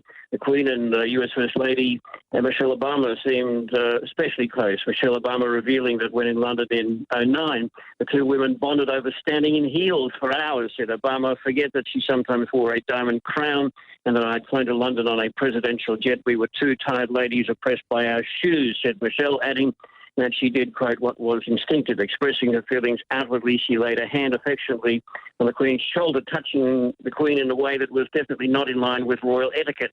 The moment was caught on camera, stirred up some furor, but the Queen responded by hugging her with a hand around her back. The Trumps also were said to have had a grand time at Buckingham Palace. Not clear what the Queen thought of then-President Trump. President Biden met with the Queen last year on his first foreign trip as president. He previously met her years earlier when he was a senator.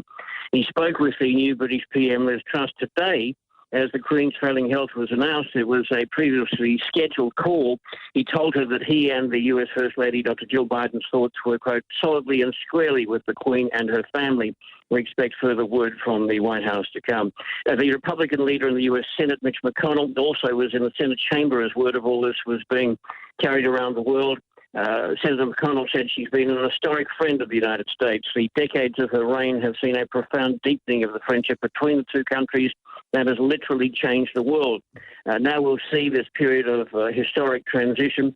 Prime Minister Truss referring to King Charles III, so it appears he will keep that name. Yes. Beyond that, it is a time of political shifts in many places. Still, what lingers for many, I expect, is that the Queen fulfilled her royal duty as she always pledged, meeting with the incoming PM just before her condition worsened after a period when she cancelled many events at the age of 96. As she promised when she first became Queen, the sense of duty for her country remained the priority. Exactly, Richard. Very well said, and I appreciate it very much. Richard Arnold out of the States. Indeed, it was said this morning her success in maintaining the monarchy through such turbulent times was even more remarkable, given at the time of her birth no one could have foreseen that the throne would be her destiny. Of course, as Richard said, yes, King Charles III has been confirmed, assumed but not necessarily the case. Middle names instead could have been used, could have been King Philip, could have been King Arthur, could have been King George. A lot of you are interested, and the answer once again is yes, yes, the national anthem changes,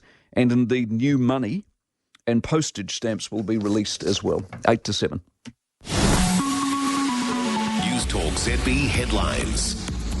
The Queen has died at the age of 96. Charles has become King Charles III.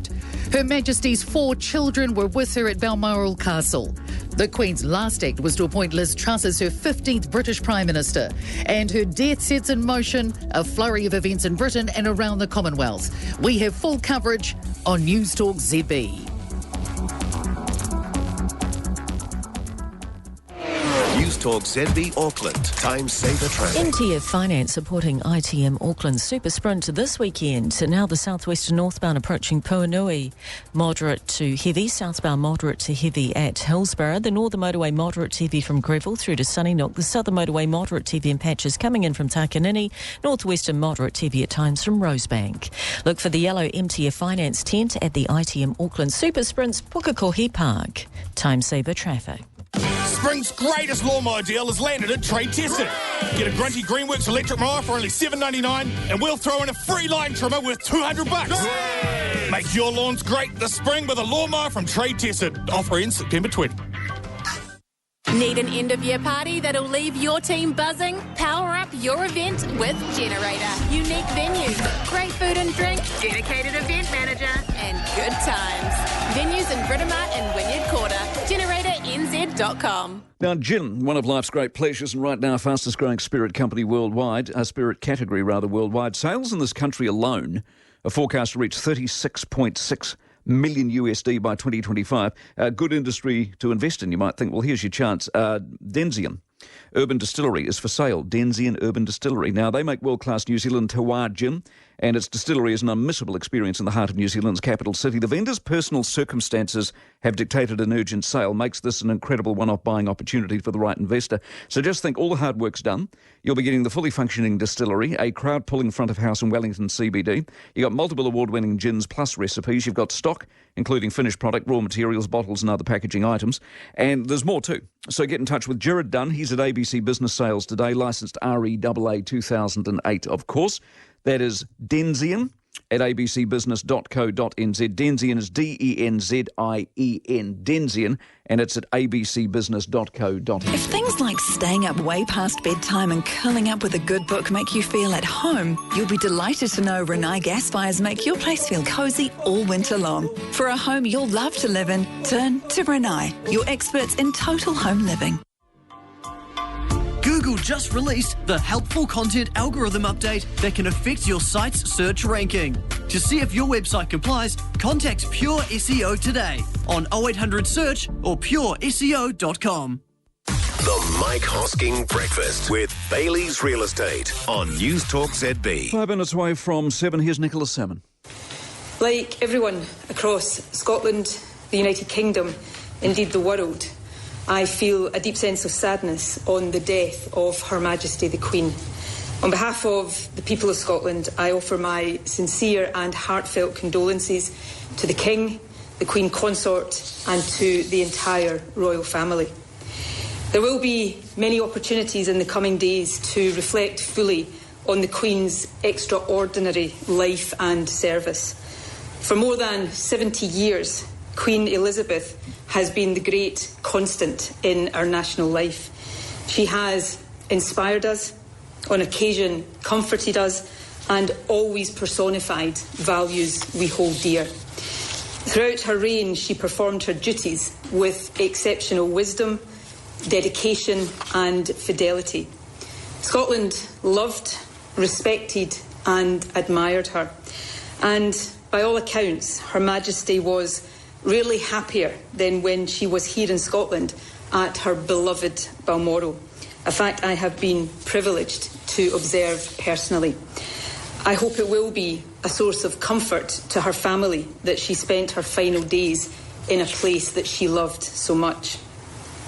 This is a moment of acute loss and profound sadness. It is also a moment of enormous significance. The passing of Queen Elizabeth marks the end of an era. Our nation is in mourning.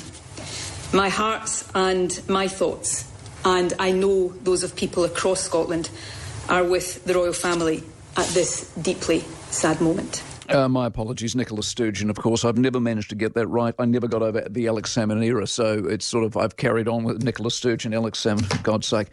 News for you in a couple of moments. Plenty more to still to come on the program. Sir Don McKinnon, former Deputy Prime Minister, of course, and Commonwealth Secretary-General from 2000 to 2008, knew the Queen extremely well. He, among many others, in the next half hour of the program.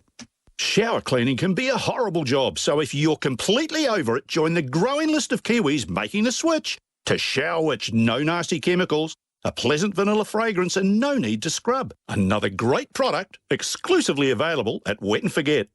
If you're looking for world-class education in South Auckland, join us for our open day at ACG Strathallan on Saturday 10th September. Talk to our teachers and learn what's behind the high standards and all-round excellence of ACG schools. ACG Strathallan Open Day. Book online today. Hi, Hayden from Albany Toyota here. Prolong the life of your vehicle by getting it serviced regularly. And to give you peace of mind, Albany Toyota offer fixed-price Toyota service plans. Petrol vehicles from $280, diesels from $340. At Albany Toyota, we service all makes and models, plus $60 warrant of fitnesses. Book your next service online at albany.co.nz. Albany Toyota, we care about your car. Follow the leader, Albany Toyota.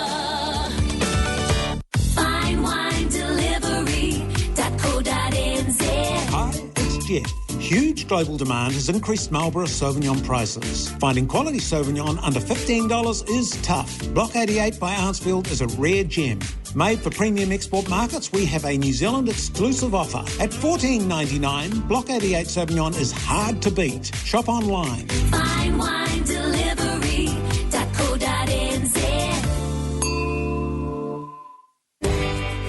Borders are open and overseas workers are queuing up to lift New Zealand's productivity. But where are they going to live? The answer is HouseMe, New Zealand's most affordable tiny home solution. HouseMe's tiny homes are on skids, so they're easy to move and repurpose, making them the perfect investment for your workforce and business. Learn more about New Zealand's most affordable tiny homes at houseme.co.nz or give them a call 0800 HouseMe. Would the Taj Mahal have been built if Emperor Shah Jahan had said, yeah, perhaps we're bitten off a bit more than we can chew with this one? And would Rome have the world's largest amphitheatre if Emperor Titus had said, put your tools down, fellas, mosh out down the pub? At Code HQ, we believe there's no excuse for not finishing what you've started. So if you've got sizable software to build, our outsourced development model will get it completed. To find out more, go to codehq.nz. We make software, not excuses. In Auckland on 89.4, this is Newstalk ZB. Remembering our monarch with the latest from the Newstalk ZB News Centre. This is Newstalk ZB News. Good morning. It's 7 o'clock. I'm Niva Reddy Manu. The longest reign in the history of the Commonwealth has come to an end. Queen Elizabeth II has died at the age of 96. Her eldest son, Charles, at 73, has become King Charles III. Her Majesty's 4 children were with her at Balmoral Castle. The Queen's last official act was to appoint Liz Truss as her 15th British Prime Minister. She's acknowledged the loss and devastation being felt and welcomes the new king. Today the crown passes, as it has done for more than 1,000 years, to our new monarch, our new head of state, His Majesty King Charles III. The Queen died at Balmoral Castle in Scotland. But BBC's Mark Easton says tens of thousands are gathering outside Buckingham Palace to pay their respects. It's a sombre atmosphere. Some people, I have to say, are close to tears. This was a very personal relationship with a woman who embodied something very special about their country. Her family were with her at the end. All the Queen's children and Prince William had travelled to Balmoral to be by her side.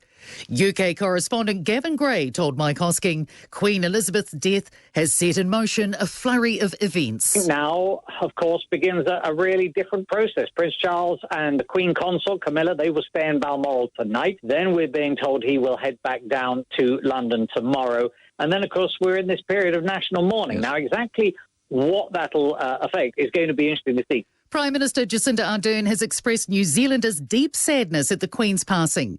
Claire Sherwood reports. Jacinda Ardern's described the Queen as extraordinary and says New Zealanders are sharing in an acute sense of grief and loss felt around the world. Flags are flying at half-mast in Her Majesty's honour, while a state memorial service and other tributes around the country are being arranged. And National Party leader Christopher Luxon says it's with great sadness but even greater respect that he learned of the passing. In an Instagram post, Luxon says Her Majesty's steady and inspiring presence was an anchor for New Zealand throughout her 70-year reign. He says even those who never met her felt they knew her. Her Majesty succeeded to the throne when her father, King George VI, died in 1952, while she was in Kenya with Prince Philip. She was crowned the following year on June 2nd at Westminster Abbey by the Archbishop of Canterbury. God crown you with a crown of glory and righteousness, that having a right faith and manifold fruit of good works, you may obtain the crown of an everlasting kingdom. More than 8,000 people attended, including Queen Charlotte of Tonga, Winston Churchill, bishops and sheikhs.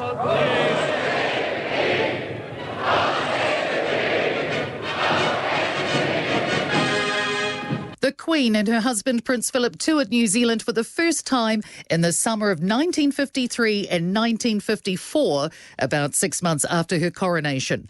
They arrived in Auckland on the SS Gothic and were officially welcomed at the town hall. The Queen said it was an inspiring experience to travel across 2 vast oceans from one side of the world to the other. And to find ourselves not in a foreign land and amongst alien people, but at home with our kinsmen. The royal couple visited 46 towns and cities, and 3/4 of New Zealanders saw her, including one woman who saw her 30 times. Her Majesty came to our shores 10 times, the last being in 2002. A man who worked on the Royal Yacht Britannia says there were strict protocols when interacting with the Queen. The British monarch had passed away after more than 70 years on the throne, and Cliff Graves, who was born in England but now lives in New Zealand, worked on the ship for 4 years in the 1960s. He says the Queen was a lovely, articulate person, a perfect lady, but he only met her twice. When the royal party were on board, you were not allowed to be upstairs, type thing. You had to stay below decks. And if they did approach you, you just said, "Good morning, ma'am." And the final word, Paddington Bear has tweeted, "Thank you, ma'am, for everything." That's Newstalk ZB News with the touchy heat pumps. Coming shortly on the programme, we continue to tell the story of the life and passing of Queen Elizabeth II. To Newstalk ZB Sport, a number of New Zealand sports people met the late Queen Elizabeth II in the last decade, from London 2012 Olympians to the 2015 World Champion All Blacks and Black Caps captain Kane Williamson at the 2019 World Cup. Here's Williamson describing his Buckingham Palace visit 3 years ago. It was very formal. We sort of got put in our positions in alphabetical order, and we got told that she would take the lead. So if she shook your hand, then that was a bonus. So very fortunate that she shook our hands and had a little chat, spoke a little bit about the weather. Meanwhile, Australia have sealed the Chapel Hadley Trophy series over New Zealand with a game to spare after a 113-run win in Cairns. They've defended 195 for 9. The Black Caps were dismissed for 82, their second lowest one-day international total against Australia after the 74 in 1982 at Wellington. And play's been suspended at the European Golf Tour's PGA Championship opening round at Wentworth due to the Queen's death. Ryan Fox has shot a 1 over par 73. He's 9 shots off the lead. I'm Andrew Alderson, and that's Newstalk ZB News and Sport to 7:06. Newstalk ZB Auckland. Time saver traffic.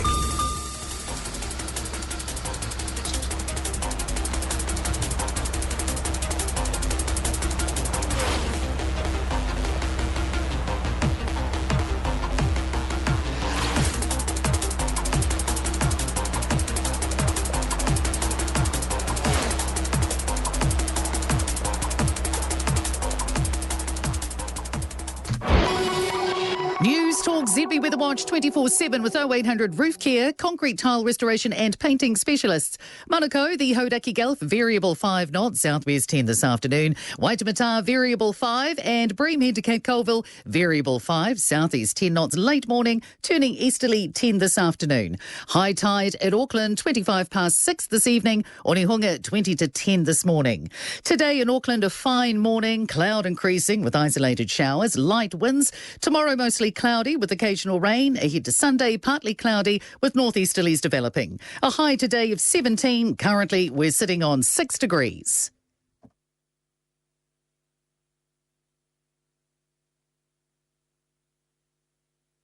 The only breakfast show you can trust. The Mike Hosking Breakfast. With Bailey's Real Estate. Altogether better across residential, commercial and rural on Newstalk ZB. 7 minutes past 7, a day of tremendous sadness, a day of history as well. Elizabeth Alexandra Mary Windsor, born 21st of April 1926 in a house just off Berkeley Square in London, the first child of Albert Duke of York, second son of George, and his Duchess, the former Lady Elizabeth Bowes Lyon.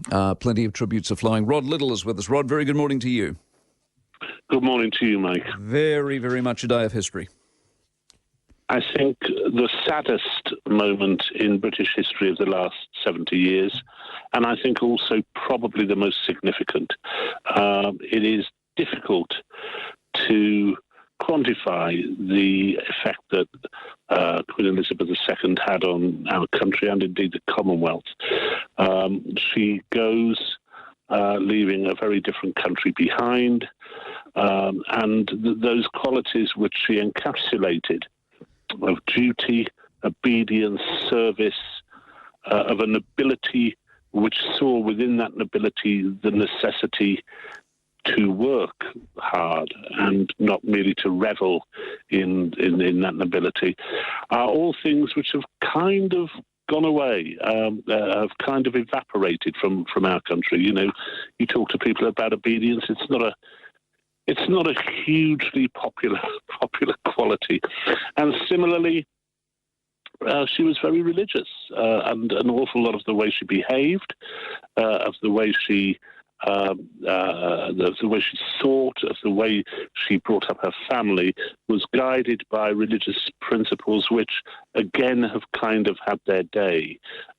She was a very, very devout woman, and that's one of the things which has kind of been missed in the various eulogies, which she has rightly earned, because there is no doubt in her magnificence. There's no doubting that, as the Prime Minister said a while ago, that she was a rock. But she was more than that. You know, we see as well, Mike, not merely the passing of the second Elizabethan age and all that entails, but also kind of the passing of the post-war era, and that we're into something very different now. I don't know about you, Rod, but just these terms that we're using this morning, the passing of the Elizabethan age, I mean, how profound is that? It cannot. I was trying to explain this, and I'd like you to join in, if possible, to my 16-year-old daughter, because I said this is, without question, the most important thing which has happened in your life so far. Yeah. It really is very, very important indeed. It could herald the beginnings of the end of Great Britain as a monarchy. It probably heralds the end of the Commonwealth in many cases, given the speed with which some of the Caribbean and African nations wish to distance themselves from the old empire holder. It is a very, very significant day indeed, and I don't think we all say God save the King, and I hope that King Charles III, as he's now announced that he intends to be called, will carry on that baton, but he's a very different creature. Be a very interesting next 10 days in Britain particularly, won't it? I mean, the stamps are being changed, the money's being changed, the funeral's being planned, the flags are at half-mast. What a time. What a time, and I think you're right about that. I think that for many people, both here and in New Zealand and in Australia, will think, there is no great tragedy in a 96-year-old woman dying. It is not of itself a tragedy, which was rather what my daughter said to me. One would expect it to happen sooner or later. But it's when you see the immense change which it will have, and you've highlighted some of them, just the simple things such as stamps and coins and so on, but also the retitling of various other members of the royal family, the shifting in the way in which our country is governed. It is a massive change, and I think it's going to take a lot longer than 10 days for us to realise what that change means. Fantastic, Rod. Always good to talk to you. Appreciate it very much, and we'll stay in touch. Rod Little, our UK correspondent. We'll have Boris, probably the best comments so far have come from Boris Johnson, but we'll have more on that later. But what he says, and I think he sums it up for many of us, this is our country's saddest day. In the hearts of every one of us, there is an ache at the passing of our Queen, a deep and personal sense of loss, far more intense, perhaps, than we expected. I think that sums it up extremely well. It's 12 minutes past 7. Hosking. Lady Anne Glenconner has been on the program several times. She, of course, was lady-in-waiting to Princess Margaret, and she joins us from London now. How are you? Well, very sad, obviously. Yeah, exactly. We all are. Really a shock. The Queen has been with us all our lives, and I just thought she would go on for quite a few more years. So I'm really, really sad when I heard about her death this afternoon. There's a tremendous outpouring of grief and sadness and love and kindness and deserved. Well, there is. I mean, everybody. I mean, I've just been looking at photographs of people outside Windsor and Buckingham Palace, and they're all crying. They're putting flowers, and I feel so lucky that I knew the Queen. I was one of her maids of honour at the coronation a long time ago now, but she was incredible. I mean, she's absolutely amazing, and I think people are devastated. I'm going to cry myself in a minute. Well, I think we've all shed a tear or two today so far. We will never, I think it is fair to say, we will never see the like again, will we? 70 years, it won't happen again. We were lucky to be here.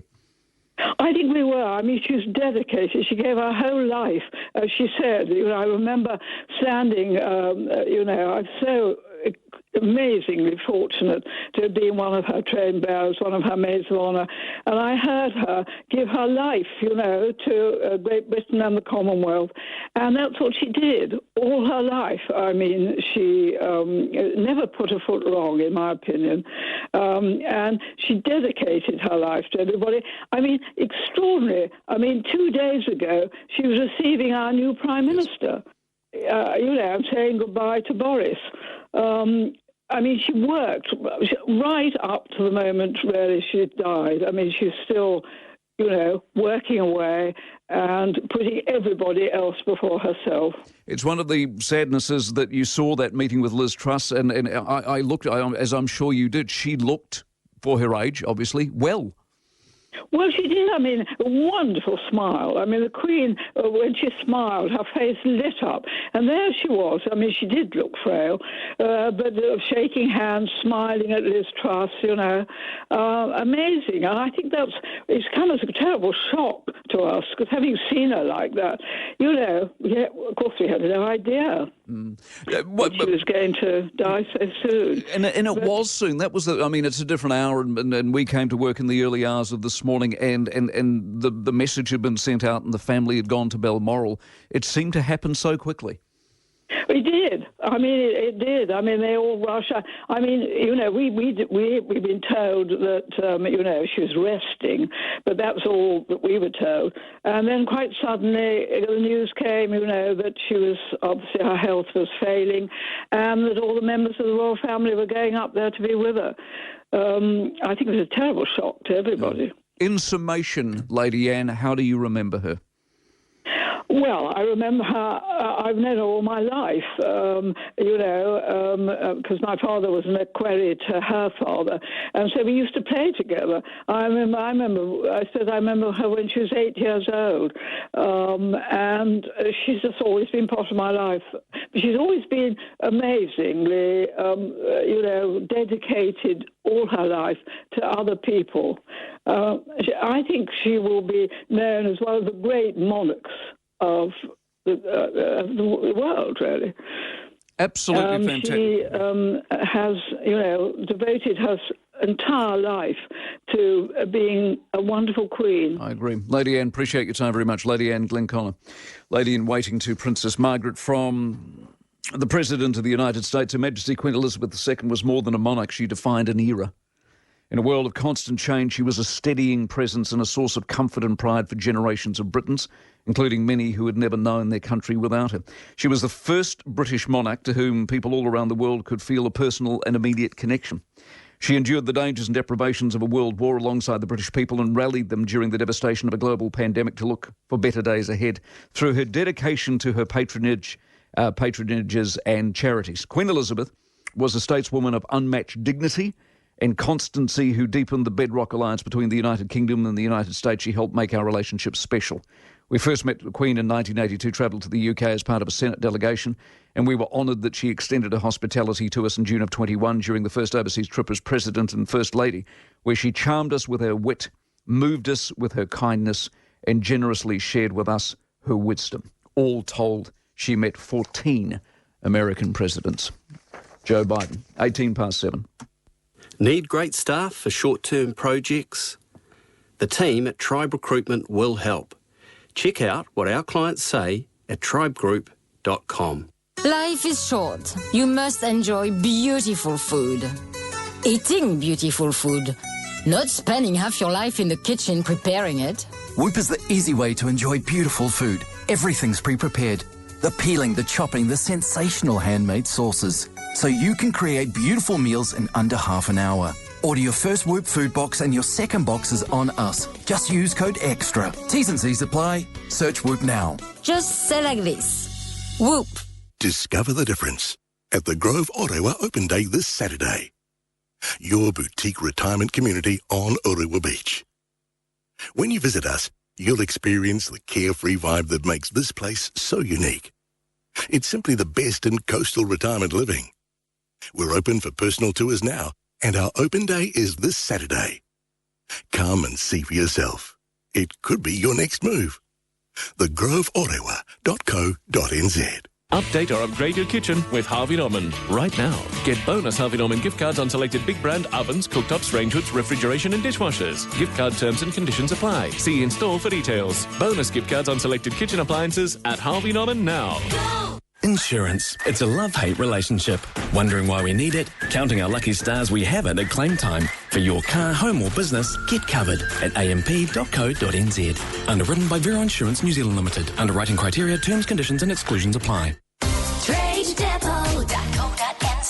This weekend, take your trailer to the Spring Renovation Expo at Trade Depot's Onehunga store. You'll save thousands on bathrooms, kitchens and appliances. Side-by-side fridge freezers $899. Pyrolytic wall ovens from $699. Complete shower enclosures $419. Cooktop and range hood sets $399. This weekend, visit the Spring Renovation Expo, only at Trade Depot's Onehunga store. TradeDepot.co.nz. There's no denying that green tinge has appeared everywhere you look. Pathways, driveways, outdoor furniture and patios. In fact, any shaded area is probably looking like it could do with a good clean-up to make it appear more summery and less wintry. One application with the original Kiwi-made Wet and Forget will have those damp and dingy areas looking brighter in no time. The original Kiwi-made Wet and Forget Rapid. One product, any surface. Come in and see your local Wet and Forget team. 7 Auckland stores, Silverdale, Westgate, Mairangi Bay, Mount Eden, Lunav, Takanini and Pukekohe. Newstalk ZB 720 on the Mike Hosking Breakfast. Governor-General Dame Cindy Kiro will be speaking at 11:30 this morning. Our Prime Minister at 7:30 this morning. Obviously, we will take that live. This is Sakia Starmer. For the vast majority of us, the late Queen has been simply the Queen. The only Queen. Above all else, our Queen. As we mourn her loss, we should also treasure her life. Our longest serving and greatest ever monarch. Above the clashes of politics, she stood not for what the nation fought over, but what it agreed upon. And this is John Major. It is heartbreaking news. It's news that one day we knew we would have, but we always hoped it would be delayed and would be some way away. It's very hard to take it in, that radiant smile which lights up a room and lights up a country is just not going to be live for us there anymore. Very hard to imagine. Most of the people in this country can remember nothing other than the Queen as monarch. Many of those who are elderly remember faintly the former king. But this is an enormous change for this country. It's a very big moment in history, a key pivotal moment. And I think there will be many tears shed tonight and over the next few days for Her Majesty the Queen. He sums it up well, doesn't he? Sir Don McKinnon, he knew the Queen better than most. He was the Commonwealth Secretary-General, of course, from 2000 to 2008. He's with us from London. Good morning. Good morning, Mike. Good to hear your voice. Yeah, good to hear yours as well. What a sad, sad day. And you knew her better than most New Zealanders, I guess. Well, when you meet a person 3 or 4 times a year for 8 years, you get to know them very well, and that's also meeting them socially on other occasions. So I really felt an enormous privilege to have known her that intimately for that period of time, yes. How different socially than formally? Oh, well, socially it was always a bit of chit-chat, you know, did you get rained on your way here sort of thing, or, you know, why isn't your wife with you kind of jazz. But when we met officially, I mean, that was just her and I in one of her rooms, not at Buckingham Palace or Windsor or Balmoral, and we talk about a range of issues over the 40 minutes that I was there. And that's when I really got to know her very well. But she was interested in more than the things that I came to tell her about, but so I soon realised that I had to have a much broader repertoire than just what was happening in Sierra Leone or what was happening in Trinidad and Tobago. And of course, we talk to you as then Secretary-General of the Commonwealth. Her view of the Commonwealth in your time as the Secretary-General? Oh, no, it was always very important. Always. She was always interested in the prominent personalities around the Commonwealth, and even the less prominent personalities, particularly, you know, when we were dealing with problems in Fiji or problems in Zimbabwe, problems in Gambia. She was always interested in what was behind them, who were the people that were calling the shots and that sort of thing. So, no, she had a full commitment to that. The Commonwealth was so important to her, and I think that was really pushed through to her thinking when, of course, you know, her first Prime Minister was Winston Churchill, because he believed so strongly. He didn't so much call about the Commonwealth. He talked about the strength of the English-speaking world. Exactly. And, of course, the length of reign must have helped immeasurably in the sense she'd seen them all, she'd met them all, she knew them all. She saw the same problems coming around about every 3 or 4 or 5 years, and that applies to, I think, anyone in the political world, that if you stay around long enough, you see everything happen again and again and again. But she was also conscious of the way many developing countries are really still trying to find their feet. And she is prepared to say, you know, we sometimes expect these developing countries just to move too fast. After all, look how long England took to adjust to a democracy even though we tried various variations of it, from about 1700 onwards. So she had a level of sympathy for those who were trying hard but uphill all the way. All right, Don, I appreciate your time. Sir Don McKinnon, who's out of London this morning, former Deputy Prime Minister, of course, and Commonwealth Secretary-General, standing by for our Prime Minister to speak shortly. 7:25. Newstalk ZB Auckland. Time saver traffic. The Archibald and Shorter Auckland Spring clearance is on now. Now the Northern Motorway heavy gravel through to Sunnynook, moderate to heavy from Esmond, northbound moderate over the Harbour Bridge. Southern Motorway moderate to heavy coming in from Manyarewa, southwestern northbound moderate to heavy at Purnui. The northwestern moderate to heavy in patches coming in from Te Atatū. The biggest range of 2022 demonstrators at Archibald and Shorter Auckland. Banka Zonich for time saver traffic.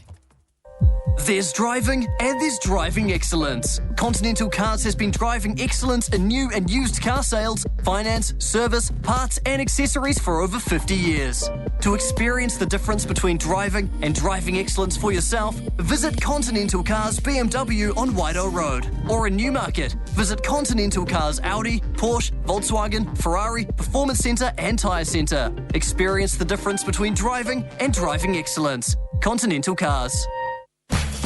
Find ways to save this week at New World. Get whole chicken legs only $7.99 per kg. And fresh and fruity yogurt 1 kg just $3.99 each.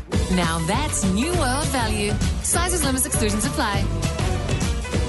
There's a new way to create your dream home, all thanks to Stonewood Homes. View, explore and interact with designs virtually. Discover their unmatched inclusions from the comfort of your home and experience a New Zealand first. Simply visit stonewood.co.nz to find out more. Stonewood Homes, built with unmatched value and quality.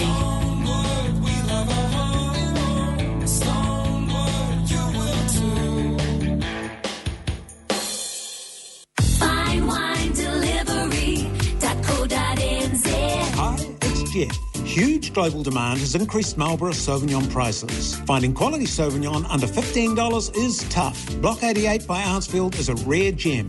Made for premium export markets, we have a New Zealand exclusive offer. At $14.99, Block 88 Sauvignon is hard to beat. Shop online.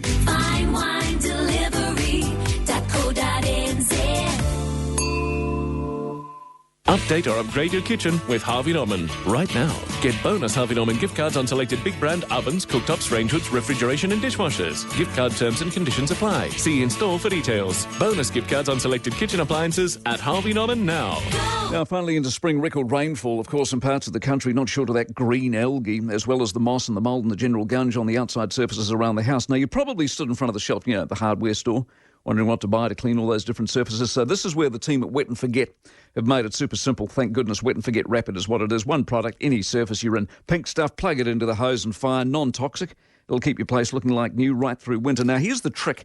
If you're a regular Wet and Forgetter, of course, you'll know that once you've applied that Wet and Forget, every rainfall thereafter, slowly but surely, cleans the driveway, the pathway, the roof, that would otherwise have a damp, dirty, green, unkept look about it. So this weekend, go and pick up the original Kiwi-made Wet and Forget Rapid. It's only available directly from the manufacturer, of course, at one of their 21 stores across this beautiful nation, and you can sort those damp, slippery, green areas out once and for all. Plenty of copies out there, so remember, Wet and Forget, one product, any surface. Hosking. 7:28. As Princess Elizabeth of York, she came to the throne at the age of 25, following the sudden death of her father, King George VI. During her lifelong reign, the Queen dealt with no fewer than 15 prime ministers. The first, Sir Winston Churchill, through to Margaret Thatcher and Tony Blair and Boris Johnson. As head of the Commonwealth, she became the most travelled monarch in history, head of state of 15 countries, at the end of her reign.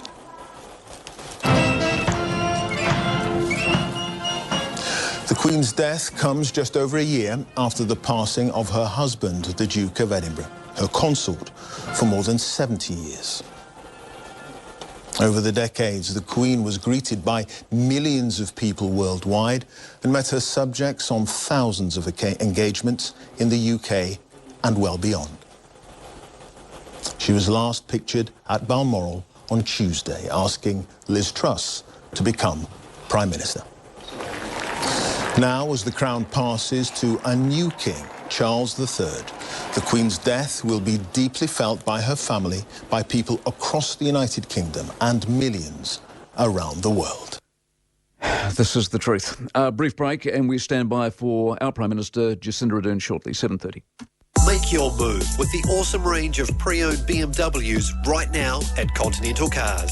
Come see their world-class facility, only 10 minutes north of the bridge, with ample parking and a passionate team for peace of mind that comes from buying from world-class BMW specialists. Continental Cars BMW has one of the largest selections of pre-owned BMWs in New Zealand. Contact the team today. Make your move to Continental Cars BMW, Wairau Road, North Shore. Continental Cars, driving excellence. An angry customer abused staff and damaged property in an outburst that caused a huge business. Are you seeing a rise in customer aggression and violence, putting your staff at risk? The need for situational awareness and de-escalation training has never been greater. Protect yourself and your team with QRisk. Know the right response tactics and how to use them. On-site or online training options delivered with credibility and confidence. Contact qrisktraining.co.nz today.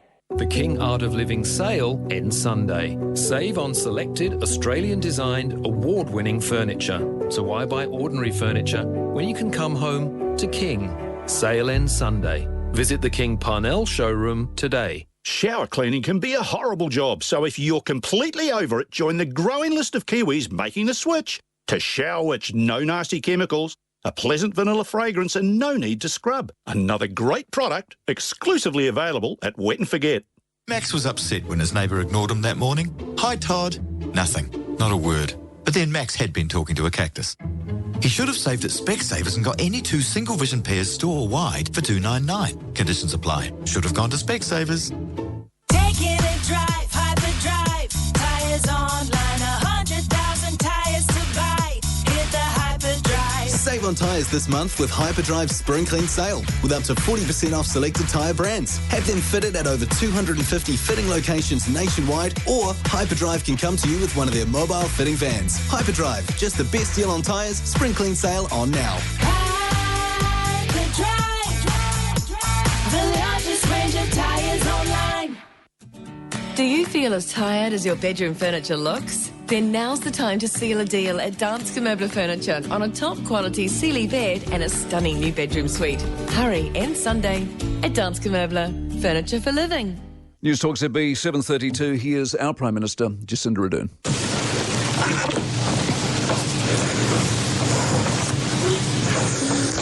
E tangi ana tēnā kau, kua hinga te uri o Wikitoria, te kōtuku rere nā tahi, kua oki. It is with great sadness that New Zealand wakes to the news of the passing of Her Majesty Queen Elizabeth II. I know I speak for all New Zealanders in conveying our deepest sympathy to members of the royal family and condolences to King Charles III on behalf of the government and New Zealanders at this time of enormous loss. The last days of the Queen's life captures who she was in so many ways, working till the very end on behalf of the people she loved. And that is why I'm sure that we will receive the news of her passing with both emotions of deep sadness, but also gratitude for a life that was utterly and completely devoted to the service of others. The Queen has been such a constant in our lives for 70 years, the longest-serving monarch in British history. Over her reign, she has come to define notions of service, charity, and consistency. Her commitment to her role and to all of us has been without question and unwavering. She has also demonstrated courage, compassion, and humour. A strong memory I will have of her is her laughter. She was extraordinary. To honour the passing of the Queen of New Zealand and realm countries, we move into a period of official mourning. Flags will be flown at half-mast. Preparations begin for a state memorial service to be held after the official funeral is held in the United Kingdom. While we await details of these arrangements, we anticipate it will be held in the UK in about 10 days' time. I know many will want to share their thoughts at this time. There will be condolence books placed in the Beehive Foyer, the National Library and Wellington Cathedral. I expect across New Zealand, local arrangements will likely be made. This is a time of deep sadness. Young or old, there is no doubt that a chapter is closing today. And with that, we share our thanks for an incredible woman who we were lucky enough to call our Queen. I'm happy now to take questions. Amelia. How do you sort of have memories of the conversation?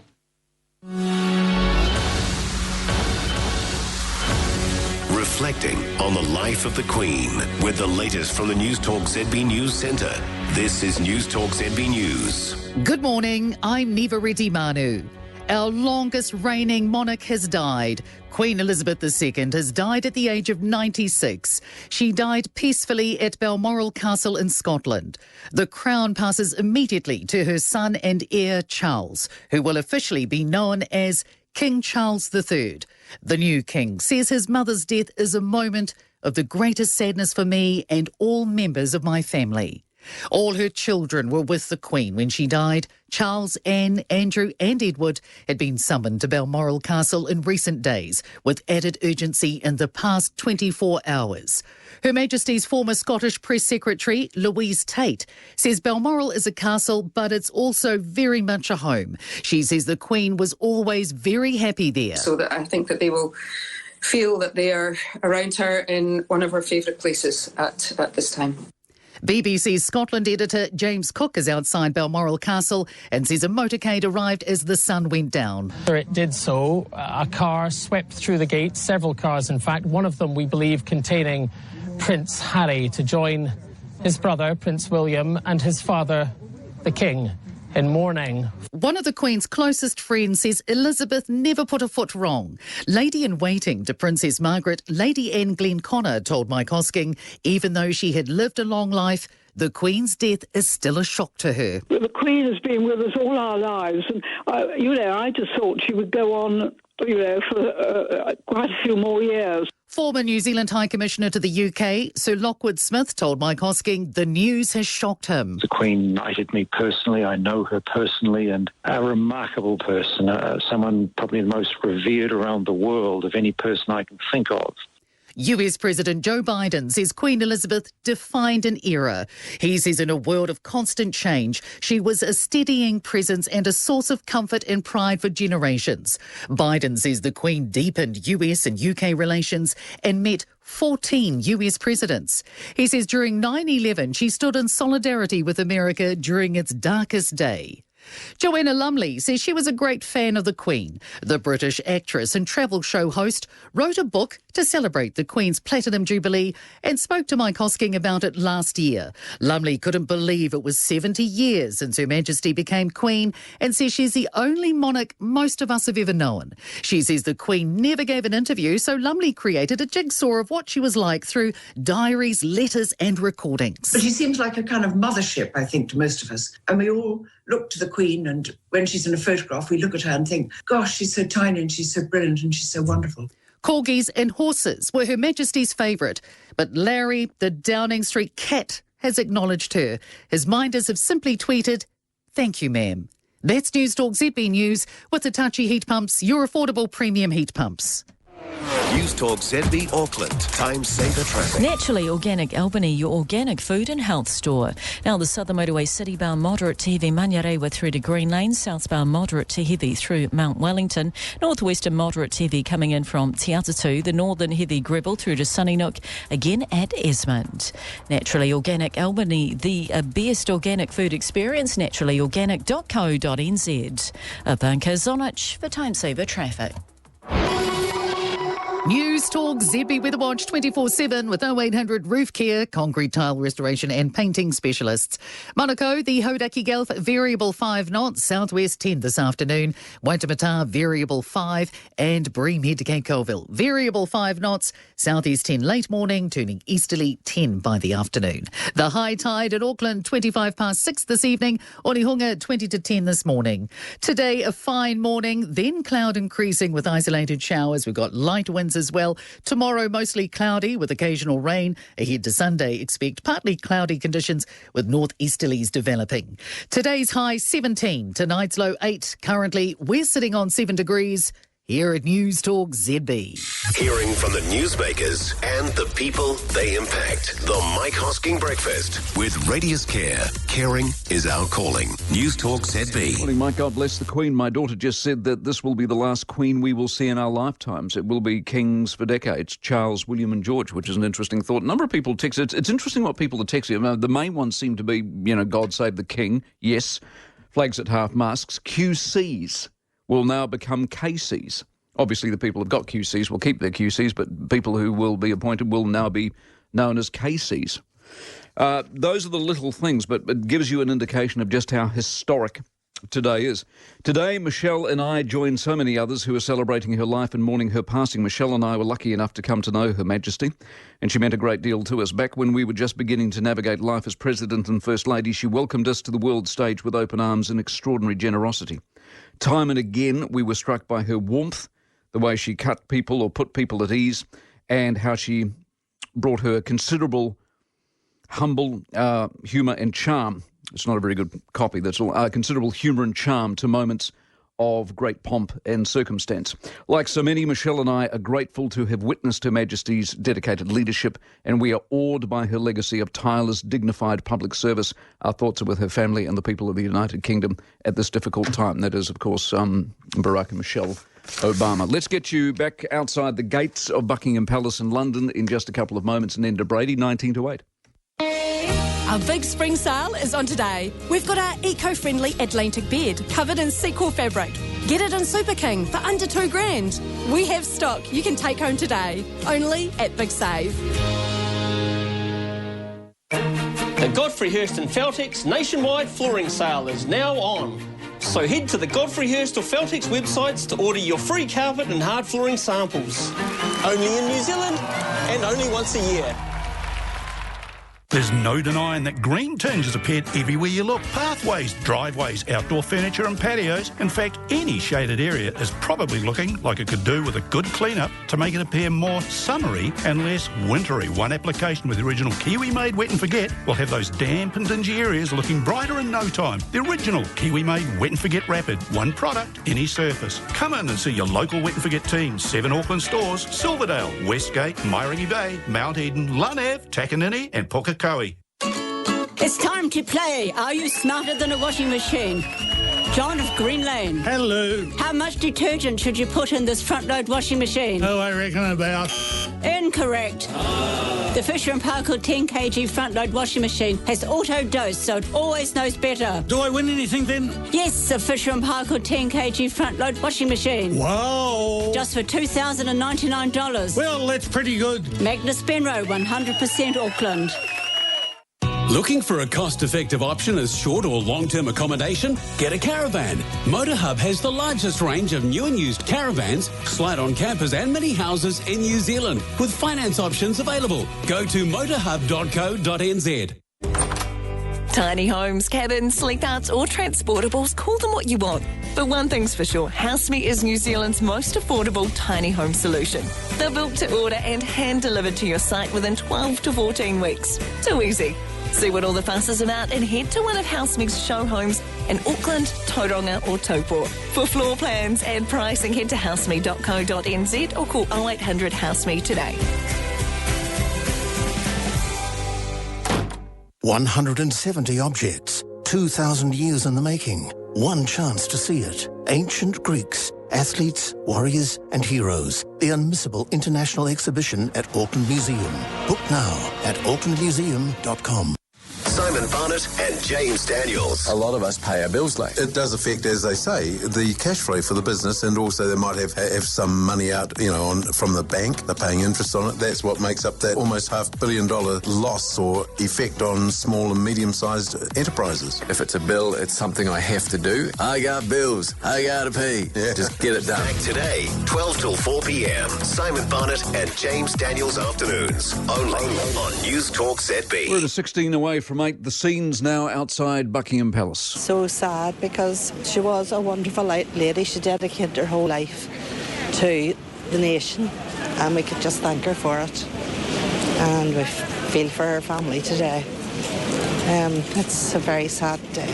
I'm so sad because she was a lovely, beautiful lady, beautiful mother, and a beautiful grandmother. Could just shed many tears for her. She was very much loved. There is a real sense that this Queen was a history maker. It's devastating. She's going to be missed by so many people. She affected so many lives, and she was an absolutely amazing monarch. And what did she mean to you? Well, I think as a woman, it's amazing to see a female at the helm of our country, and why I might not ever get the chance to see another woman as Queen. She meant everything to me, my family, a sense of community, loyalty, giving back to communities, serving, the community as a whole. So she meant a lot to everyone here today. I think, the biggest thing that I'll remember is, her sense of sort of charity, giving back. Just very sad. She's been a monarch for over 70 years, and it's history, and we just wanted to be here to share our condolences to the just be part of it, kind of thing. Yeah. It's really sad news to hear, actually. It's that's the reason we came. We were hoping to pass on our regards or just to be here. So it's kind of sad, actually. A sad day. Yeah, absolutely. Yeah, for everybody, I think. I think the whole nation will come together and just, feel the same. Yeah. Although, you never knew her or anything, but her significance was just incredible. And it doesn't really hit home, I don't think, until you hear something like this. And what she meant to us and what she meant to the country was absolutely incredible legacy. Yes, a dark day in London, literally and figuratively, of course, because it was raining, not raining as heavily as it was up at Balmoral in Scotland, but nevertheless a dark day in all of the UK and indeed the Commonwealth, and probably we can fairly safely say the world. 14 minutes away from 8. Enda Brady is with us now. Enda, morning to you. Good morning, Mike. Good to speak to you. Was Boris right when he said it has hit us far more intensely than perhaps we expected? Yeah, I think, you know what, that's the one thing he's got right for a very long time, because this news, I think, has hit everyone, because the Queen has been the kind of fabric of British life for so long. I mean, she's the one constant. Prime ministers come and go, leaders, chief execs, footy teams, dominants, champions, they come, they go, they have their day in the spotlight. She's been here forever. She is Britain PLC personified. And I think people tonight are just in profound shock here. All the TV scheduling, the radio, everything has been wiped out, wall-to-wall coverage of the death of Her Majesty. And even 2 paragraphs of a statement from the palace, it was enough to kind of create shock when you read the words, the King. Hasn't been a king here for a very long time. It's amazing, isn't it? When do we hear from the King? Brief statement issued just over an hour ago, paying tribute to his mother and talking of his profound sadness. And we may have some more words tomorrow when he travels to London and is formally, there's the Accession Council meet, so he attends that.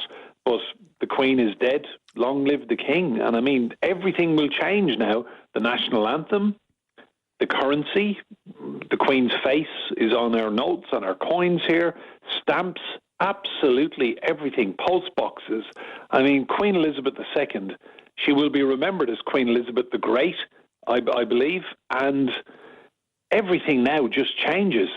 And it is a moment of profound shock for the United Kingdom and the Commonwealth. Isn't it interesting that although, I mean, somebody said to us earlier on in the programme, it's not a tragedy because she was 96, but isn't it amazing that even though you know it is coming and maybe you know it's close, when it happens, we weren't ready? No, we weren't ready. And we saw the pictures on Tuesday of her greeting Liz Truss, the 15th Prime Minister of her reign. And if you look at the history here, Winston Churchill was her first Prime Minister. He was born in the 1870s. Oh. Liz Truss was born in the 1970s. That gives you an idea of the span of this remarkable woman. I mean, it is truly extraordinary. She has lived through some incredible times. She has met some amazing people. She met every single American president in her time, apart from Lyndon B. Johnson. Private meetings with incredible politicians and leaders and humans who've done things no other humans have done before. The Apollo crew who walked on the moon, they came to London. And Elizabeth and Philip welcomed them to Buckingham Palace for lunch. I mean, her life, I mean, there must be so many funny stories. And there is one absolute pearl of a story that I've just seen played in the past few minutes. And it's from her personal protection officer from the police. Richard Griffin was his name. He's retired now. And if you permit me, Mike, I'll just tell this story. Of course. They were rambling in the hills in Scotland, the Queen and this cop. He's dressed as a civilian. She's got a headscarf on. And they come across two Americans in the remote wilderness, the other side of Balmoral. And they get talking to these two big Americans. And the guy says to the Queen, he doesn't recognize her. And he said, how long have you been vacationing around here? And she says, 80 years. And he said, wow, that's a long time. And she said, yes, since I was a little girl, actually. And the cop realizes what's coming, and the American guy says to the Queen, not realizing who she is still, he says, 80 years. You must have seen the Queen once or twice. And quick as a flash, the Queen winks at Richard Griffin. And she said, well, I haven't met her, but he spent a bit of time around her. And the American then turns his focus completely on Richard Griffin and says, oh, my God, what's she like? And he's obviously got a great relationship with the Queen, and he says, I think she's lovely, but she can be a bit cantankerous sometimes. The Queen bursts out laughing, and the American then produces a camera. He hands it to the Queen, and he said, ma'am, would you mind me getting a picture with this guy who's met the Queen? It's brilliant. The Queen then takes the picture of these Americans with the Royal Protection Cop, not knowing what he does for his job, and then they get a group photograph at the end. And the Queen wished them well, bade them farewell, and off they went. And she then said, as they hiked up this hill, she turned around to Richard Griffin and she said, Dickie, can you imagine the look in his face when he gets back to the States and someone points out who's in that photograph? It's fantastic. You've lightened the mood brilliantly, Enda. Well done, mate. Appreciate it very much. Enda Brady out of London this morning, 8 minutes away from 8. Newstalk ZB headlines. New Zealand is now in a state of official mourning with flags at half-mast. Jacinda Ardern says the whole country will have woken up to great sadness at news of the Queen's passing. Her Majesty's 4 children were with her at Balmoral Castle, and Charles has become King Charles III. Matthew Hooton, Christopher Luxon is letting his side down as Labour drops the ball. You can see more at NZ Herald Premium. Newstalk ZB Auckland. Time saver traffic. Farah Cup finals live on Sky Sport. A crash in Kumu, Oraha Road at Matua and Koraha Road. If you can update us, 0800 jammed. Southwestern northbound moderate TV at Purnui. The southern motorway citybound moderate TV Manyarewa through to Green Lane. The northern moderate to heavy from Rosebank. The Farah Cup finals are on this weekend live on Sky Sport. Ivanka Zonic for time saver traffic. It's you. You again. You're listening to me, aren't you? My breath, my heartbeat, my every waking thought. Be gone from my head! For there's a dagger in your smile. Could paranoia drive you to murder? New Zealand Opera presents Verdi's Macbeth. Open September 21st, Kiritikanawa Theatre. 3 performances only. Book now. nzopera.com. Hi, Hayden from Albany Twitter. Looking for your next car? Come check out our great range of vehicles. At Albany Twitter, all certified vehicles are backed with our extensive warranty, AA roadside assist and free WAF checks for the next 3 years. And if you finance with us, we'll throw in a $500 Prezi card. T's, C's, fees and lending criteria apply. Come meet the team and we'll get you into the right vehicle. Albany Twitter, family owned and operated for more than 25 years, albany.co.nz. Follow the leader, Albany Toyota. Farmers for Home Comforts, for up to 50% off furniture, for great deals on kitchen appliances by Russell Hobbs, Sunbeam and Sheffield, and for an amazing range of appliance brands. Farmers, your department store. Conditions and exclusions apply. Our big spring sale is on today. We've got our eco-friendly Atlantic bed covered in sequel fabric. Get it in Super King for under $2,000. We have stock you can take home today, only at Big Save. Lumino the dentists are offering all new patients an exam and x-rays checkup for just $69. Stay on top of your oral health and love your smile. Call us on 0508 Lumino or book online today at lumino.co.nz. T's and C's apply. Book an epic adventure in Ruapehu this spring. Stay at Plateau Lodge and take on the Tongariro Alpine Crossing with Adrift Tongariro. Book online at visitruapehu.com. Unreal landscapes, real moments. The Mike Hosking Breakfast with Radius Care. Newstalk ZB. We're 5 minutes away from 8. Another of the questions this morning, and we've got our Crack Squad Research Department, Laura, onto it at the moment. We're assuming that the Queen's birthday becomes King's birthday, but because the King's birthday is different to the Queen's birthday, do you keep, because of course our Queen's birthday is not on the Queen's birthday, do you make it just the King's birthday, or do you actually celebrate the King's birthday? Meantime, the First Minister of Wales, Mark Drakeford. It is with great sadness that we learn today of the death of Her Majesty Queen Elizabeth II.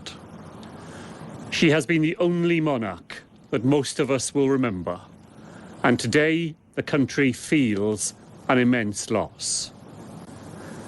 Throughout her long and exceptional life, as our longest reigning monarch, Her Majesty firmly upheld the values and traditions of the British monarchy.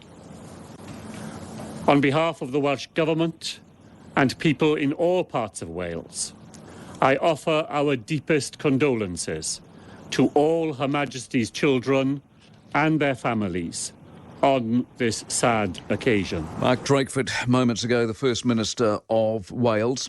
As far as King Charles is concerned, it's going to be interesting over the next 10 days. King Charles sets off on a UK tour on days 3 and 4, visits the Scottish Parliament, St Giles Cathedral in Edinburgh, Northern Ireland's Hillsborough Castle and St Anne's Cathedral in Belfast. So in other words, he does the United Kingdom. We'll get you through days 5, 6 and 9, of course, culminating in day 10 of the Queen's funeral after the news, which is next. Here at Newstalk ZB. Please use your imagination for the following ad. If I won Powerball, I'd plan to do something crazy like. And once I'd calmed down, I'd actually do something like. Imagine winning $15 million this Saturday. Play in store or online. Make your move with the awesome range of pre-owned BMWs right now at Continental Cars. Come see their world-class facility, only 10 minutes north of the bridge, with ample parking and a passionate team for peace of mind that comes from buying from world-class BMW specialists. Continental Cars BMW has one of the largest selections of pre-owned BMWs in New Zealand. Contact the team today. Make your move to Continental Cars BMW, Wairau Road, North Shore. Continental Cars, driving excellence. Did you feel that earthquake last night? No. It must have been the washing machine again. Time for a new one. And you can't go past this one. The Fisher & Paykel 7.5 kg front load washing machine. Without a garment option, 4.5-star water rating and 1400 RPM maximum spin speed. Price to sell at the super deal of just $999 at Magnus Benroe. If there's a whole lot of shaking going on at your place, this is the answer. Magnus Benroe, 100% Auckland. Do you feel as tired as your bedroom furniture looks? Then now's the time to seal a deal at Danske Möbler Furniture on a top quality Sealy bed and a stunning new bedroom suite. Hurry, end Sunday at Danske Möbler, furniture for living. Now you don't buy a bed every day to get a good night's sleep. Don't give your money away.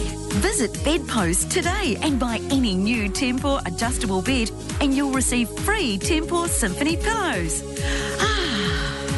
That's just what you need to upgrade your sleep this spring. Hurry into your nearest Bedpost store to learn more. You need to know. With Bedpost, you can sleep on it. You know, there's a reason more customers choose one New Zealand company to build their homes. Trust.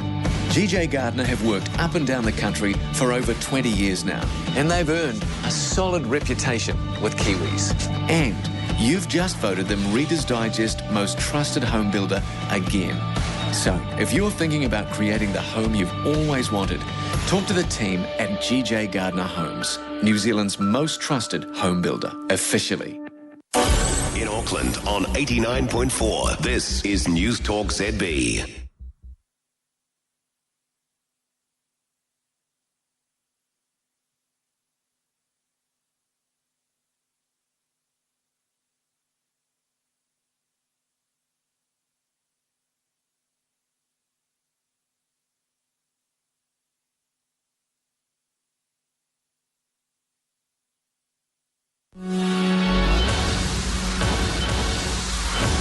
Remembering our monarch with the latest from the Newstalk ZB News Centre. This is Newstalk ZB News. Good morning. It's 8 o'clock. I'm Neva Reddy Manu.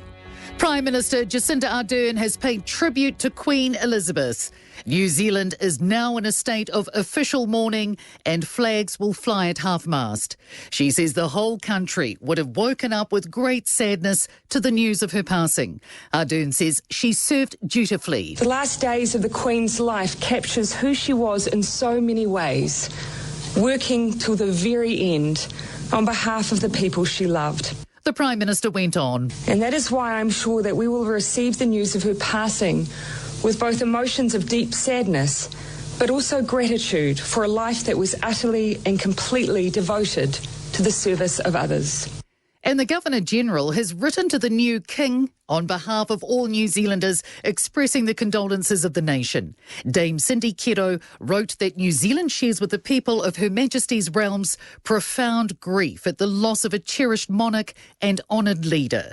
She says during her time with the Queen, she was struck by her warmth and wonderful ability to put people at ease. So Don McKinnon told Mike Hosking it's been a privilege to know the Queen. He came to know her well during his 8 years as General Secretary of the Commonwealth. Socially, it was always a bit of chit-chat, you know, did you get rained on your way here sort of thing. When we met officially, I mean, that was just her and I. We talk about a range of issues over the 40 minutes I was there. Pope Francis has sent a telegram. He speaks of his deep sadness at the Queen's death, talking of her unstinting service, devotion to duty and steadfast faith. Sincere and heartfelt condolences from First Minister of Scotland, Nicola Sturgeon. She says the Queen has been the great constant in our lives for 7 decades. Throughout her reign, she performed her duties with exceptional wisdom, dedication and fidelity. Scotland loved, respected and admired her. And it would seem that love was reciprocated. Her Majesty went to Balmoral Castle in the Scottish Highlands in July, probably knowing she would never leave. Britons gathered outside Buckingham Palace have been reacting to the news. Well, I think as a woman, it's amazing to see a female at the helm of our country. He meant everything to me, my family, you know, a sense of community, loyalty. One of the Queen's closest friends says while her death is sad, people will be comforted by her service. Lady-in-waiting to Princess Margaret, Lady Anne Glenconner, told Mike Hosking she never faltered in her duty. She dedicated her life to everybody. I mean, extraordinary. I mean, 2 days ago, she was receiving our new Prime Minister, saying goodbye to Boris. And the grief is being felt in the United States too. US correspondent Richard Arnold says she fostered UK-US relations. A period in which the so-called special relationship between Britain and her one-time colonies flourished. The Queen met with nearly every US president since Truman. Both US President Joe Biden and former US President Barack Obama have released statements remembering her. The Queen's being remembered for her ability to relate to people. Infometrics Director and Principal Economist Brad Olsen was given a Queen's Young Leader Award at Buckingham Palace in 2016 when he was 19. He then went back 2 years in a row to help run the ceremony. Olsen says the Queen recognised him and stopped to chat for about 5 minutes, even though the event was running late. How our efforts and organisations and similar were going back in our home countries, and also wanted to understand what process was like, to try and do work in your communities at such a young age. The Queen's being praised for her humility. Monarchy New Zealand Chair Sean Palmer says we saw the tiaras, carriages and palaces, which looks very grand. But he says when we hear from those who saw behind the curtain, the Queen was much more unassuming. She did the dishes herself. She was careful with money. She made jokes. She gave personal money to charity. Sean Palmer says every night wasn't butlers and 10-course meals for the Queen, but was actually quite ordinary. That's Newstalk ZB News with the Hitachi heat pumps. To Newstalk ZB Sport. A host of New Zealand sports people have graced Buckingham Palace over the years ahead of a reception with the late Queen Elizabeth II during her 70-year reign. The last may have been Black Caps captain Kane Williamson at the 2019 Cricket World Cup. Here he is reflecting on his experience 3 years ago. Board shorts and jandals I don't think were appropriate. That was a fantastic experience to go there. I guess being a tourist on a number of occasions and standing outside and then to get the opportunity to go in and meet the Queen is pretty cool. Elsewhere, Australia have sealed the Chapel Hadley Trophy Series over New Zealand with a game to spare after a 113-run win in Cairns. Play's been suspended at the European Golf Tour's PGA Championship opening round at Wentworth due to the Queen's death. Ryan Fox has shot a 1 over par 73. He's 9 shots off the lead, but that seems inconsequential in the circumstances. Already, we're definitely not playing tomorrow. The question is what happens going forward. I mean, it's unprecedented in the UK. I mean, I don't think there's too many people alive that would remember what happened the last time a monarch died in the UK. I'm Andrew Alderson, and that's Newstalk ZB News and Sport to 8:06. Newstalk ZB Auckland. Time saver traffic. Save on tyres with Hyperdrive Spring Clean sale. Now the Southern Motorway city-bound moderate TV Manurewa through to Green Lane, southbound moderate TV Ellerslie through to Mount Wellington, the northwestern heavy from Te Atatu, southwestern southbound moderate TV from May Road, and the northern moderate TV in patches coming in from Rosedale. 40% off selected tyre brands right now at Hyperdrive. Ivanka Zonich for time saver traffic and travel. Newstalk ZB Weather Watch 24/7 with 0800 Roof Care, concrete tile restoration and painting specialists. Monaco, the Hodaki Gulf, variable 5 knots, southwest 10 this afternoon. Waitemata, variable 5, and Bream Head to Cape Colville, variable 5, southeast 10 knots late morning, then turning easterly 10 by the afternoon. The high tide at Auckland, 25 past 6 this evening, Onehunga 20 to 10 this morning. Auckland today, a fine morning, then cloud increasing with isolated showers, light winds as well. Tomorrow, mostly cloudy, occasional rain. Ahead to Sunday, partly cloudy, and Monday, showers are forecast. Today's high 17, tonight's low 8. Currently, we're sitting on 8 degrees here at Newstalk ZB. Setting the agenda and giving you the news that matters. The Mike Hosking Breakfast with the Jaguar I-Pace, award-winning all-electric SUV. Newstalk ZB. It is 8:07. Back to London in just a couple of moments. Just to conclude what I was saying a moment ago. So Operation London Bridge is what we would all know as would happen and unfold post the passing of the Queen. But Operation Unicorn is part of that. Operation Unicorn is what happens if the Queen dies in Scotland, which of course has happened. I was telling you about Charles, King Charles, as he is now. He sets off in a couple of days on his UK tour, goes to the Scottish Parliament, into Edinburgh, into Northern Ireland and Belfast specifically at St Anne's Cathedral. Then day 5, a procession begins starting at Buckingham Palace, ending at the Houses of Parliament. A service will be held at Westminster Hall. The Queen will then lie in state for 3 days and the public will be able to visit. Lord only knows what the queues for that will be like. Days 6 through 9, King Charles will visit the Welsh Parliament. The government will be putting finishing touches to their plans for the day of the funeral. Day 10 is the funeral itself. As regards the coronation, I hope I'm not moving too quickly forward, but to the coronation, that's an interesting story in and of itself, and I'll have more shortly. Meantime, let us return to Britain. Victoria Arbiter, royal commentator, is with us. Very good morning to you. Good morning to you. So you've had a couple of hours to absorb it. What's the mood? Yes, very sombre. And I know, of course, everyone in your part of the world is just beginning to wake up to this news. It's extraordinary, isn't it? The Queen was 96, so of course this news shouldn't be shocking. But at the same time, I think so many people alive today, most of us alive today, dare I say it, have never known any other monarch. And there was this just sort of bizarre assumption that she would always be there. She represented continuity, stability. She was a focus for national unity, and she was simply always there. You could tell the time of year based on the Queen's calendar. It was regimented and unflexible, and she was still continuing with her duties as recently as this week when she welcomed the 15th Prime Minister of her reign. So I think it has caught Britain certainly off guard. We knew she was frail, but I don't think anyone realised that this news was imminent, or indeed that we could expect it when we did. Indeed, I mentioned to a number of people we had on the program this morning, it seemed to happen rapidly.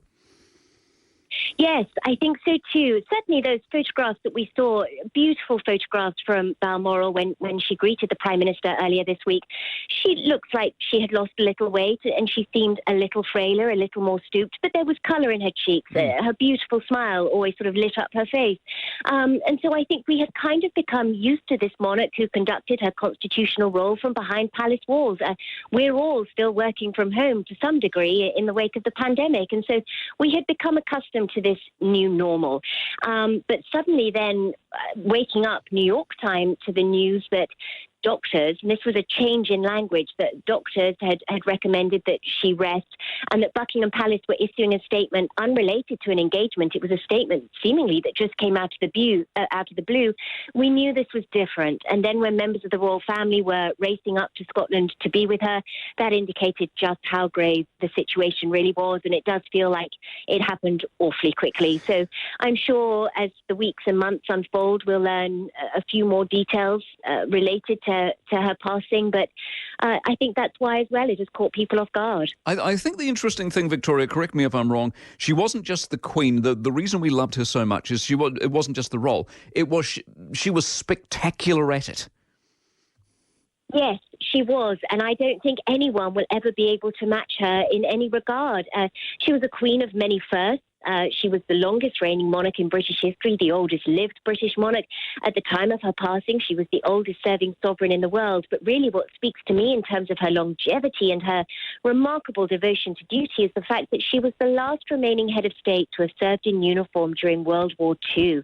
And that really puts into perspective how much of her life she has sacrificed in terms of her personal life, but how much she has devoted to the nation, to the Commonwealth realms, to the institution of monarchy. And I think she loved her job. It did come with tremendous sacrifice. Many people have suggested that her father's life was cut short because of the stresses that came with being monarch. Certainly during the war years, that would have been a monumentally challenging time for him. But she loved meeting people from all walks of life. She liked rewarding excellence. She liked celebrating communities.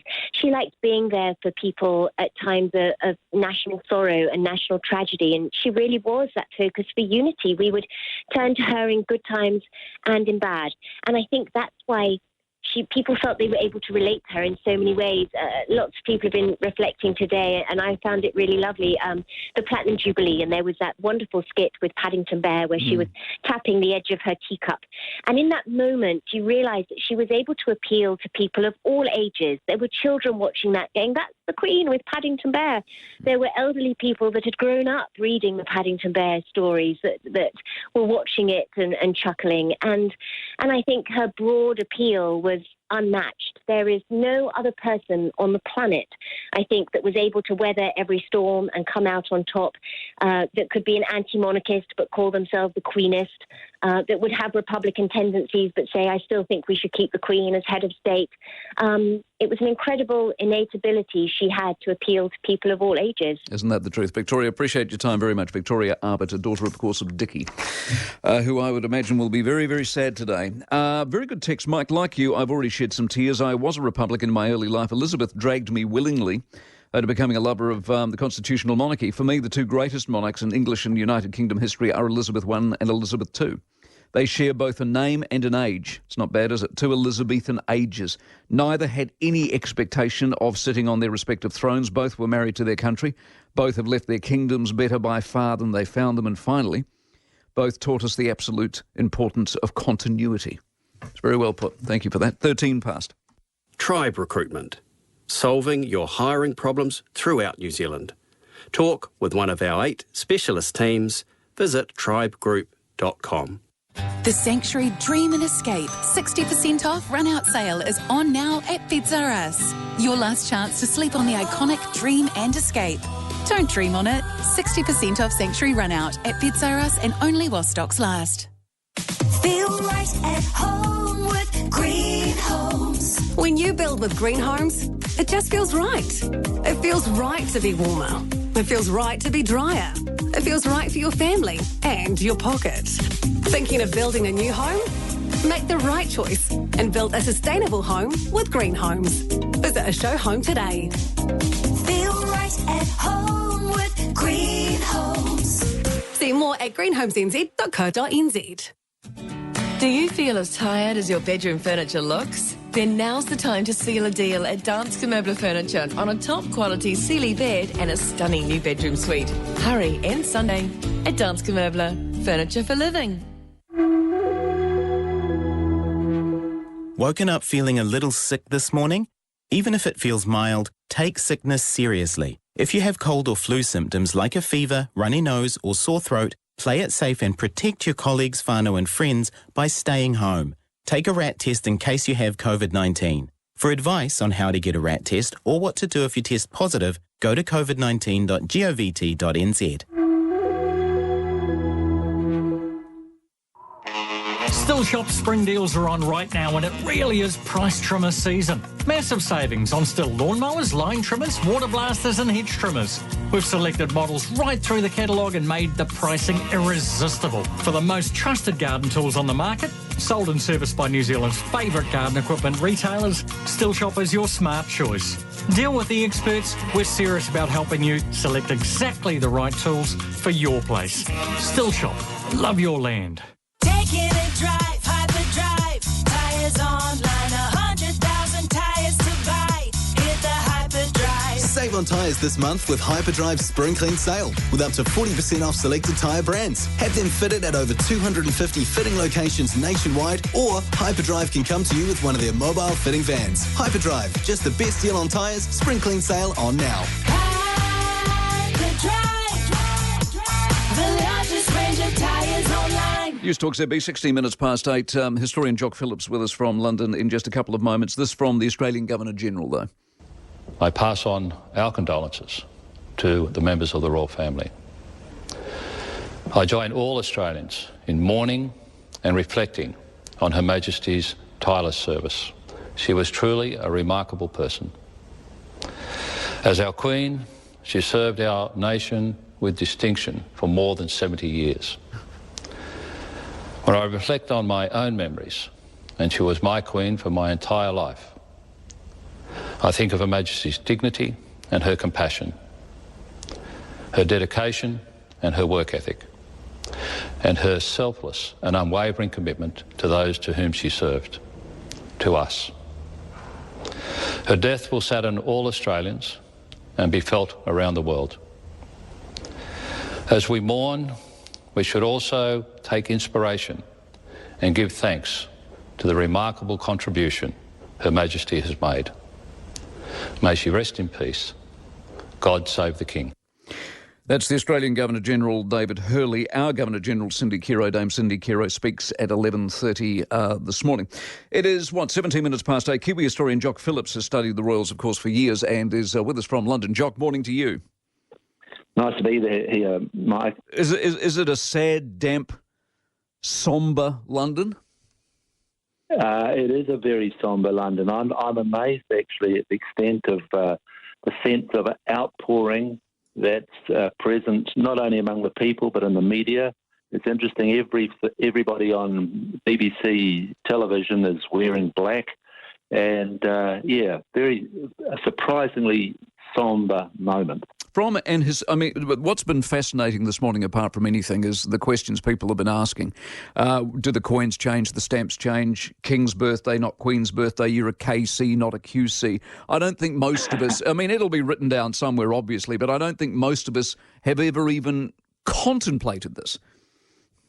Well, exactly. Anyone, who's under the age of 70, the Queen has been a presence throughout their whole lives. It has been a sort of basic fact that we've surrounded ourselves with, and we haven't asked those fundamental questions. And in some ways, it's a great tribute to her because, we've gone through an awful lot of political turmoil over those 70 years. Her own family has gone through an incredible amount of turmoil, and yet somehow she's ridden above it and never got herself too involved directly in politics and stood as a kind of symbol of the long-term principles of constitutional government, which is quite an achievement. Exactly. You, as an historian, would understand this better than most, but we will not see this again. The circumstances required for a monarch to ascend the throne at such a young age and live and reign so long, the chances are millions to one, surely. Well, one would assume so, but it's hard. You can't predict the future. No one would have thought when Queen Victoria died that we would have another monarch, another female monarch, reigning longer than she had. So you can't predict the future. That's one thing you learn as a historian. Do you think will there be a debate, perhaps too soon to ask the question, but will there be a debate in certain parts of the Commonwealth, perhaps even in New Zealand, for a republic? Well, I've always thought that the time to have the debate about a republic was actually when we still had the Queen, because I think if we have a debate about the republic now, people will see it as a kind of judgment on the personality of Prince Charles, which isn't really the issue. The issue is, is it appropriate for New Zealand to have as a head of state someone who resides across the other side of the world and has rather different values from us? That's the debate that should be held. And it should have been held, I think, before the Queen died, with the provision that if we were going to change it, we'd change it when she died. But now I think it would be seen as a judgment about Charles, which would be unfortunate. Very well said. I don't know if I'm putting you on the spot here, but you any sort of expert on coronation? I'm reading this morning that we don't know when the coronation is, but it could be quite some considerable time from now. Well, of course, in 1953, which is the last coronation we had, the Queen became Queen early in 1952, and it wasn't until June 1953 that the coronation was held. So it was well over a year after the death of George VI. Whether the same will happen, I don't know. But that's a precedent, at least, for a long preparation. I don't know if this is even appropriate to ask. Where would you rank her in terms of, the monarchy? Well, as I've said, I think she lived through very, very difficult times, and she managed to navigate a situation in which everyone was shouting out slogans and everyone was, had very strong feelings, and she managed to remain above the battle, and I think that's a singular achievement.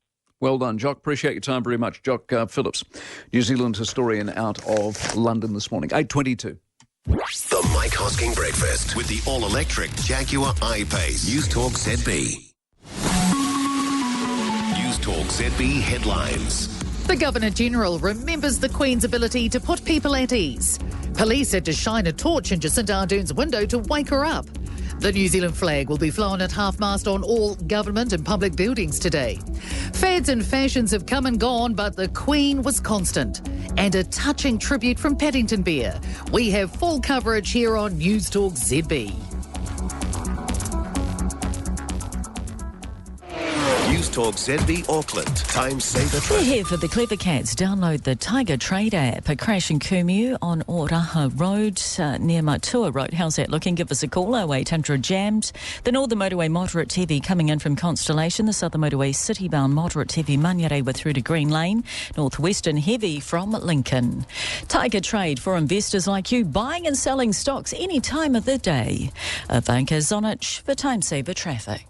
Kickstart spring at King's with huge savings on essentials for your garden. Grow your own veggies with King's Collection Veg, now 3 for $12. And Garden Club members buy one, get one half price on all herbs. Only at King's. King's Plant Barn, everything you need.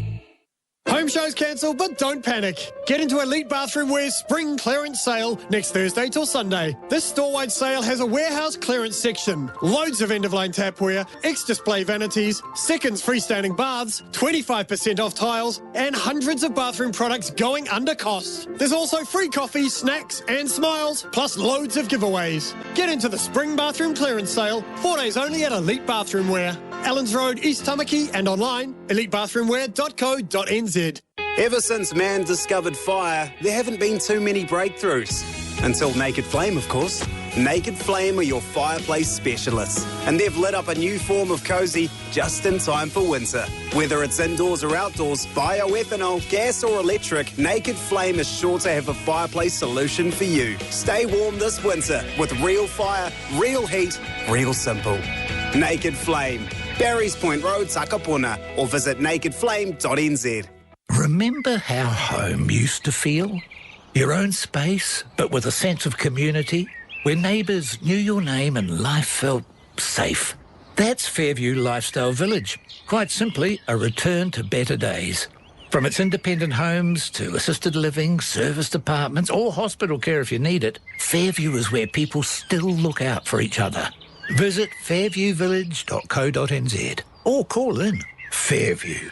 Now this feels like home. Kickstart spring at King's with huge savings on essentials for your garden. King's grafted tomatoes, 2 for $18, and Tui vegetable mix just $14.99. Plus loads more deals in store and online. Only at King's. King's Plant Barn, everything you need. Now, when Manson's builds, the planet grows. That's the good news, because with each new build with Manson's TCLM construction, they offset 120% of their carbon footprint, thanks to its own dedicated new native forest. That's what they do. Plus, for every square metre, by the way, of office space built, they plant an extra tree.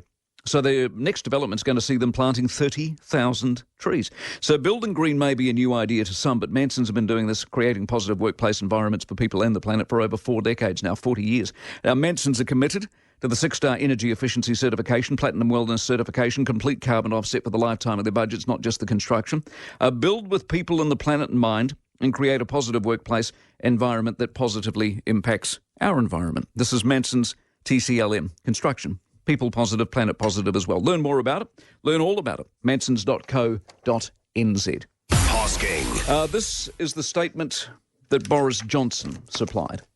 This is our country's saddest day. In the hearts of every one of us, there is an ache at the passing of our Queen, a deep and personal sense of loss, far more intense perhaps than we expected. In these first grim moments since the news, I know that millions and millions of people have been pausing whatever they've been doing to think about Queen Elizabeth and about the bright and shining light that has finally gone out. These are the words of Boris Johnson.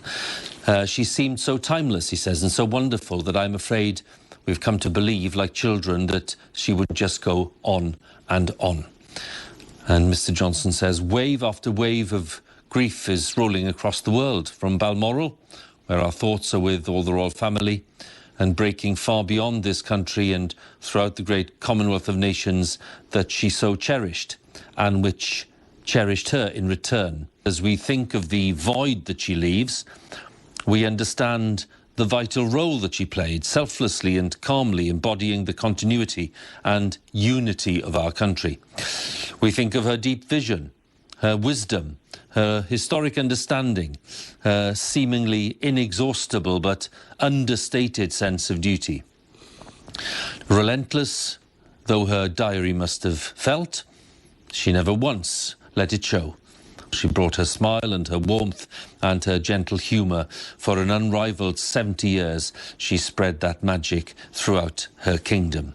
And then Boris Johnson ends his tribute like this. This is our country's saddest day because she had a unique and simple power to make us happy.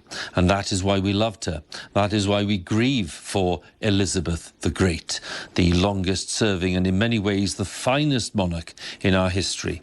It was one of her best achievements that she not only modernised the constitutional monarchy, but produced an heir to her throne who will amply do justice to her legacy and whose own sense of duty is in the best traditions of his mother and his country.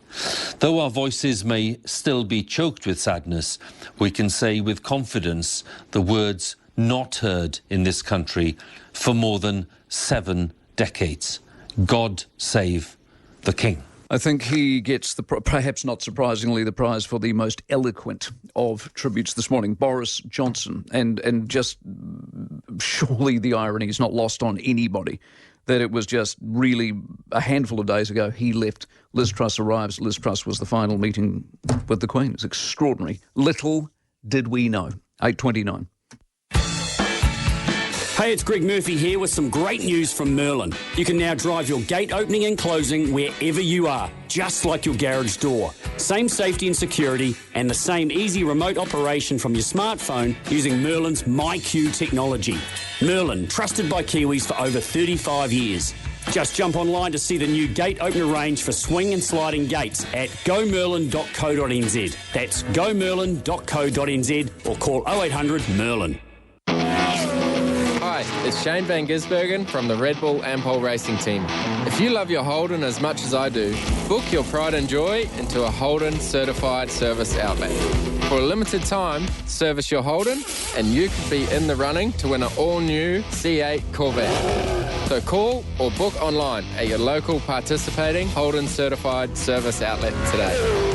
Eligibility and terms apply. See holden.co.nz. Please use your imagination for the following ad. If I won Powerball, I'd plan to do something crazy like. And once I'd calmed down, I'd actually do something like. Imagine winning $15 million this Saturday. Play in store or online. Sore throat that feels like razor blades? Get fast targeted relief in 60 seconds with Difflam Sore Throat Spray Fort. Difflam, sore throat sorted. Available at your pharmacy or supermarket. Always read the label. Use as directed. If symptoms persist, see your healthcare professional. Radiant Health Auckland. Still Shop spring deals are on right now and it really is price trimmer season. Massive savings on Still lawnmowers, line trimmers, water blasters and hedge trimmers. We've selected models right through the catalogue and made the pricing irresistible. For the most trusted garden tools on the market, sold and serviced by New Zealand's favourite garden equipment retailers, Still Shop is your smart choice. Deal with the experts. We're serious about helping you select exactly the right tools for your place. Still Shop. Love your land. Your immunity to COVID-19 reduces over time. Boosters are the best way to protect you and your whānau from becoming severely ill with COVID-19 and are important even if you've had COVID-19. Check your eligibility now at covid19.govt.nz. Not just the perfect house, but the garage of your dreams. A space to tinker, to fix, to woodwork, and to grow with the family into teenage band practice. LJ Hooker. When you know, you know. Licensed REAA 2008. Remembering our monarch with the latest from the Newstalk ZB News Centre. This is Newstalk ZB News. Good morning, I'm Neva Reddy Manu. The Queen's being remembered for her unifying work on the Commonwealth. The Royal Commonwealth Society of New Zealand says she made more than 200 visits to 52 of the 54 member countries. Spokesman Daryl Stevens says the monarch created the Commonwealth in her reign and made it her own. He says the Queen didn't voice political positions but managed to improve relationships between heads of government and nations when there were issues. David Longy once said that the Queen is a bit of the glue that somehow manages to hold the whole thing together, which I thought was an interesting statement at the time. The Queen died this morning at the age of 96. Her family was with her at Balmoral Castle in Scotland. All the Queen's children and Prince William had travelled to Balmoral to be by her side. The new King Charles and Queen Consort Camilla will remain at Balmoral this evening and will return to London tomorrow. And new British Prime Minister Liz Truss, who was sworn in by the Queen just 2 days ago, has addressed the nation and says they're devastated. Queen Elizabeth II was the rock on which modern Britain was built. Britain is the great country it is today because of her. Her Majesty's death meant an early morning wake-up call for Jacinda Ardern. The Prime Minister was woken just before 5 a.m. to be told the Queen had died. I received a message from the Cabinet Secretary, but of course they needed me to be awake to receive it. And so I had a police officer shine a torch into my room at about 10 to 5 this morning. And Ardern reflected on a phone call she had with the Queen during New Zealand's COVID lockdown. She called just to check on how New Zealand was doing. I remember the conversation well because we talked very broadly just about the experience of lockdown. It was a very human conversation. The Governor-General has written to the new King on behalf of all New Zealanders, expressing the condolences of the nation. Claire Sherwood with the details. Dame Cindy Kidor wrote that New Zealand shares with the people of Her Majesty's realms profound grief at the loss of a cherished monarch and honoured leader. She says during her time with the Queen, she was struck by her warmth and wonderful ability to put people at ease. UK correspondent Enda Brady told Mike Hosking the Queen has seen many leaders come and go. Winston Churchill was her first Prime Minister. He was born in the 1870s. Liz Truss was born in the 1970s. Gives you an idea of the span of this remarkable woman. A coronation could be a long time away. New Zealand historian Jock Phillips, who's in London, told Mike Hosking it took a year for Her Majesty to succeed to the throne when her father, King George VI, died in 1952. Whether the same will happen, I don't know. But, I mean, that's a precedent, at least, for a long preparation. During her own coronation speech, the Queen pledged herself to the service of her people. Throughout all my life and with all my heart, I shall strive to be worthy of your trust. The Queen was just 25 and said her experience was so short and her task was so new. However, she said she had her husband to support her and her parents and grandparents as an example. US Speaker of the House Nancy Pelosi says the US will join the people of the UK in mourning the Queen. Pelosi has ordered the flags at the US Capitol to be flown at half-mast and the House of Representatives will adjourn for the day in her honour. And there'll be a ceremony to honour the Queen in this country following the official service in the UK, expected in roughly 10 days' time. Jacinda Ardern says once they're aware of those arrangements, they'll start making plans here. In the meantime, there will be condolence books in the capital for people wanting to leave tributes. Just recapping this morning's news. Queen Elizabeth, Britain's longest reigning monarch and figurehead for 7 decades, has died at the age of 96. Charles automatically becomes King of the United Kingdom and the head of state of 14 other realms, including Australia, Canada and New Zealand. Her health had been deteriorating since the end of last year. And that's Newstalk ZB News with Hitachi Heat Pumps, your affordable premium heat pumps. To Newstalk ZB Sport, a number of New Zealand sports people met the late Queen Elizabeth II, notably Olympians, All Blacks and Black Caps. Here's All Blacks captain, or former All Blacks captain, Richie McCaw, reflecting about the experience on his Buckingham Palace visit in 2015 ahead of their World Cup triumph. It's perhaps the older generation at home that reinforced to me, like my grandparents and that, say, you know, when I first came to Buckingham Palace and met the Queen, they were just absolutely blown away, and I think perhaps these days we take it a little bit more in our stride. And the Queen's death's seen play suspended at the European Golf Tour's PGA Championship opening round at Wentworth. Ryan Fox has shot a 1 over par 73. He's 9 shots off the lead, but says the chances of the Tour's showpiece continuing look bleak given the exceptional circumstances. If it's cancelled altogether, I mean, there's guys with 6 holes left to play out there, so, you know, not even one round's been completed.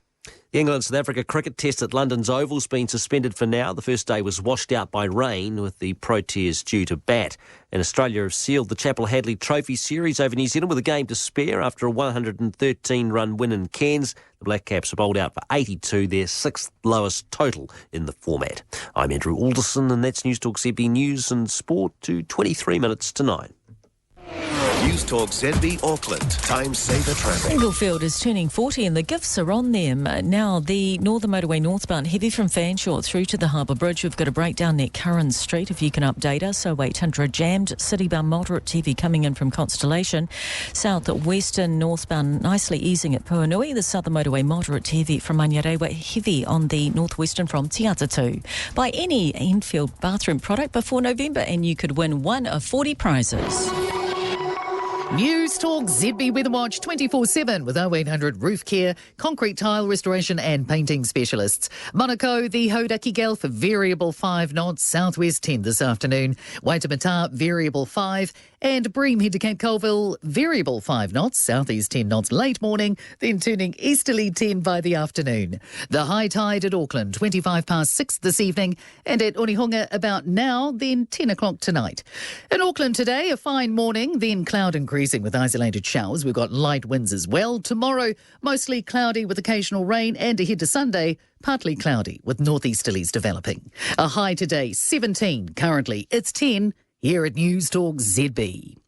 Confronting questions, honest answers. The Mike Hosking Breakfast with Bailey's Real Estate. Altogether better across residential, commercial and rural on Newstalk ZB. Yes, the coronation. Interesting talking to Jock Phillips was one of the unanswered questions earlier on this morning. Funny story. So we ring the Ministry of Culture and whatever they're called here. I'm reading this morning before all of this unfolds how much the public services ballooned under the Labor government, and one of the ministries was, of course, culture. And I thought, what do all these people do? As it turns out, we needed them this morning to ask the question, what will happen to Queen's birthday? Does it become King's birthday? And their answer was, we wouldn't have the slightest idea. We'll need to get onto it. So it's not like they haven't got a lot of people to get onto. As far as the coronation is concerned, in the past, as Jock was saying, it typically takes about a year to plan. But since they've had time, obviously, it could be months sooner. My guess, for fairly obvious reasons, it will be some distance, but it will be in the British summer. 21 minutes away from 9. This is the Australian Prime Minister, Anthony Albanese. Today marks the end of an era, the close of the second Elizabethan age. This time of mourning will pass, but the deep respect and warm regard in which Australians have always held for Her Majesty will never fade. May she rest in eternal peace. Newstalk ZB International Correspondence with Fisher Funds, specialists in managed funds and KiwiSaver. And across the Tasman, our old mate Murray Olds. Morning to you. Yeah, good morning, Michael. We're very, very sad morning indeed. And Anthony Albanese there speaking on behalf, I'm sure, of just about every one of the 25 million Australians who will be waking this morning to the news. Very sad news. Yeah, it's interesting, isn't it? I forget about the time zone because you up 24/7. You're a robot man, but many are at 20 to most people will be still waking up in Australia, and what a shock. Oh, yes and no. I mean, at 96, and last night I went to bed. And the bride and I were talking about how the doctors at Balmoral had said that the Queen, there was concern for her. And I wake this morning to find that she's passed away. And Albanese actually released a wonderful statement. I'll just quote a little bit of it, if I may. The historic reign and long life devoted to service has come to an end. The government and people of Australia offer our deepest condolences to the royal family, grieving for a beloved mother, a grandmother and a great-grandmother, someone who, for so long, was the greatest strength to her family. There's a comfort, he said, to be found in Her Majesty's own words, grief is the price we pay for love. And I think that is a lovely way to sum it up. A lifetime of service, 70 years, it's remarkable. That's the part I love about it most, is that we've been so blessed and so lucky to see this. And for the vast majority of us, it's all we have ever known. And if you ever want to go down that whole Republican monarchist argument, that you couldn't get, if you're going to go, the value of the monarchy is what? Just look at her, look at all she's contributed, all she's done, all the dedication, all the service throughout the years. You can't falter.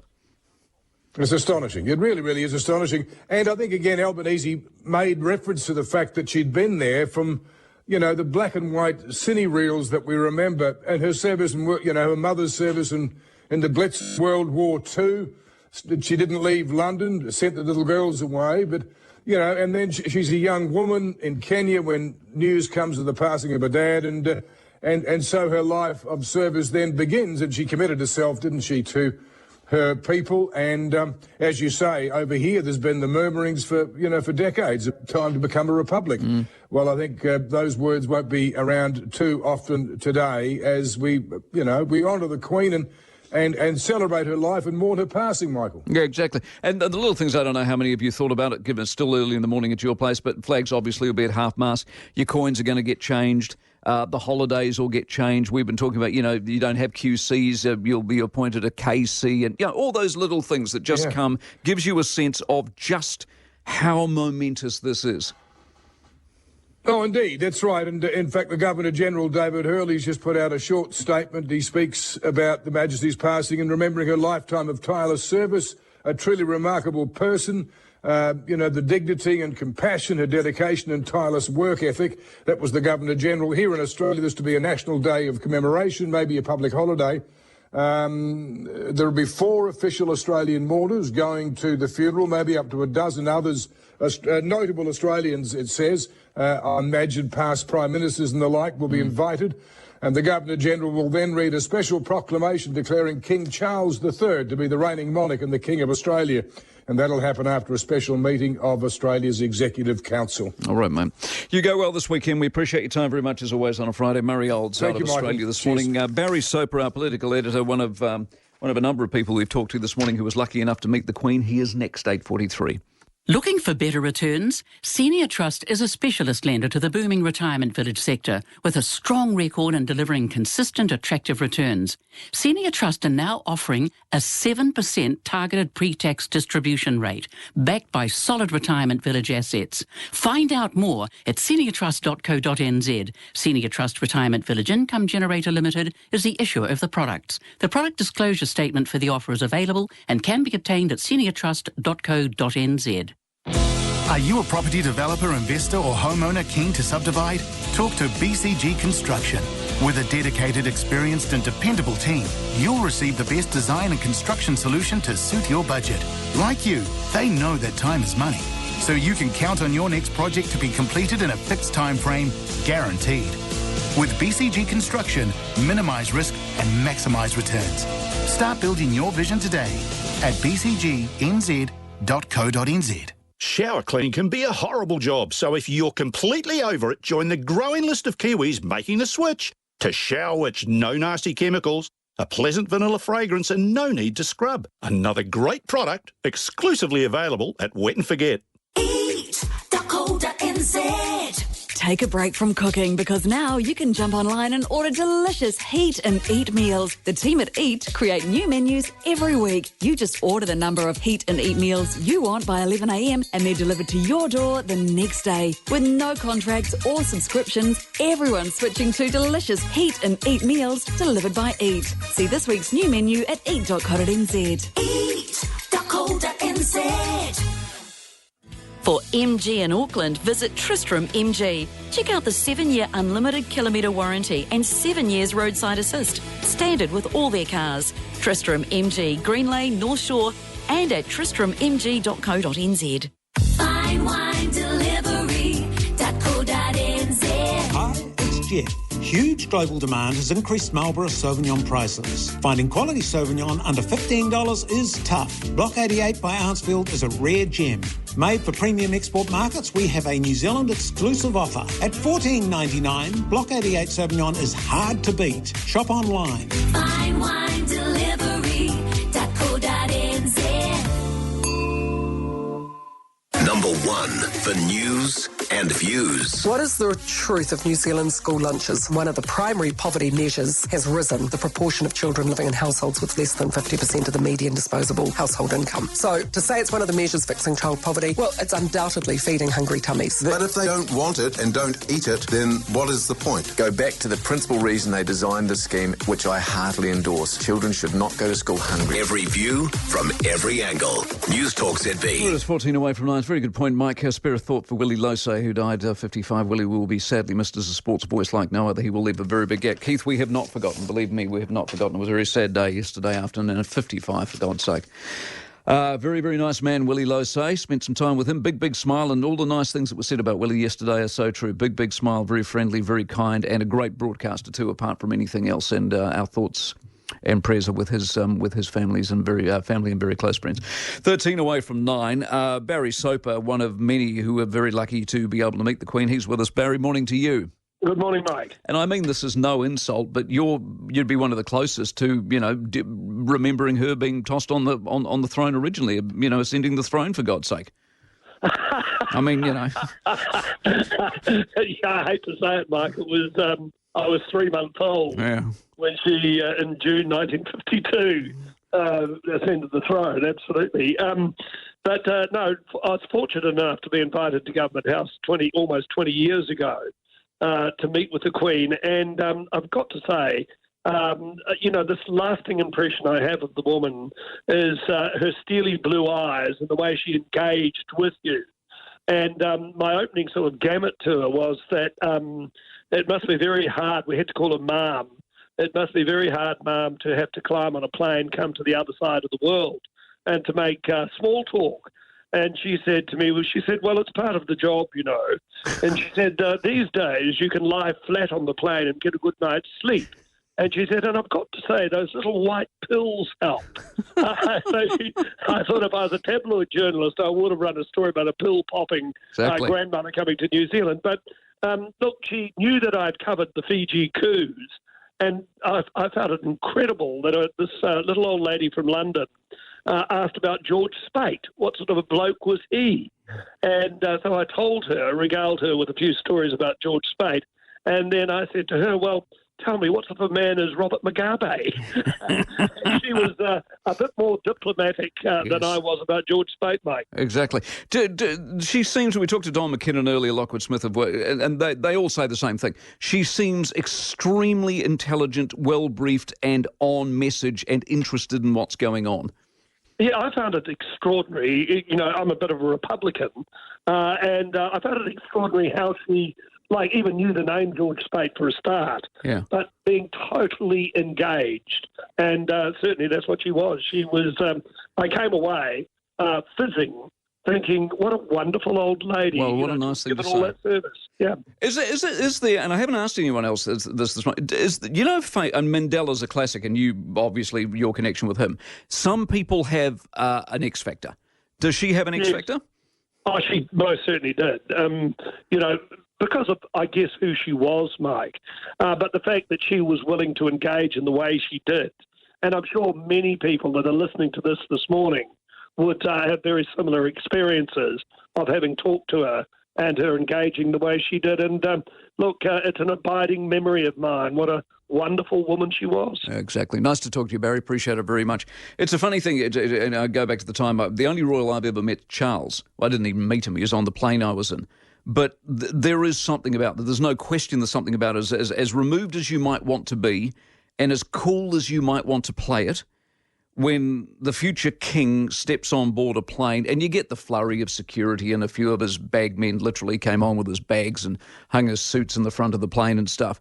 But and you knew what was going to happen because they told you, how, because the flight was held up, and we were sitting there, and I was just watching, waiting, and then when he turned up, there's no question that there's a certain something about them that you look at. In fact, I walked past him in the street in London once, and I felt the same way. He was there with his wife, and the only reason I knew he was there at this particular building was there was a beautiful old Rolls-Royce double parked on the footpath, and I thought, that's unusual, that'll be a royal, and then out from the building comes Charles. And there is something almost magical about them, but certainly an X factor. 9 minutes away from 9. Newstalk ZB Auckland. Time saver traffic. Hiring staff for your business a nightmare? Contact Join Now. Now the Northern Motorway northbound heavy from Spaghetti Junction through to the Harbour Bridge due to a breakdown near Curran Street. Citybound moderate heavy at times coming in from Constellation. Southwestern southbound heavy after Puanui. The Southern Motorway citybound moderate heavy from Manurewa through to Green Lane. Northwestern moderate heavy from Great North Road.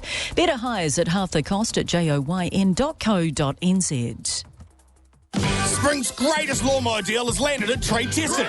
Get a Grunty Greenworks electric mower for only $7.99 and we'll throw in a free line trimmer worth $200. Make your lawns great this spring with a lawnmower from Trade Tested. Offer ends September 20. Fallen in love with your dream home? Let Mike Pero play Cupid and set you up with the finance to get those sparks flying. Call 0800 500 123 or visit mikepero.co.nz to set a date today. Make your move with the awesome range of pre-owned BMWs right now at Continental Cars. Come see their world-class facility, only 10 minutes north of the bridge, with ample parking and a passionate team for peace of mind that comes from buying from world-class BMW specialists. Continental Cars BMW has one of the largest selections of pre-owned BMWs in New Zealand. Contact the team today. Make your move to Continental Cars BMW, Wairoa Road, North Shore. Continental Cars, driving excellence.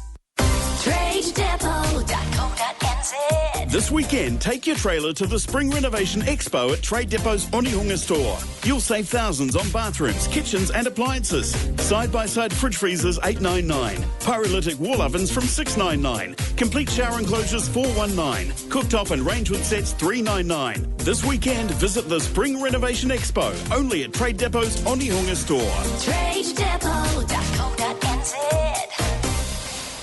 Update or upgrade your kitchen with Harvey Norman right now. Get bonus Harvey Norman gift cards on selected big brand ovens, cooktops, range hoods, refrigeration and dishwashers. Gift card terms and conditions apply. See in store for details. Bonus gift cards on selected kitchen appliances at Harvey Norman now.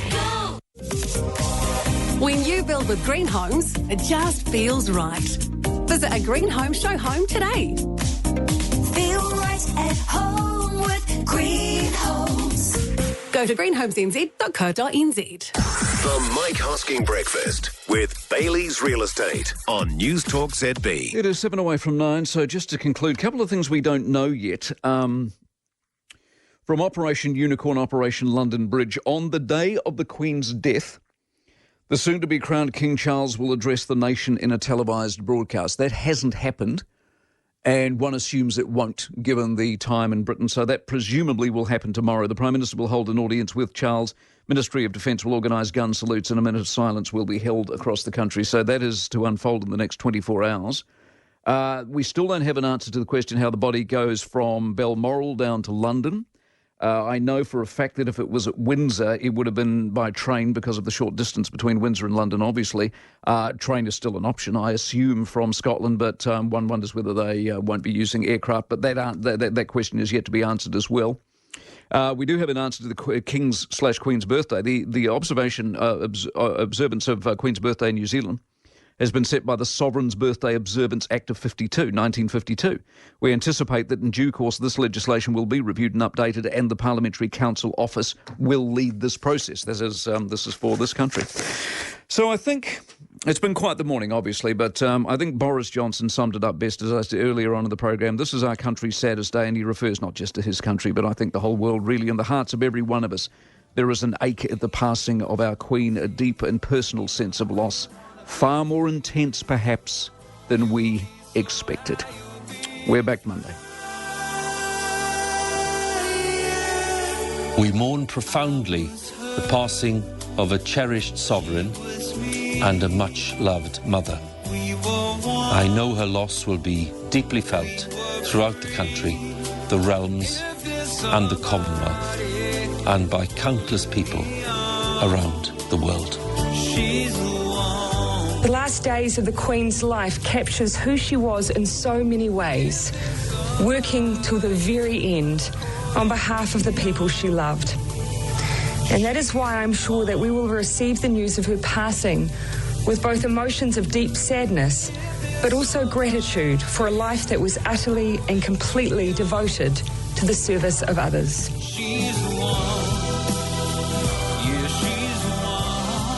Queen Elizabeth II was the rock on which modern Britain was built. Our country has grown and flourished under her reign. Britain is the great country it is today because of her.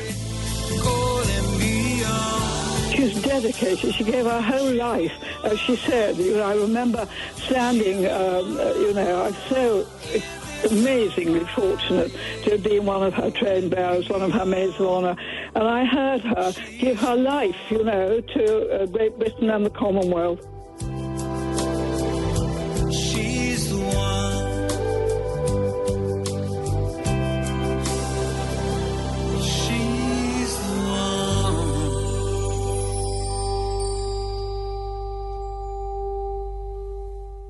Kickstart spring at King's with huge savings on essentials for your garden. Grow your own veggies with King's Collection Veg, now 3 for $12. And Garden Club members buy one, get one half price on all herbs. Only at King's. King's Plant Barn, everything you need. Update or upgrade your kitchen with Harvey Norman right now. Get bonus Harvey Norman gift cards on selected big brand ovens, cooktops, range hoods, refrigeration and dishwashers. Gift card terms and conditions apply. See in store for details. Bonus gift cards on selected kitchen appliances at Harvey Norman now. The Lexus Urban Polo returns to Auckland Domain this summer, Saturday, March 11th, 2023. If you'd like to experience the Polo in style, then the VIP Champagne Lawn is for you. Your ticket includes beverages, a delicious assortment of canapes served throughout the day, and the best view of the Polo in the VIP area. The Lexus Urban Polo, truly an experience like no other. Tickets are selling out. Head to urbanpolo.co.nz to secure your tickets now. There's a new way to create your dream home, all thanks to Stonewood Homes. View, explore and interact with designs virtually. Discover their unmatched inclusions from the comfort of your home and experience a New Zealand first. Simply visit stonewood.co.nz to find out more. Stonewood Homes, built with unmatched value and quality.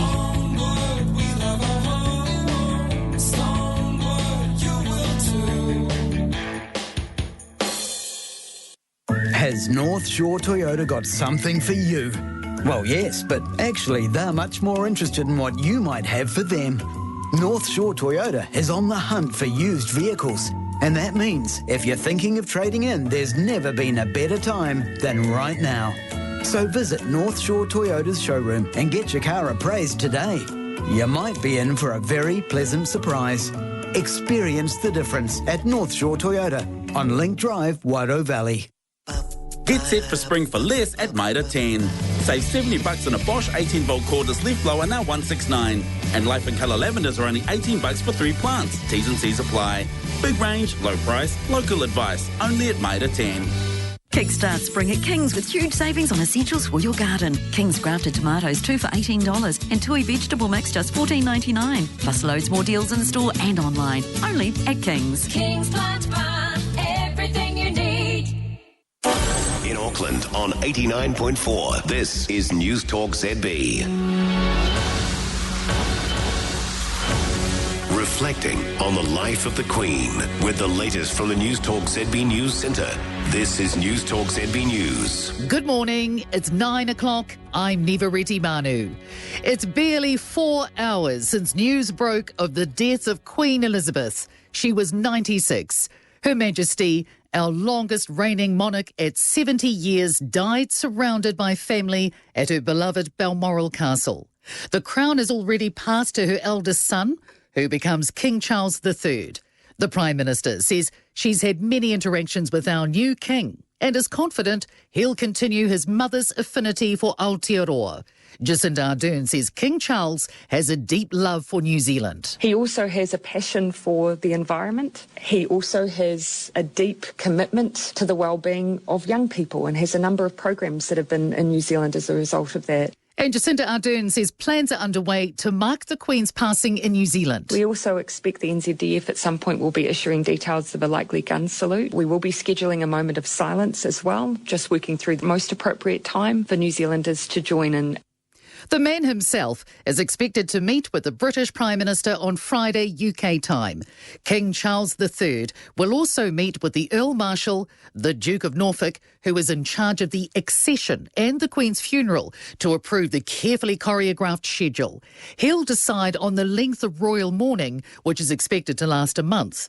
The UK government will confirm that length of national mourning, which is likely to be around 13 days from now until the day after the funeral.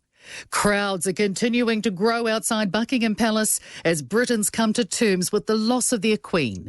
BBC's Mark Easton is among them and says people from every generation and different backgrounds are among the mourners. She wanted her reign to be measured by the love and support that she got from the people from all backgrounds in her kingdom. And well, this is powerful evidence that she achieved just that. And the residents of the town of Windsor surrounding the Queen's residence at Windsor Castle have come out in great numbers to pay their respects. The BBC's Adina Campbell is among the flowers and candles. People here say they have had a close relationship with the Queen. They feel that she has been their neighbour. She has been a regular face within this community. And they say that she has always had that personal connection with them. Royal commentator Victoria Arbiter told Mike Hosking she was a queen for all occasions. She loved meeting people from all walks of life. She liked rewarding excellence. She liked celebrating communities. She liked being there for people at times of national sorrow and national tragedy. Canada's Prime Minister Justin Trudeau says he's finding it hard to believe his last meeting with Her Majesty was his last. I will so miss those chats.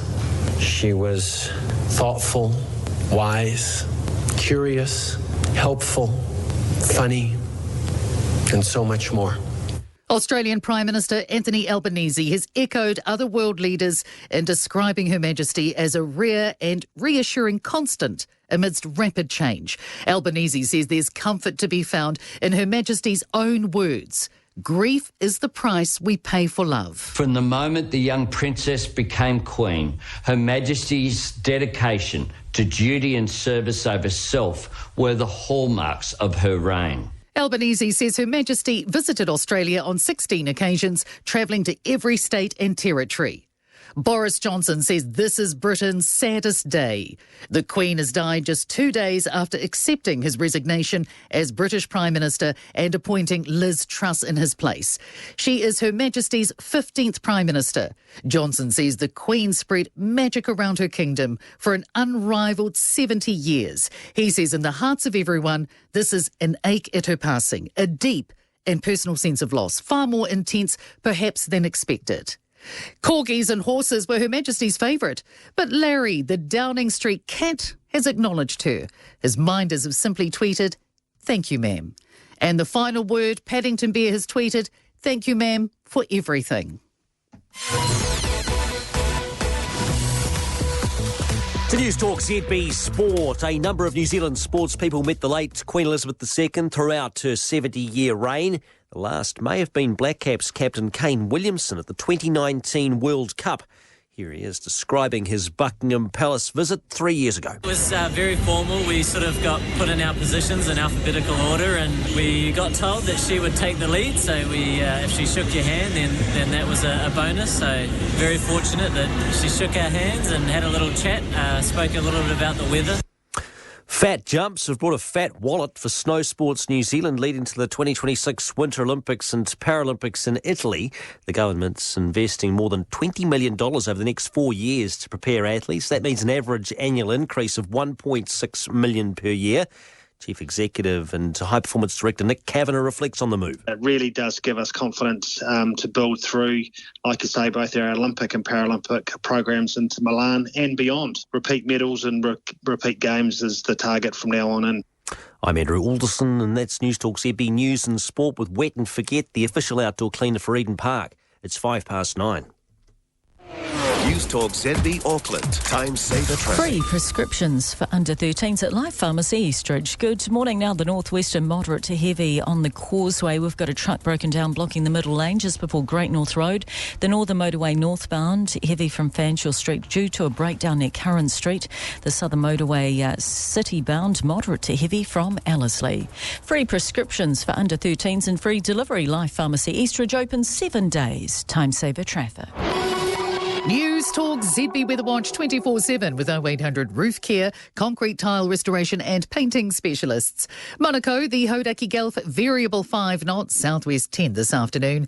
Waitemata, variable 5, and Breamhead to Cape Colville, variable 5 knots, southeast 10 late morning, turning easterly 10 this afternoon. The high tide at Auckland, 6:25 this evening, Onehunga 10 o'clock tonight. Today, a fine morning, then cloud increasing with isolated showers, light winds as well. Tomorrow, mostly cloudy with occasional rain. Ahead to Sunday, expect partly cloudy conditions with northeasterlies developing, and Monday, showers. Today's high 17. Currently, we're sitting on 11 here at Newstalk ZB.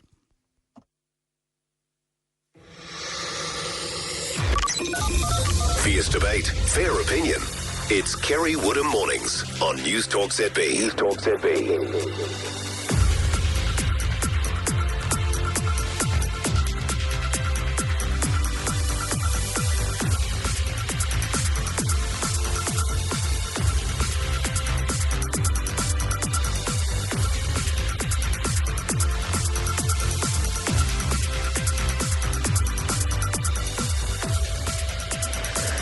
Newstalk ZB, it is 9:07. It really is the end of an era, isn't it? An end of the second Elizabethan age.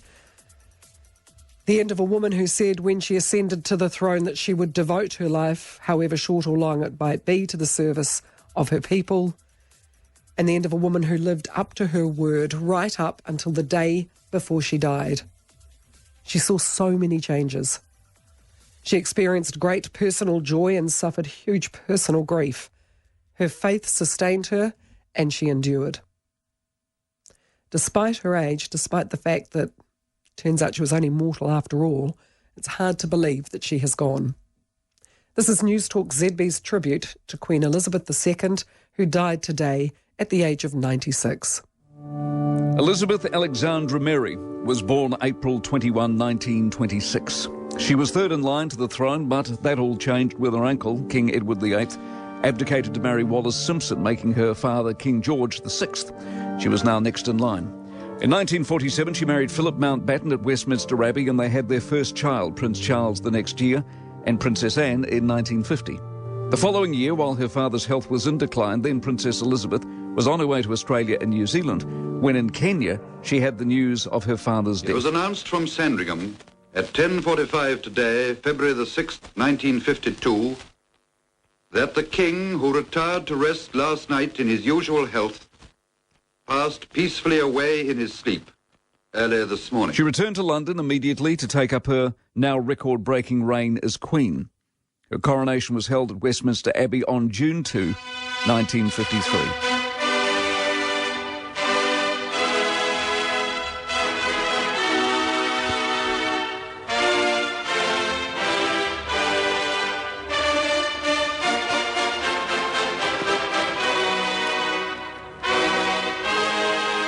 "27 million people in the UK and millions more around the world watched the spectacle on television. The Queen wore St Edward's crown, which weighs in at over 2 kilos. You can't look down to read the speech. You have to take the speech up. Because if you did, your neck would break. It would fall off. So there are some disadvantages to crowns, but otherwise they're quite important things. Later that year, the Queen and the Duke of Edinburgh made a 6-month round-the-world tour of the Commonwealth, which included the first visit to New Zealand by a reigning British monarch.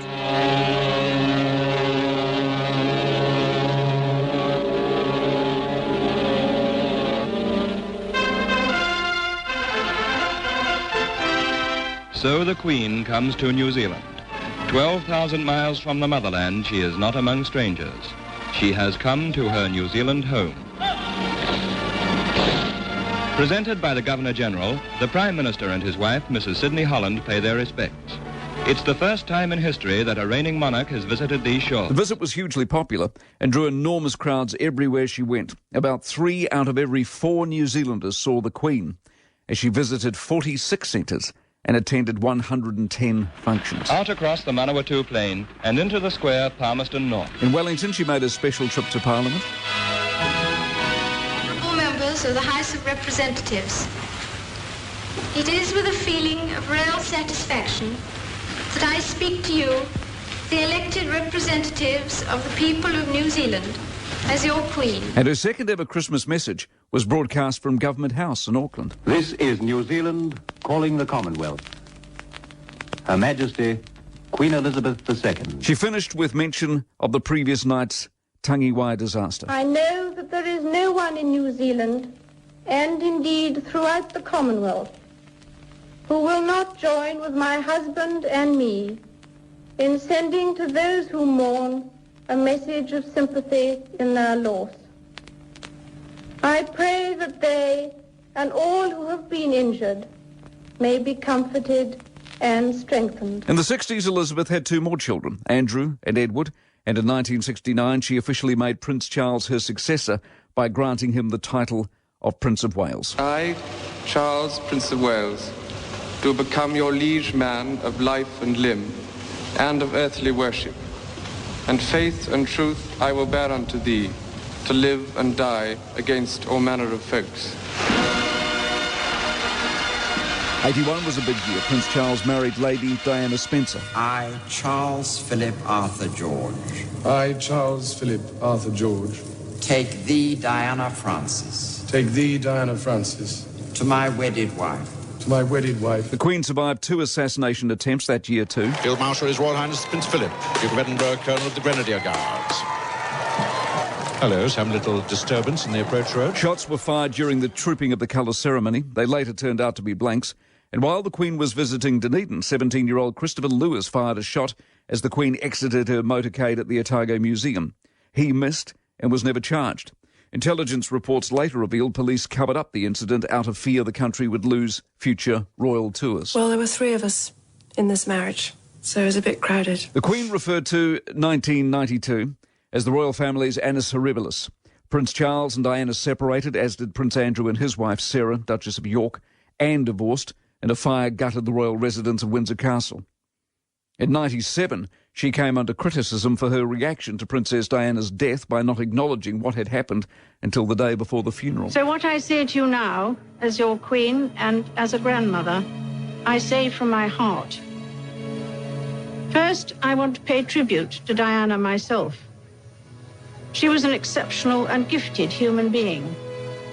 In good times and bad, she never lost her capacity to smile and laugh, nor to inspire others with her warmth and kindness. In 2002, the Queen marked her Golden Jubilee with a concert outside Buckingham Palace, which, among other things, featured Queen. The band's Brian May played God Save the Queen atop the palace itself. But celebration was followed by loss when her sister and mother died the same year, less than 2 months apart. It was also the year the Queen made her final visit to New Zealand to celebrate her 50-year reign.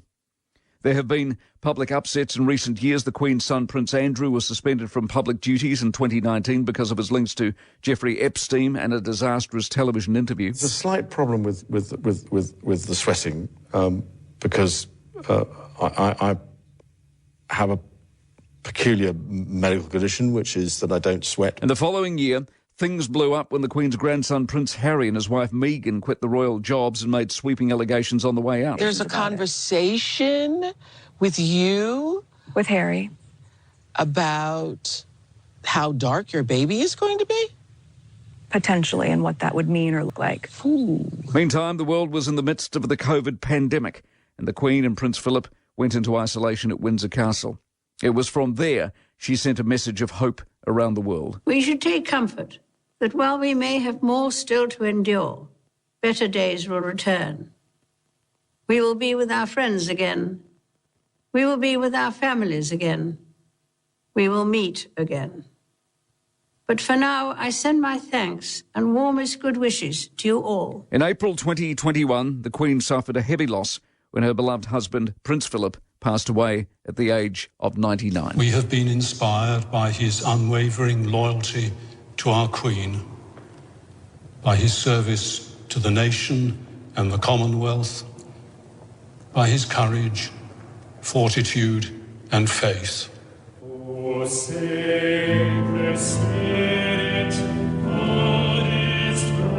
The ongoing COVID crisis meant his funeral had to be held in private, and the Queen said goodbye to a husband of 73 years wearing a black mask and seated alone in St George's Chapel. They're one of the most remarkable couples I think the world has ever seen and will ever see.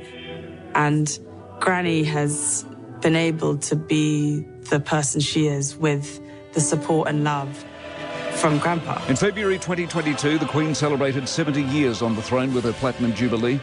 She was a wife, a mother, a grandmother and great-grandmother, and the longest-serving monarch in British history.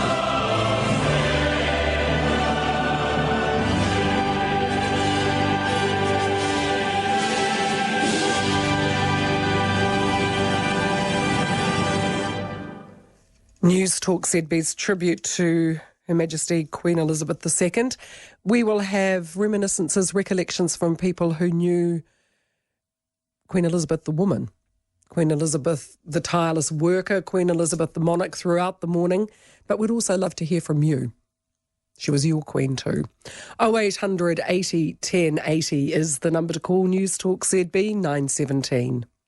Radio, music, podcasts, all in one app and all free. Download the iHeartRadio app today. iHeartRadio. Fine wine delivery.co.nz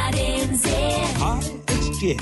Huge global demand has increased Marlborough Sauvignon prices. Finding quality Sauvignon under $15 is tough. Block 88 by Arnsfield is a rare gem.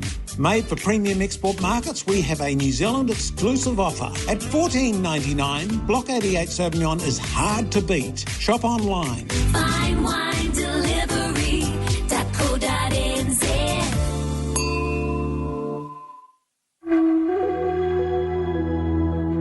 Free rapid antigen tests and face masks are available whether you're well or unwell. You can order online at requestrats.covid19.health.nz and collect them at community providers, marae, testing centres and some pharmacies. If you can't leave home or get to a physical location, call 0800 222 478 for advice on getting them delivered. Find out more at covid19.govt.nz. Has North Shore Toyota got something for you? Well, yes, but actually they're much more interested in what you might have for them. North Shore Toyota is on the hunt for used vehicles. And that means if you're thinking of trading in, there's never been a better time than right now. So visit North Shore Toyota's showroom and get your car appraised today. You might be in for a very pleasant surprise. Experience the difference at North Shore Toyota on Link Drive, Wairau Valley. Join the fight against prostate cancer with Storage King this September. With every extra large packing carton and carrying carton sold, Storage King will donate $1 to Blue September. StorageKing.co.nz. The kings of storage, moving and more. Home shows cancelled, but don't panic. Get into Elite Bathroom Wear's spring clearance sale next Thursday till Sunday. This store-wide sale has a warehouse clearance section, loads of end-of-line tapware, X-display vanities, seconds freestanding baths, 25% off tiles, and hundreds of bathroom products going under cost. There's also free coffee, snacks, and smiles, plus loads of giveaways. Get into the spring bathroom clearance sale, 4 days only at Elite Bathroom Wear. Allens Road, East Tamaki, and online, elitebathroomwear.co.nz. New Zealand's finest range of quality outdoor furniture is arriving now at Danske Møbler Furniture. See the latest designs and styles and be inspired.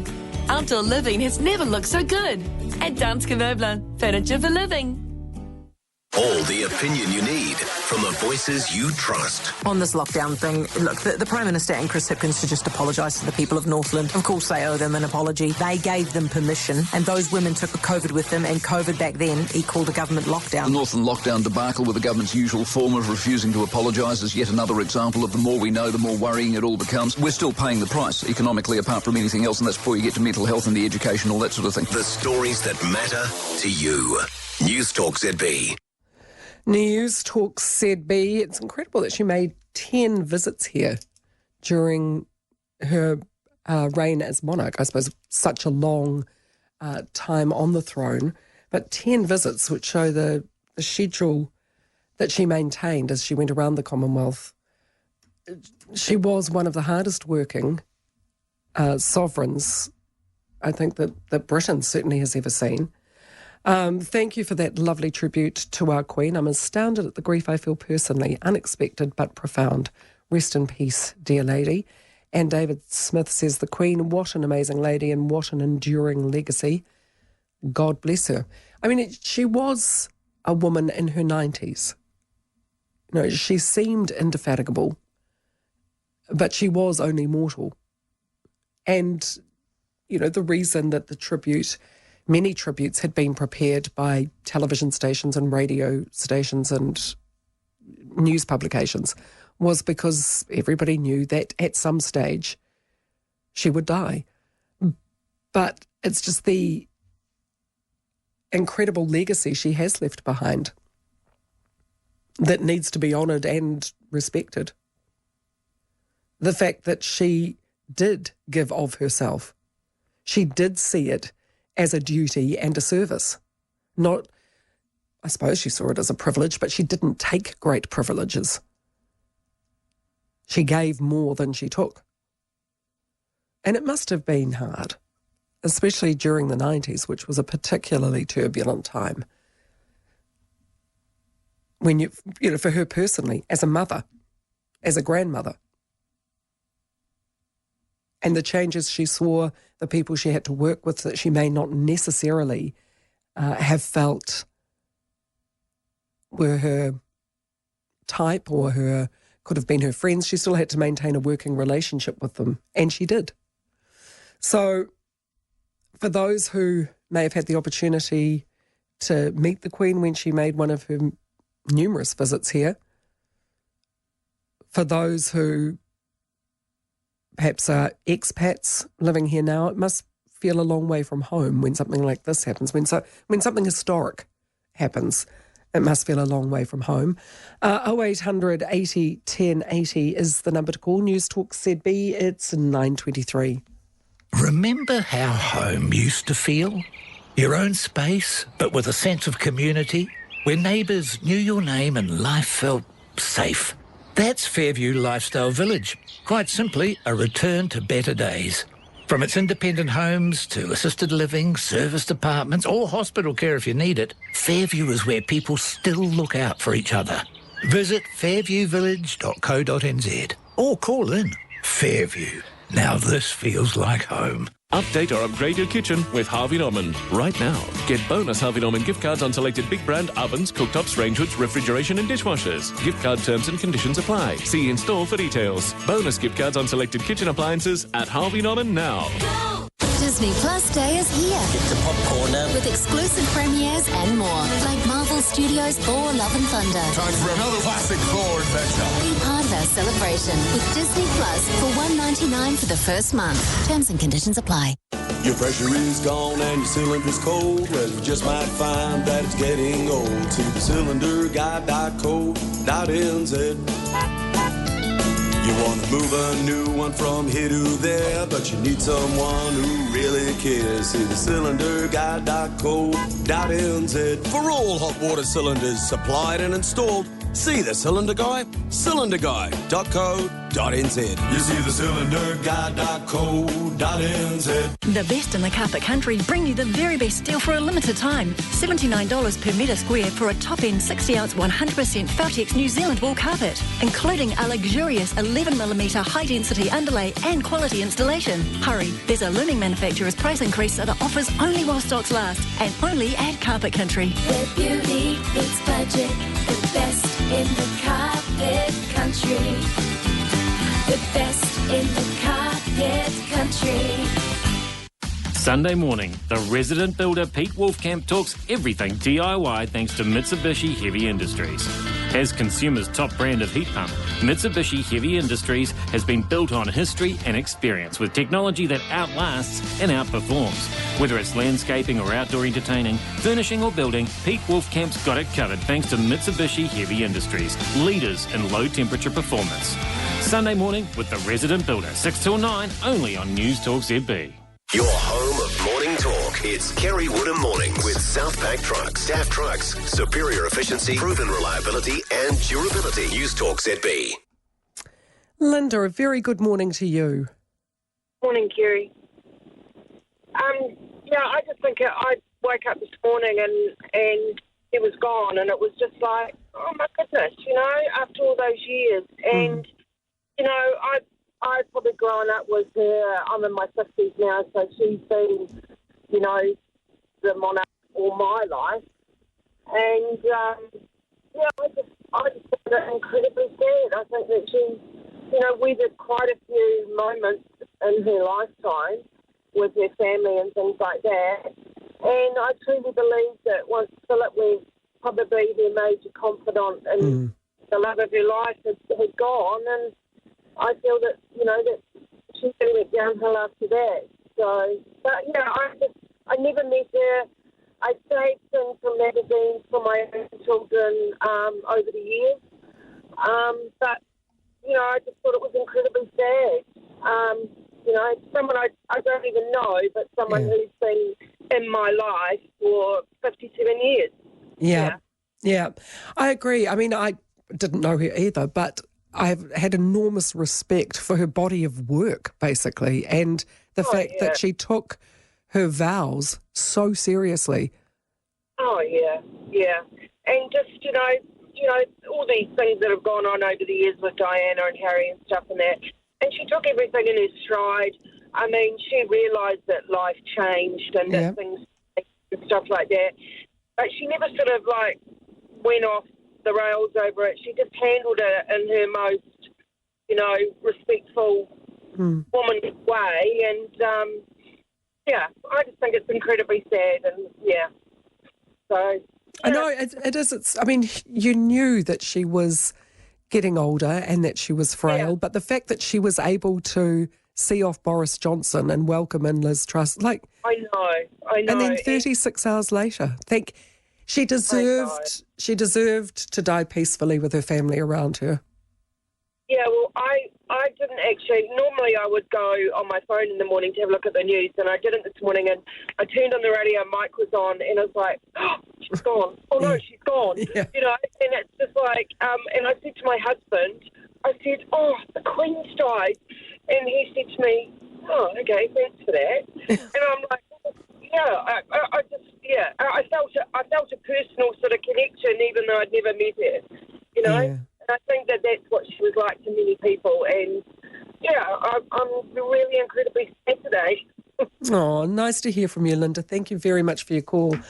I think two enduring images for me are the image of her during the pandemic, sitting there alone in the pew, seeing off her husband with the face mask on. And like so many other people did throughout the pandemic, they had to grieve alone, mourn alone. And it was this poor little old lady seeing off her life partner, her life confidant, her best mate, all by herself. But the other one is of her grinning as she goes past Prince Philip when he's dressed up in his bearskin hat and full dress uniform. He's grinning, she's grinning, and he must have said something to her as she walked by. And it's a fabulous image, a really fabulous image, and kind of sums up their relationship. Jeremy, good morning to you. You've met the Queen. Hey, good morning, Kerry. Yes, I've had the good fortune to meet Her Royal Highness on two occasions. Once at a Royal Garden party when I was in the British Army, just served with the 22 years, and once on a parade at St James Palace. So, yeah, an absolutely amazing lady. And I'm just devastated, a rock to the pit of my stomach that she's passed. And yet we all knew it was coming, didn't we? And yet, I don't know why, but somehow it seemed that she would be the exception to the rule. Yeah, I think we sort of knew it was going to happen, but we were all hoping that it wouldn't happen. And when something of this magnitude happens, it does rock you to your core. I was lying asleep in bed this morning at 9 minutes past 6. My wife rang me. She's on holiday in the UK. Yeah. She said, have you heard the news? I said, no, what's happened? I initially thought it was my mum. And she said, the Queen's passed. And instantly, without thinking, tears started to flow. Honestly, it is absolutely devastating. It's unbelievable. And yeah, I'm listening to what you've said, how stoic and stalwart she is, and what she stood for, and how she carried everything off with such plume and dignity. And yeah, she's the Queen, and she may have had, I don't know, lessons from an early child, but if anyone, everybody in the world could take a leaf out of her book, and I think the whole world would be such a better place for it, for she was an incredible, incredible lady. Is it times like this you wish you were there in England? I have been on the New Zealand website this morning. I'm looking to take a flight home. I will be on that mole somewhere when her carriage comes past. I definitely will be there. That is a lovely, lovely story and a lovely tribute. Thank you, Jeremy. Newstalk ZB 9:31. Newstalk ZB Auckland. Time saver traffic. See the Inglefield bidet seat at Universal Bathrooms Takapuna. Now the Northwestern is heavy coming in from Te Atatu. We've got a truck broken down blocking the middle lane prior to Great North Road. If you're coming up from the port heading towards the Northwestern, there's a pedestrian walking along the side of the motorway there. Southern flowing well, and the Northern is also flowing well too. Get Kohler and Inglefield deals at Universal Bathrooms Barry's Point Road, Takapuna. Make your move with the awesome range of pre-owned BMWs right now at Continental Cars. Come see their world-class facility, only 10 minutes north of the bridge, with ample parking and a passionate team for peace of mind that comes from buying from world-class BMW specialists. Continental Cars BMW has one of the largest selections of pre-owned BMWs in New Zealand. Contact the team today. Make your move to Continental Cars BMW, Wairau Road, North Shore. Continental Cars, driving excellence. Open Polytechnic is now part of Te Pukenga, the New Zealand Institute of Skills and Technology. Our local campuses, courses and passionate team remain, with the benefits of a national network. The network will provide greater access to flexible, career-focused learning on the job, on campus and online, helping our people, communities and workforces grow and thrive together. Find out more at tepukenga.ac.nz. 170 objects, 2,000 years in the making, one chance to see it. Ancient Greeks, athletes, warriors and heroes. The unmissable international exhibition at Auckland Museum. Book now at aucklandmuseum.com. From the NZ Herald newsroom today. The survivor of a horror crash that killed two of his friends saying his own son no longer recognises him. We reveal a scathing Treasury review of $1 billion government investment in Oranga Tamariki in 2019 and a warning to the agency over its outcomes for children. And a Rotorua woman is left frozen in fear as an Uber Eats driver allegedly refuses to leave her home. Delivering you journalism you can trust. nzherald.co.nz. Saturday afternoon, it's the Weekend Collective's One Roof radio show with Conroy Removals, the authority on moving with over 10,000 happy customers, with property market trends, lending insights and more. It's the One Roof radio show with Conroy Removals. Saturday from 4 on Newstalk ZB. Newstalk ZB headlines. With Blue Bubble taxis, it's no trouble with a blue bubble. Flags on public buildings are at half-mast and there'll be condolence books available for people wanting to leave tributes in the wake of the Queen's death at 96. The Prime Minister says there'll be a ceremony to honour the Queen following the official service in the UK, expected in roughly 10 days' time. In the UK, over the next 24 hours, bells will toll at Westminster Abbey, St Paul's Cathedral and Windsor Castle. Gun salutes, one round for every year of the announcement of the Queen's life, will be fired in Hyde Park and at other stations. Floodlighting at royal residences will be turned off, and King Charles will also make a televised address to the nation. French President Emmanuel Macron says Her Majesty will be remembered as a kind-hearted Queen who has left a lasting impression on her country and her century, and will be remembered as a friend of France. Australian Prime Minister Anthony Albanese has echoed other world leaders in describing Her Majesty as a rare and reassuring constant amidst rapid change. He says there's comfort to be found in Her Majesty's own words. Grief is the price we pay for love. Claire Trevette reflects on her fleeting but special Balmoral encounter with the Queen. You can see her story at NZ Herald Premium. Back to Kerry Woodham. Malcolm, thank you so much. Sir Don McKinnon, former Minister of Foreign Affairs, Deputy Prime Minister of New Zealand and Secretary-General of the Commonwealth, came to know Queen Elizabeth well during his 8 years as Commonwealth Secretary-General. He joins me from London. Sir Don, good evening to you. Good evening to you, Kerry, too. Now, your knighthood actually came from the Queen. You were offered one from the New Zealand government when you left. You turned that one down.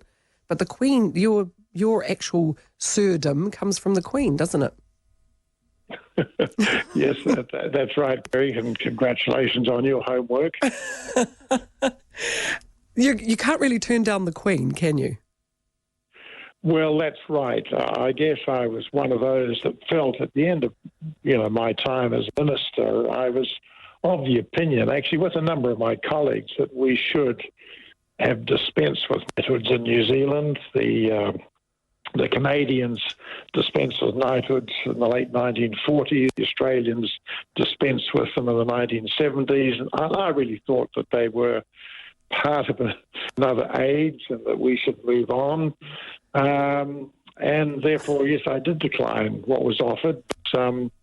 But then when Her Majesty makes it known that she wishes to grant you something very personally, and having worked with her for, well, don't say worked with her, but I met her many, many times over 8 years and talked about her with many things. When she offered me, very hard to say no. Yes. She must have thought there was something a bit remiss about you not having one when you popped over, when you came over to work.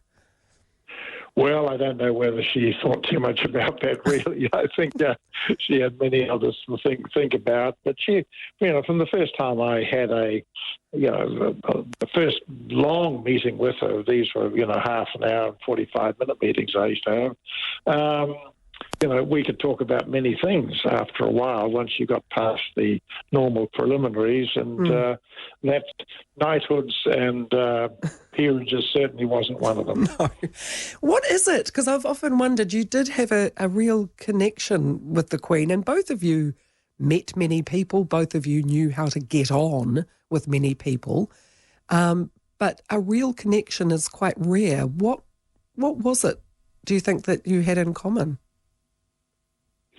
It's hard to put your finger on it, but I knew that she had a strong interest in agriculture, strong interest in horses, dairy cows in particular, dogs, of course, because they were there.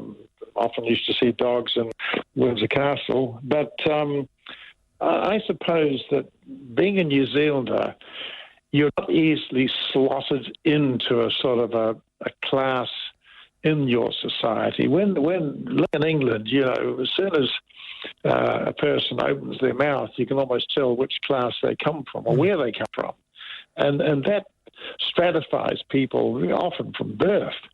But when you're a Kiwi or an Australian, you're sort of in a grey zone, I suppose, and therefore it's much easier to engage with people. And therefore the person, such as the monarch who you're dealing with, she also doesn't have to sort of vaguely categorise you in the back of her mind. Yes, exactly. It also struck me that she was incredibly well-read and absolutely knew her onions when it came to whatever she was discussing. Did you find that around the countries of the Commonwealth she knew what she was talking about? She had very much had a broad range of interests, but she always had lots of snippets about Commonwealth countries that not so much as a result of extensive reading, but just she had that ability to pick up information which had some relevance to maybe a point of discussion that I was wishing to raise. And if I was talking about, so-and-so president of Tanzania, and she was able to say, oh, yes, he followed so-and-so and didn't actually last very long. So you knew that she was on top of these things without necessarily needing an absolute in-depth knowledge of the politics of Tanzania. Huh. And did she feel strongly that the Commonwealth should remain as such, like a band of brothers, so to speak? Well, she always felt that there was much we could do. And it was certainly my role that as the Secretary General, you did as much as you could. Couldn't compete against the UN when it comes to aid programs or the European Union. You actually, and the Commonwealth did often employ strong diplomatic skills, but what we call soft diplomacy. You work in those areas where you work with people, you stay out of the limelight as much as you can. We never had access to hard power. That is only for the larger nations of the world or those smaller nations who get very distraught about something and wish at the point of a gun something's going to happen. So the Commonwealth's ability to deploy soft power has been used very successfully in a number of areas. I was involved in some, but you can go right back to the fact that the Commonwealth stood very strongly against the issue of apartheid many more years before even England was agreed with the same position as the Commonwealth. So, and the United States, they were quite late comers when it came to forcing the issue on South Africa. What happens next, do you think? Well, look, the Commonwealth is still, about 2 billion people, I think, so it's a fair chunk of the world. The important thing is that whether we think the Commonwealth is a benefit or not, and that is whatever the public does think, there will always be a determination to bring together all the English-speaking peoples of the world. And that's what the Commonwealth is, with the exception of the United States. And that doesn't really suggest it's a deficiency, but if the Commonwealth wasn't there, someone would soon invent one. And it's very interesting that, the La Francophonie, which is was the counterpart of the Commonwealth amongst the French nations of the world, or nations that were colonized by French, they have moved to being more like the Commonwealth in terms of influencing those countries that have strayed from the path of true governance. So they've been wanting to do the same. Then, of course, the Portuguese-speaking nations of the world got together under the Lusophone community and wanted to do very much the same. So there is space for organisations, as long as they're doing good things, as long as they can prove to their membership that they're doing good things and it's worthwhile being a member of that organisation. And what will be your enduring memory of Queen Elizabeth, Sir Don? A very smart woman with a very ready smile, who would laugh and chuckle a lot, not in sort of public a lot, but certainly in private she could laugh and chuckle at things. Someone who was always interested in what was going on. Lovely. Thank you so much for your time, Sir Don, and I am sorry for your loss of a friend. Newstalk ZB, it is 18 to 10. When it comes to roof restoration, most companies don't have the guts to back themselves, but the Kowhai guys do. Their roof restorations come with a 12-year warranty thanks to the quality products and coating systems they use and the expertise they bring to every job. In reality, they know your roof will perform a lot longer than 12 years.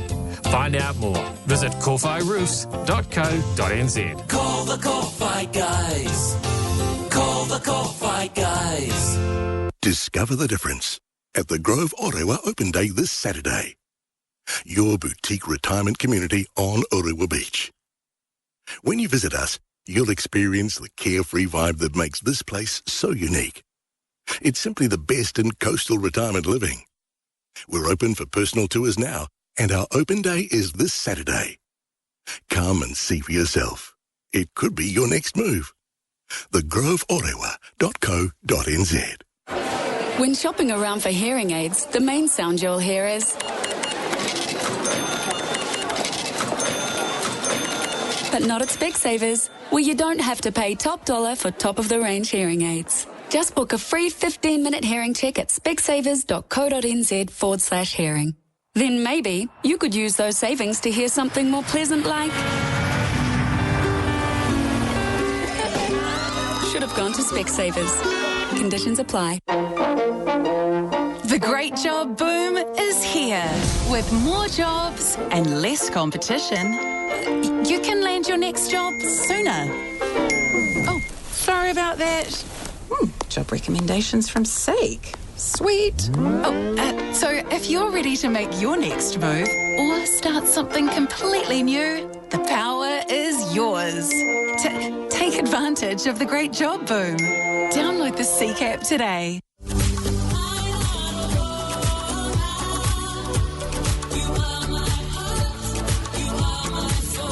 How good would a holiday in Rarotonga or Aitutaki be? Just imagine swimming and snorkeling in the warm, crystal-clear turquoise blue lagoons, heading off on a scooter adventure, visiting the cafes and restaurants around the island, and then relaxing with a few sunset cocktails. Visit cookislands.travel for more info or contact your travel professional. Your home of morning talk. It's Kerry Woodham Morning with Southpack Trucks. SAF Trucks. Superior efficiency, proven reliability and durability. Newstalk ZB. Anne-Marie, you went to Buckingham Palace. Yeah, we did. When you do your OE, my husband was in the territorial, so he transferred up to the Green Berets up there, and we got this invite to go along to one of the garden parties. And, you walk in through the main gate and you walk through the middle of Buckingham Palace with the big stairs up to the right. It's just absolutely phenomenal. You go out the back and there are these bloody corgis with their red sort of leads on being, guided around, and you're standing around waiting. And the Queen and actually it was Charles and Diana at the time, and Fergie and Andrew, walked through the crowd. But the Archbishop of York had latched himself onto my husband. I'm not sure why. Had a real fascination about the New Zealand Army. So when they were walking along the road, he was next to her. Yeah. And we realised this guy must have been quite important because everyone was kissing his ring, right? So we thought, okay, we'll leave him standing there. He might become useful. And he did, because she stopped and talked to both of us and said, I hope this guy next to you isn't boring you too much. What? Because it was the Archbishop. Yeah, so it was very, very funny. So, wow. It was amazing. Absolutely amazing. What an experience. Yeah. And so it is a sad day today. Yeah. She was certainly an amazing lady. Yeah, I mean, you just don't see that kind of devotion to duty and that understanding of what duty and service means very often, do you? Absolutely not. And I think it's also, you could say that in her whole life, even if you tried to emulate what she did in the way you run your life, boy, it would be a hard job to do it, wouldn't it? Oh, gosh, yes. Absolutely. I couldn't think of anything worse. No, I couldn't either. And all the scandals and everything, your whole personal life of your family is always playing out in the media, and it must be terrible for you. Yeah. So, yeah. I did feel for her a number of times over the years of different things that had happened, so, And especially with Philip gone. Yes. Mm. Yes. Actually, my daughter said to me this morning, and she was absolutely right, quite often when someone has been together for so long like that, the partner doesn't live that long afterwards. No. She said she did amazingly well. Yeah. Because she's lived for quite a while, so, yes. And now she can just rest and... In peace. I hope she does get the peace she deserves. Me too. Yeah. Me too. Lovely story. Thank you, Anne-Marie. Hi, Lana. Hello, Kerry. Hi, you saw the Queen as well. Did you get to meet her? No, I didn't actually get to meet her. I was invited to the investiture of Major Melva Walker. Yeah. And she was the director of the New Zealand Women's Royal Army Corps back in 1974. And so she was being invested with the MVE for her services to the Women's Army. Oh, right. Yes, and two people were invited from Port Dorset to the investiture, and I happened to be one of them chosen. Fantastic. So anyway, it was at the town hall. The town hall was decked out beautifully with flowers everywhere. I've never seen anything like it. And I was up on the balcony in the front row, and as she came in, she looked up, and our eyes met. I'll never forget that moment. What did she have a presence? Because some people do and some don't. Like I remember meeting Tony Blair and thinking, honestly, you could have walked by him in the street and you wouldn't notice him at all. But did she have a kind of presence about her? Well, I think she did have a presence about her. Just something that radiated from her, and she was beautiful. Her skin was just beautifully flawless. She was impeccably dressed in a powder blue suit. She had her pearls on and little pearl earrings, and she just had this calmness about her, and so I was there and I just watched everybody being invested, if that's the term, and she just calmly placed the sword on everybody who got their medal or their award. When it was over, I left and I was down Courtney Place, and a cavalcade of royals came past, and then I saw Prince Charles, Princess Anne, Mark Phillips, the Duke of Edinburgh. So I got another look in, so to speak. But it was the experience with the Queen that made me feel that actually that was the highlight of my military career. So I'll never forget that. So I feel pretty devastated today that she's gone. Thank you so much, Lana. Newstalk ZB, it is 8 to 10. For the latest from the world's greatest domestic rugby competition, the Bunnings NPC, you'll find it on Newstalk ZB. Can he get over the line? Yes, he can. Get all the news and score updates thanks to Kennard's Hire. Search Newstalk ZB on iHeartRadio. Through the gap, straight over the 22, flicks it back inside. Cheer on the provincial rugby rivalries from the far north to the deep south, west to east coasts, and everywhere in between. Newstalk ZB's coverage of the Bunnings NPC with Kennard's Hire. Here to make your job easy. The Monopoly game at Macca's is back with $94 million in prizes to be won. Prizes like a Fujifilm Instax camera, a Chief Fitness rowing machine and more. Download the McDonald's app and start playing the Monopoly game today. Ends 18th of October. For full terms, visit mcdonalds.co.nz. Conditions apply. The Graham Dingle Foundation helped me gain confidence and self-belief to stay positive and create goals.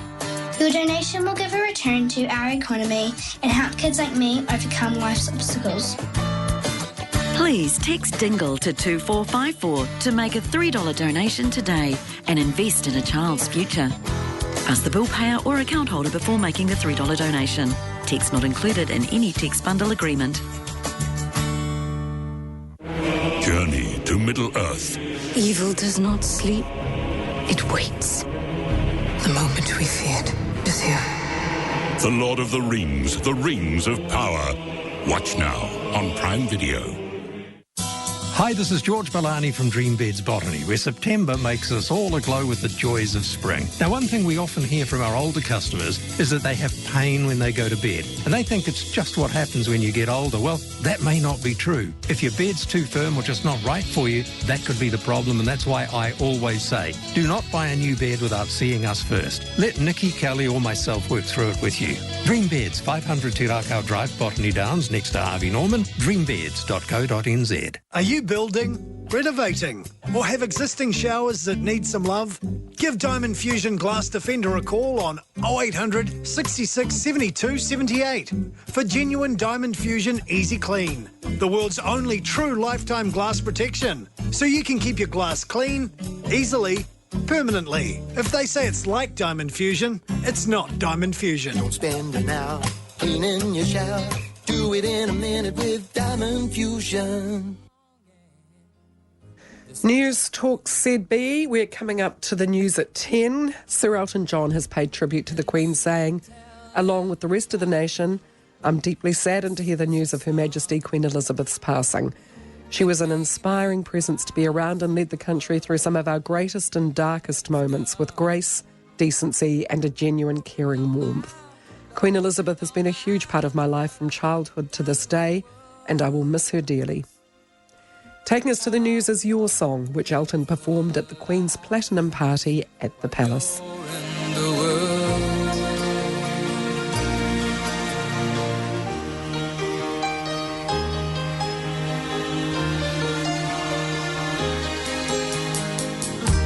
I sat on the roof and kicked out the moss. Well, a few of the verses, well, they've got me quite cross, but the sun's been quite kind while I wrote this song. It's for people like you that keep it turned on. So excuse me for getting,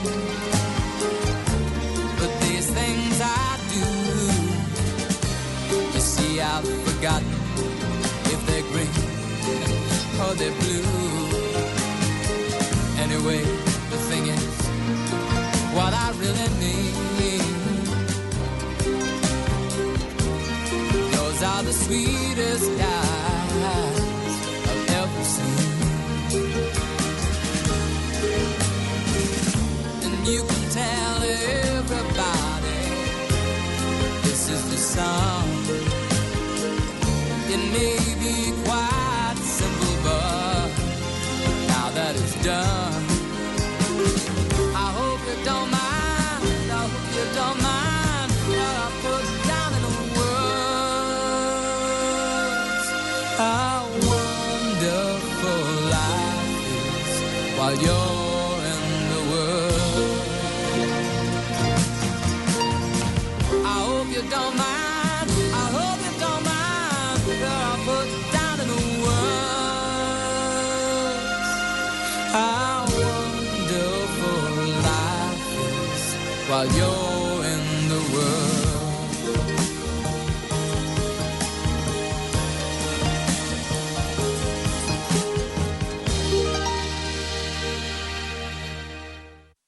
Disney Plus Day is here. Get the popcorn out. With exclusive premieres and more, like Marvel Studios' Thor: Love and Thunder. Time for another classic Thor adventure. Be part of our celebration with Disney Plus for $1.99 for the first month. Terms and conditions apply. A Freedom medical alarm means freedom from worry, all for less than the price of a daily coffee. Or it can be fully funded if eligible. Call Freedom Medical Alarms today on 0800 380 280. That's 0800 380 280. From the NZ Herald newsroom today. The survivor of a horror crash that killed two of his friends saying his own son no longer recognises him. We reveal a scathing Treasury review of $1 billion government investment in Oranga Tamariki in 2019 and a warning to the agency over its outcomes for children. And a Rotorua woman is left frozen in fear as an Uber Eats driver allegedly refuses to leave her home. Delivering you journalism you can trust. nzherald.co.nz. SafeWorks!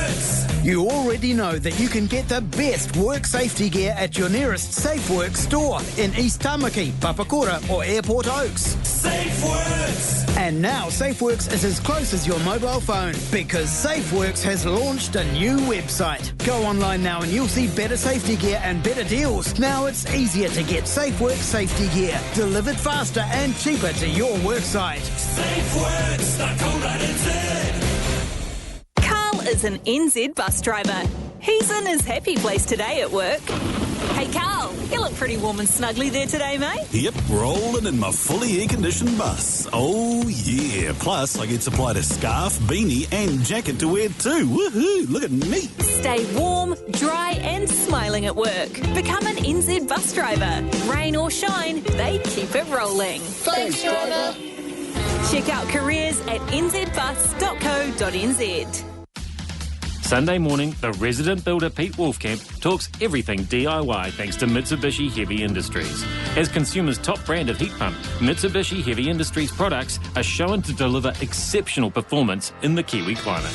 Whether it's landscaping or outdoor entertaining, furnishing or building, Pete Wolfcamp's got it covered. Thanks to Mitsubishi Heavy Industries, leaders in energy efficiency. Sunday morning with the resident builder, 6 till 9, only on Newstalk ZB. In Auckland on 89.4, this is Newstalk ZB. Remembering our monarch with the latest from the Newstalk ZB News Centre. This is Newstalk ZB News. It's 10 o'clock. I'm Malcolm Jordan. Our longest reigning monarch has died. Queen Elizabeth II has died at the age of 96, slipping away peacefully at Balmoral Castle in Scotland. The crown passes immediately to her son and heir, Charles, who will officially be known as King Charles III. The new king says his mother's death is a moment of the greatest sadness for him and all members of his family. The Prime Minister says there'll be a ceremony to honour the Queen following the official service in the UK, expected in roughly 10 days' time. Once we have arrangements or are aware of arrangements in the UK, then we'll set down the plans for New Zealand. In the meantime, we'll have condolence books available here in the capital. The New Zealander who perhaps knew the Queen the best is Sir Don McKinnon. He built up a strong relationship with her during his 8 years as General Secretary of the Commonwealth. Sir Don told Newstalk ZB he originally turned down a knighthood when it was offered to him by New Zealand, but accepted one when it was offered by the Queen herself. When Her Majesty makes it known that she wishes to grant you something very personally, and having met her many, many times over 8 years and talked about her of many things, when she offered me, very hard to say no. The country's Queen's Councils, or QCs, have today become KCs. Chief Justice Helen Wynne-Kelman has also confirmed all criminal cases from today will be known as the King versus whomever. All courthouse flags are flying at half-mast. The Chief Justice says individual judges have been given the go-ahead to honour the Queen in their own way today, with the likes of a statement, moments of silence or karakia. New Zealand's former High Commissioner to the UK, Sir Lockwood Smith, told Mike Hosking today marks an extraordinary loss for many. He's always been amazed by the Queen. She goes to so much trouble to make you feel at ease. And she is so knowledgeable and yet so real in the way she relates to you. The United Nations boss says Queen Elizabeth was admired worldwide for her leadership and devotion. Antonio Guterres has tweeted that she was a good friend of the UN and held a reassuring presence through decades of change. He says she'll be remembered for her unwavering, lifelong dedication. The Queen's length of time on the throne will forever be significant. New Zealand historian Jock Phillips, who's in London, says it's hard to predict whether anyone will hold it as long as she did. No one would have thought when Queen Victoria died that we would have another monarch, another female monarch, reigning longer than she had.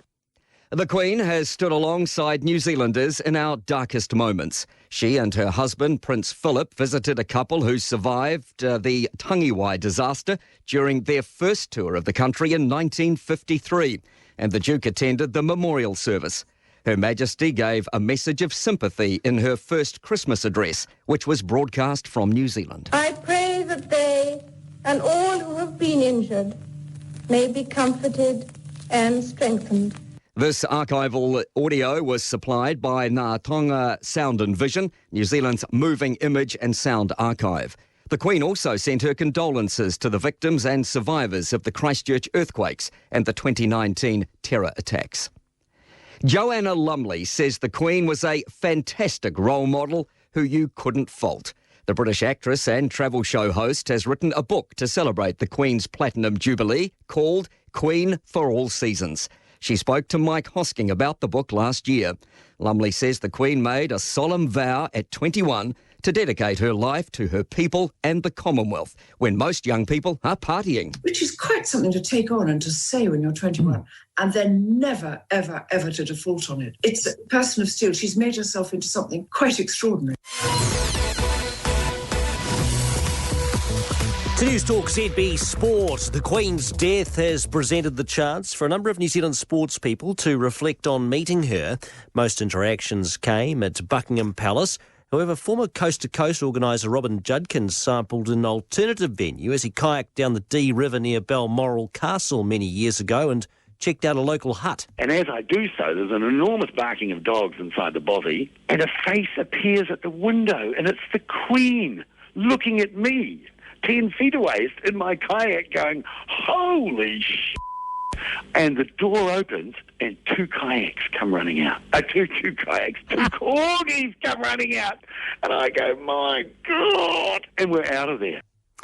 Supercars will roar around Pukekohe Park Raceway for the final time this weekend. Kenny Smith, who's competing in a Formula Ford at the meet, won his first New Zealand Grand Prix at the venue in 1976. The 81-year-old's been racing there longer than anyone. 1962 when it opened, ran a sports car there. This is 60 years we do this meeting, so I thought we'd better poke our nose in and see what's going on. The track closes as a motorsport venue next April. Motorsport with CRC 556 made right here in New Zealand. The women's semi-finals start in an hour at the US Tennis Open. Ons Jabeur meets Caroline Garcia first. The Tunisians won their previous two encounters and says they've known each other for years. Oh, we go way back.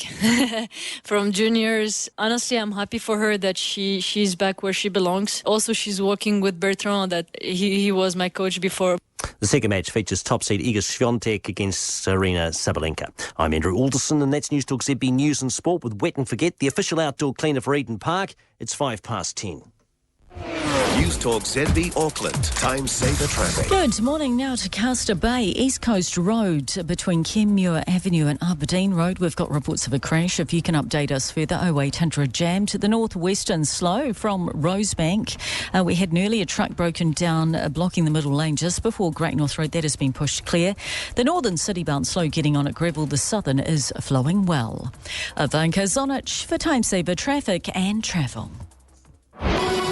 Newstalk ZB Weather Watch 24/7 with 0800 Roof Care, concrete tile restoration and painting specialists. For the Manukau and Hauraki Gulf, variable 5 knots, a southwest of 10 coming in this afternoon. Waitemata, variable 5 knots. Bream Head to Cape Colville, variable 5, a southeasterly of 10 coming in late morning, turning easterly of 10 this afternoon. The next high tide at Auckland is 6:25 this evening, and for Onehunga, it's 10 o'clock tonight. Fine with a few clouds for Auckland today. It's going to be a great afternoon. afternoon, light winds, high 17, low back down to 8 overnight tonight. Mostly cloudy tomorrow with occasional rain, southeasterlies and a high of 16. To Sunday, partly cloudy, northeasterlies developing and a high of 17. Right now in Auckland City, 13 degrees. Discussing the big issues that matter to you. Kerry Woodham Mornings with Southpack Trucks for great after-sales parts and service nationwide. Call 0800 80 1080. Newstalk ZB. Newstalk ZB, 10:07. Kerry Woodham with you through until midday. A day when we remember Queen Elizabeth II, who died at the age of 96. Yeah, not unexpected. And yet somehow it seemed that she would endure as she has done throughout most of our lives. She's always been there. Has always been there as the world changes around us, and she has stayed utterly resolute. Bolstered by her husband, Prince Philip, bolstered by her faith, bolstered by her unshakable belief that she was born to serve. And serve she did almost up until the end. 36 hours before she died, she was working. Joining me now is Simon Jimson. He is part of a number of people who had personal connections with the Queen. And throughout the morning, we will be speaking to people who had a relationship with the Queen as were either working for her, working with her, as a friend. Simon Jimson was part of the household of Queen Elizabeth II, with positions as the Chief of Staff and later as Political Director at the Commonwealth Secretariat. Simon's in Geneva this evening. I spoke to him earlier, and I started by asking him how he came to be in the Queen's household. There'd been a New Zealander, followed by a Canadian, followed by an Australian, since the start of the Queen's reign, rotating through every 3 years for 3 years as an assistant press secretary. And I was working for Don McKinnon as his press secretary back in the mid-1990s, or early to mid-1990s. And it came up, New Zealand's turn, as it were. And I was asked to come across to London and meet the Queen, and all those sorts of things happened. And I said, well, look, can I be a bit cheeky about this? But rather than being a press secretary, I'd be very interested in being a private secretary. And so that's what happened. So it was a different role to what had gone before. And it was the last one, in fact, of those. After that, the Canadians and the Australians didn't put forward people, and the times had changed. So it was the end of an era. But it was also the end of an era in the sense that we'd moved on from press secretaries to a private secretary, and life changed. But it was a huge honour, a great honour and privilege at the time. But times moved on after that. What does a private secretary do? They're a bridge. I think that's the easiest way to describe it. They're a bridge between in helping the Queen balance her personal life, her family life, her public life, her state responsibilities. You're at the top of Mount Everest, and you've got this panoramic view of all that's happening in the Commonwealth. At that time, she had 16 realms, including being Queen of New Zealand. And you've got to bring all of those things together in a balanced way, because this is a person who, since her earliest days, had committed to serving for as long or as short as her life was. But for 70 years, she was working 24/7, 365 days of the year. But you've got to find some balance in that, and that's what private secretaries do. You were there during some pretty tumultuous times too, weren't you? It was tumultuous. I arrived there in 1993, just coming after the Annus Horribilis, where 3 of her 4 children were going through the final stages of divorce. The Windsor Castle had burned down in large part. So yes, it was a very bad year. There were lots of demands for change and reducing the number of the members of the royal family, and the Queen paying taxes which she'd already decided to do anyway. Those sorts of things were going on. But it was also pretty significant from a New Zealand point of view, being able to accompany her, well, to organise the visits and then to accompany her to New Zealand on an Air New Zealand aircraft was very special. And in 1995, that's when she signed into legislation the Tainui settlement under the Waitangi claims. This was the first time that the Crown had apologised. This had huge global consequences. We've seen since apologies in Canada, apologies in Australia, but it was the Queen of New Zealand in New Zealand who did it first.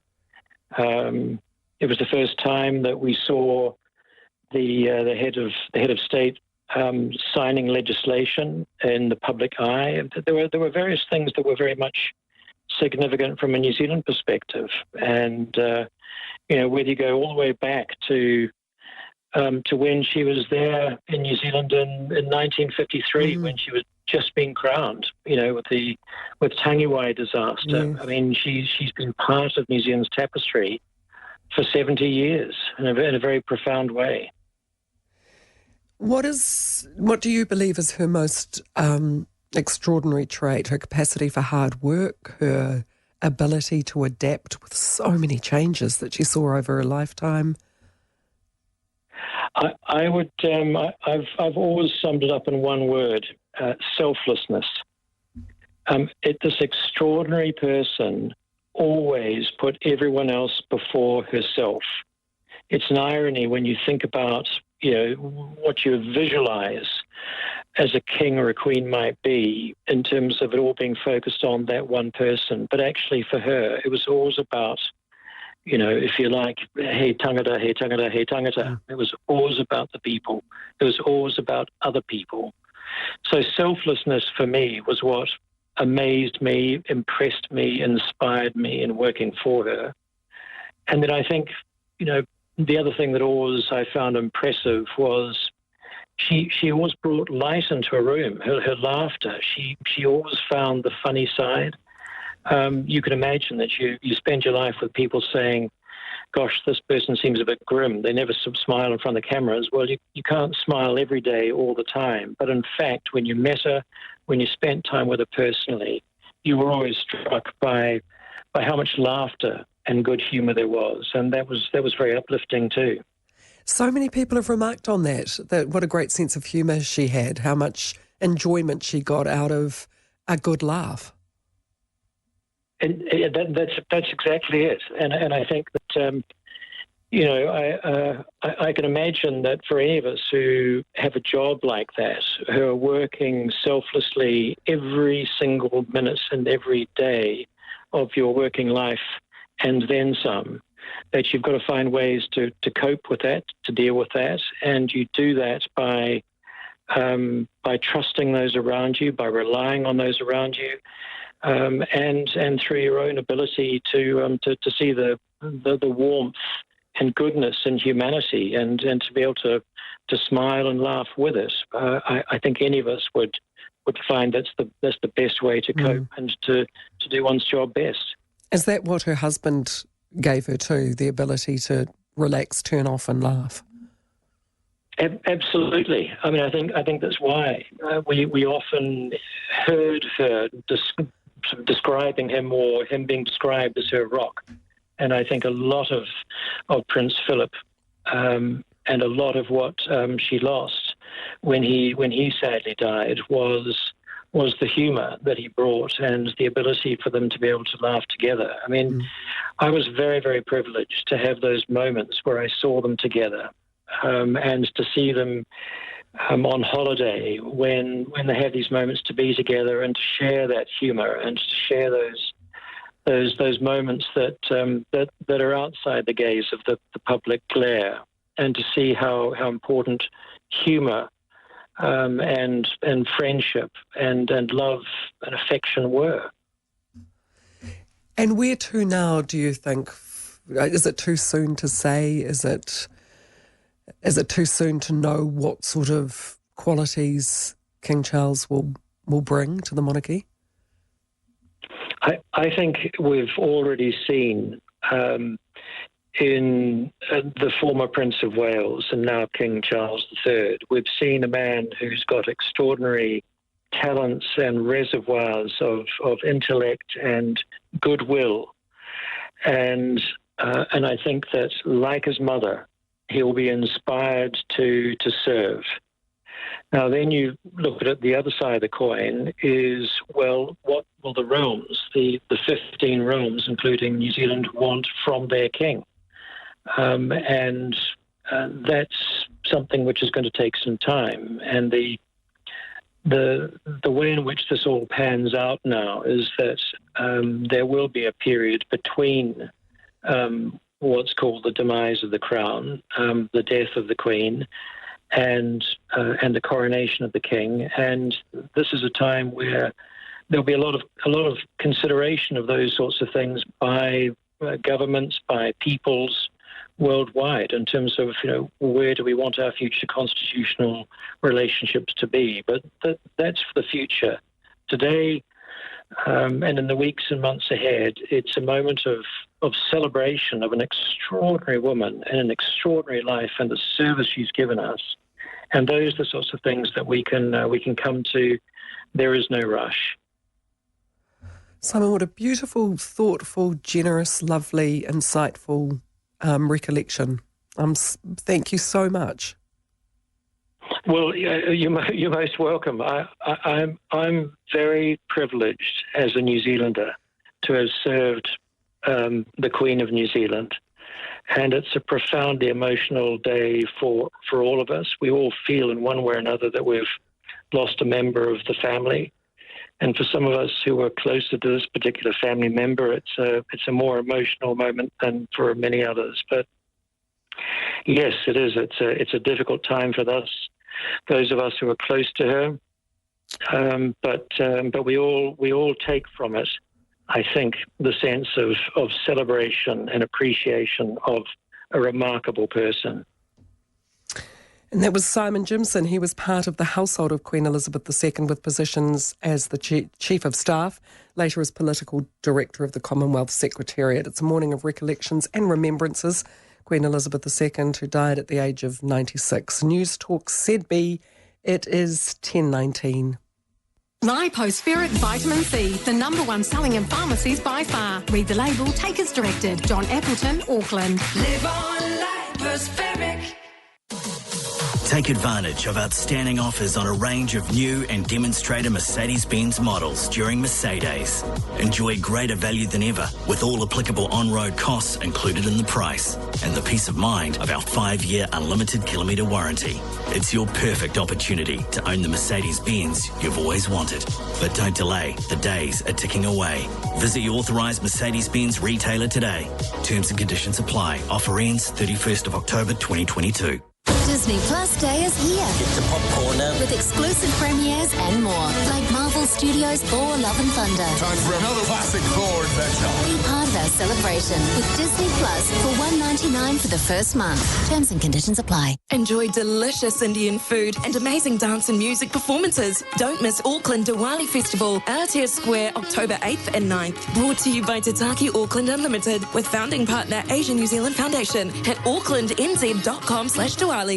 Page, Mikey Dam, Corder, Barnaby Ware, Tim Finn and Lord. It was past time for me to sing in Te Reo. 6 Kiwi music icons, giving their biggest hits an extraordinary new life. It's everywhere, Te Reo, and that's our country. Putting in the mahi to make the magic. It's like rediscovering this whole new part of yourself. With powerful new performances. It just feels so beautiful.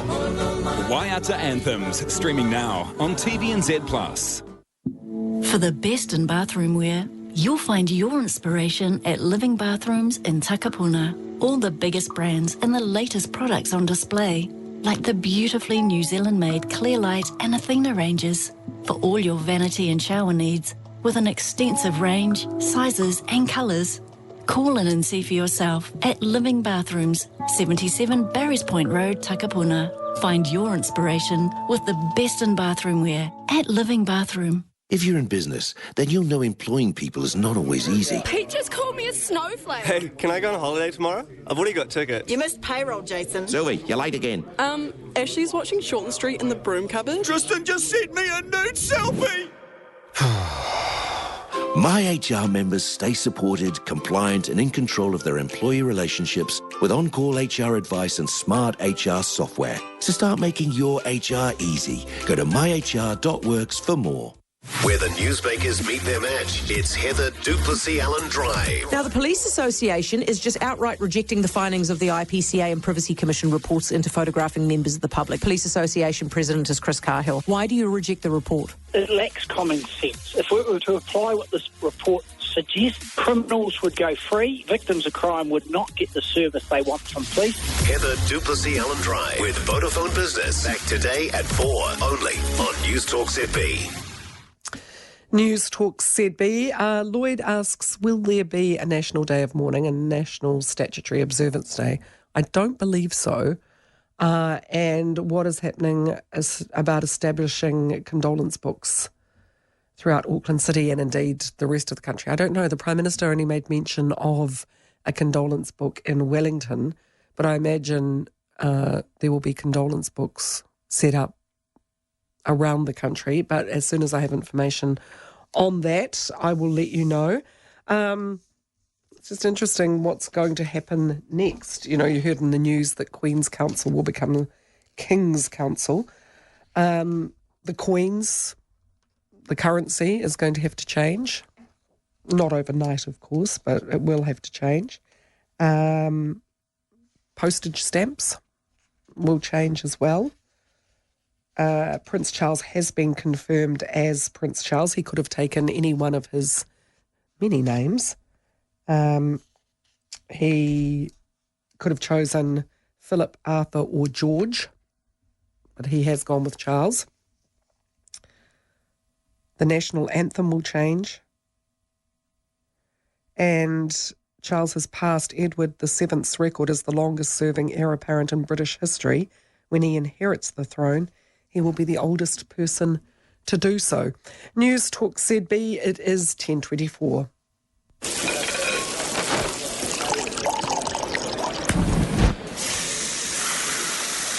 For your one-stop food service shop, they've got hospitality covered. Gilmore's Wholesale. Food, beverages, and a whole lot more. Do you feel as tired as your bedroom furniture looks? Then now's the time to seal a deal at Danske Möbler Furniture on a top-quality Sealy bed and a stunning new bedroom suite. Hurry, end Sunday at Danske Möbler. Furniture for living. So here's a question. What's behind a pair of glasses? Eyes. And do you know what's behind the glasses at Specsavers? Optometrists. Yes, every Specsavers store is locally owned and operated by a qualified, experienced optometrist whose only focus is improving yours. So as well as a superb range of frames at great prices, you can be confident that your eye health is in great hands too. So book an eye test today. Should have gone to Specsavers. Fine wine delivery.co.nz. Hi, it's Jeff. Huge global demand has increased Marlborough Sauvignon prices. Finding quality Sauvignon under $15 is tough. Block 88 by Arnsfield is a rare gem. Made for premium export markets, we have a New Zealand exclusive offer. At $14.99, Block 88 Sauvignon is hard to beat. Shop online. Fine wine delivery.co.nz. Do something blue. Toot, help a mate through. Wear a blue cape, row across a lake, go for a run or hit a hole in one. It's all about raising money so you can help out a buddy. Do something blue. Toot, help a mate through. Come on. 1 in 8 Kiwi blokes will get prostate cancer in their lifetime. So organise your Blue Do or donate now to the Prostate Cancer Foundation at blueseptember.org.nz. Hi, I'm Janice from Elderly Assist. Have you been thinking of moving but feel overwhelmed by the enormity of getting your house ready to sell? At Elderly Assist, we are experts at downsizing and decluttering and preparing your home for sale. We can help you get rid of the clutter and sell or gift unwanted possessions. So why don't you call me? I'm Janice on 0800 839 874. Auckland, 89.4 FM. Kerry Woodham Mornings. Engaging conversation on Newstalk ZB. We're joined now by Enda Brady, nearly midnight in the UK. Enda, tell us what's happening there. People still gathering outside Buckingham Palace, Kerry. I mean, it's been a shocking day. It really has. I mean, Queen Elizabeth has been the backbone of Britain for as long as anyone can remember. I mean, you've got to be very old to remember her father. Most people here can't ever remember having a king before. And as we turn in for the night on what has been a horrible, historic day, Britain is going to bed with a king for the first time in living memory. Yeah. And as we've seen, people need to gather together, don't they, when moments like this happen, historical events happen? Yeah, absolutely. I mean, we've seen it before. Look, when Philip died, perhaps less so, but certainly when Diana passed in 97, people gathered out the front of Buckingham Palace and the crowds grew and grew. And I think you can expect more of that in the morning and in the coming days. I think there's going to be 12 days of mourning before a funeral.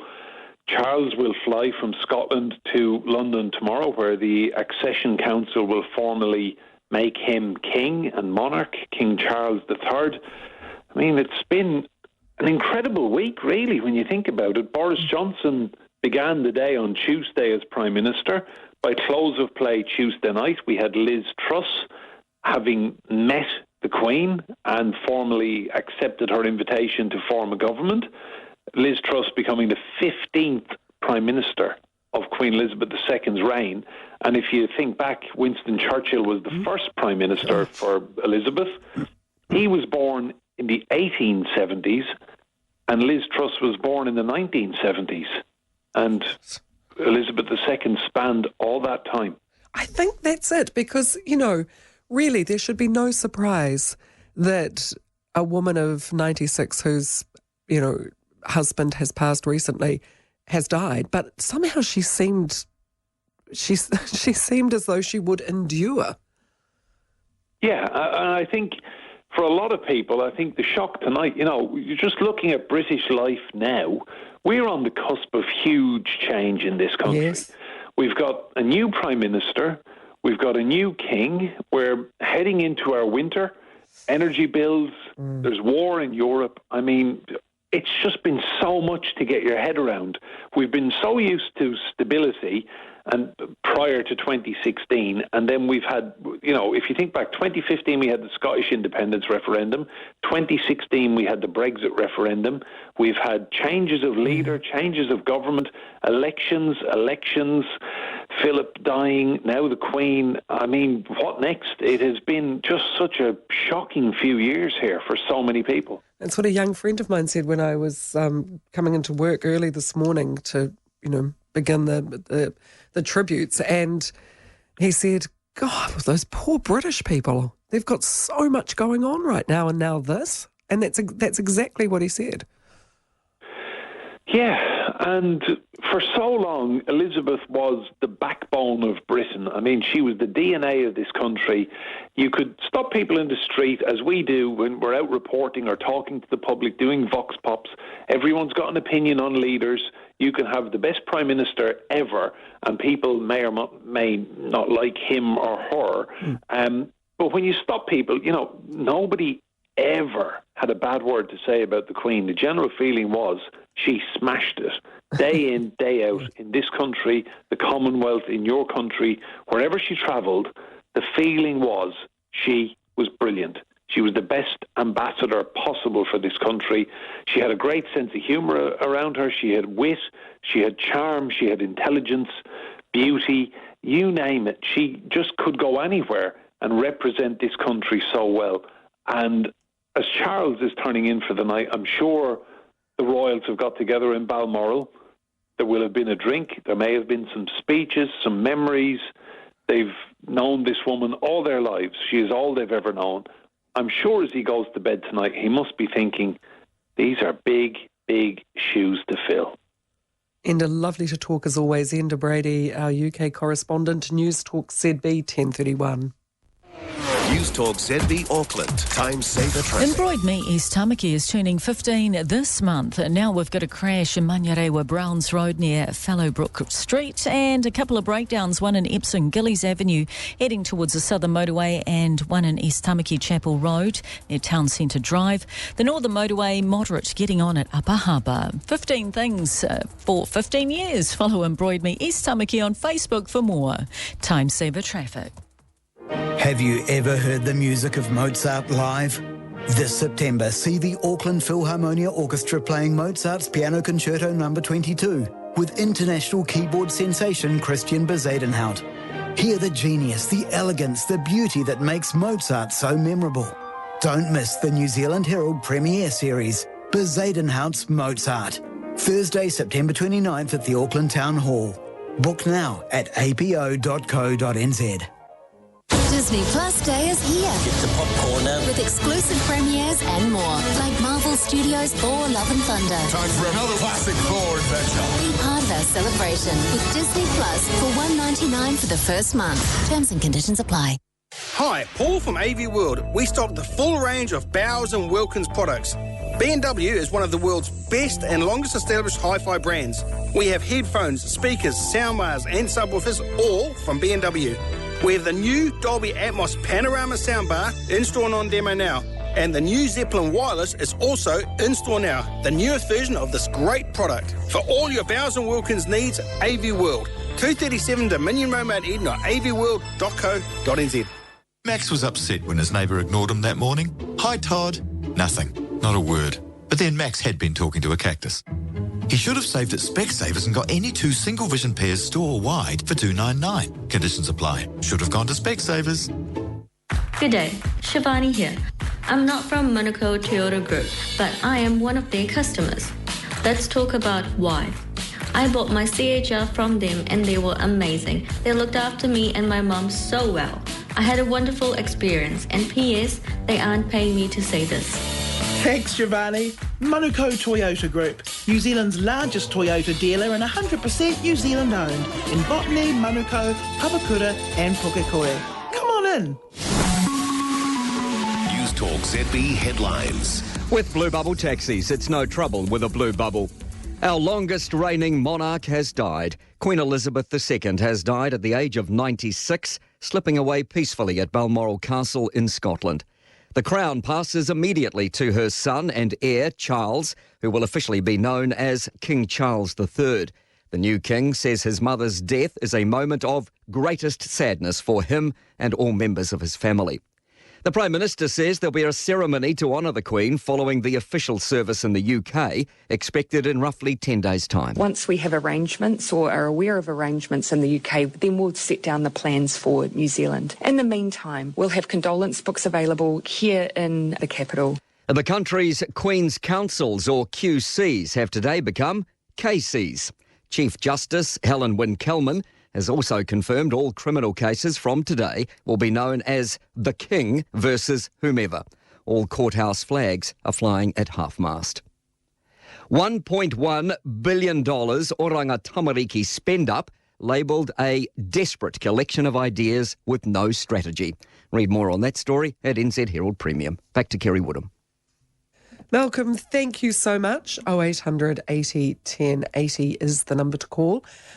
Just as we were talking about, where the condolence books are going to be, a letter arrived from Holy Trinity Cathedral in Auckland. Holy Trinity Cathedral plans to have a memorial book, and the cathedral will be open for those who wish to remember the Queen, pay their respects and light a candle.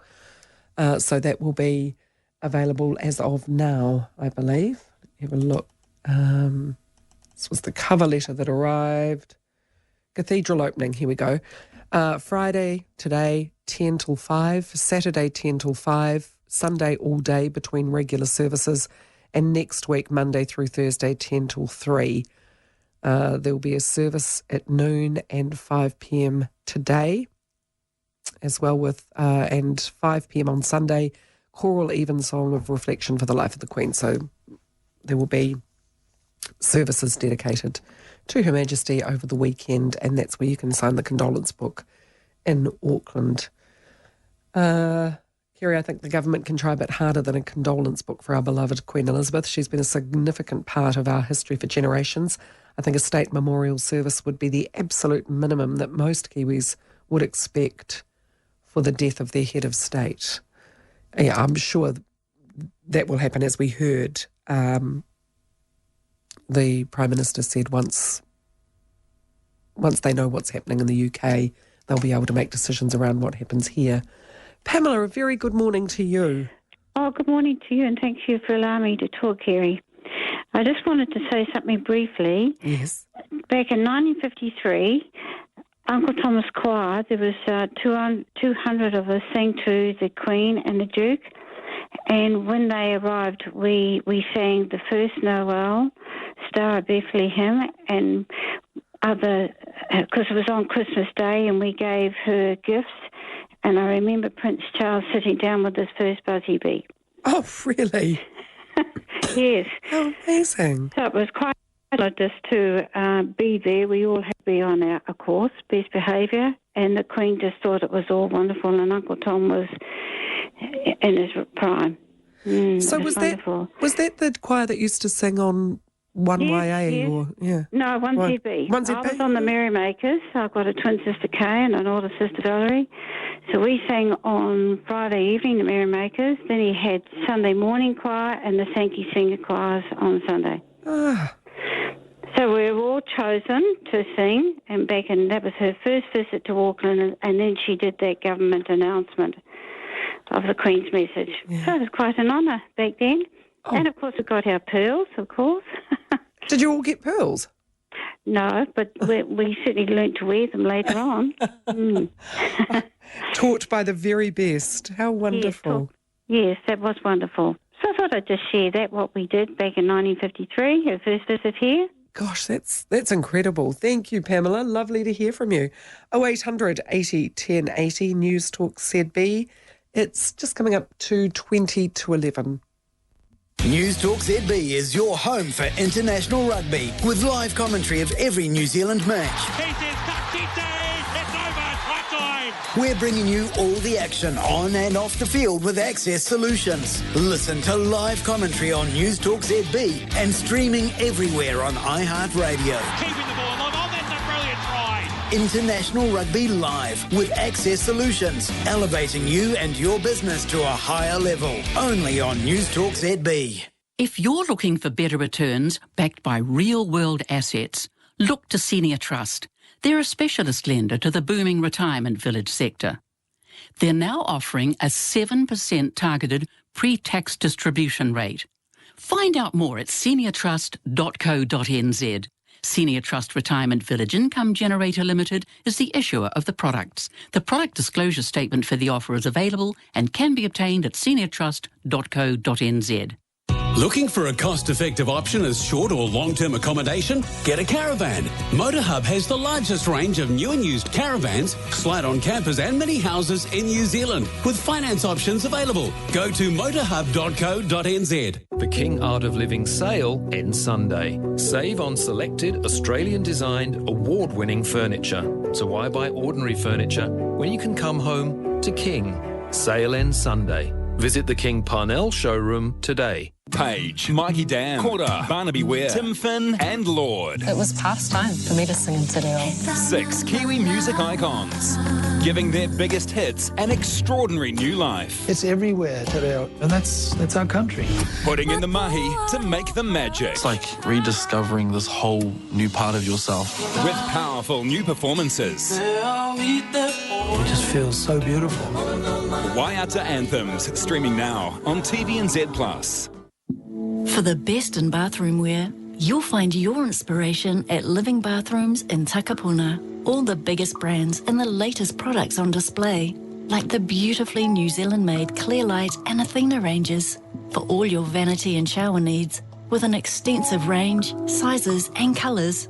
Call in and see for yourself at Living Bathrooms, 77 Barry's Point Road, Takapuna. Find your inspiration with the best in bathroom wear at Living Bathroom. Have your say on the big stories of the day. Call 0800 80 1080. It's Kerry Woodham Mornings with Southpack Trucks, Staff Trucks. Big yet super quiet for inner city work. Newstalk ZB.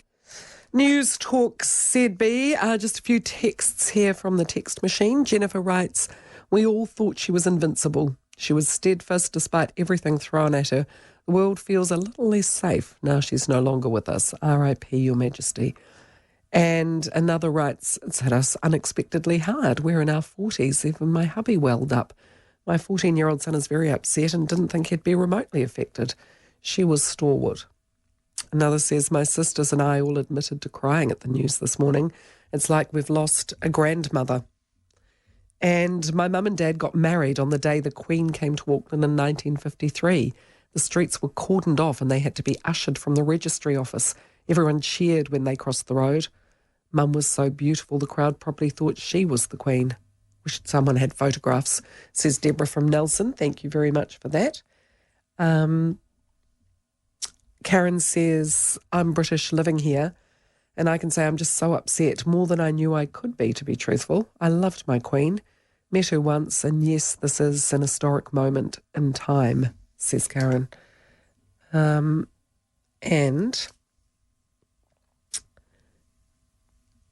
when it comes to reminiscences, I would very much like to hear from those who might have had the opportunity to meet the Queen, either through work, either you probably, if you're in the armed forces or in the police, you might have had more opportunity than others to meet her.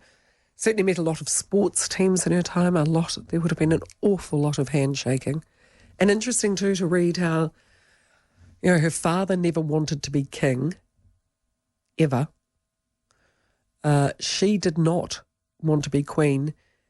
According to her nanny, Marion Crawford, she used to be found praying fervently before she went to bed for a baby brother who'd be able to take over once it became apparent that she was the heir after her father. She used to pray fervently that a baby brother would arrive who would usurp her and take over. It seems that the royal family understands very much that while the wearing of the crown might be a privilege, it's also a heck of a burden as well. So if you were one who had the opportunity to meet the Queen, love to hear from you. For those who are British and who are expats living here, I really do feel for you, because it is a time and historic moments where you do want to gather together. It's it's as common as and as old as time to want to be together. And I can understand that. And listening to Jeremy this morning, whose wife is in the UK right now, and him saying, yeah, I've been scouring the Air New Zealand websites and I will be on that more when she passes by. So I can understand that, I really can. So 0800 80 10 80 is the number to call. If you want to send a text, feel free to do so, 9292 ZBZB.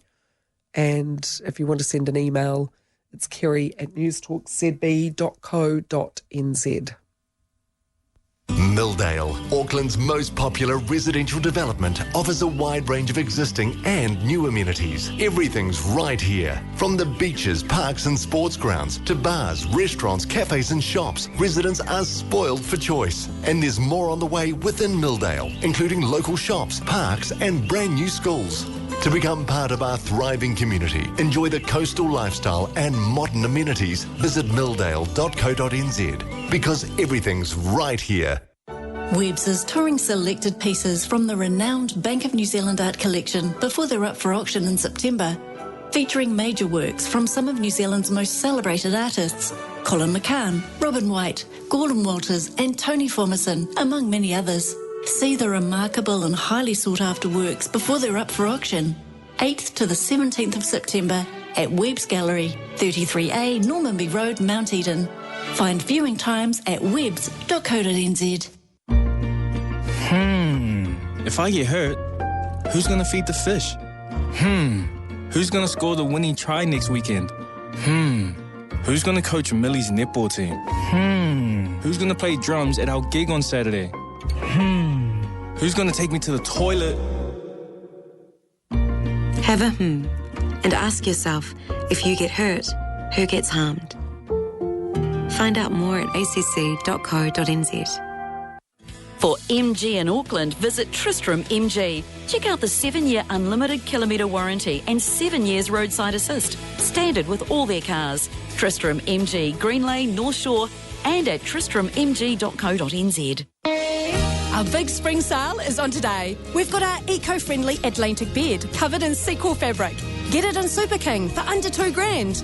We have stock you can take home today, only at Big Save. So far, that plan is working. Everything's sort of dreamt up on the fly and it's not really properly organised. Russia's Vladimir Putin thought he could roll into Ukraine and the world would roll over. You've read the headlines. Now get more of the story with NZ Herald Premium, giving you everything you need to know about the issues of the day. Subscribe to Herald Premium for just $1.99 a week. Go to nzherald.co.nz, subscribe. T's and C's apply. At prices may vary. Newstalk ZB, a statement from His Majesty the King at the time of the Queen's death. That's going to take a bit of getting used to, isn't it? The death of my beloved mother, Her Majesty the Queen, is a moment of the greatest sadness for me and all members of my family. We mourn profoundly the passing of a cherished sovereign and a much-loved mother. I know her loss will be deeply felt throughout the country, the realms and the Commonwealth, and by countless people around the world. During this period of mourning and change, excuse me, my family and I will be comforted and sustained by our knowledge of the respect and deep affection in which the Queen was so widely held. Kerry, I'm a truckie in my late 50s. I've only known one monarch. I now realise I may live under 3. Tragic news at 5:30. I've been bubbling uncontrollably today at times. R.I.P. Elizabeth. Well, they do have longevity on both sides of the family, so, and probably the very best of healthcare, you'd imagine. So Charles should be around for a while, but you're right. It may well, it may well be 3 monarchs in our generation. Sue says, that insensitive text complaining about the government's response to the Queen's death was totally uncalled for. They obviously hadn't listened to the radio, re what New Zealand was planning in the future. So sad a time for us all, as she was part of our lives for what seemed forever. My thoughts go to the people of the UK, says Sue. Yes, it does. It is. They have been through an awful lot, haven't they? And they've got a dreadful winter coming up with soaring energy costs, a new Prime Minister, dealing with the Brexit fallout. And, the Queen was that one constant as things changed around the UK. John, hello. Yeah, good morning, Kerry. How's it going? Good, thank you. Bit of a somber moment for a lot of people around the world, I guess. Yeah. But, I acknowledge her for her reign on the British Empire. Yeah. And what she represented, but also you can't deny the fact that maybe we should ask the question, should we move away from the crown and the monarchy and become our own, our own legal country, as they say. The question should always be asked after someone that important has passed away. Oh, absolutely. Probably not on the day, but absolutely it would be something that Charles would be well aware of, that it will be up to the Commonwealth whether they want to remain part of the Commonwealth. Yeah, and I know it's a significant part of our history, India's history, Africa's history, yep. The Caribbean, for better or for worse. but I think a lot of nations around the world will acknowledge her and what she has stood for. But then again, we would probably turn and say, well, maybe it's time that we become our independent sovereign and we choose our own head of state. I'm not coming from a bad angle, but all I'm saying is that I acknowledge her and her family, and they're just people at the end of the day, and they're mourning. So, yeah, that's all I need to say. All right. Thank you, John. Yeah, I think that's absolutely a reasonable question to be asked, probably not on the day of her death, but undoubtedly in the future, every country must look at itself and ask, okay, well, where to from here? Because it is the end of an era. You know, I don't know if you heard Don McKinnon earlier, but, you know, he turned down a knighthood from the New Zealand government because he felt that was something that perhaps belonged in the past. Although when Her Majesty said, I'd really like to, well, I don't know how she said it, I'm paraphrasing, but when she said, I'd like to give you a knighthood, you don't say no. But yeah, absolutely. Kerry, I'm in my 50s. I won't see another queen in my lifetime. No. We've got the Queen Consort in Camilla. And Glenda says, re your last caller, no, we should not become a republic. Has anyone taken note of the current government's shenanigans, says Glenda? And will the national anthem of England remain God Save the Queen, or will this change to King now? Yeah, it'll be the King. It had to change when Elizabeth became Queen. It had been God Save the King. Changed to Queen, and then it'll change now to King. From Sir John Key, it's with profound sadness that I learned today of the news of the death of the Queen. As Prime Minister, I had the privilege of meeting the Queen, the Duke of Edinburgh, and many members of their family on several occasions, most memorably when the Queen and Duke hosted my wife Brona and I and our children at Balmoral in 2013. That was an unforgettable experience, and what most stays with me is the royal family's genuine interest in other people and their unwavering dedication to the welfare of the Commonwealth.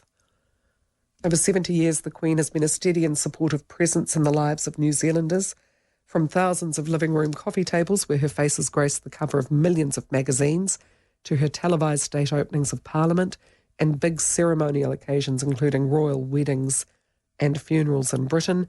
She has simply always been there for generations of New Zealanders.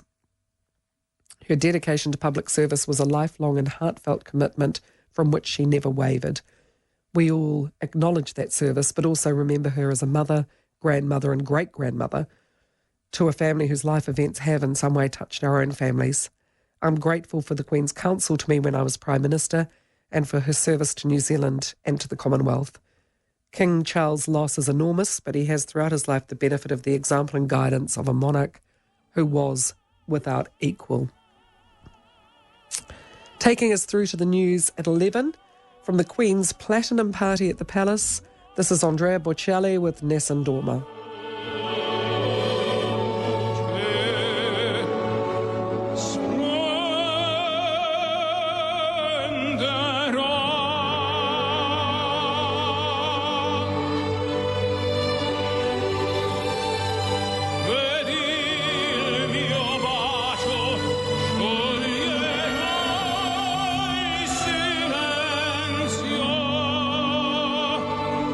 Che ti fa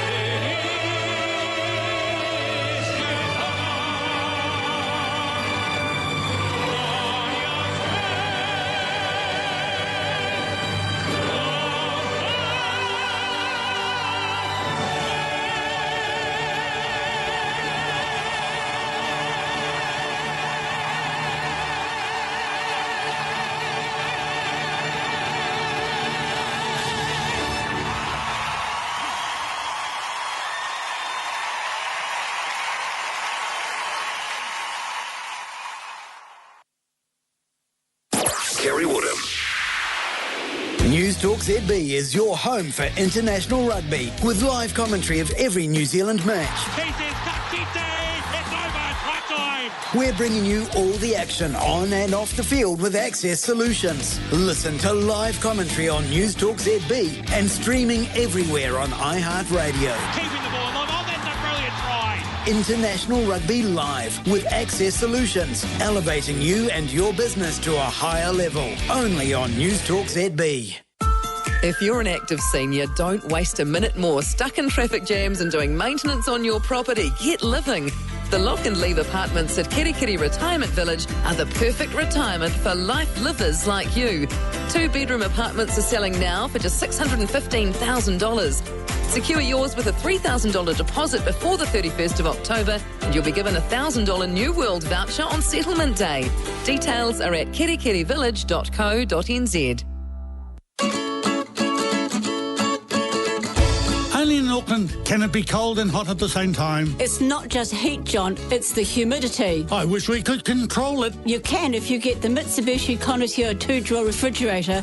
It has a humidity drawer with Vitalite technology. Plus it has a multi-airflow cooling system, which, when paired together, keeps your vegetables fresher for longer. Get it today for just $1,849 at Magnus Benro. 100%.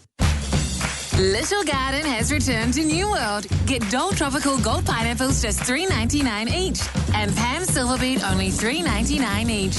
Now that's New World value. Sizes, limits, exclusions apply. We're buzzing about spring at Palmer's.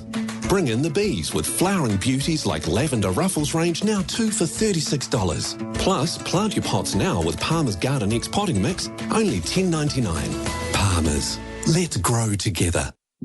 For the best in bathroom wear, you'll find your inspiration at Living Bathrooms in Takapuna. All the biggest brands and the latest products on display, like the beautifully New Zealand-made Clearlight and Athena ranges, for all your vanity and shower needs, with an extensive range, sizes and colours. Call in and see for yourself at Living Bathrooms, 77 Barry's Point Road, Takapuna. Find your inspiration with the best in bathroom wear at Living Bathroom. In Auckland on 89.4, this is Newstalk ZB. Remembering our monarch with the latest from the Newstalk ZB News Centre.